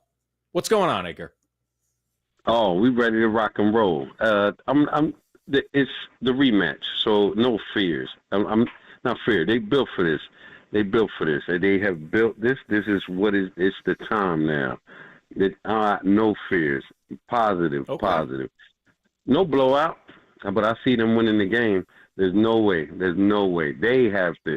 Steve Young said it good. You got to go take it. You got to go take the Super Bowl. They're not going to give it to you. They have to go take it. What was the quote from? It was like a Super Bowl is taken from bloody hands or something. Like that. Bloody hands. Yeah. Oh man, that's like wow. Oh, that's words spoken by the best. You got to go take it. This is their time. This is their time. There is no. And Shanahan saying this the last Wednesday. This is the last. This is it. This is it. That's it. This is it. Let's go. They got this. All you got to do is go out there. Yes, sir. Have a good night. You too.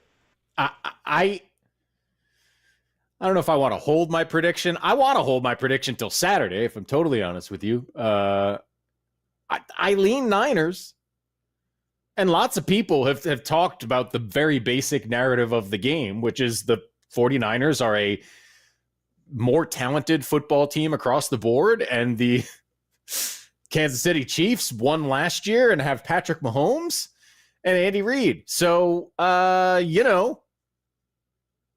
seems even in some ways. That Patrick Mahomes edge is a big edge, and I want to talk about exactly what that is. But first, let's keep taking your phone calls.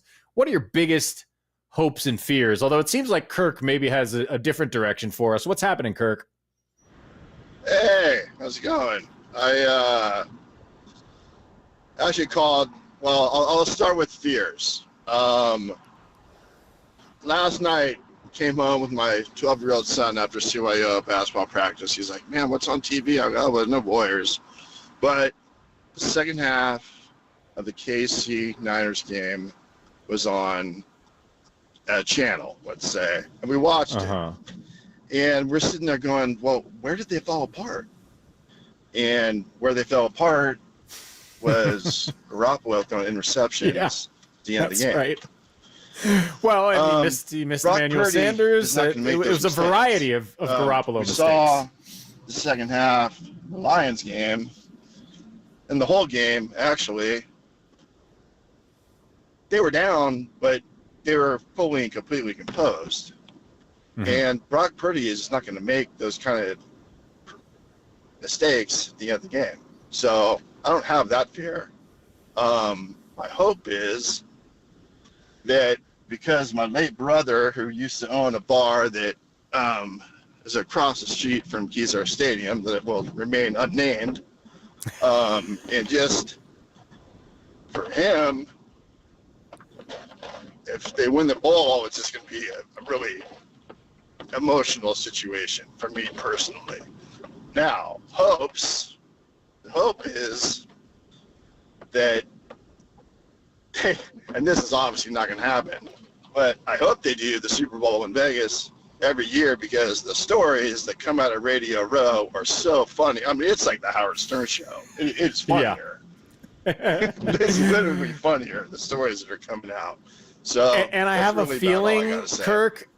Yeah, thanks, Kirk. I have a feeling that this Vegas Radio Row is it's going to be, as we look back on this one years to come, we will see this as a tame Vegas Radio Row, because both Vegas and Radio Row are going to get more comfortable with that marriage as the Super Bowl goes back, and it is going to go back. Vegas is going to be regular rotation now, with the LAs and the Miamis. That's how it works. Warm cities with places to party. That's where you want to have the Super Bowl.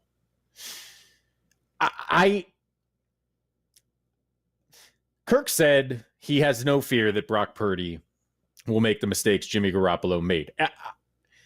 I don't want to diminish Brock Purdy by making it sound like I fear mistakes as much as I did with Garoppolo, because he's a much better quarterback than Jimmy Garoppolo, and by and large, you don't expect him to make those mistakes. And in fact, one interesting thing about when he has made those mistakes this year, it's mostly been with bad weather. So I also don't really think I'm worried about Brock Purdy. I'm not overt. It's not a major fear that Brock Purdy's going to turn into a pumpkin, or Jimmy Garoppolo for that matter. Same difference.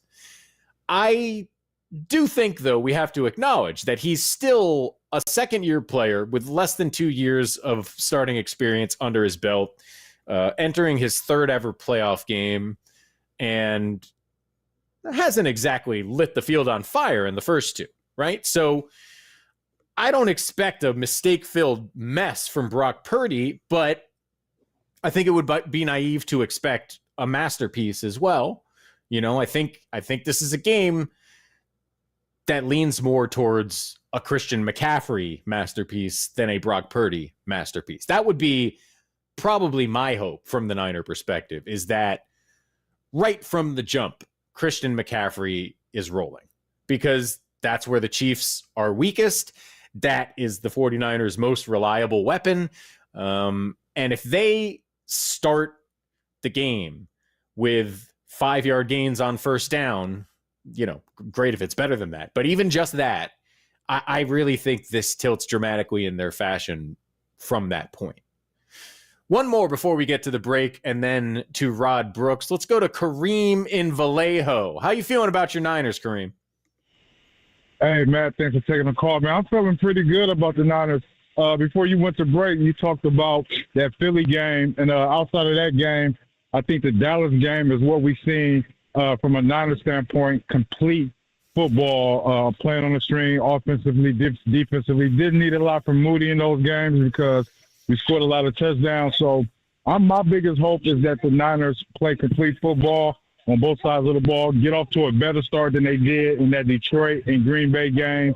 And I guess my biggest fear would just be, 28-24 Niners, a minute 35 left, probably a timeout for number 15. I can't say his name, but, I was born on the 15, so 15 happened to be my favorite number, but I'm going to just refer to him as number 15.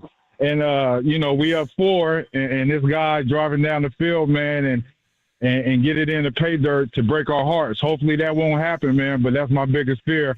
Thanks for the time, Matt. Blessings to you. Yeah, thank you, Kareem. That's how can it not be one of your biggest fears, if not the biggest?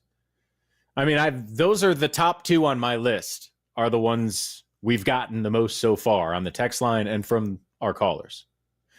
It's Moody It's just Moody in a clutch situation, and it's Mahomes in a clutch situation. And in addition to being a little nervy, those are both like, they're isolating circumstances, because if you broaden the view, the Niners have the edge in a lot of places. They have a deeper, better team top to bottom. They really do. They have the better tight end, as an example. I just had to get that into our first half hour. But in those isolation situations, if Jake Moody's out there on an island all by himself, if Patrick Mahomes all by himself is doing crazy things, it makes you feel helpless as a Niner supporter. We're going to talk to a Niner broadcaster, I guess you would call him. He's on NBC Sports Bay Area, talking Niners every week. My buddy, Rod Brooks, joins us next. And if you're on hold, you want to hang through Rod, I'll get to you afterwards. You want to call back, that's okay too. But we will be talking to you all night, right after Rod. I'm Matt Kolsky. This is KNBR, the sports leader.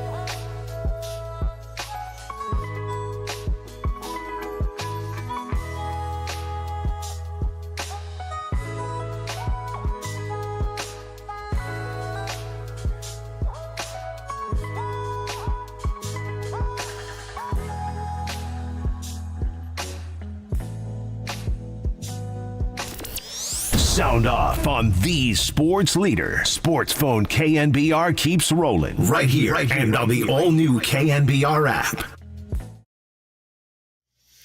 Welcome back. Matt Kolsky with you until 9 o'clock when we get a hot Niner replay. That whooping of the Philadelphia Eagles from earlier this year. Have some fun. Relive good times. Rod Brooks is going to join us in about 13 seconds, but really quickly, I want to clean something up from last segment. I said third playoff game for Brock Purdy. I forgot about last year, as a texter rightly pointed out. The texter says it's his sixth playoff game. He's 4-1. I'm going to call it his fifth, and he's 4-0 because I'm not going to hang that loss on him when he only threw 4 passes and completed all of them. But either way, less playoff experience than Patrick Mahomes, which was the original point I was making. Less playoff experience also than the great Rod Brooks. You see him on NBC Sports Bay Area. My buddy, how you doing, man? My brother, how you doing? Hey, happy J Dilla Day to you, my man. I appreciate that you are aware of that. I am wearing a J Dilla t-shirt. For the people who are watching on the video stream, here it is, J Dilla on the MPC. Yes, but more importantly, Super Bowl Wednesday. You're getting ready to go to Vegas. I mean, let's just start real broad here. What's your plan to find Taylor Swift? No, here's the deal. She's got to find me. That's how that goes down. All right. Yeah. I should have known that. Yeah, that's my She knows what she did, and I'm not going to talk about it publicly, so we'll just leave it at that. Oh, my goodness. All right. So as you get ready to cover this game, what is the number one thing you're looking at from the Niners' perspective? Is it more about stopping Patrick Mahomes, or is it more about getting this Niner offense, which has been unbelievable all year, going? It's cliched, but to me, there's truth in the cliche I'm about to drop. It's about the Niners. It's not about the Chiefs. And I know that sounds crazy because you're talking about the defending Super Bowl champions, Patrick Mahomes, Travis Kelce, Andy Reid. You know, those 3 guys are going to walk immediately into the Hall of Fame whenever they decide individually to call it quits. But for me, it's what this Niner team, and I think they're going to show you from the beginning. Their ability matched with their talent is supreme. And to me, they have to show it. All right. We know that Kansas City has problems stopping the run. This has been an ongoing problem for them the entire year, as good as that defense is. How are the Niners going to attack that and attack that from the beginning? And I'm simplifying it here because it's not as easy as just turn the ball or turn around and hand the ball off to Christian McCaffrey. But you have a Niner team that can run the ball any way they want to. They can run it out of any formation. They can do it with multiple personnel, and they can do it with different guys. You could do it traditionally with Christian McCaffrey, or you could do it untraditionally with Deebo Samuel, or untraditionally with Christian McCaffrey. Their ability to run the ball, and knowing that Kansas City has trouble with that, I want to see that from the beginning.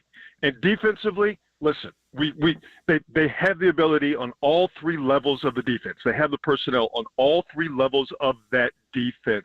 They're the ones that need to dictate the tempo. They're the ones that need to dictate the entire scope of what's going to go down on that field this Sunday. They can't allow Andy Reid, Patrick Mahomes, Travis Kelce to dictate to the Niners defense what they can and can't do, what they should and should not do. And again, I think it's the same thing for the offense. It is up to this Niner offense to dictate to Kansas City's very good defense how things are going to go when the Niners have the ball. They cannot in any way, shape, or form be passive. And I think there was a great amount of passive.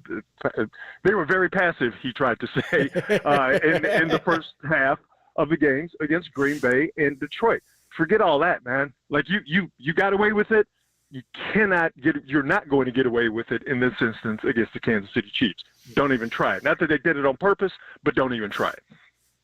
Yeah, but not that they did it on purpose, of course, but it's one of those things where you say, well, how could there be a lack of intensity or a lack of effort in the Super Bowl? But how could there be one in the NFC Championship game, right? I mean, it's a curious thing, especially for a team that never seemed to lack motivation, even when there weren't stakes that were nearly this high. But go back to the Cowboys game. Go back to the Eagles game. All right, the two biggest games of the regular season. What did the Niners do offensively and defensively? They dictated to the Niners, or to the Cowboys, and to the Eagles, this is how it's going to go down, and it went down exactly the way the Niners wanted it to go down.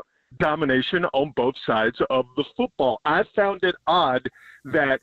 And give Detroit and give the Packers credit. I found it odd that in the first halves of those games, the two offenses of the two teams, the Packers and the Lions, they were dictating to the Niners defense how it was going to go down. And that when the Niners are at their best defensively, they are not reacting to what the opposition is doing. They're making the opposition have to react to what the Niners are doing. And they lost their way, the Niners did, in the first half of those two NFC playoff games. You're not going to be able to afford to get away with that this time. They have to be aggressive, but controlled aggression. But they have to be aggressive. In particular, I think dealing with Isaiah Pacheco is going to be their biggest challenge because, look, Patrick Mahomes is Patrick Mahomes. He'll do things that you cannot stop at some point, but this is one of the best pass defenses in the league, and we've seen all year, but especially in the last two games, the run defense is not one of the best in the league. So what is the biggest key in your mind to dealing with Isaiah Pacheco, who has looked really, really good? Let's keep it simple. Tackle this guy. Tackle him. Tackle him. I'm at the NBC Sports Bay Area studios. We're getting ready to do another 49ers Live after Warriors coverage ends. And I'm sitting with Dante Whitner, my partner on the show, along with Carlos Ramirez. And right now, we're watching the All-22 from the AFC Championship game, Kansas City and Baltimore. And there was just a couple of runs by Isaiah Pacheco. And we both said, we looked at each other and went, you might want to tackle that. You might want to tackle that guy. Get him on the ground. Because he's going to keep running. I love what someone said. And I wish I could remember who it was so I could credit them because it was such a very good line. Isaiah Pacheco runs like he bites people. All right, he runs. He runs very aggressively. Right? Yes. He runs like a sugared up toddler. You gotta get that dude down. Any extra yards, any extra life, any extra drive extension only does what? Only keeps the ball in Patrick Mahomes' clutches. And the longer he has the ball, the worse it's going to get for you. Yeah, that's a hard and fast rule. You want Patrick Mahomes to touch the ball as few times as possible.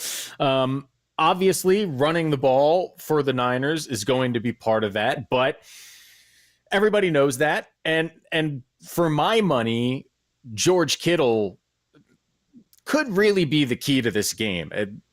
Kyle Shanahan has been sparing all year in how much he has used Kittle, even though, yes, he was the leading tight end receiving wise. Like, there's a lot left on the table from George Kittle, and I feel like now is the time we need to see it. But the question I want to ask you, as obviously the other guy is drawing a lot of attention, who's the best tight end in this football game? George Kittle. Right? It's easy, right? This is not hard. No, it's not hard at all. He could, and this is, in my estimation, no disrespect to Travis Kelce, but George Kittle can do things that Travis Kelce can do, and Travis Kelce cannot do the things that George Kittle can do, or the thing that George Kittle can do, and that thing, which is very important to the Niners and how they get down when it comes to running the football and their offensive identity, Travis Kelce doesn't block. Again, I'm sitting here with Dante Whitner, and we're watching the All-22 from the AFC Championship game, and Travis Kelce does not block. And you'll notice this in the game on Sunday. When Travis Kelce is out there, they will not – and if he's tight to the line of scrimmage, right, if he's tight to the right tackle, they do not run the Kansas City Chiefs to ball behind where Travis Kelce is if he's tight to the line of scrimmage. They don't run his way. He is not a blocker. I'm not saying he's not a willing blocker.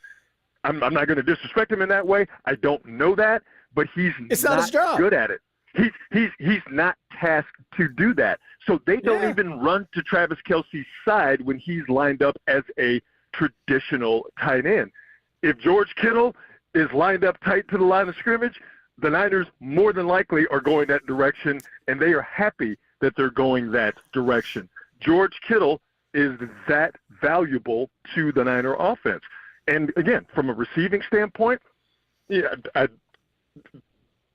you could call them equal if you like. I think Kittle's faster. I think Kittle has more in his bag in terms of what he can do, route running wise and getting downfield. Travis Kelce, and again, this is not a slam, but this is easily verifiable, and you don't have to have all 22 footage.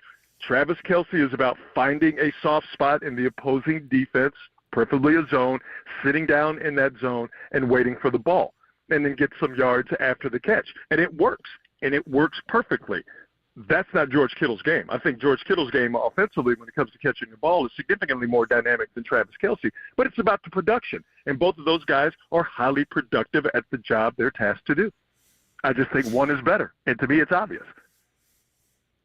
Yeah, it's been so weird for me listening to so much Super Bowl coverage address the Travis Kelce versus Rob Gronkowski tight end debate and just not bring up George Kittle. It's been making my head spin around. So I'm glad we're on the same page about that.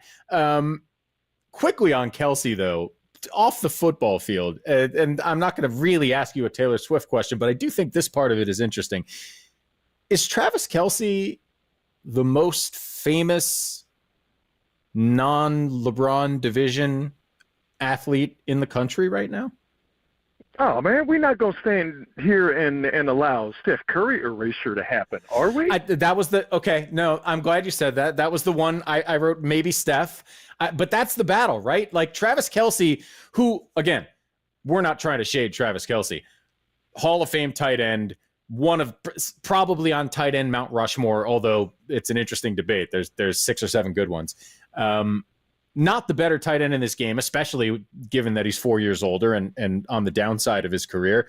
And yet, like this Taylor Swift thing, potentially right as he heads into retirement, I got to give the guy credit for PR. This is tremendous work.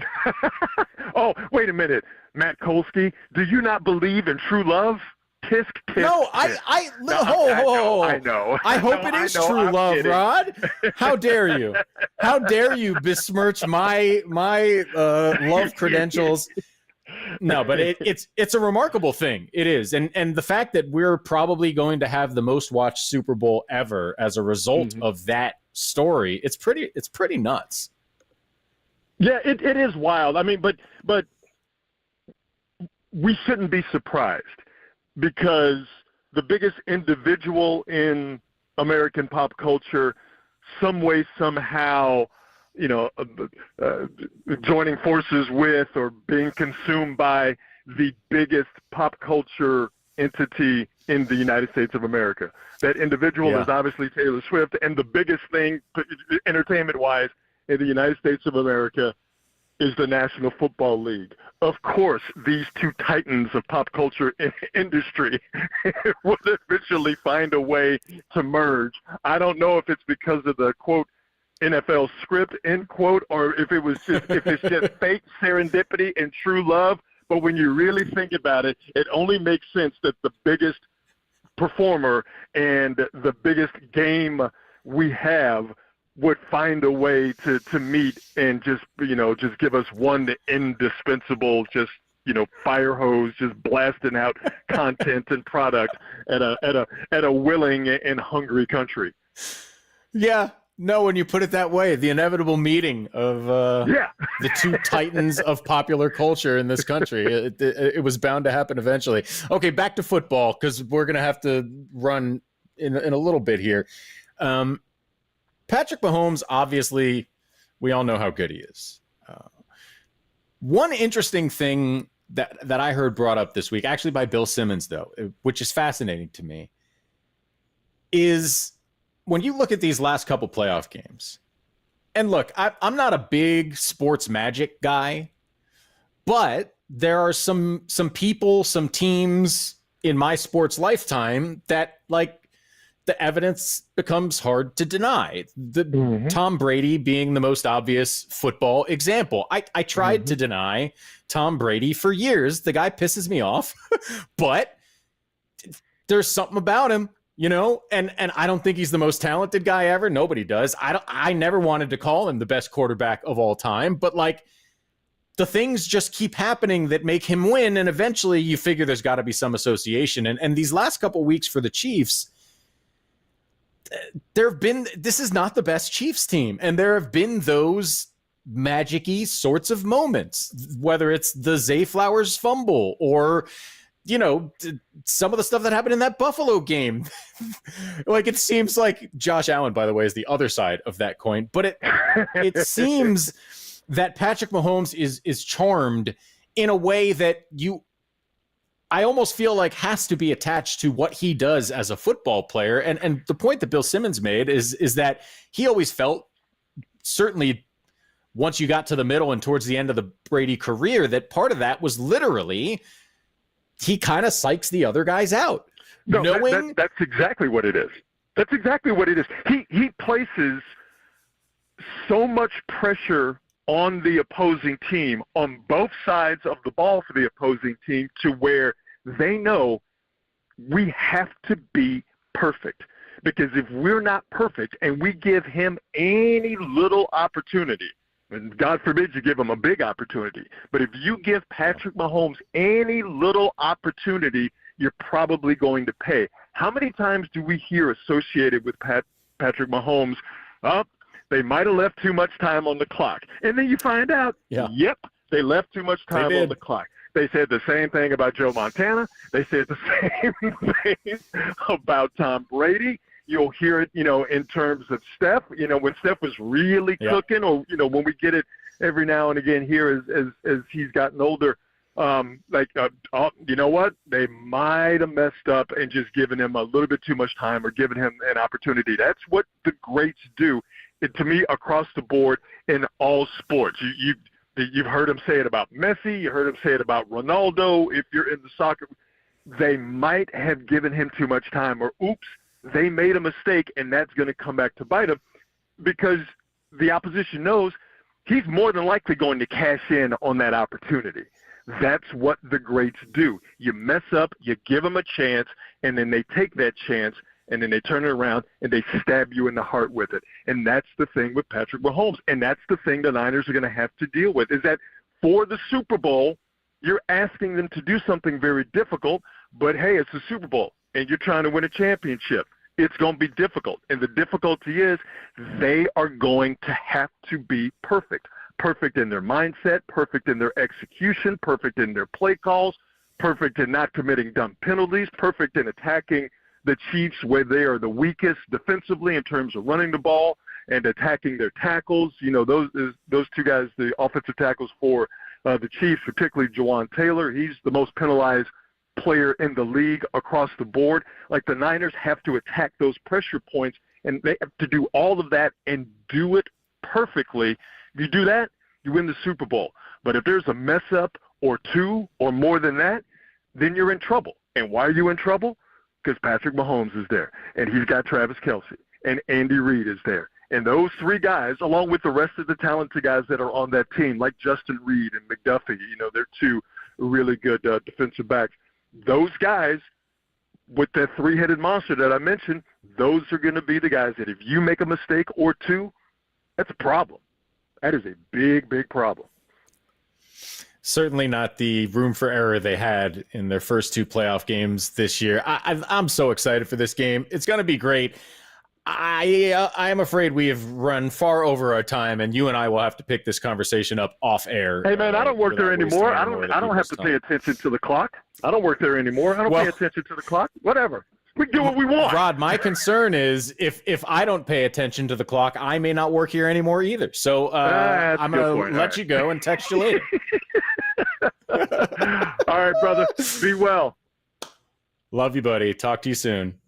The great Rod Brooks. Catch him on NBC Sports Bay Area. Niners Live, Niners Game Time, Niners, whatever they're doing. He's on the Niners stuff. And he's the best. If you're ever wondering who's the best, Rod Brooks, that's the guy.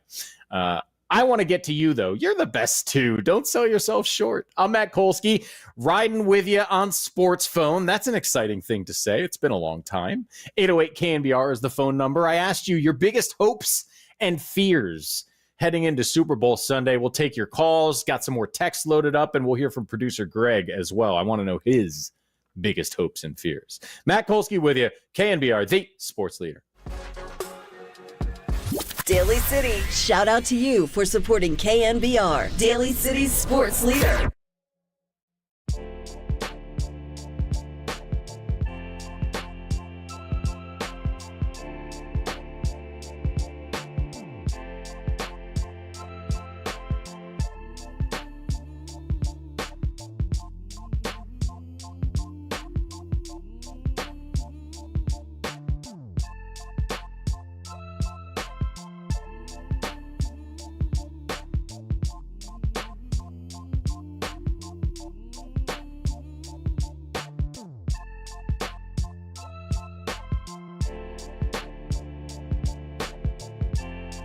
Mad Dog Russo joins Tolbert and Copes live at Radio Row to talk all things 49ers Chiefs, and he gives a reason why 49er fans could be a little bit worried come Sunday.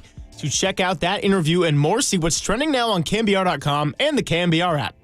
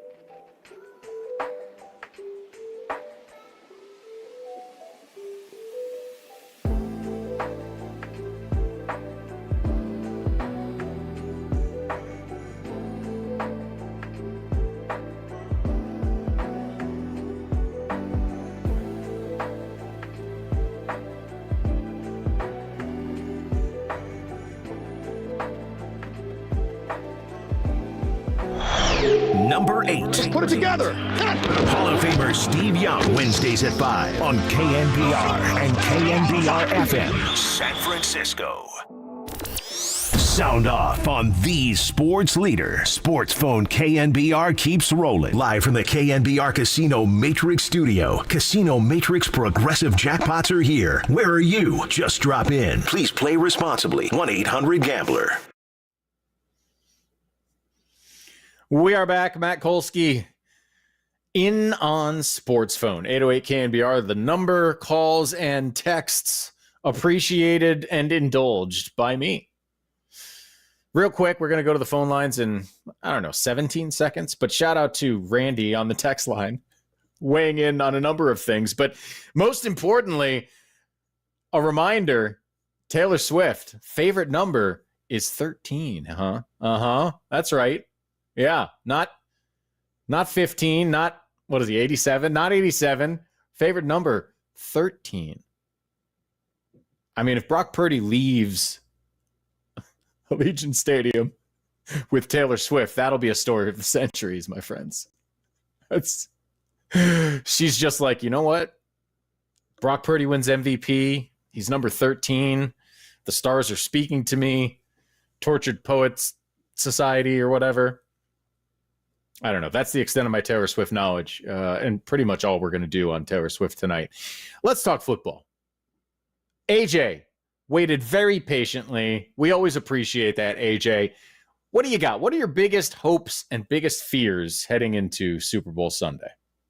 Well, first of all, Kolsky, man, we miss you out here. It's so good to hear you, man. So I'm glad. I hope you're doing well. So first and foremost, look, if you're scared, go to church. I'm not afraid. If anything, I'm annoyed, okay? I'm annoyed with all the Brock slander. They're saying he looks like Lee Harvey Oswald. That's completely inane, okay? That's inane. That's stupid.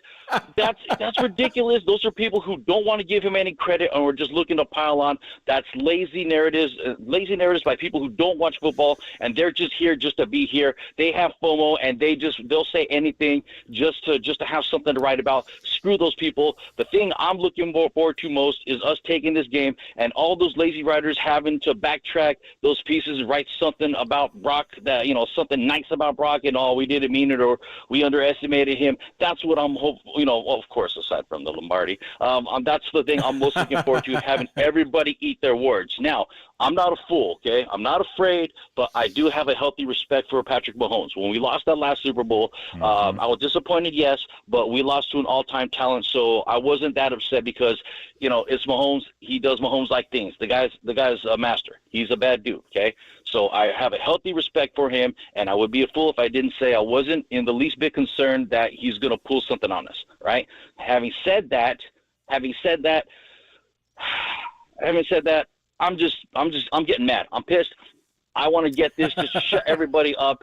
And the one thing, though, that gives me most concern over everything else is having the game come down to Moody's foot. And so us putting ourselves in positions, making smart plays, and everybody basically just doing their jobs. That's as long as we're smart with the ball, we protect the ball, we run clock when we need to, we don't throw unless we absolutely have to, unless we're clear. We just have to play smart. Kyle already got his butt kicked last time. He knows better what to do this time, so I'm confident in our abilities and our guys to pull it through this time. So yeah, I'm really super annoyed. I'm looking to pull this thing through. Then let's clear the slate and let's run it back again next year. Shout out to the homies on the YouTube chat, Drew Down, Ernie Chavez, Otis Bird, Rock the New Era. Right on, Kolsky. Take care, brother. Hope to see you again soon. Thank you. Well played by AJ there. I prefer if you're scared by a dog, but sure, go to church. Whatever works. Look, we could do that thing, but Mahomes is scary. Maybe you're not afraid per se, but Mahomes is maybe you're not intimidated, but in terms of winning a football game, it's not great having that guy on the other side. I mean, I was talking with Rod about that psych out effect. That's real. That's real. I want to get into that a little more later. First, though, we're going to lose producer Greg in a minute. We've barely heard from you. I didn't even get to see your beautiful face. I don't even know if your face is beautiful. I'm presuming that. But producer Greg, what are your biggest hopes and fears, man? I have a face for radio. You don't have me for 1 minute. You got me for about 3.5, so that's a win. Oh, good. Oh, quickly, before you start, I had not heard the Lee Harvey Oswald thing, and I didn't know what he looked like. Have you Googled Lee Harvey Oswald? Because I'm sorry, he does look just like Brock Purdy. He looks just like, when I say he looks just like Brock Purdy, he looks just like Brock Purdy. So that's funny. I'm sorry. It has nothing to do with his ability to play quarterback, but wow, I had not heard that. And that is a creative and accurate burn. Sorry, go ahead, producer Greg. No, I mean, that's what the show's all about on Sports Phone. We take the most random, worst, Lee Harvey best, Oswald, funniest moments from Bay Area sports, including Lee Harvey Oswald of all things getting on the air tonight. So I did not have that on my Sports Phone bingo card. Brock Purdy looks like Lee Harvey Oswald, but I see it. I see the resemblance. Purdy's reaction and being so put off by it is also just gold. That was so funny. But I mean, I get it. Like, there's, it's better than someone saying you look like Hitler, but like, there's not a lot of guys that you that you would less like to be. Yeah, there's a list in front of him. There's a list in front of him, but not a really long list. It's not a long list, no. All right, sorry, I stole from your Niner takes. Producer Greg, what are you excited about? What are you hopeful about? What are you a little worried about? I guess what I'm excited about is that this is just one game. Because if I'm being completely honest, if these teams were to match up 10 times in a row with the way they've been playing later, I would take the Chiefs to win 6 or 7 of those. But this is a game, and I think the 49ers are fully capable of it. I guess I'll go with my biggest fear, because hopefully this gives you some juice in the last couple hours of the show, Matt. And that's just that the 49ers, my biggest fear is that they are not on it for 4 quarters and possibly more. Because I don't want to disrespect the Green Bay Packers or the Detroit Lions. I think they both had great seasons. They both achieved above their expectations. But if you do the let's get outplayed for 30 minutes or more against Andy Reid and Patrick Mahomes and this Steve Spagnuolo defense, like, that's just not going to cut it in the Super Bowl. And I think a lot of people in the Bay Area would agree with that. I think Kyle Shanahan understands that. So that's my biggest fear, is that the 49ers aren't awake right away. I think my biggest hope is that look at the guys they have. Like, I thought it was hilarious to hear about Brock Purdy and, oh, he's the 10th best player on the team, according to Cam Newton. And I'm thinking, yeah, he actually probably is somewhat close to that. I'd put him a little higher. But if you consider the guys that are on this roster, there are some studs. Like, it's not an insult necessarily. No, and I think Super Bowls and playoff football come down to your biggest playmakers a lot. And yes, I know the best player in the league is on the other side of the field, but look at all the great playmakers that the 49ers have and true difference makers. That's what I'm excited for. So it's funny that you brought up the 10th best player thing, because I as I said to Tom and Copes earlier, like I've got a lot of saved up Niner takes. And one of them is that 10th is almost exactly right, but it's not that big of an insult. Because let me just run it through for you. All right. Christian McCaffrey, Deebo Samuel, Brandon Ayuk, George Kittle, Trent Williams. I think that's 5 offensive players right there, all pretty clearly, better at their position than Brock Purdy is at his. We putting Jake Moody in there? No, I'm kidding. It's all love. It's all love for Jake here on the Sports Leader. It's rude what you just did, but I'll allow it. On defense, again, clearly Bosa, Warner, probably Greenlaw, and Charvarius Ward, all better than Brock Purdy. That's 4. That makes him 10 right there. Now you still have Eric Armstead. You still have Kyle Juszczyk. Like, I'm not even sure he's not 12th, but that's okay. Because all those guys I just listed are like top 2 or 3, if not top 1 players at their position in the entire league. So, yeah, I 100% agree with that. Is Brock Purdy the best player on the team? Not by a long shot. Is he good enough to win a Super Bowl with these guys around him? Absolutely he is. And listen, Matt, I do have to run out, but the good news is you're getting replaced, or I'm getting replaced by Raf, who is not our 10th best board op. I think it's a pretty clear-cut upgrade all around. So great being with you. I hope we get to do more of these shows together. I'm excited that Sports Phone is bringing a lot of life back into KNBR and hearing from the callers. But, man, it's getting antsy out here as we lead up to the Super Bowl. Producer Greg, I appreciate your patronage, all your hard work. Great job. And listen, if veteran experience means anything, then Raf is definitely a top 3 producer at the station. You know, he's got that experience. He's been in the trenches with Marty Lurie. That's somebody that I'll go to war with any day. All right, I think we got to take a break, get Raf into the studio, get back to Niner business. Somebody texted in a side-by-side of Brock and Lee Harvey Oswald. I'm sorry, man. I'm sorry. He looks just like him. Did he get upset about that? I'm sorry if he got upset about that. I don't want to upset Brock Purdy. You know, people have compared me to people I wish I didn't look like, but such is life sometimes. Let's all take a deep breath. 808 KNBR is the phone number. Calls and texts there. Tell me a story. What are we going to be saying on Monday? What's going to be the Monday narrative after this game? Tell me the story of the Super Bowl before it happens. 808 KNBR. Matt Kolsky with you on Sports Phone. It's KNBR, the sports leader.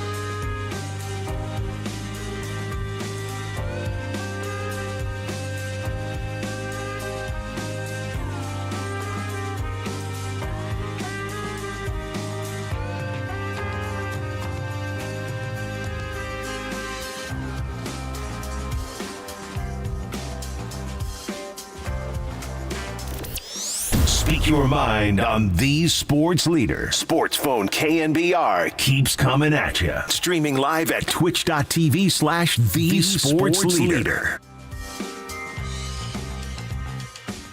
Own games, so it's when you come to percentages and everything. I mean, every time you play roulette, whether it's red or black, it still has to do with that. It doesn't have to do with the previous. So, like, I'm glad we came back. I'm glad we could do that stuff, but I never felt like we couldn't. And yeah, I do get those stats when you see it, like, damn, that's interesting. But I've never felt that we couldn't, and I'm glad that we did the last 2 weeks. But how will that play in the next one? I mean, it should have no relevance, but at least our players know they've been there before. They know how to feel when they're down, and you should always know you're out of no game until the clock ends. I've known that from coaching a lot, and I feel like our players should always feel that way, but definitely these last 2 weeks should, with their experiences these last 2 weeks, should make them feel a lot more confident. We are back. That, of course, the voice of Kyle Shanahan.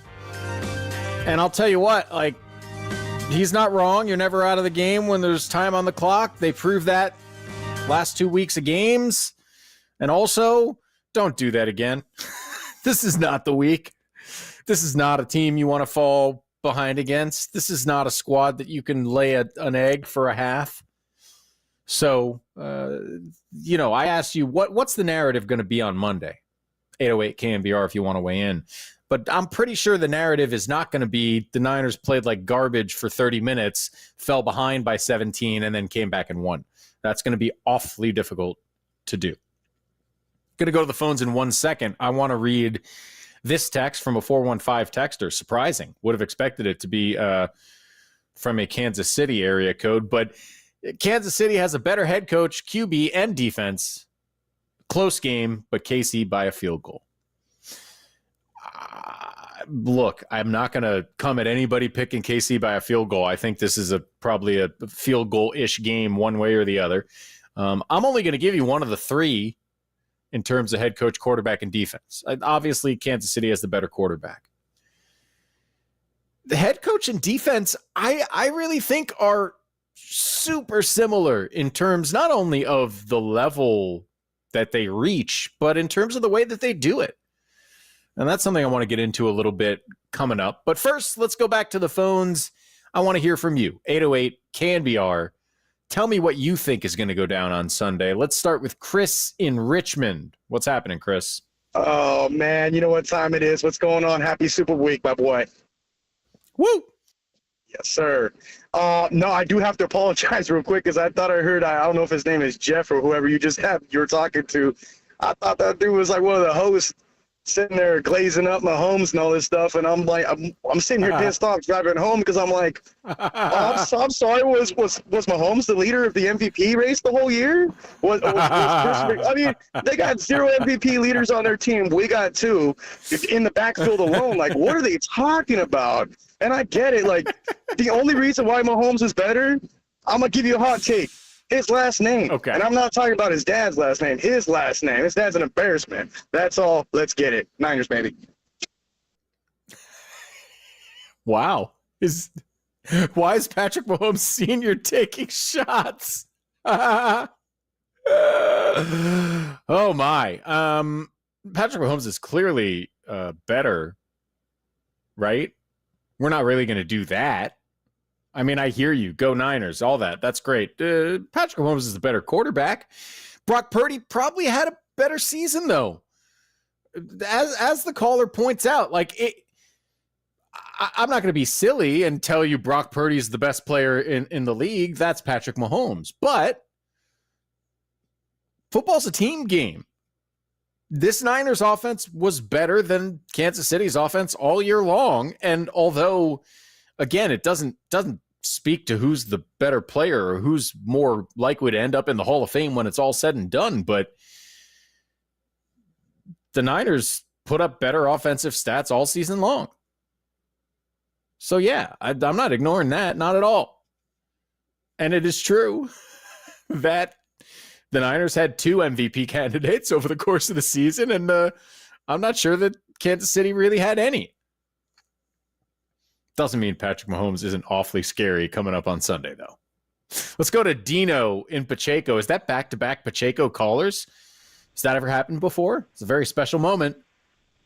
808 KNBR, the number. Dino, what is happening? Hey, Matt. Good to talk to you. Hey, the reason I called is all this silly talk, about Brock Purdy, and I just heard, that's the reason I called it. I just heard, people, obviously Cam Newton or somebody said it, that he's the 10th best player on the team or whatever. Brock Purdy, whatever. What does that mean? Dino, real quick, he is. Well, I'll tell you what it means. And now I don't know what Cam Newton means because Cam Newton is clearly Cam Newton wants attention. That's what Cam Newton means. But he is about the 10th best player on the team, I think. And look, Dino, I'll do it again with you because I think this is actually interesting. You can, first of all, plenty of teams have a 10th best player that's pretty good. And Brock Purdy, to be clear, I think Brock Purdy is a plus quarterback. I am not saying Brock Purdy is a passenger. I'm not saying Brock Purdy is a Jimmy Garoppolo. He does things that raise the level of this team. He is a team raiser, not just a manager or a slot filler. Like he is a dude. I like Brock Purdy. Do I like him as much as Christian McCaffrey or Deebo Samuel or Brandon Ayuk or Trent Williams or George Kittle or Nick Bosa or Dre Greenlaw or Fred Warner or Charvarius Ward? Maybe not. And that's a lot of guys because this team is ridiculously good and ridiculously talented. So, what does Cam Newton mean? Who knows, Dino? But for my money, I think Brock Purdy is about the 10th best player on this team, and that's okay. My point, Matt, the reason I called is he's that doesn't mean nothing. Okay, I mean that's silly. His teammates will tell you that. Without Brock Purdy, he's the number one most important person on that team. So you can interpret that either way. We saw that last year. We could lose any other player on this roster to an injury or anything during the game, and we could still have a chance to win the Super Bowl. We lose Brock Purdy, it's over. The Super Bowl's over. No, look, Dino, that's certainly true. And I think that speaks as much to the nature of the quarterback position and who's behind him as anything else. Deebo and McCaffrey are absolutely singular players, and I think we've also seen the offense suffers without them. But all this stuff is kind of besides the point because when it comes down to what happens on Sunday, this is a little bit trite. People say this with some frequency, but nobody likes to listen to it. Brock Purdy and Patrick Mahomes don't have to square off in a skills competition. Brock Purdy's offense has to play against the Kansas City defense, and Patrick Mahomes' offense has to play against the Niners defense. And we can talk about who's the better player in isolation for fun on the radio, but on Sunday, what matters is who's the better team, and in particular, who's the better offense when it comes to Purdy and Mahomes. And if you want to say Purdy's only so good because of all the weapons he has, fine, but those weapons count. Those weapons are playing, and Patrick Mahomes does not have those weapons. So it's a bit of an equalizer. They get to it in different ways, but these teams are awfully similar when you just compare what they're able to get done on both sides of the ball. It's a really fascinating matchup for that reason. And thank you for the call, Dino. We appreciate it. 808 KNBR is how you get in touch. A 925 texter informing me that the reason Pat Mahomes Sr. was taking shots is because he got another DUI. I had not seen that news. Shame on him. Frankly, I've not been impressed by anybody in the Mahomes family other than Patrick Jr. Purdy versus Mahomes is the topic I see on the call screener from Mark, who's calling from his cell phone. What do you got for me on Purdy versus Mahomes, Mark? Hey, how you doing? Thanks for taking my call. Hey, I want to get into this. I want to ask you a question. Why is Mahomes the better quarterback? Why is he the better quarterback? Well, I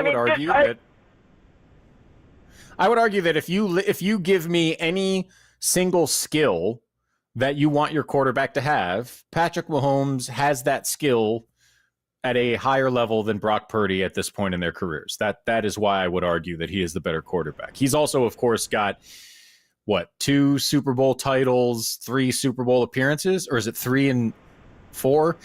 And has consistently been, producing at the level of the best quarterback in football for 4 or 5 years.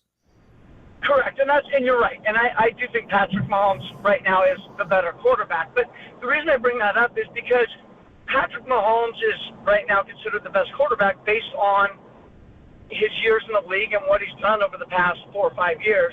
And where I think people aren't giving Brock enough credit is every great quarterback has to start somewhere. Joe Montana, his first great year was in '81, right? Tom Brady when he took over for Bledsoe. So what I think that Brock is going to be the equalizer, and I think that Brock is a really good, if not a great quarterback.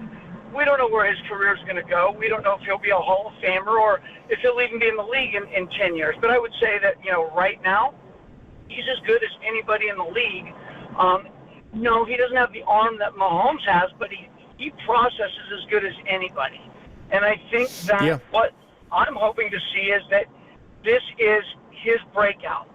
He's been in the league a year and a half. He's been to 2 NFC championships and a Super Bowl. That is a pretty good resume for a young quarterback. And I'm hoping that he wins and that he can start silencing some of the critics. Yeah, and listen, Mark, I don't think there should be as many critics as there are. What Brock Purdy has done in the limited time that he's been the starting quarterback of this team, it's almost unprecedented. Like, it's one of the best career starts in the history of playing quarterback, and he does it coming from the very literal last pick in the draft. It's a remarkable story. He's a really good player. Will he be a Hall of Famer? I don't know. Patrick Mahomes, if God forbid he, his leg fell off and never played another snap of football, is already in the Hall of Fame. So, it's a disservice to Brock Purdy to compare him to Mahomes. By any reasonable metric, Brock Purdy is more successful than anyone could have hoped or expected him to be already. And he has everything he needs to have a great game and win a Super Bowl in 4 days. And I don't think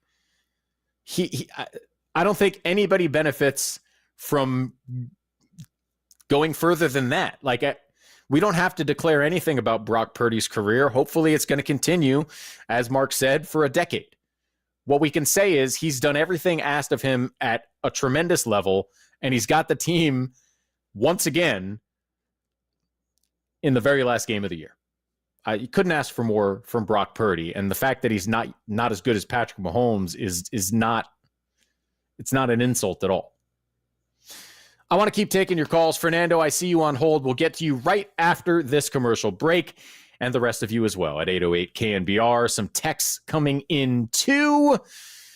I'm Matt Kolsky, sitting in on Sports Phone. We're about halfway through, rolling through the Bay Area night on KNBR, the sports leader.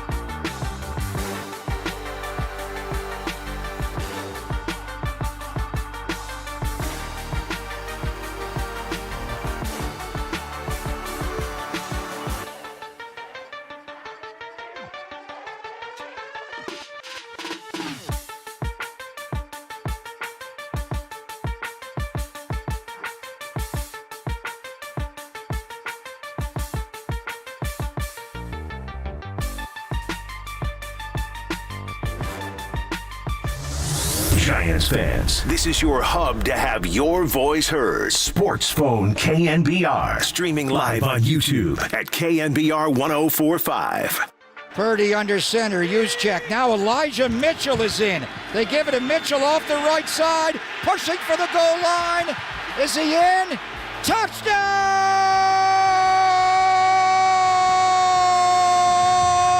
San Francisco! Eli is home.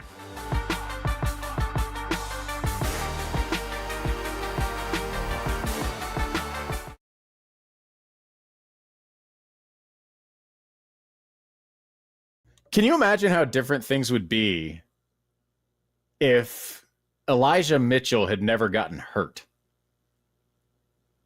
Because, like, that guy looked good, right? He looks like he could absolutely be the lead back of your football team. Do the Niners trade for Christian McCaffrey if Elijah Mitchell doesn't? I mean, he's been sort of on and off the IR his whole career. And if that wasn't his story, who knows? Weird NFL sliding doors, turning points. 808 KNBR if you want to weigh in. I'm just going to say again, for those of you who don't understand, because there's at least one texter who doesn't, I think Brock Purdy is a really good quarterback. I think 49er fans should be excited to have him. I think he's going to be the dude here for the next decade, and I think it's going to lead to a lot of victory. Just because you're not as good as Patrick Mahomes at this point doesn't mean you're not really good. In fact, that leaves open second best quarterback in the NFL, which he's also not. But we have to be reasonable and realize that you could be really good, be a huge upgrade over the last guy, be far more than you ever would have been believed to be as the last pick in the draft, be even elite, one might say, and still not be Patrick Mahomes or even Josh Allen. That's all. But Purdy has everything he needs to get this job done. And I got some stats on this too. The guy is, anyone who's using the game manager tag on Brock Purdy is out of their minds.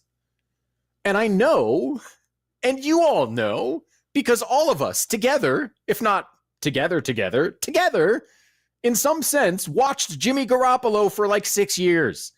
That's what a game manager looks like. Brock Purdy doesn't look like Jimmy Garoppolo. Brock Purdy pushes it down the field. Brock Purdy is a risk taker. Jimmy would make these mistakes that you were like, how are you making such bad mistakes when you're not even taking any risks? When Brock Purdy makes mistakes, it's usually because he's, for lack of a better term, he has the occasional Jay Cutler moment. Like, yeah, that guy's triple coverage, but he's really good and I'm really good. I should probably just throw it to him anyway. And honestly, it's like a Steve Kerrism. You'd rather have those mistakes of aggression than just bonehead mistakes. That's what Jimmy Garoppolo was. I love Brock Purdy. He's just not as good as Patrick Mahomes. It's not an insult. 808 KNBR is the phone number. That's also how you text us if you also want to get mad at me for not respecting Brock Purdy enough. Please feel free. I can take it. Let's go first to Fernando. Thank you for waiting, Fernando. In Anaheim, what do you got for us? Fernando, going once.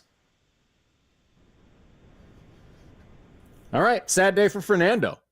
On the call screener, it said he was betting on the game and he didn't know who to bet for. I was ready to give him some help. But we'll move right along. Bobby in San Jose is also on the line, and we're talking Brock Purdy. He wants to talk Brock Purdy. Seems perfect. What's going on, Bobby?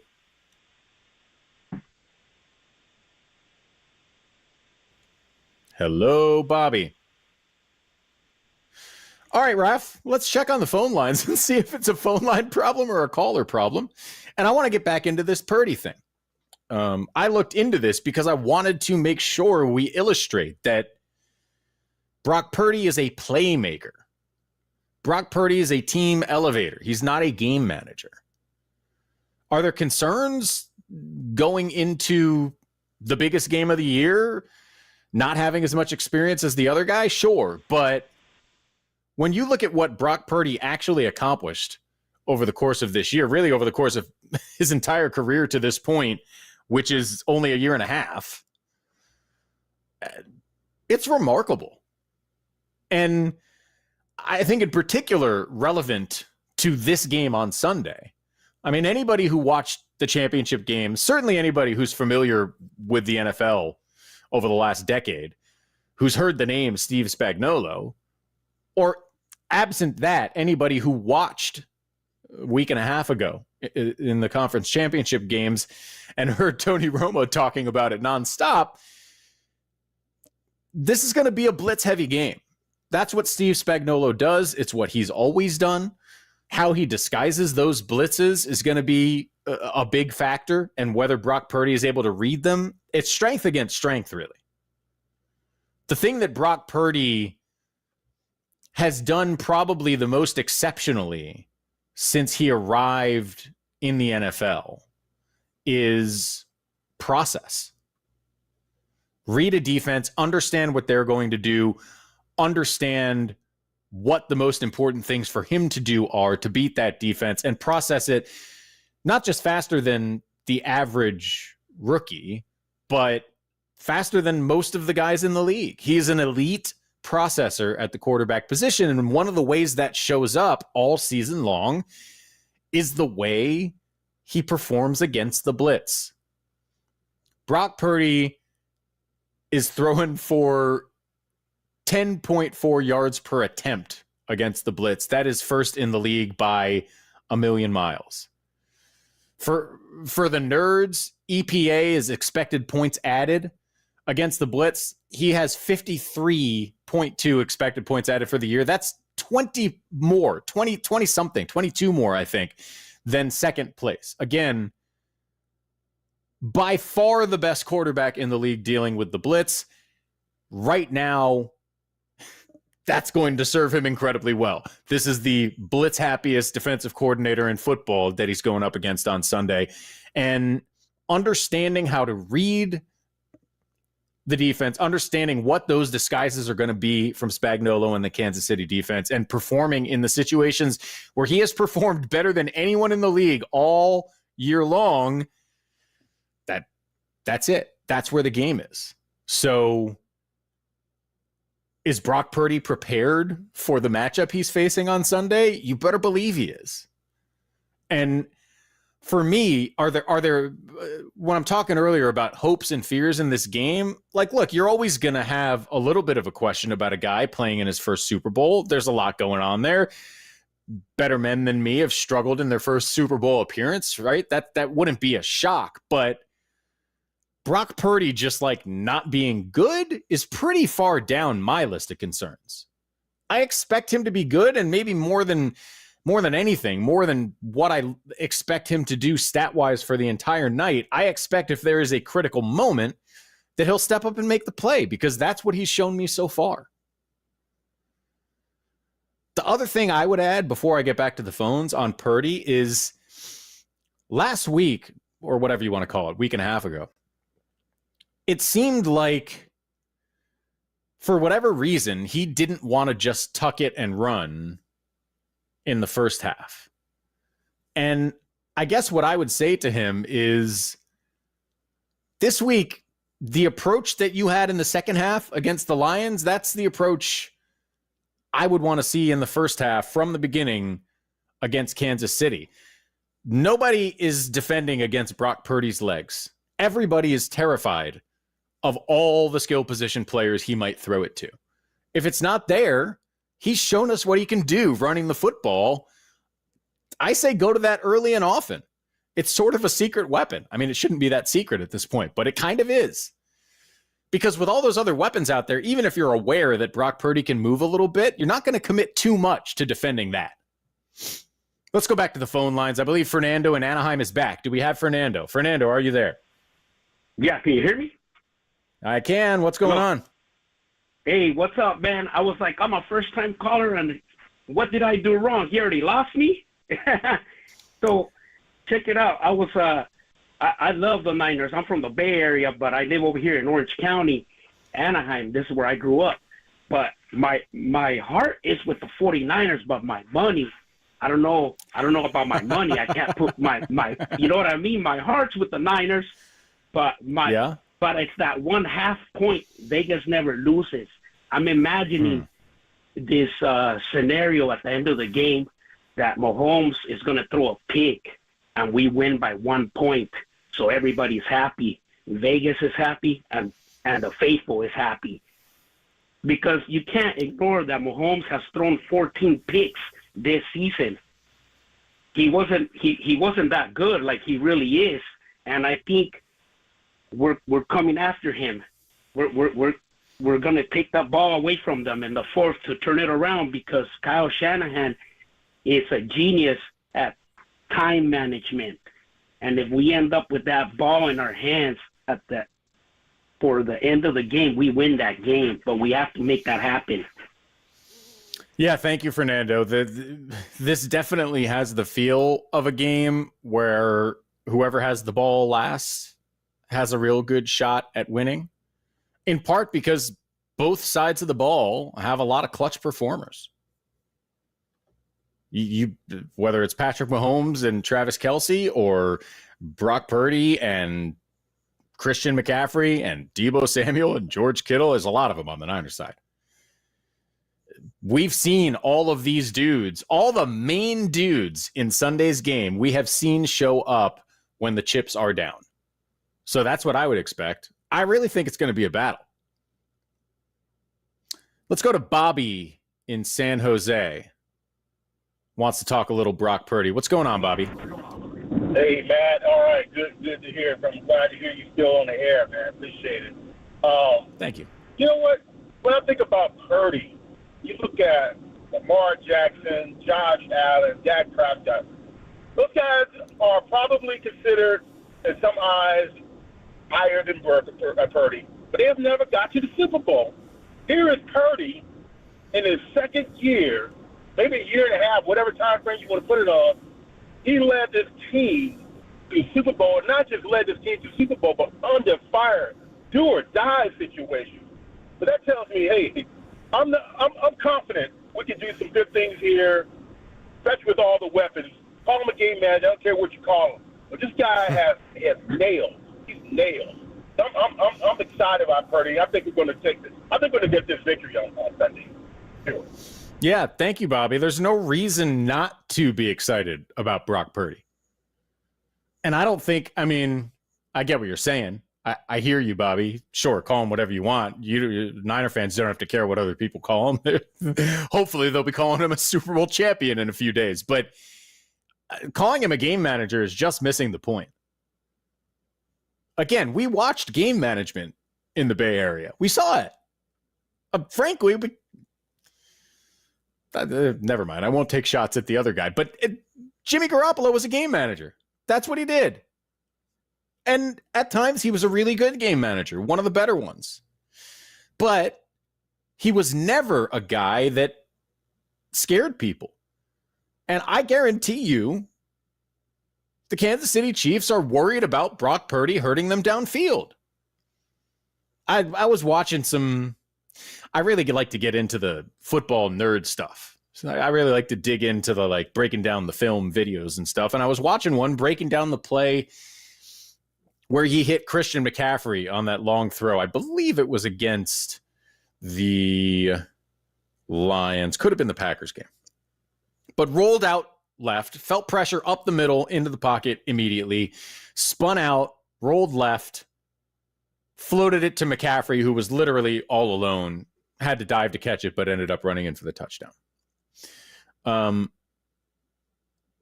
Jimmy Garoppolo didn't do that stuff. Not only did he not create with his feet the way Brock does, he rarely, if ever, threw it downfield. And when he did, more often than not, he missed the guy. Brock Purdy has been an elite deep thrower since he got to the league. And as I said at the beginning of the show, my biggest concern for Brock Purdy over the course of his career has been bad weather games, which is a non-factor. Not going to be an issue this weekend. I promise weather will not factor into the game. So again, I don't see the Brock Purdy going pumpkin on us as a likely or even that realistic narrative. I just don't. There are ways the Niners can lose this game, but the version where Brock Purdy gives us a turd on Sunday, it just doesn't seem likely to me. Not based on everything I've seen from that dude so far in his career. And, I don't think the other guy's going to give us a turd either. So I expect this to be a highly competitive and entertaining football game. We'll talk more about it right after this. Got a few calls on the line. We will get to you. Text as well. 808 KNBR is how you get in touch. If you will, tell me your Monday story. Give me the storyline that you expect to hear on Monday. What's it going to be? How does this Super Bowl turn out? Who are we excited about on Monday? Who are we commiserating for? 808 KNBR is the phone number. I'm Matt Kolsky with you for another hour on Sports Phone. It's the sports leader.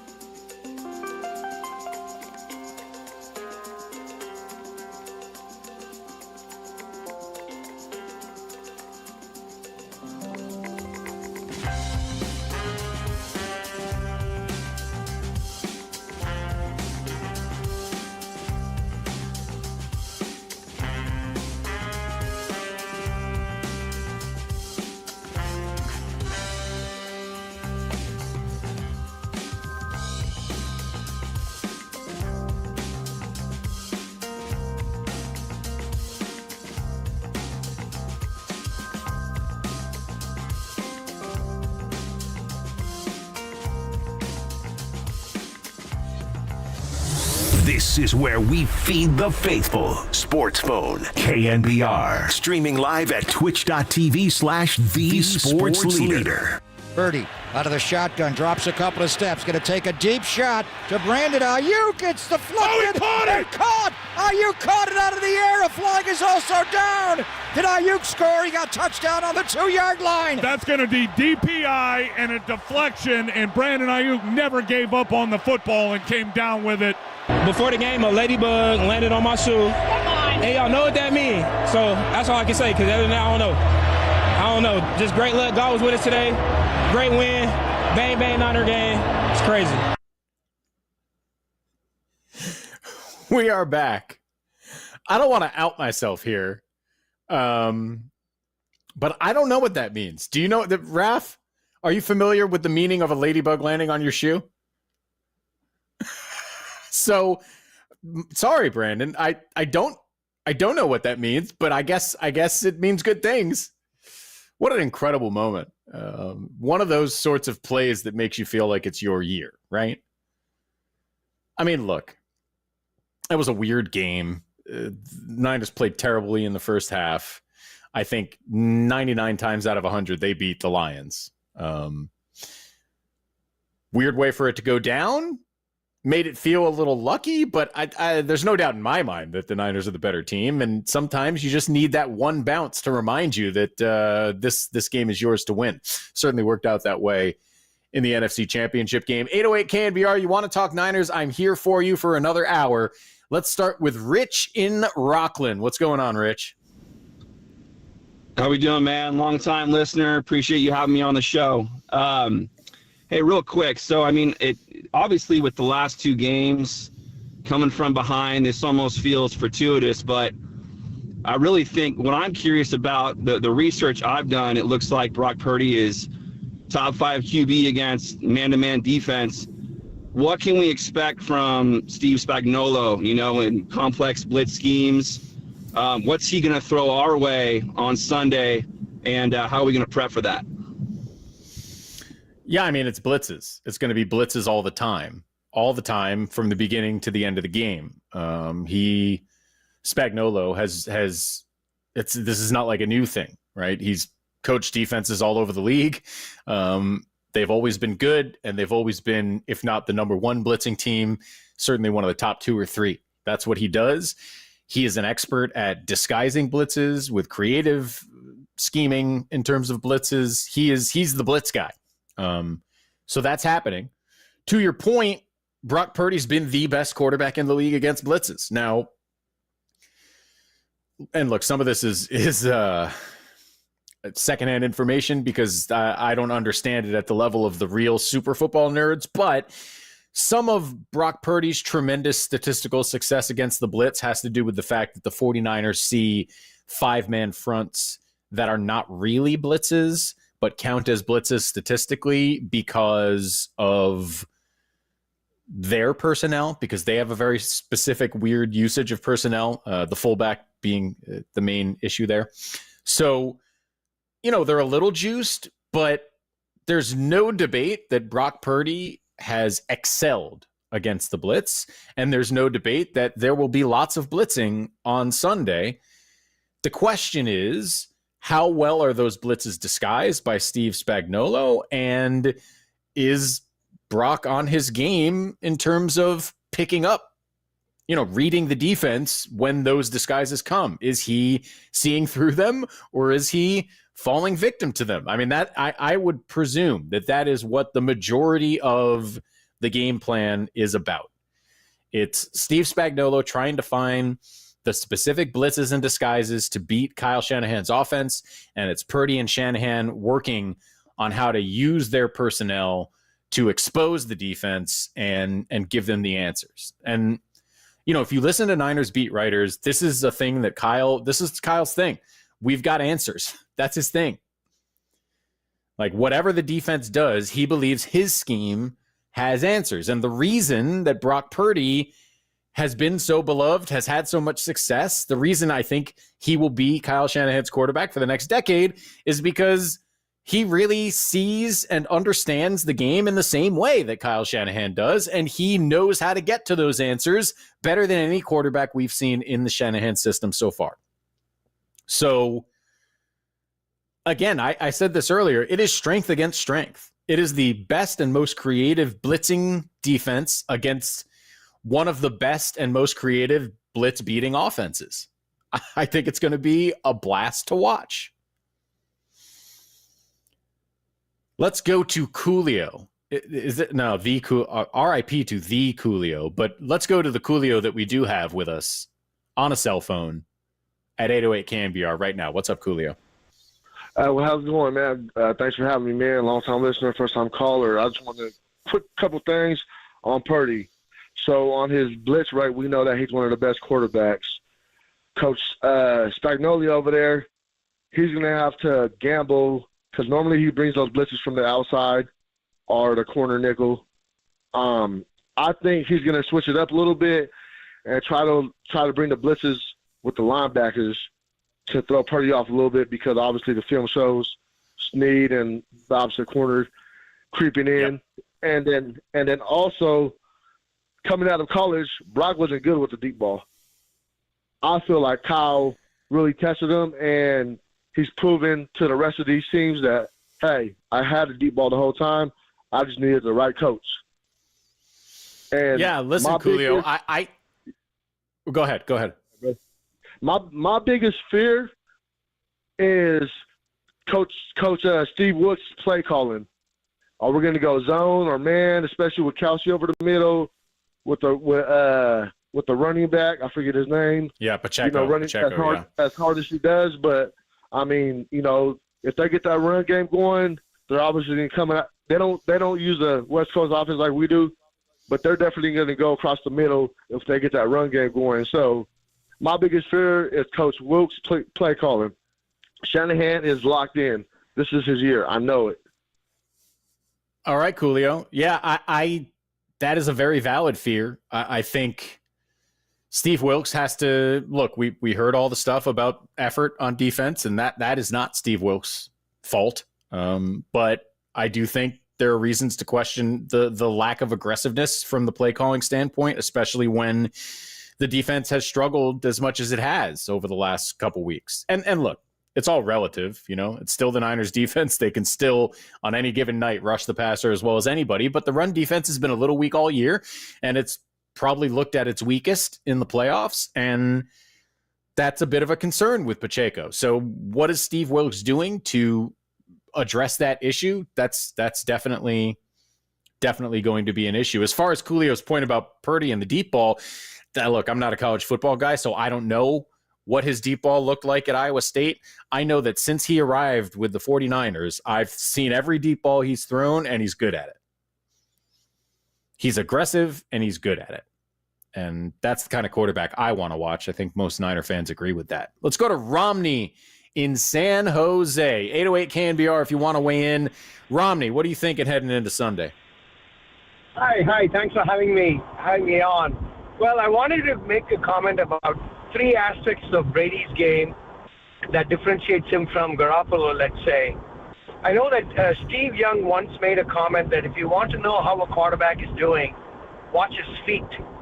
And if you watch Steve, anytime Brady, Purdy, Brock Purdy gets into trouble, he doesn't have happy feet. He would be very set, he'll just move around and get himself set, as opposed to Garoppolo, who's always kind of jumping around.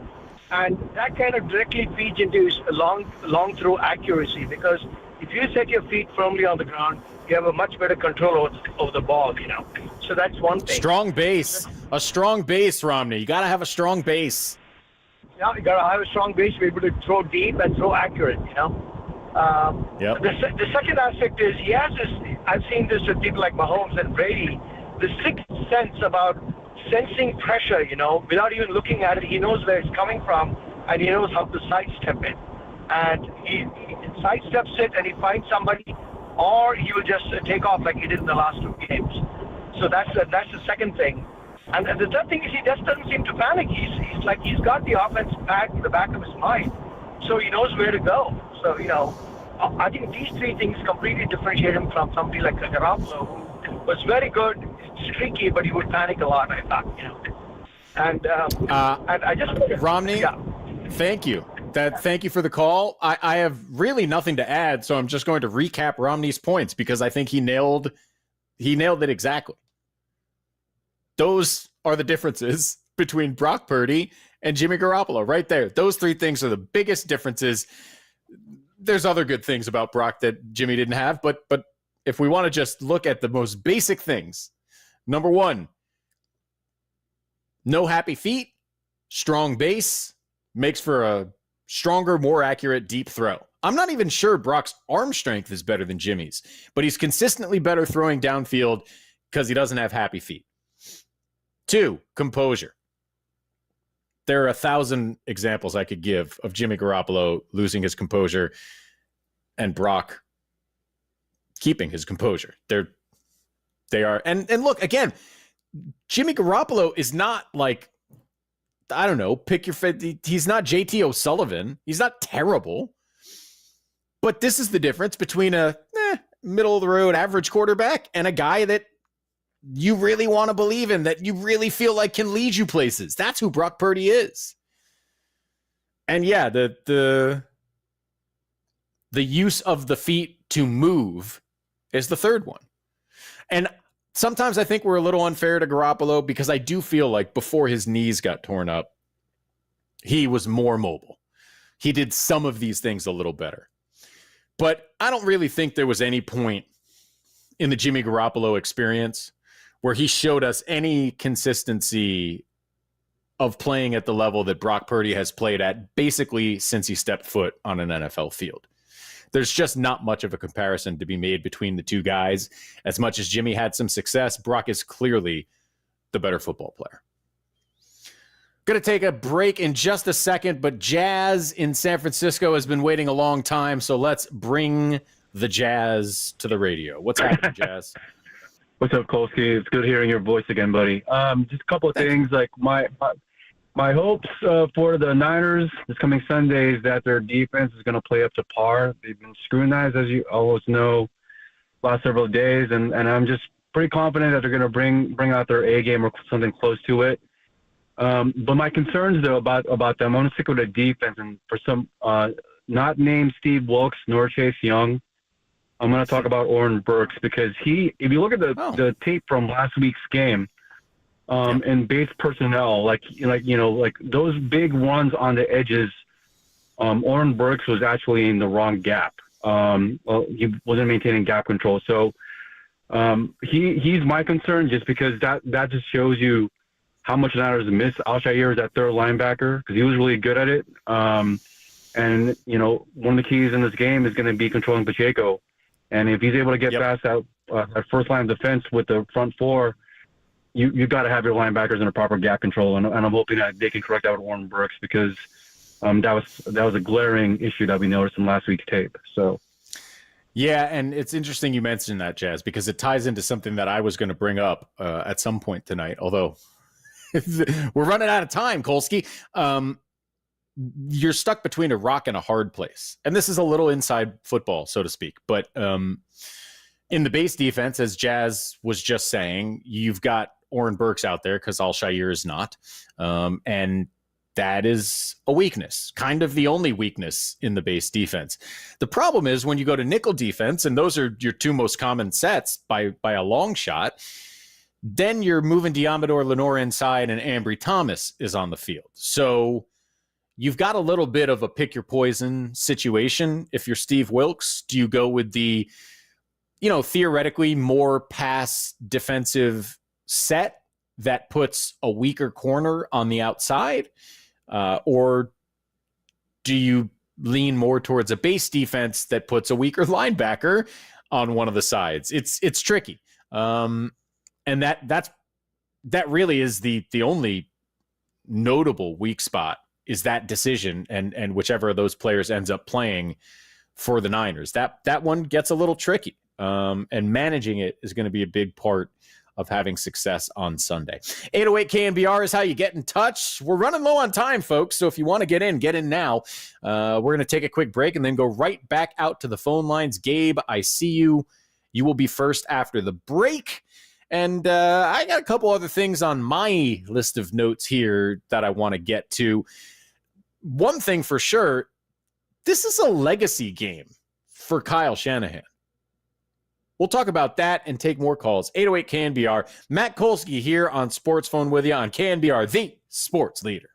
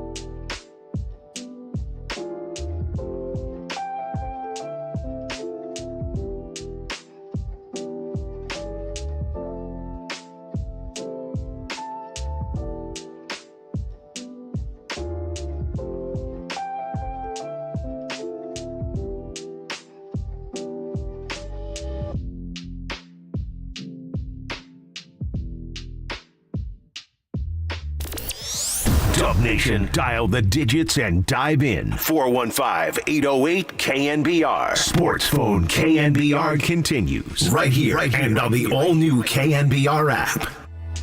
It almost feels like to me they've been waiting all season just to get to the postseason, and then they always knew they had something in reserve. That we'll just get to the playoffs, we'll be able to step it up a notch. You know, when you're repetitively in the playoffs and often going to the Super Bowl, 3 out of 4 coming into this year, now making it 4 out of 5, you probably can get mentally worn down to the point where I'll figure it out in January. We'll be okay. And that's what it looks like to me anyway. You probably recognize the voice of Jim Nantz talking about the Kansas City Chiefs turning it on for the playoffs. And look, I'm not going to say Jim Nantz is totally wrong about that. This team has been through the wars. We know teams with this level of experience are certainly more capable of finding that extra gear for playoff time, even if they maybe haven't had it during the regular season. That being said, it's not like Kansas City has torn through the postseason. I mean, I can make a solid argument that if not for some big and pretty singular, like isolated mistakes by specific players in both the Buffalo and Baltimore games, the Chiefs might not be here. Has Patrick Mahomes been good? Yeah. Has he made the plays in the key moments? Sure. Has Travis Kelce seemingly found a fountain of youth for the playoffs? Definitely. Is Pacheco playing really well? I'm not saying the Chiefs don't deserve it, but they have not looked unbeatable in the postseason. They've looked beatable, and it has looked like the other team has made the critical mistake, and the Chiefs have not. So for me, that's a huge part of what I'm looking at for the Niners this weekend. If both sides play relatively mistake-free football, this tilts really heavily towards the Niners, in my opinion. They have a better roster, top to bottom. And yes, Patrick Mahomes can make some plays that Brock Purdy can't, but Deebo Samuel and Christian McCaffrey and company can make some plays that Rashee Rice and Marquez Valdez-Scantling can't. So I think that kind of evens itself out, and the overall talent disparity sways towards the 49ers. The issue here is if that experience shows up and the Niners make mistakes that the Chiefs don't. That's what got the Chiefs here. And I don't know. Do I trust the Niners to make no mistakes? It's on the razor's edge, man. It's close. They have not played mistake-free football either. I think most Niner fans would agree. Subpar showings, despite the victories in the first 2 playoff games, they're going to have to be better than that to beat the Chiefs. There's no doubt. Let's go back to the phone lines. 808-KNBR if you want to get in touch with us. Gabe is first up in Citrus Heights. What's going on, Gabe? Hey, what's up, Kolsky? I've been listening to you forever. It's so nice to get on with you for the first time. Pretty amazed. Oh, thanks, buddy. Always recognized your voice. Oh. So what I wanted to talk about was why you guys said that it came out that Purdy was the 10th best player on the Niners. Yeah, I think it's about that. I don't even think it's a debate. I think he's the 11th best at best. Yeah. Yeah, but that doesn't have to be an insult. There's just 10 or 11 really good players on this team. Isn't that amazing? And if Mahomes was in his first year in 2019, when the first Super Bowl, you might have said he was the 8th or 9th best player on that team. So that's right. And that's the key point, Gabe, because that's why the Niners have been able to build a roster that top to bottom is much more talented than what the Chiefs have, because Patrick Mahomes makes whatever it is, $50 million a year, and Brock Purdy makes $1 million. He's the cheapest good quarterback in football, and that is why the Niners have so much talent around him. It's not a diss to Brock. It's a boon for the team. The team, that's what I said. A stroke it's not of a luck. Slide, it's a compliment. It's not a slide, it's a Exactly. compliment. Gabe gets me. Thank you, Gabe. I appreciate the call. For those of you on the text line that felt like I was attacking Brock Purdy, hopefully Gabe helped you understand that these are not insults. The evaluation is not insult. Speaking of which, there's a texter who wants to know why the Garoppolo bashing. I don't see it as bashing. Like, when you say someone is an average NFL quarterback, what you're really saying is he's one of the 20 best people in the entire world at doing this one very specialized thing. And that's who Jimmy Garoppolo is. That's who he is. He was never as good as Brock Purdy is. That doesn't mean, like, he did nothing for this franchise. He did a lot for this franchise. The Garoppolo era was important. It took a team from a laughingstock to a perennial contender. And when they really wanted to get over the top, they decided to move on from Garoppolo. And for me, that was the right decision. That doesn't mean I hate Jimmy Garoppolo or I'm bashing Jimmy Garoppolo. I just think they found a guy who's better. And that's part of talking about sports, is saying when you think one guy's better than another guy. So I apologize to the Garoppolo family. I mean no harm. But the Niners got a better QB, and I think everyone around here, everybody in the Bay Area, anybody who likes the Niners is happier for it. It's not screw Jimmy. It's just Brock's better. 808 KNBR if you want to weigh in. Pebble Beach Mike from, you guessed it, Pebble Beach, on the phone lines right now. What's going on, Mike? How you doing tonight? Good. Go Niners. Beat the Chiefs. And shout out to Jimmy G out there in Las Vegas, if he's still out there. I don't think he is. I don't know where he is. Where is Jimmy Garoppolo these days? I don't know, but I used to like him. Quick question. Brock Purdy. A lot of comparisons out there. Brock Purdy reminds me of a very young Peyton Manning. He's got a good head on his shoulders. He sees the field well, and that's who I think he reminds me of personally. And second part of that question is, down the road, are we going to be talking about Brock Purdy and how great he is, like we're talking about Patrick Mahomes and how great he is right now? For me, it's different. And thanks for the call, Mike. I think there's a very good chance we'll be talking about Brock Purdy as a, I mean, look, putting a guy in the Hall of Fame after a year and a half of playing really well is incredibly aggressive, so I'm not going to do that. But he's headed the right direction. He's on his way to being a perennial Pro Bowler, a probably all-pro candidate for one of those teams at some point if he continues to improve, which you'd expect from a guy this young in the NFL. I mean, yeah, I think there's a really good chance we're looking back at how good Brock Purdy's career is based on the way it started. I don't see him as Manning, though, and I don't think we'll ever really compare him to Mahomes. Maybe it's played out, maybe it's trite, but Brady's the guy for me. Late round draft pick, not physically overwhelming or particularly inspiring, but gets the job done. Incredibly clutch, can make all the throws, aggressive at the right time, reads the game as well as anybody. Those are all Brady qualities to me. Now look, Brock Purdy has a long way to go to be reasonably placed in the same sentence as Tom Brady. But if you're looking for the model of how does Brock Purdy become an all-time great, I think it has to look a lot like the way Brady did it. And I don't think that's outside the realm of possibility. It's never likely that anyone's going to be that good. But I don't think it's impossible that Brock Purdy ends up being a true 49er great at the quarterback position. And that is high praise. That is good company. That is a tough list to climb. I doubt he finishes his career as better than the third best quarterback in Niner history. But I think third best is available to him if his progress continues. And that would be awesome. That would be incredibly fun to watch. We got about half an hour left, and we still got folks on the phone lines, so we're going to keep talking to you. 808 KNBR is how you get in touch.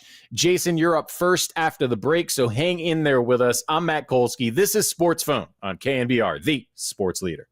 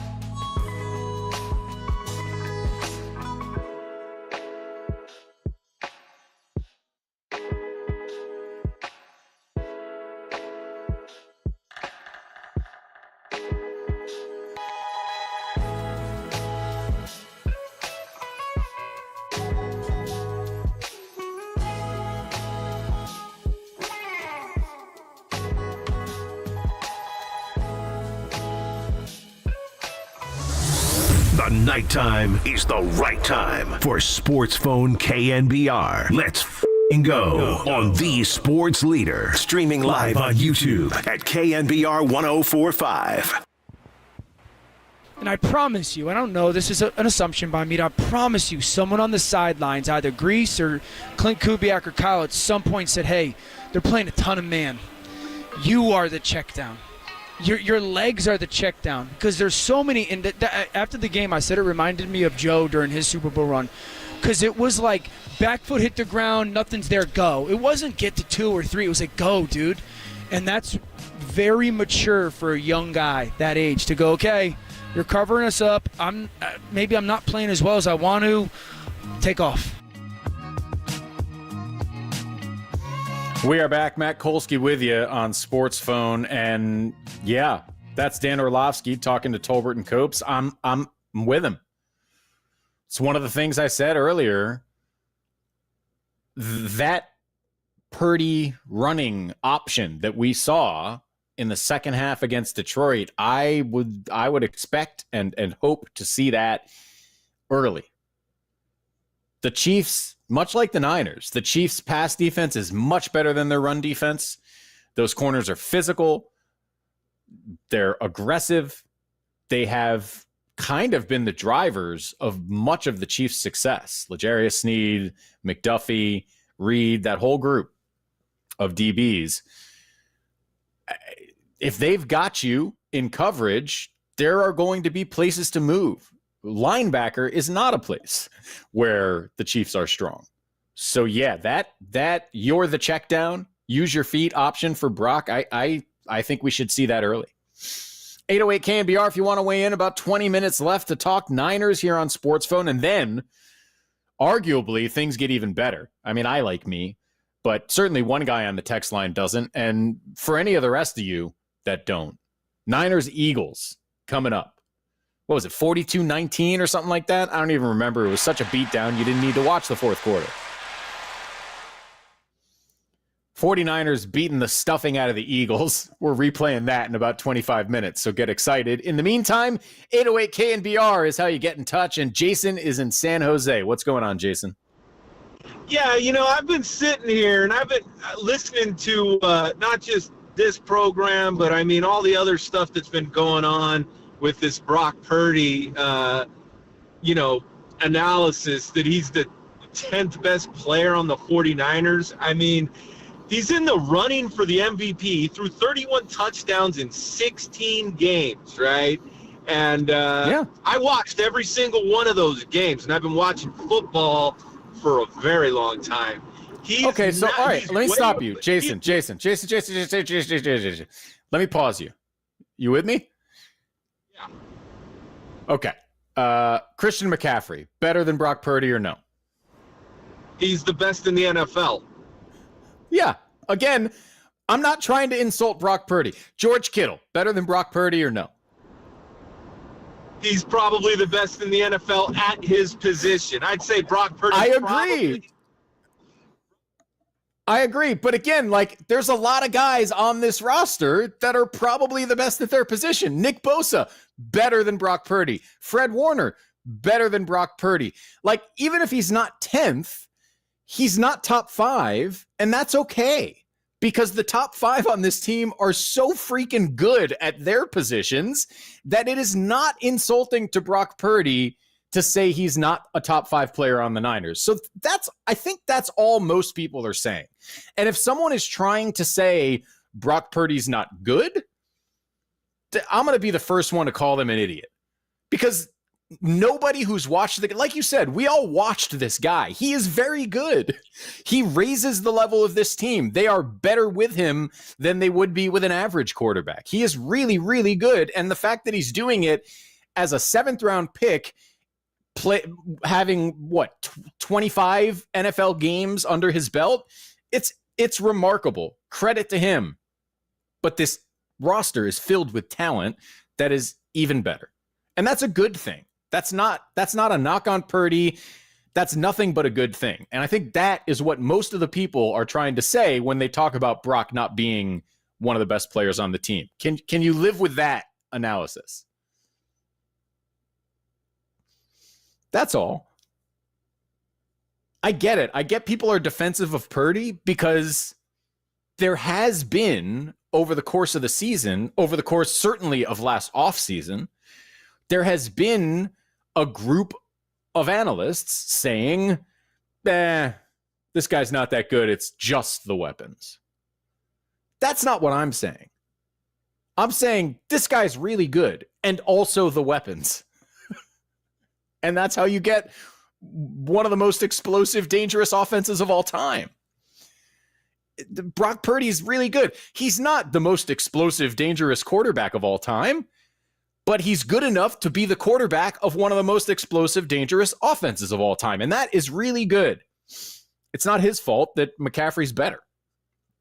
Terry in Roseville, 808 KNBR if you want to weigh in. What's going on, Terry? How's it going tonight? Good.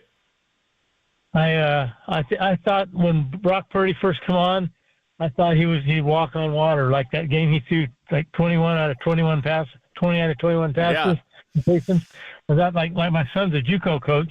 He said, Dad, he goes, we're talking about it. He goes, that's like on the practice squad with no defenders out there, the quarterbacks don't make that many completions. He said it's crazy, incredible. But then I think he's got a couple shortcomings. I think his one thing that's going to hold him back is his height. He has a lot of balls batted down, and more recently, it seems like the more people are getting onto that. And I think he's got small hands. He has trouble throwing when the ball's wet and stuff like that. So I think he's there's a couple of things that are kind of physical characteristics that he can't overcome. And it's but I think he's showing he's going to be one of the greats, I think, overall. Yeah. I don't think there's any reason not to feel that way, Terry. Like, yes, he is less than the perfect physical picture of an elite quarterback. We know that. If he was built like Peyton Manning, he would have been a first-round pick. So, like, there's obvious things, but he has overcome all of those things to this point, right? Has the talent around him helped? Sure. But he's really good. And full stop. I mean, Terry's right. He's going to get more balls batted down than a 6'5" guy. Terry's right. I don't know if it's the hands, but so far, playing in crappy weather has been a problem. The good news is, he's on the San Francisco 49ers, so, like, it's not Buffalo. And more often than not, even in those mediocre Purdy games, he's shown the ability to deliver in the biggest moments. And that might be what defines the great quarterbacks as much as anything. Almost everybody who earns a regular starting job in the NFL is capable of a great day. But can you get the job done when it's not your good day? You know, it's like when you talk about a starting pitcher, when he doesn't have his best stuff, can he still win? To be elite, you've got to be able to win when you don't have your best stuff. And I think Purdy is capable of that. Let's go to Vinny in Manteca. What's happening, Vinny? Hey, what's going on? Can you hear me okay? Chilling, man. Oh, yeah, we're good. Okay. What do you got?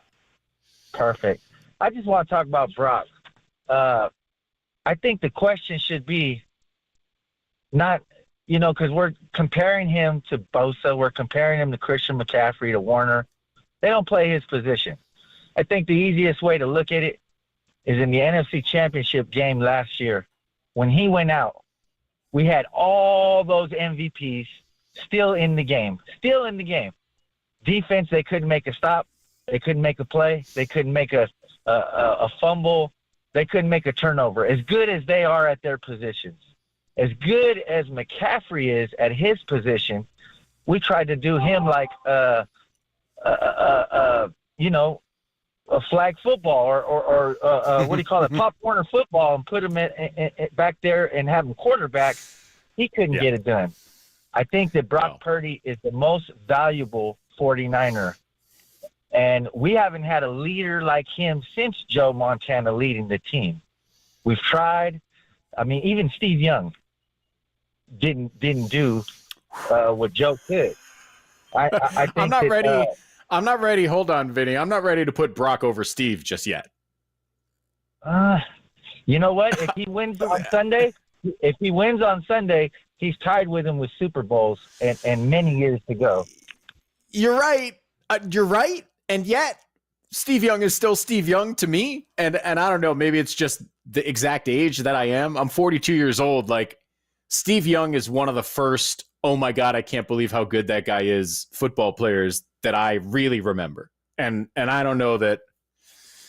I mean, again, like, it's hard to rank these things, right? Like you said, it's silly to compare him to Bosa and McCaffrey for the most part. Like, I understand why it's happening because it's an interesting conversation about the quality of the roster. But yeah, he should be compared to other quarterbacks. And as much as there's plenty of room for improvement, and there are certainly things that he doesn't necessarily do at an elite level, to your point, his leadership and ability to handle big game situations and just ability to read the game of football, it really is at that elite quarterback level. It's, I would put Steve there too, but it's Joe, it's Steve, it's Brady, it's Manning, it's Rodgers, and he may not have the physical tools that some of those dudes have, but in terms of what's going on upstairs,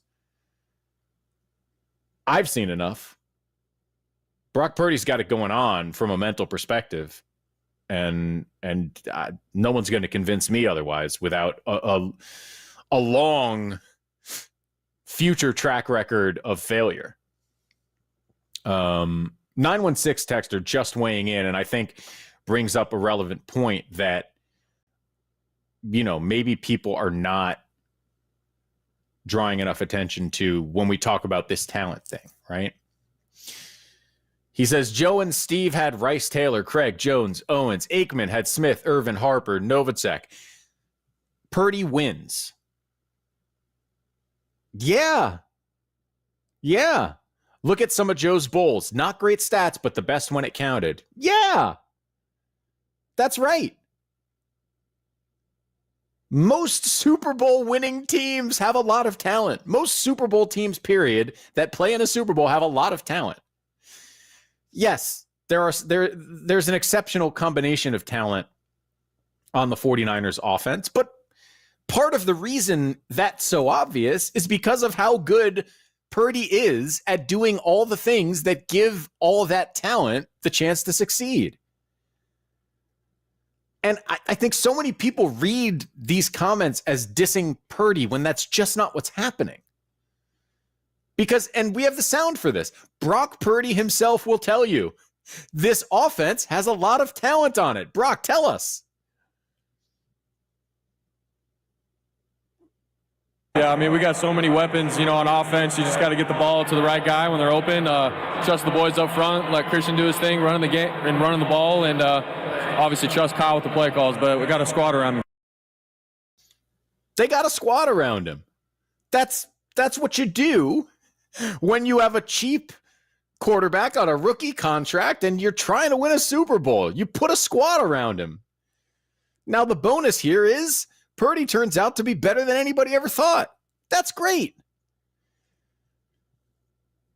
But the fact that he's got a lot of talent around him is a fact. It's not a shot. It doesn't diminish what he has accomplished. That's just what it is. That's what's happening. For me, the question of what would Brock be without all the talent? It doesn't matter. It truly, deeply does not matter. That's a conversation for the end of the career. At this point, the conversation is, does Brock Purdy have enough to lead this team to a Super Bowl victory? And in my mind, there is no question about that. I have some other questions. Can the Niners deal with a Chiefs run game that's been improving while their run defense has been doing the opposite? Will Patrick Mahomes do something ridiculous that breaks the game in some way? Because that's always got to be a concern. But the idea that Purdy's not ready for this, I don't believe it. Everything he's done suggests that despite his draft position, despite his age, he is ready for Sunday. We'll have a few final thoughts before we get out of here, and coming up in about 10 minutes, Niner football. We're going to replay that Eagles beatdown for you.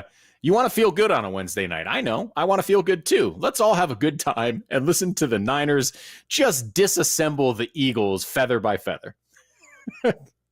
I'm Matt Kolsky. 10 more minutes on Sports Phone on KNBR, the sports leader.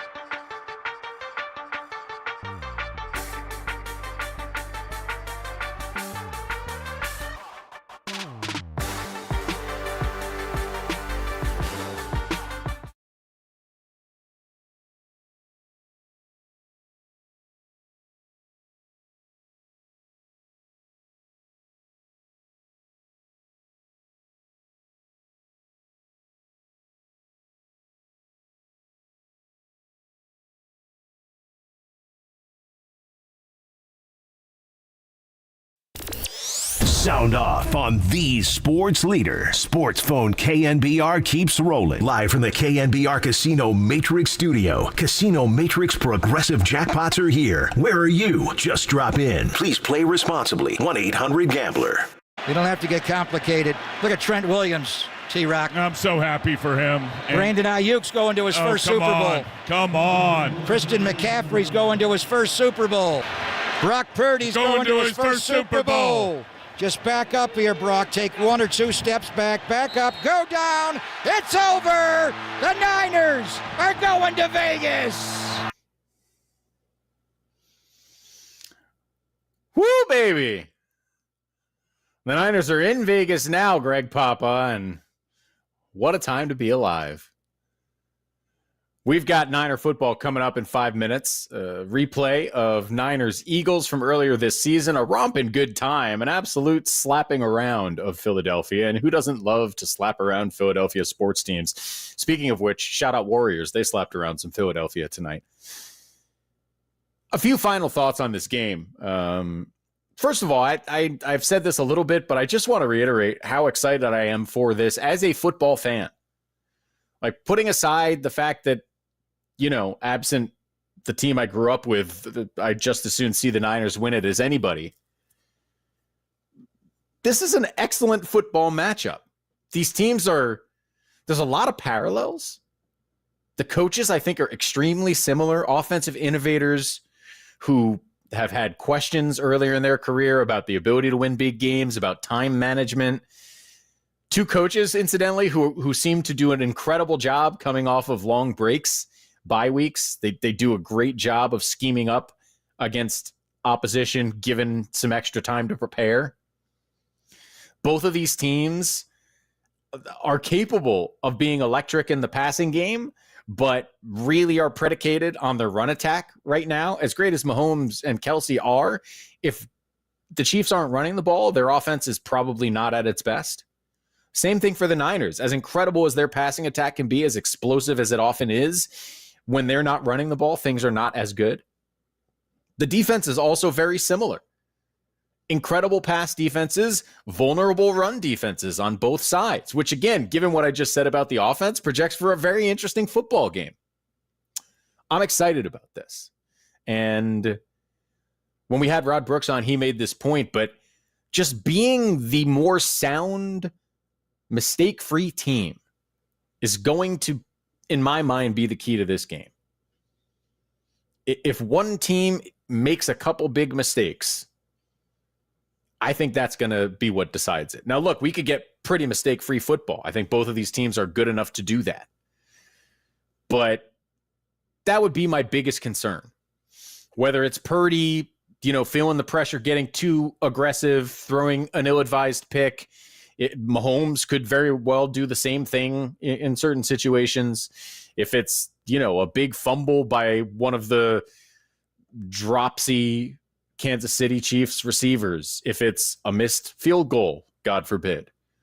Like, those are the kinds of big play mistakes that could decide this game. A couple other quick notes I wanted to make sure to mention. After what we saw from Purdy running the ball last week, the last I saw, the prop bet for Purdy rush yards was over under 11.5. Slam the over.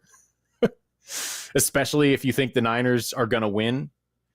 I'd like Purdy using his legs, I think, has a chance to be a major factor here. The tight end battle.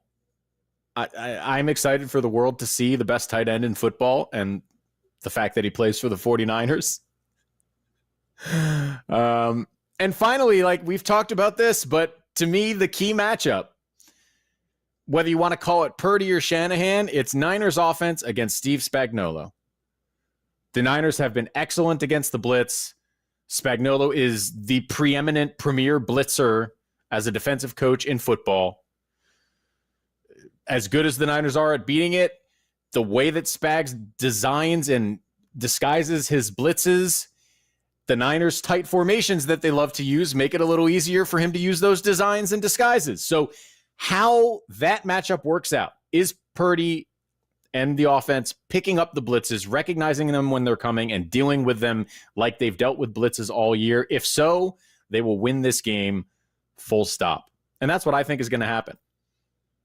I see a Niner win, and I see McCaffrey as the MVP. Fingers crossed. In the meantime, please enjoy the Niners beating the stuffing out of the Philadelphia Eagles. The replay is next on KNBR, the sports leader.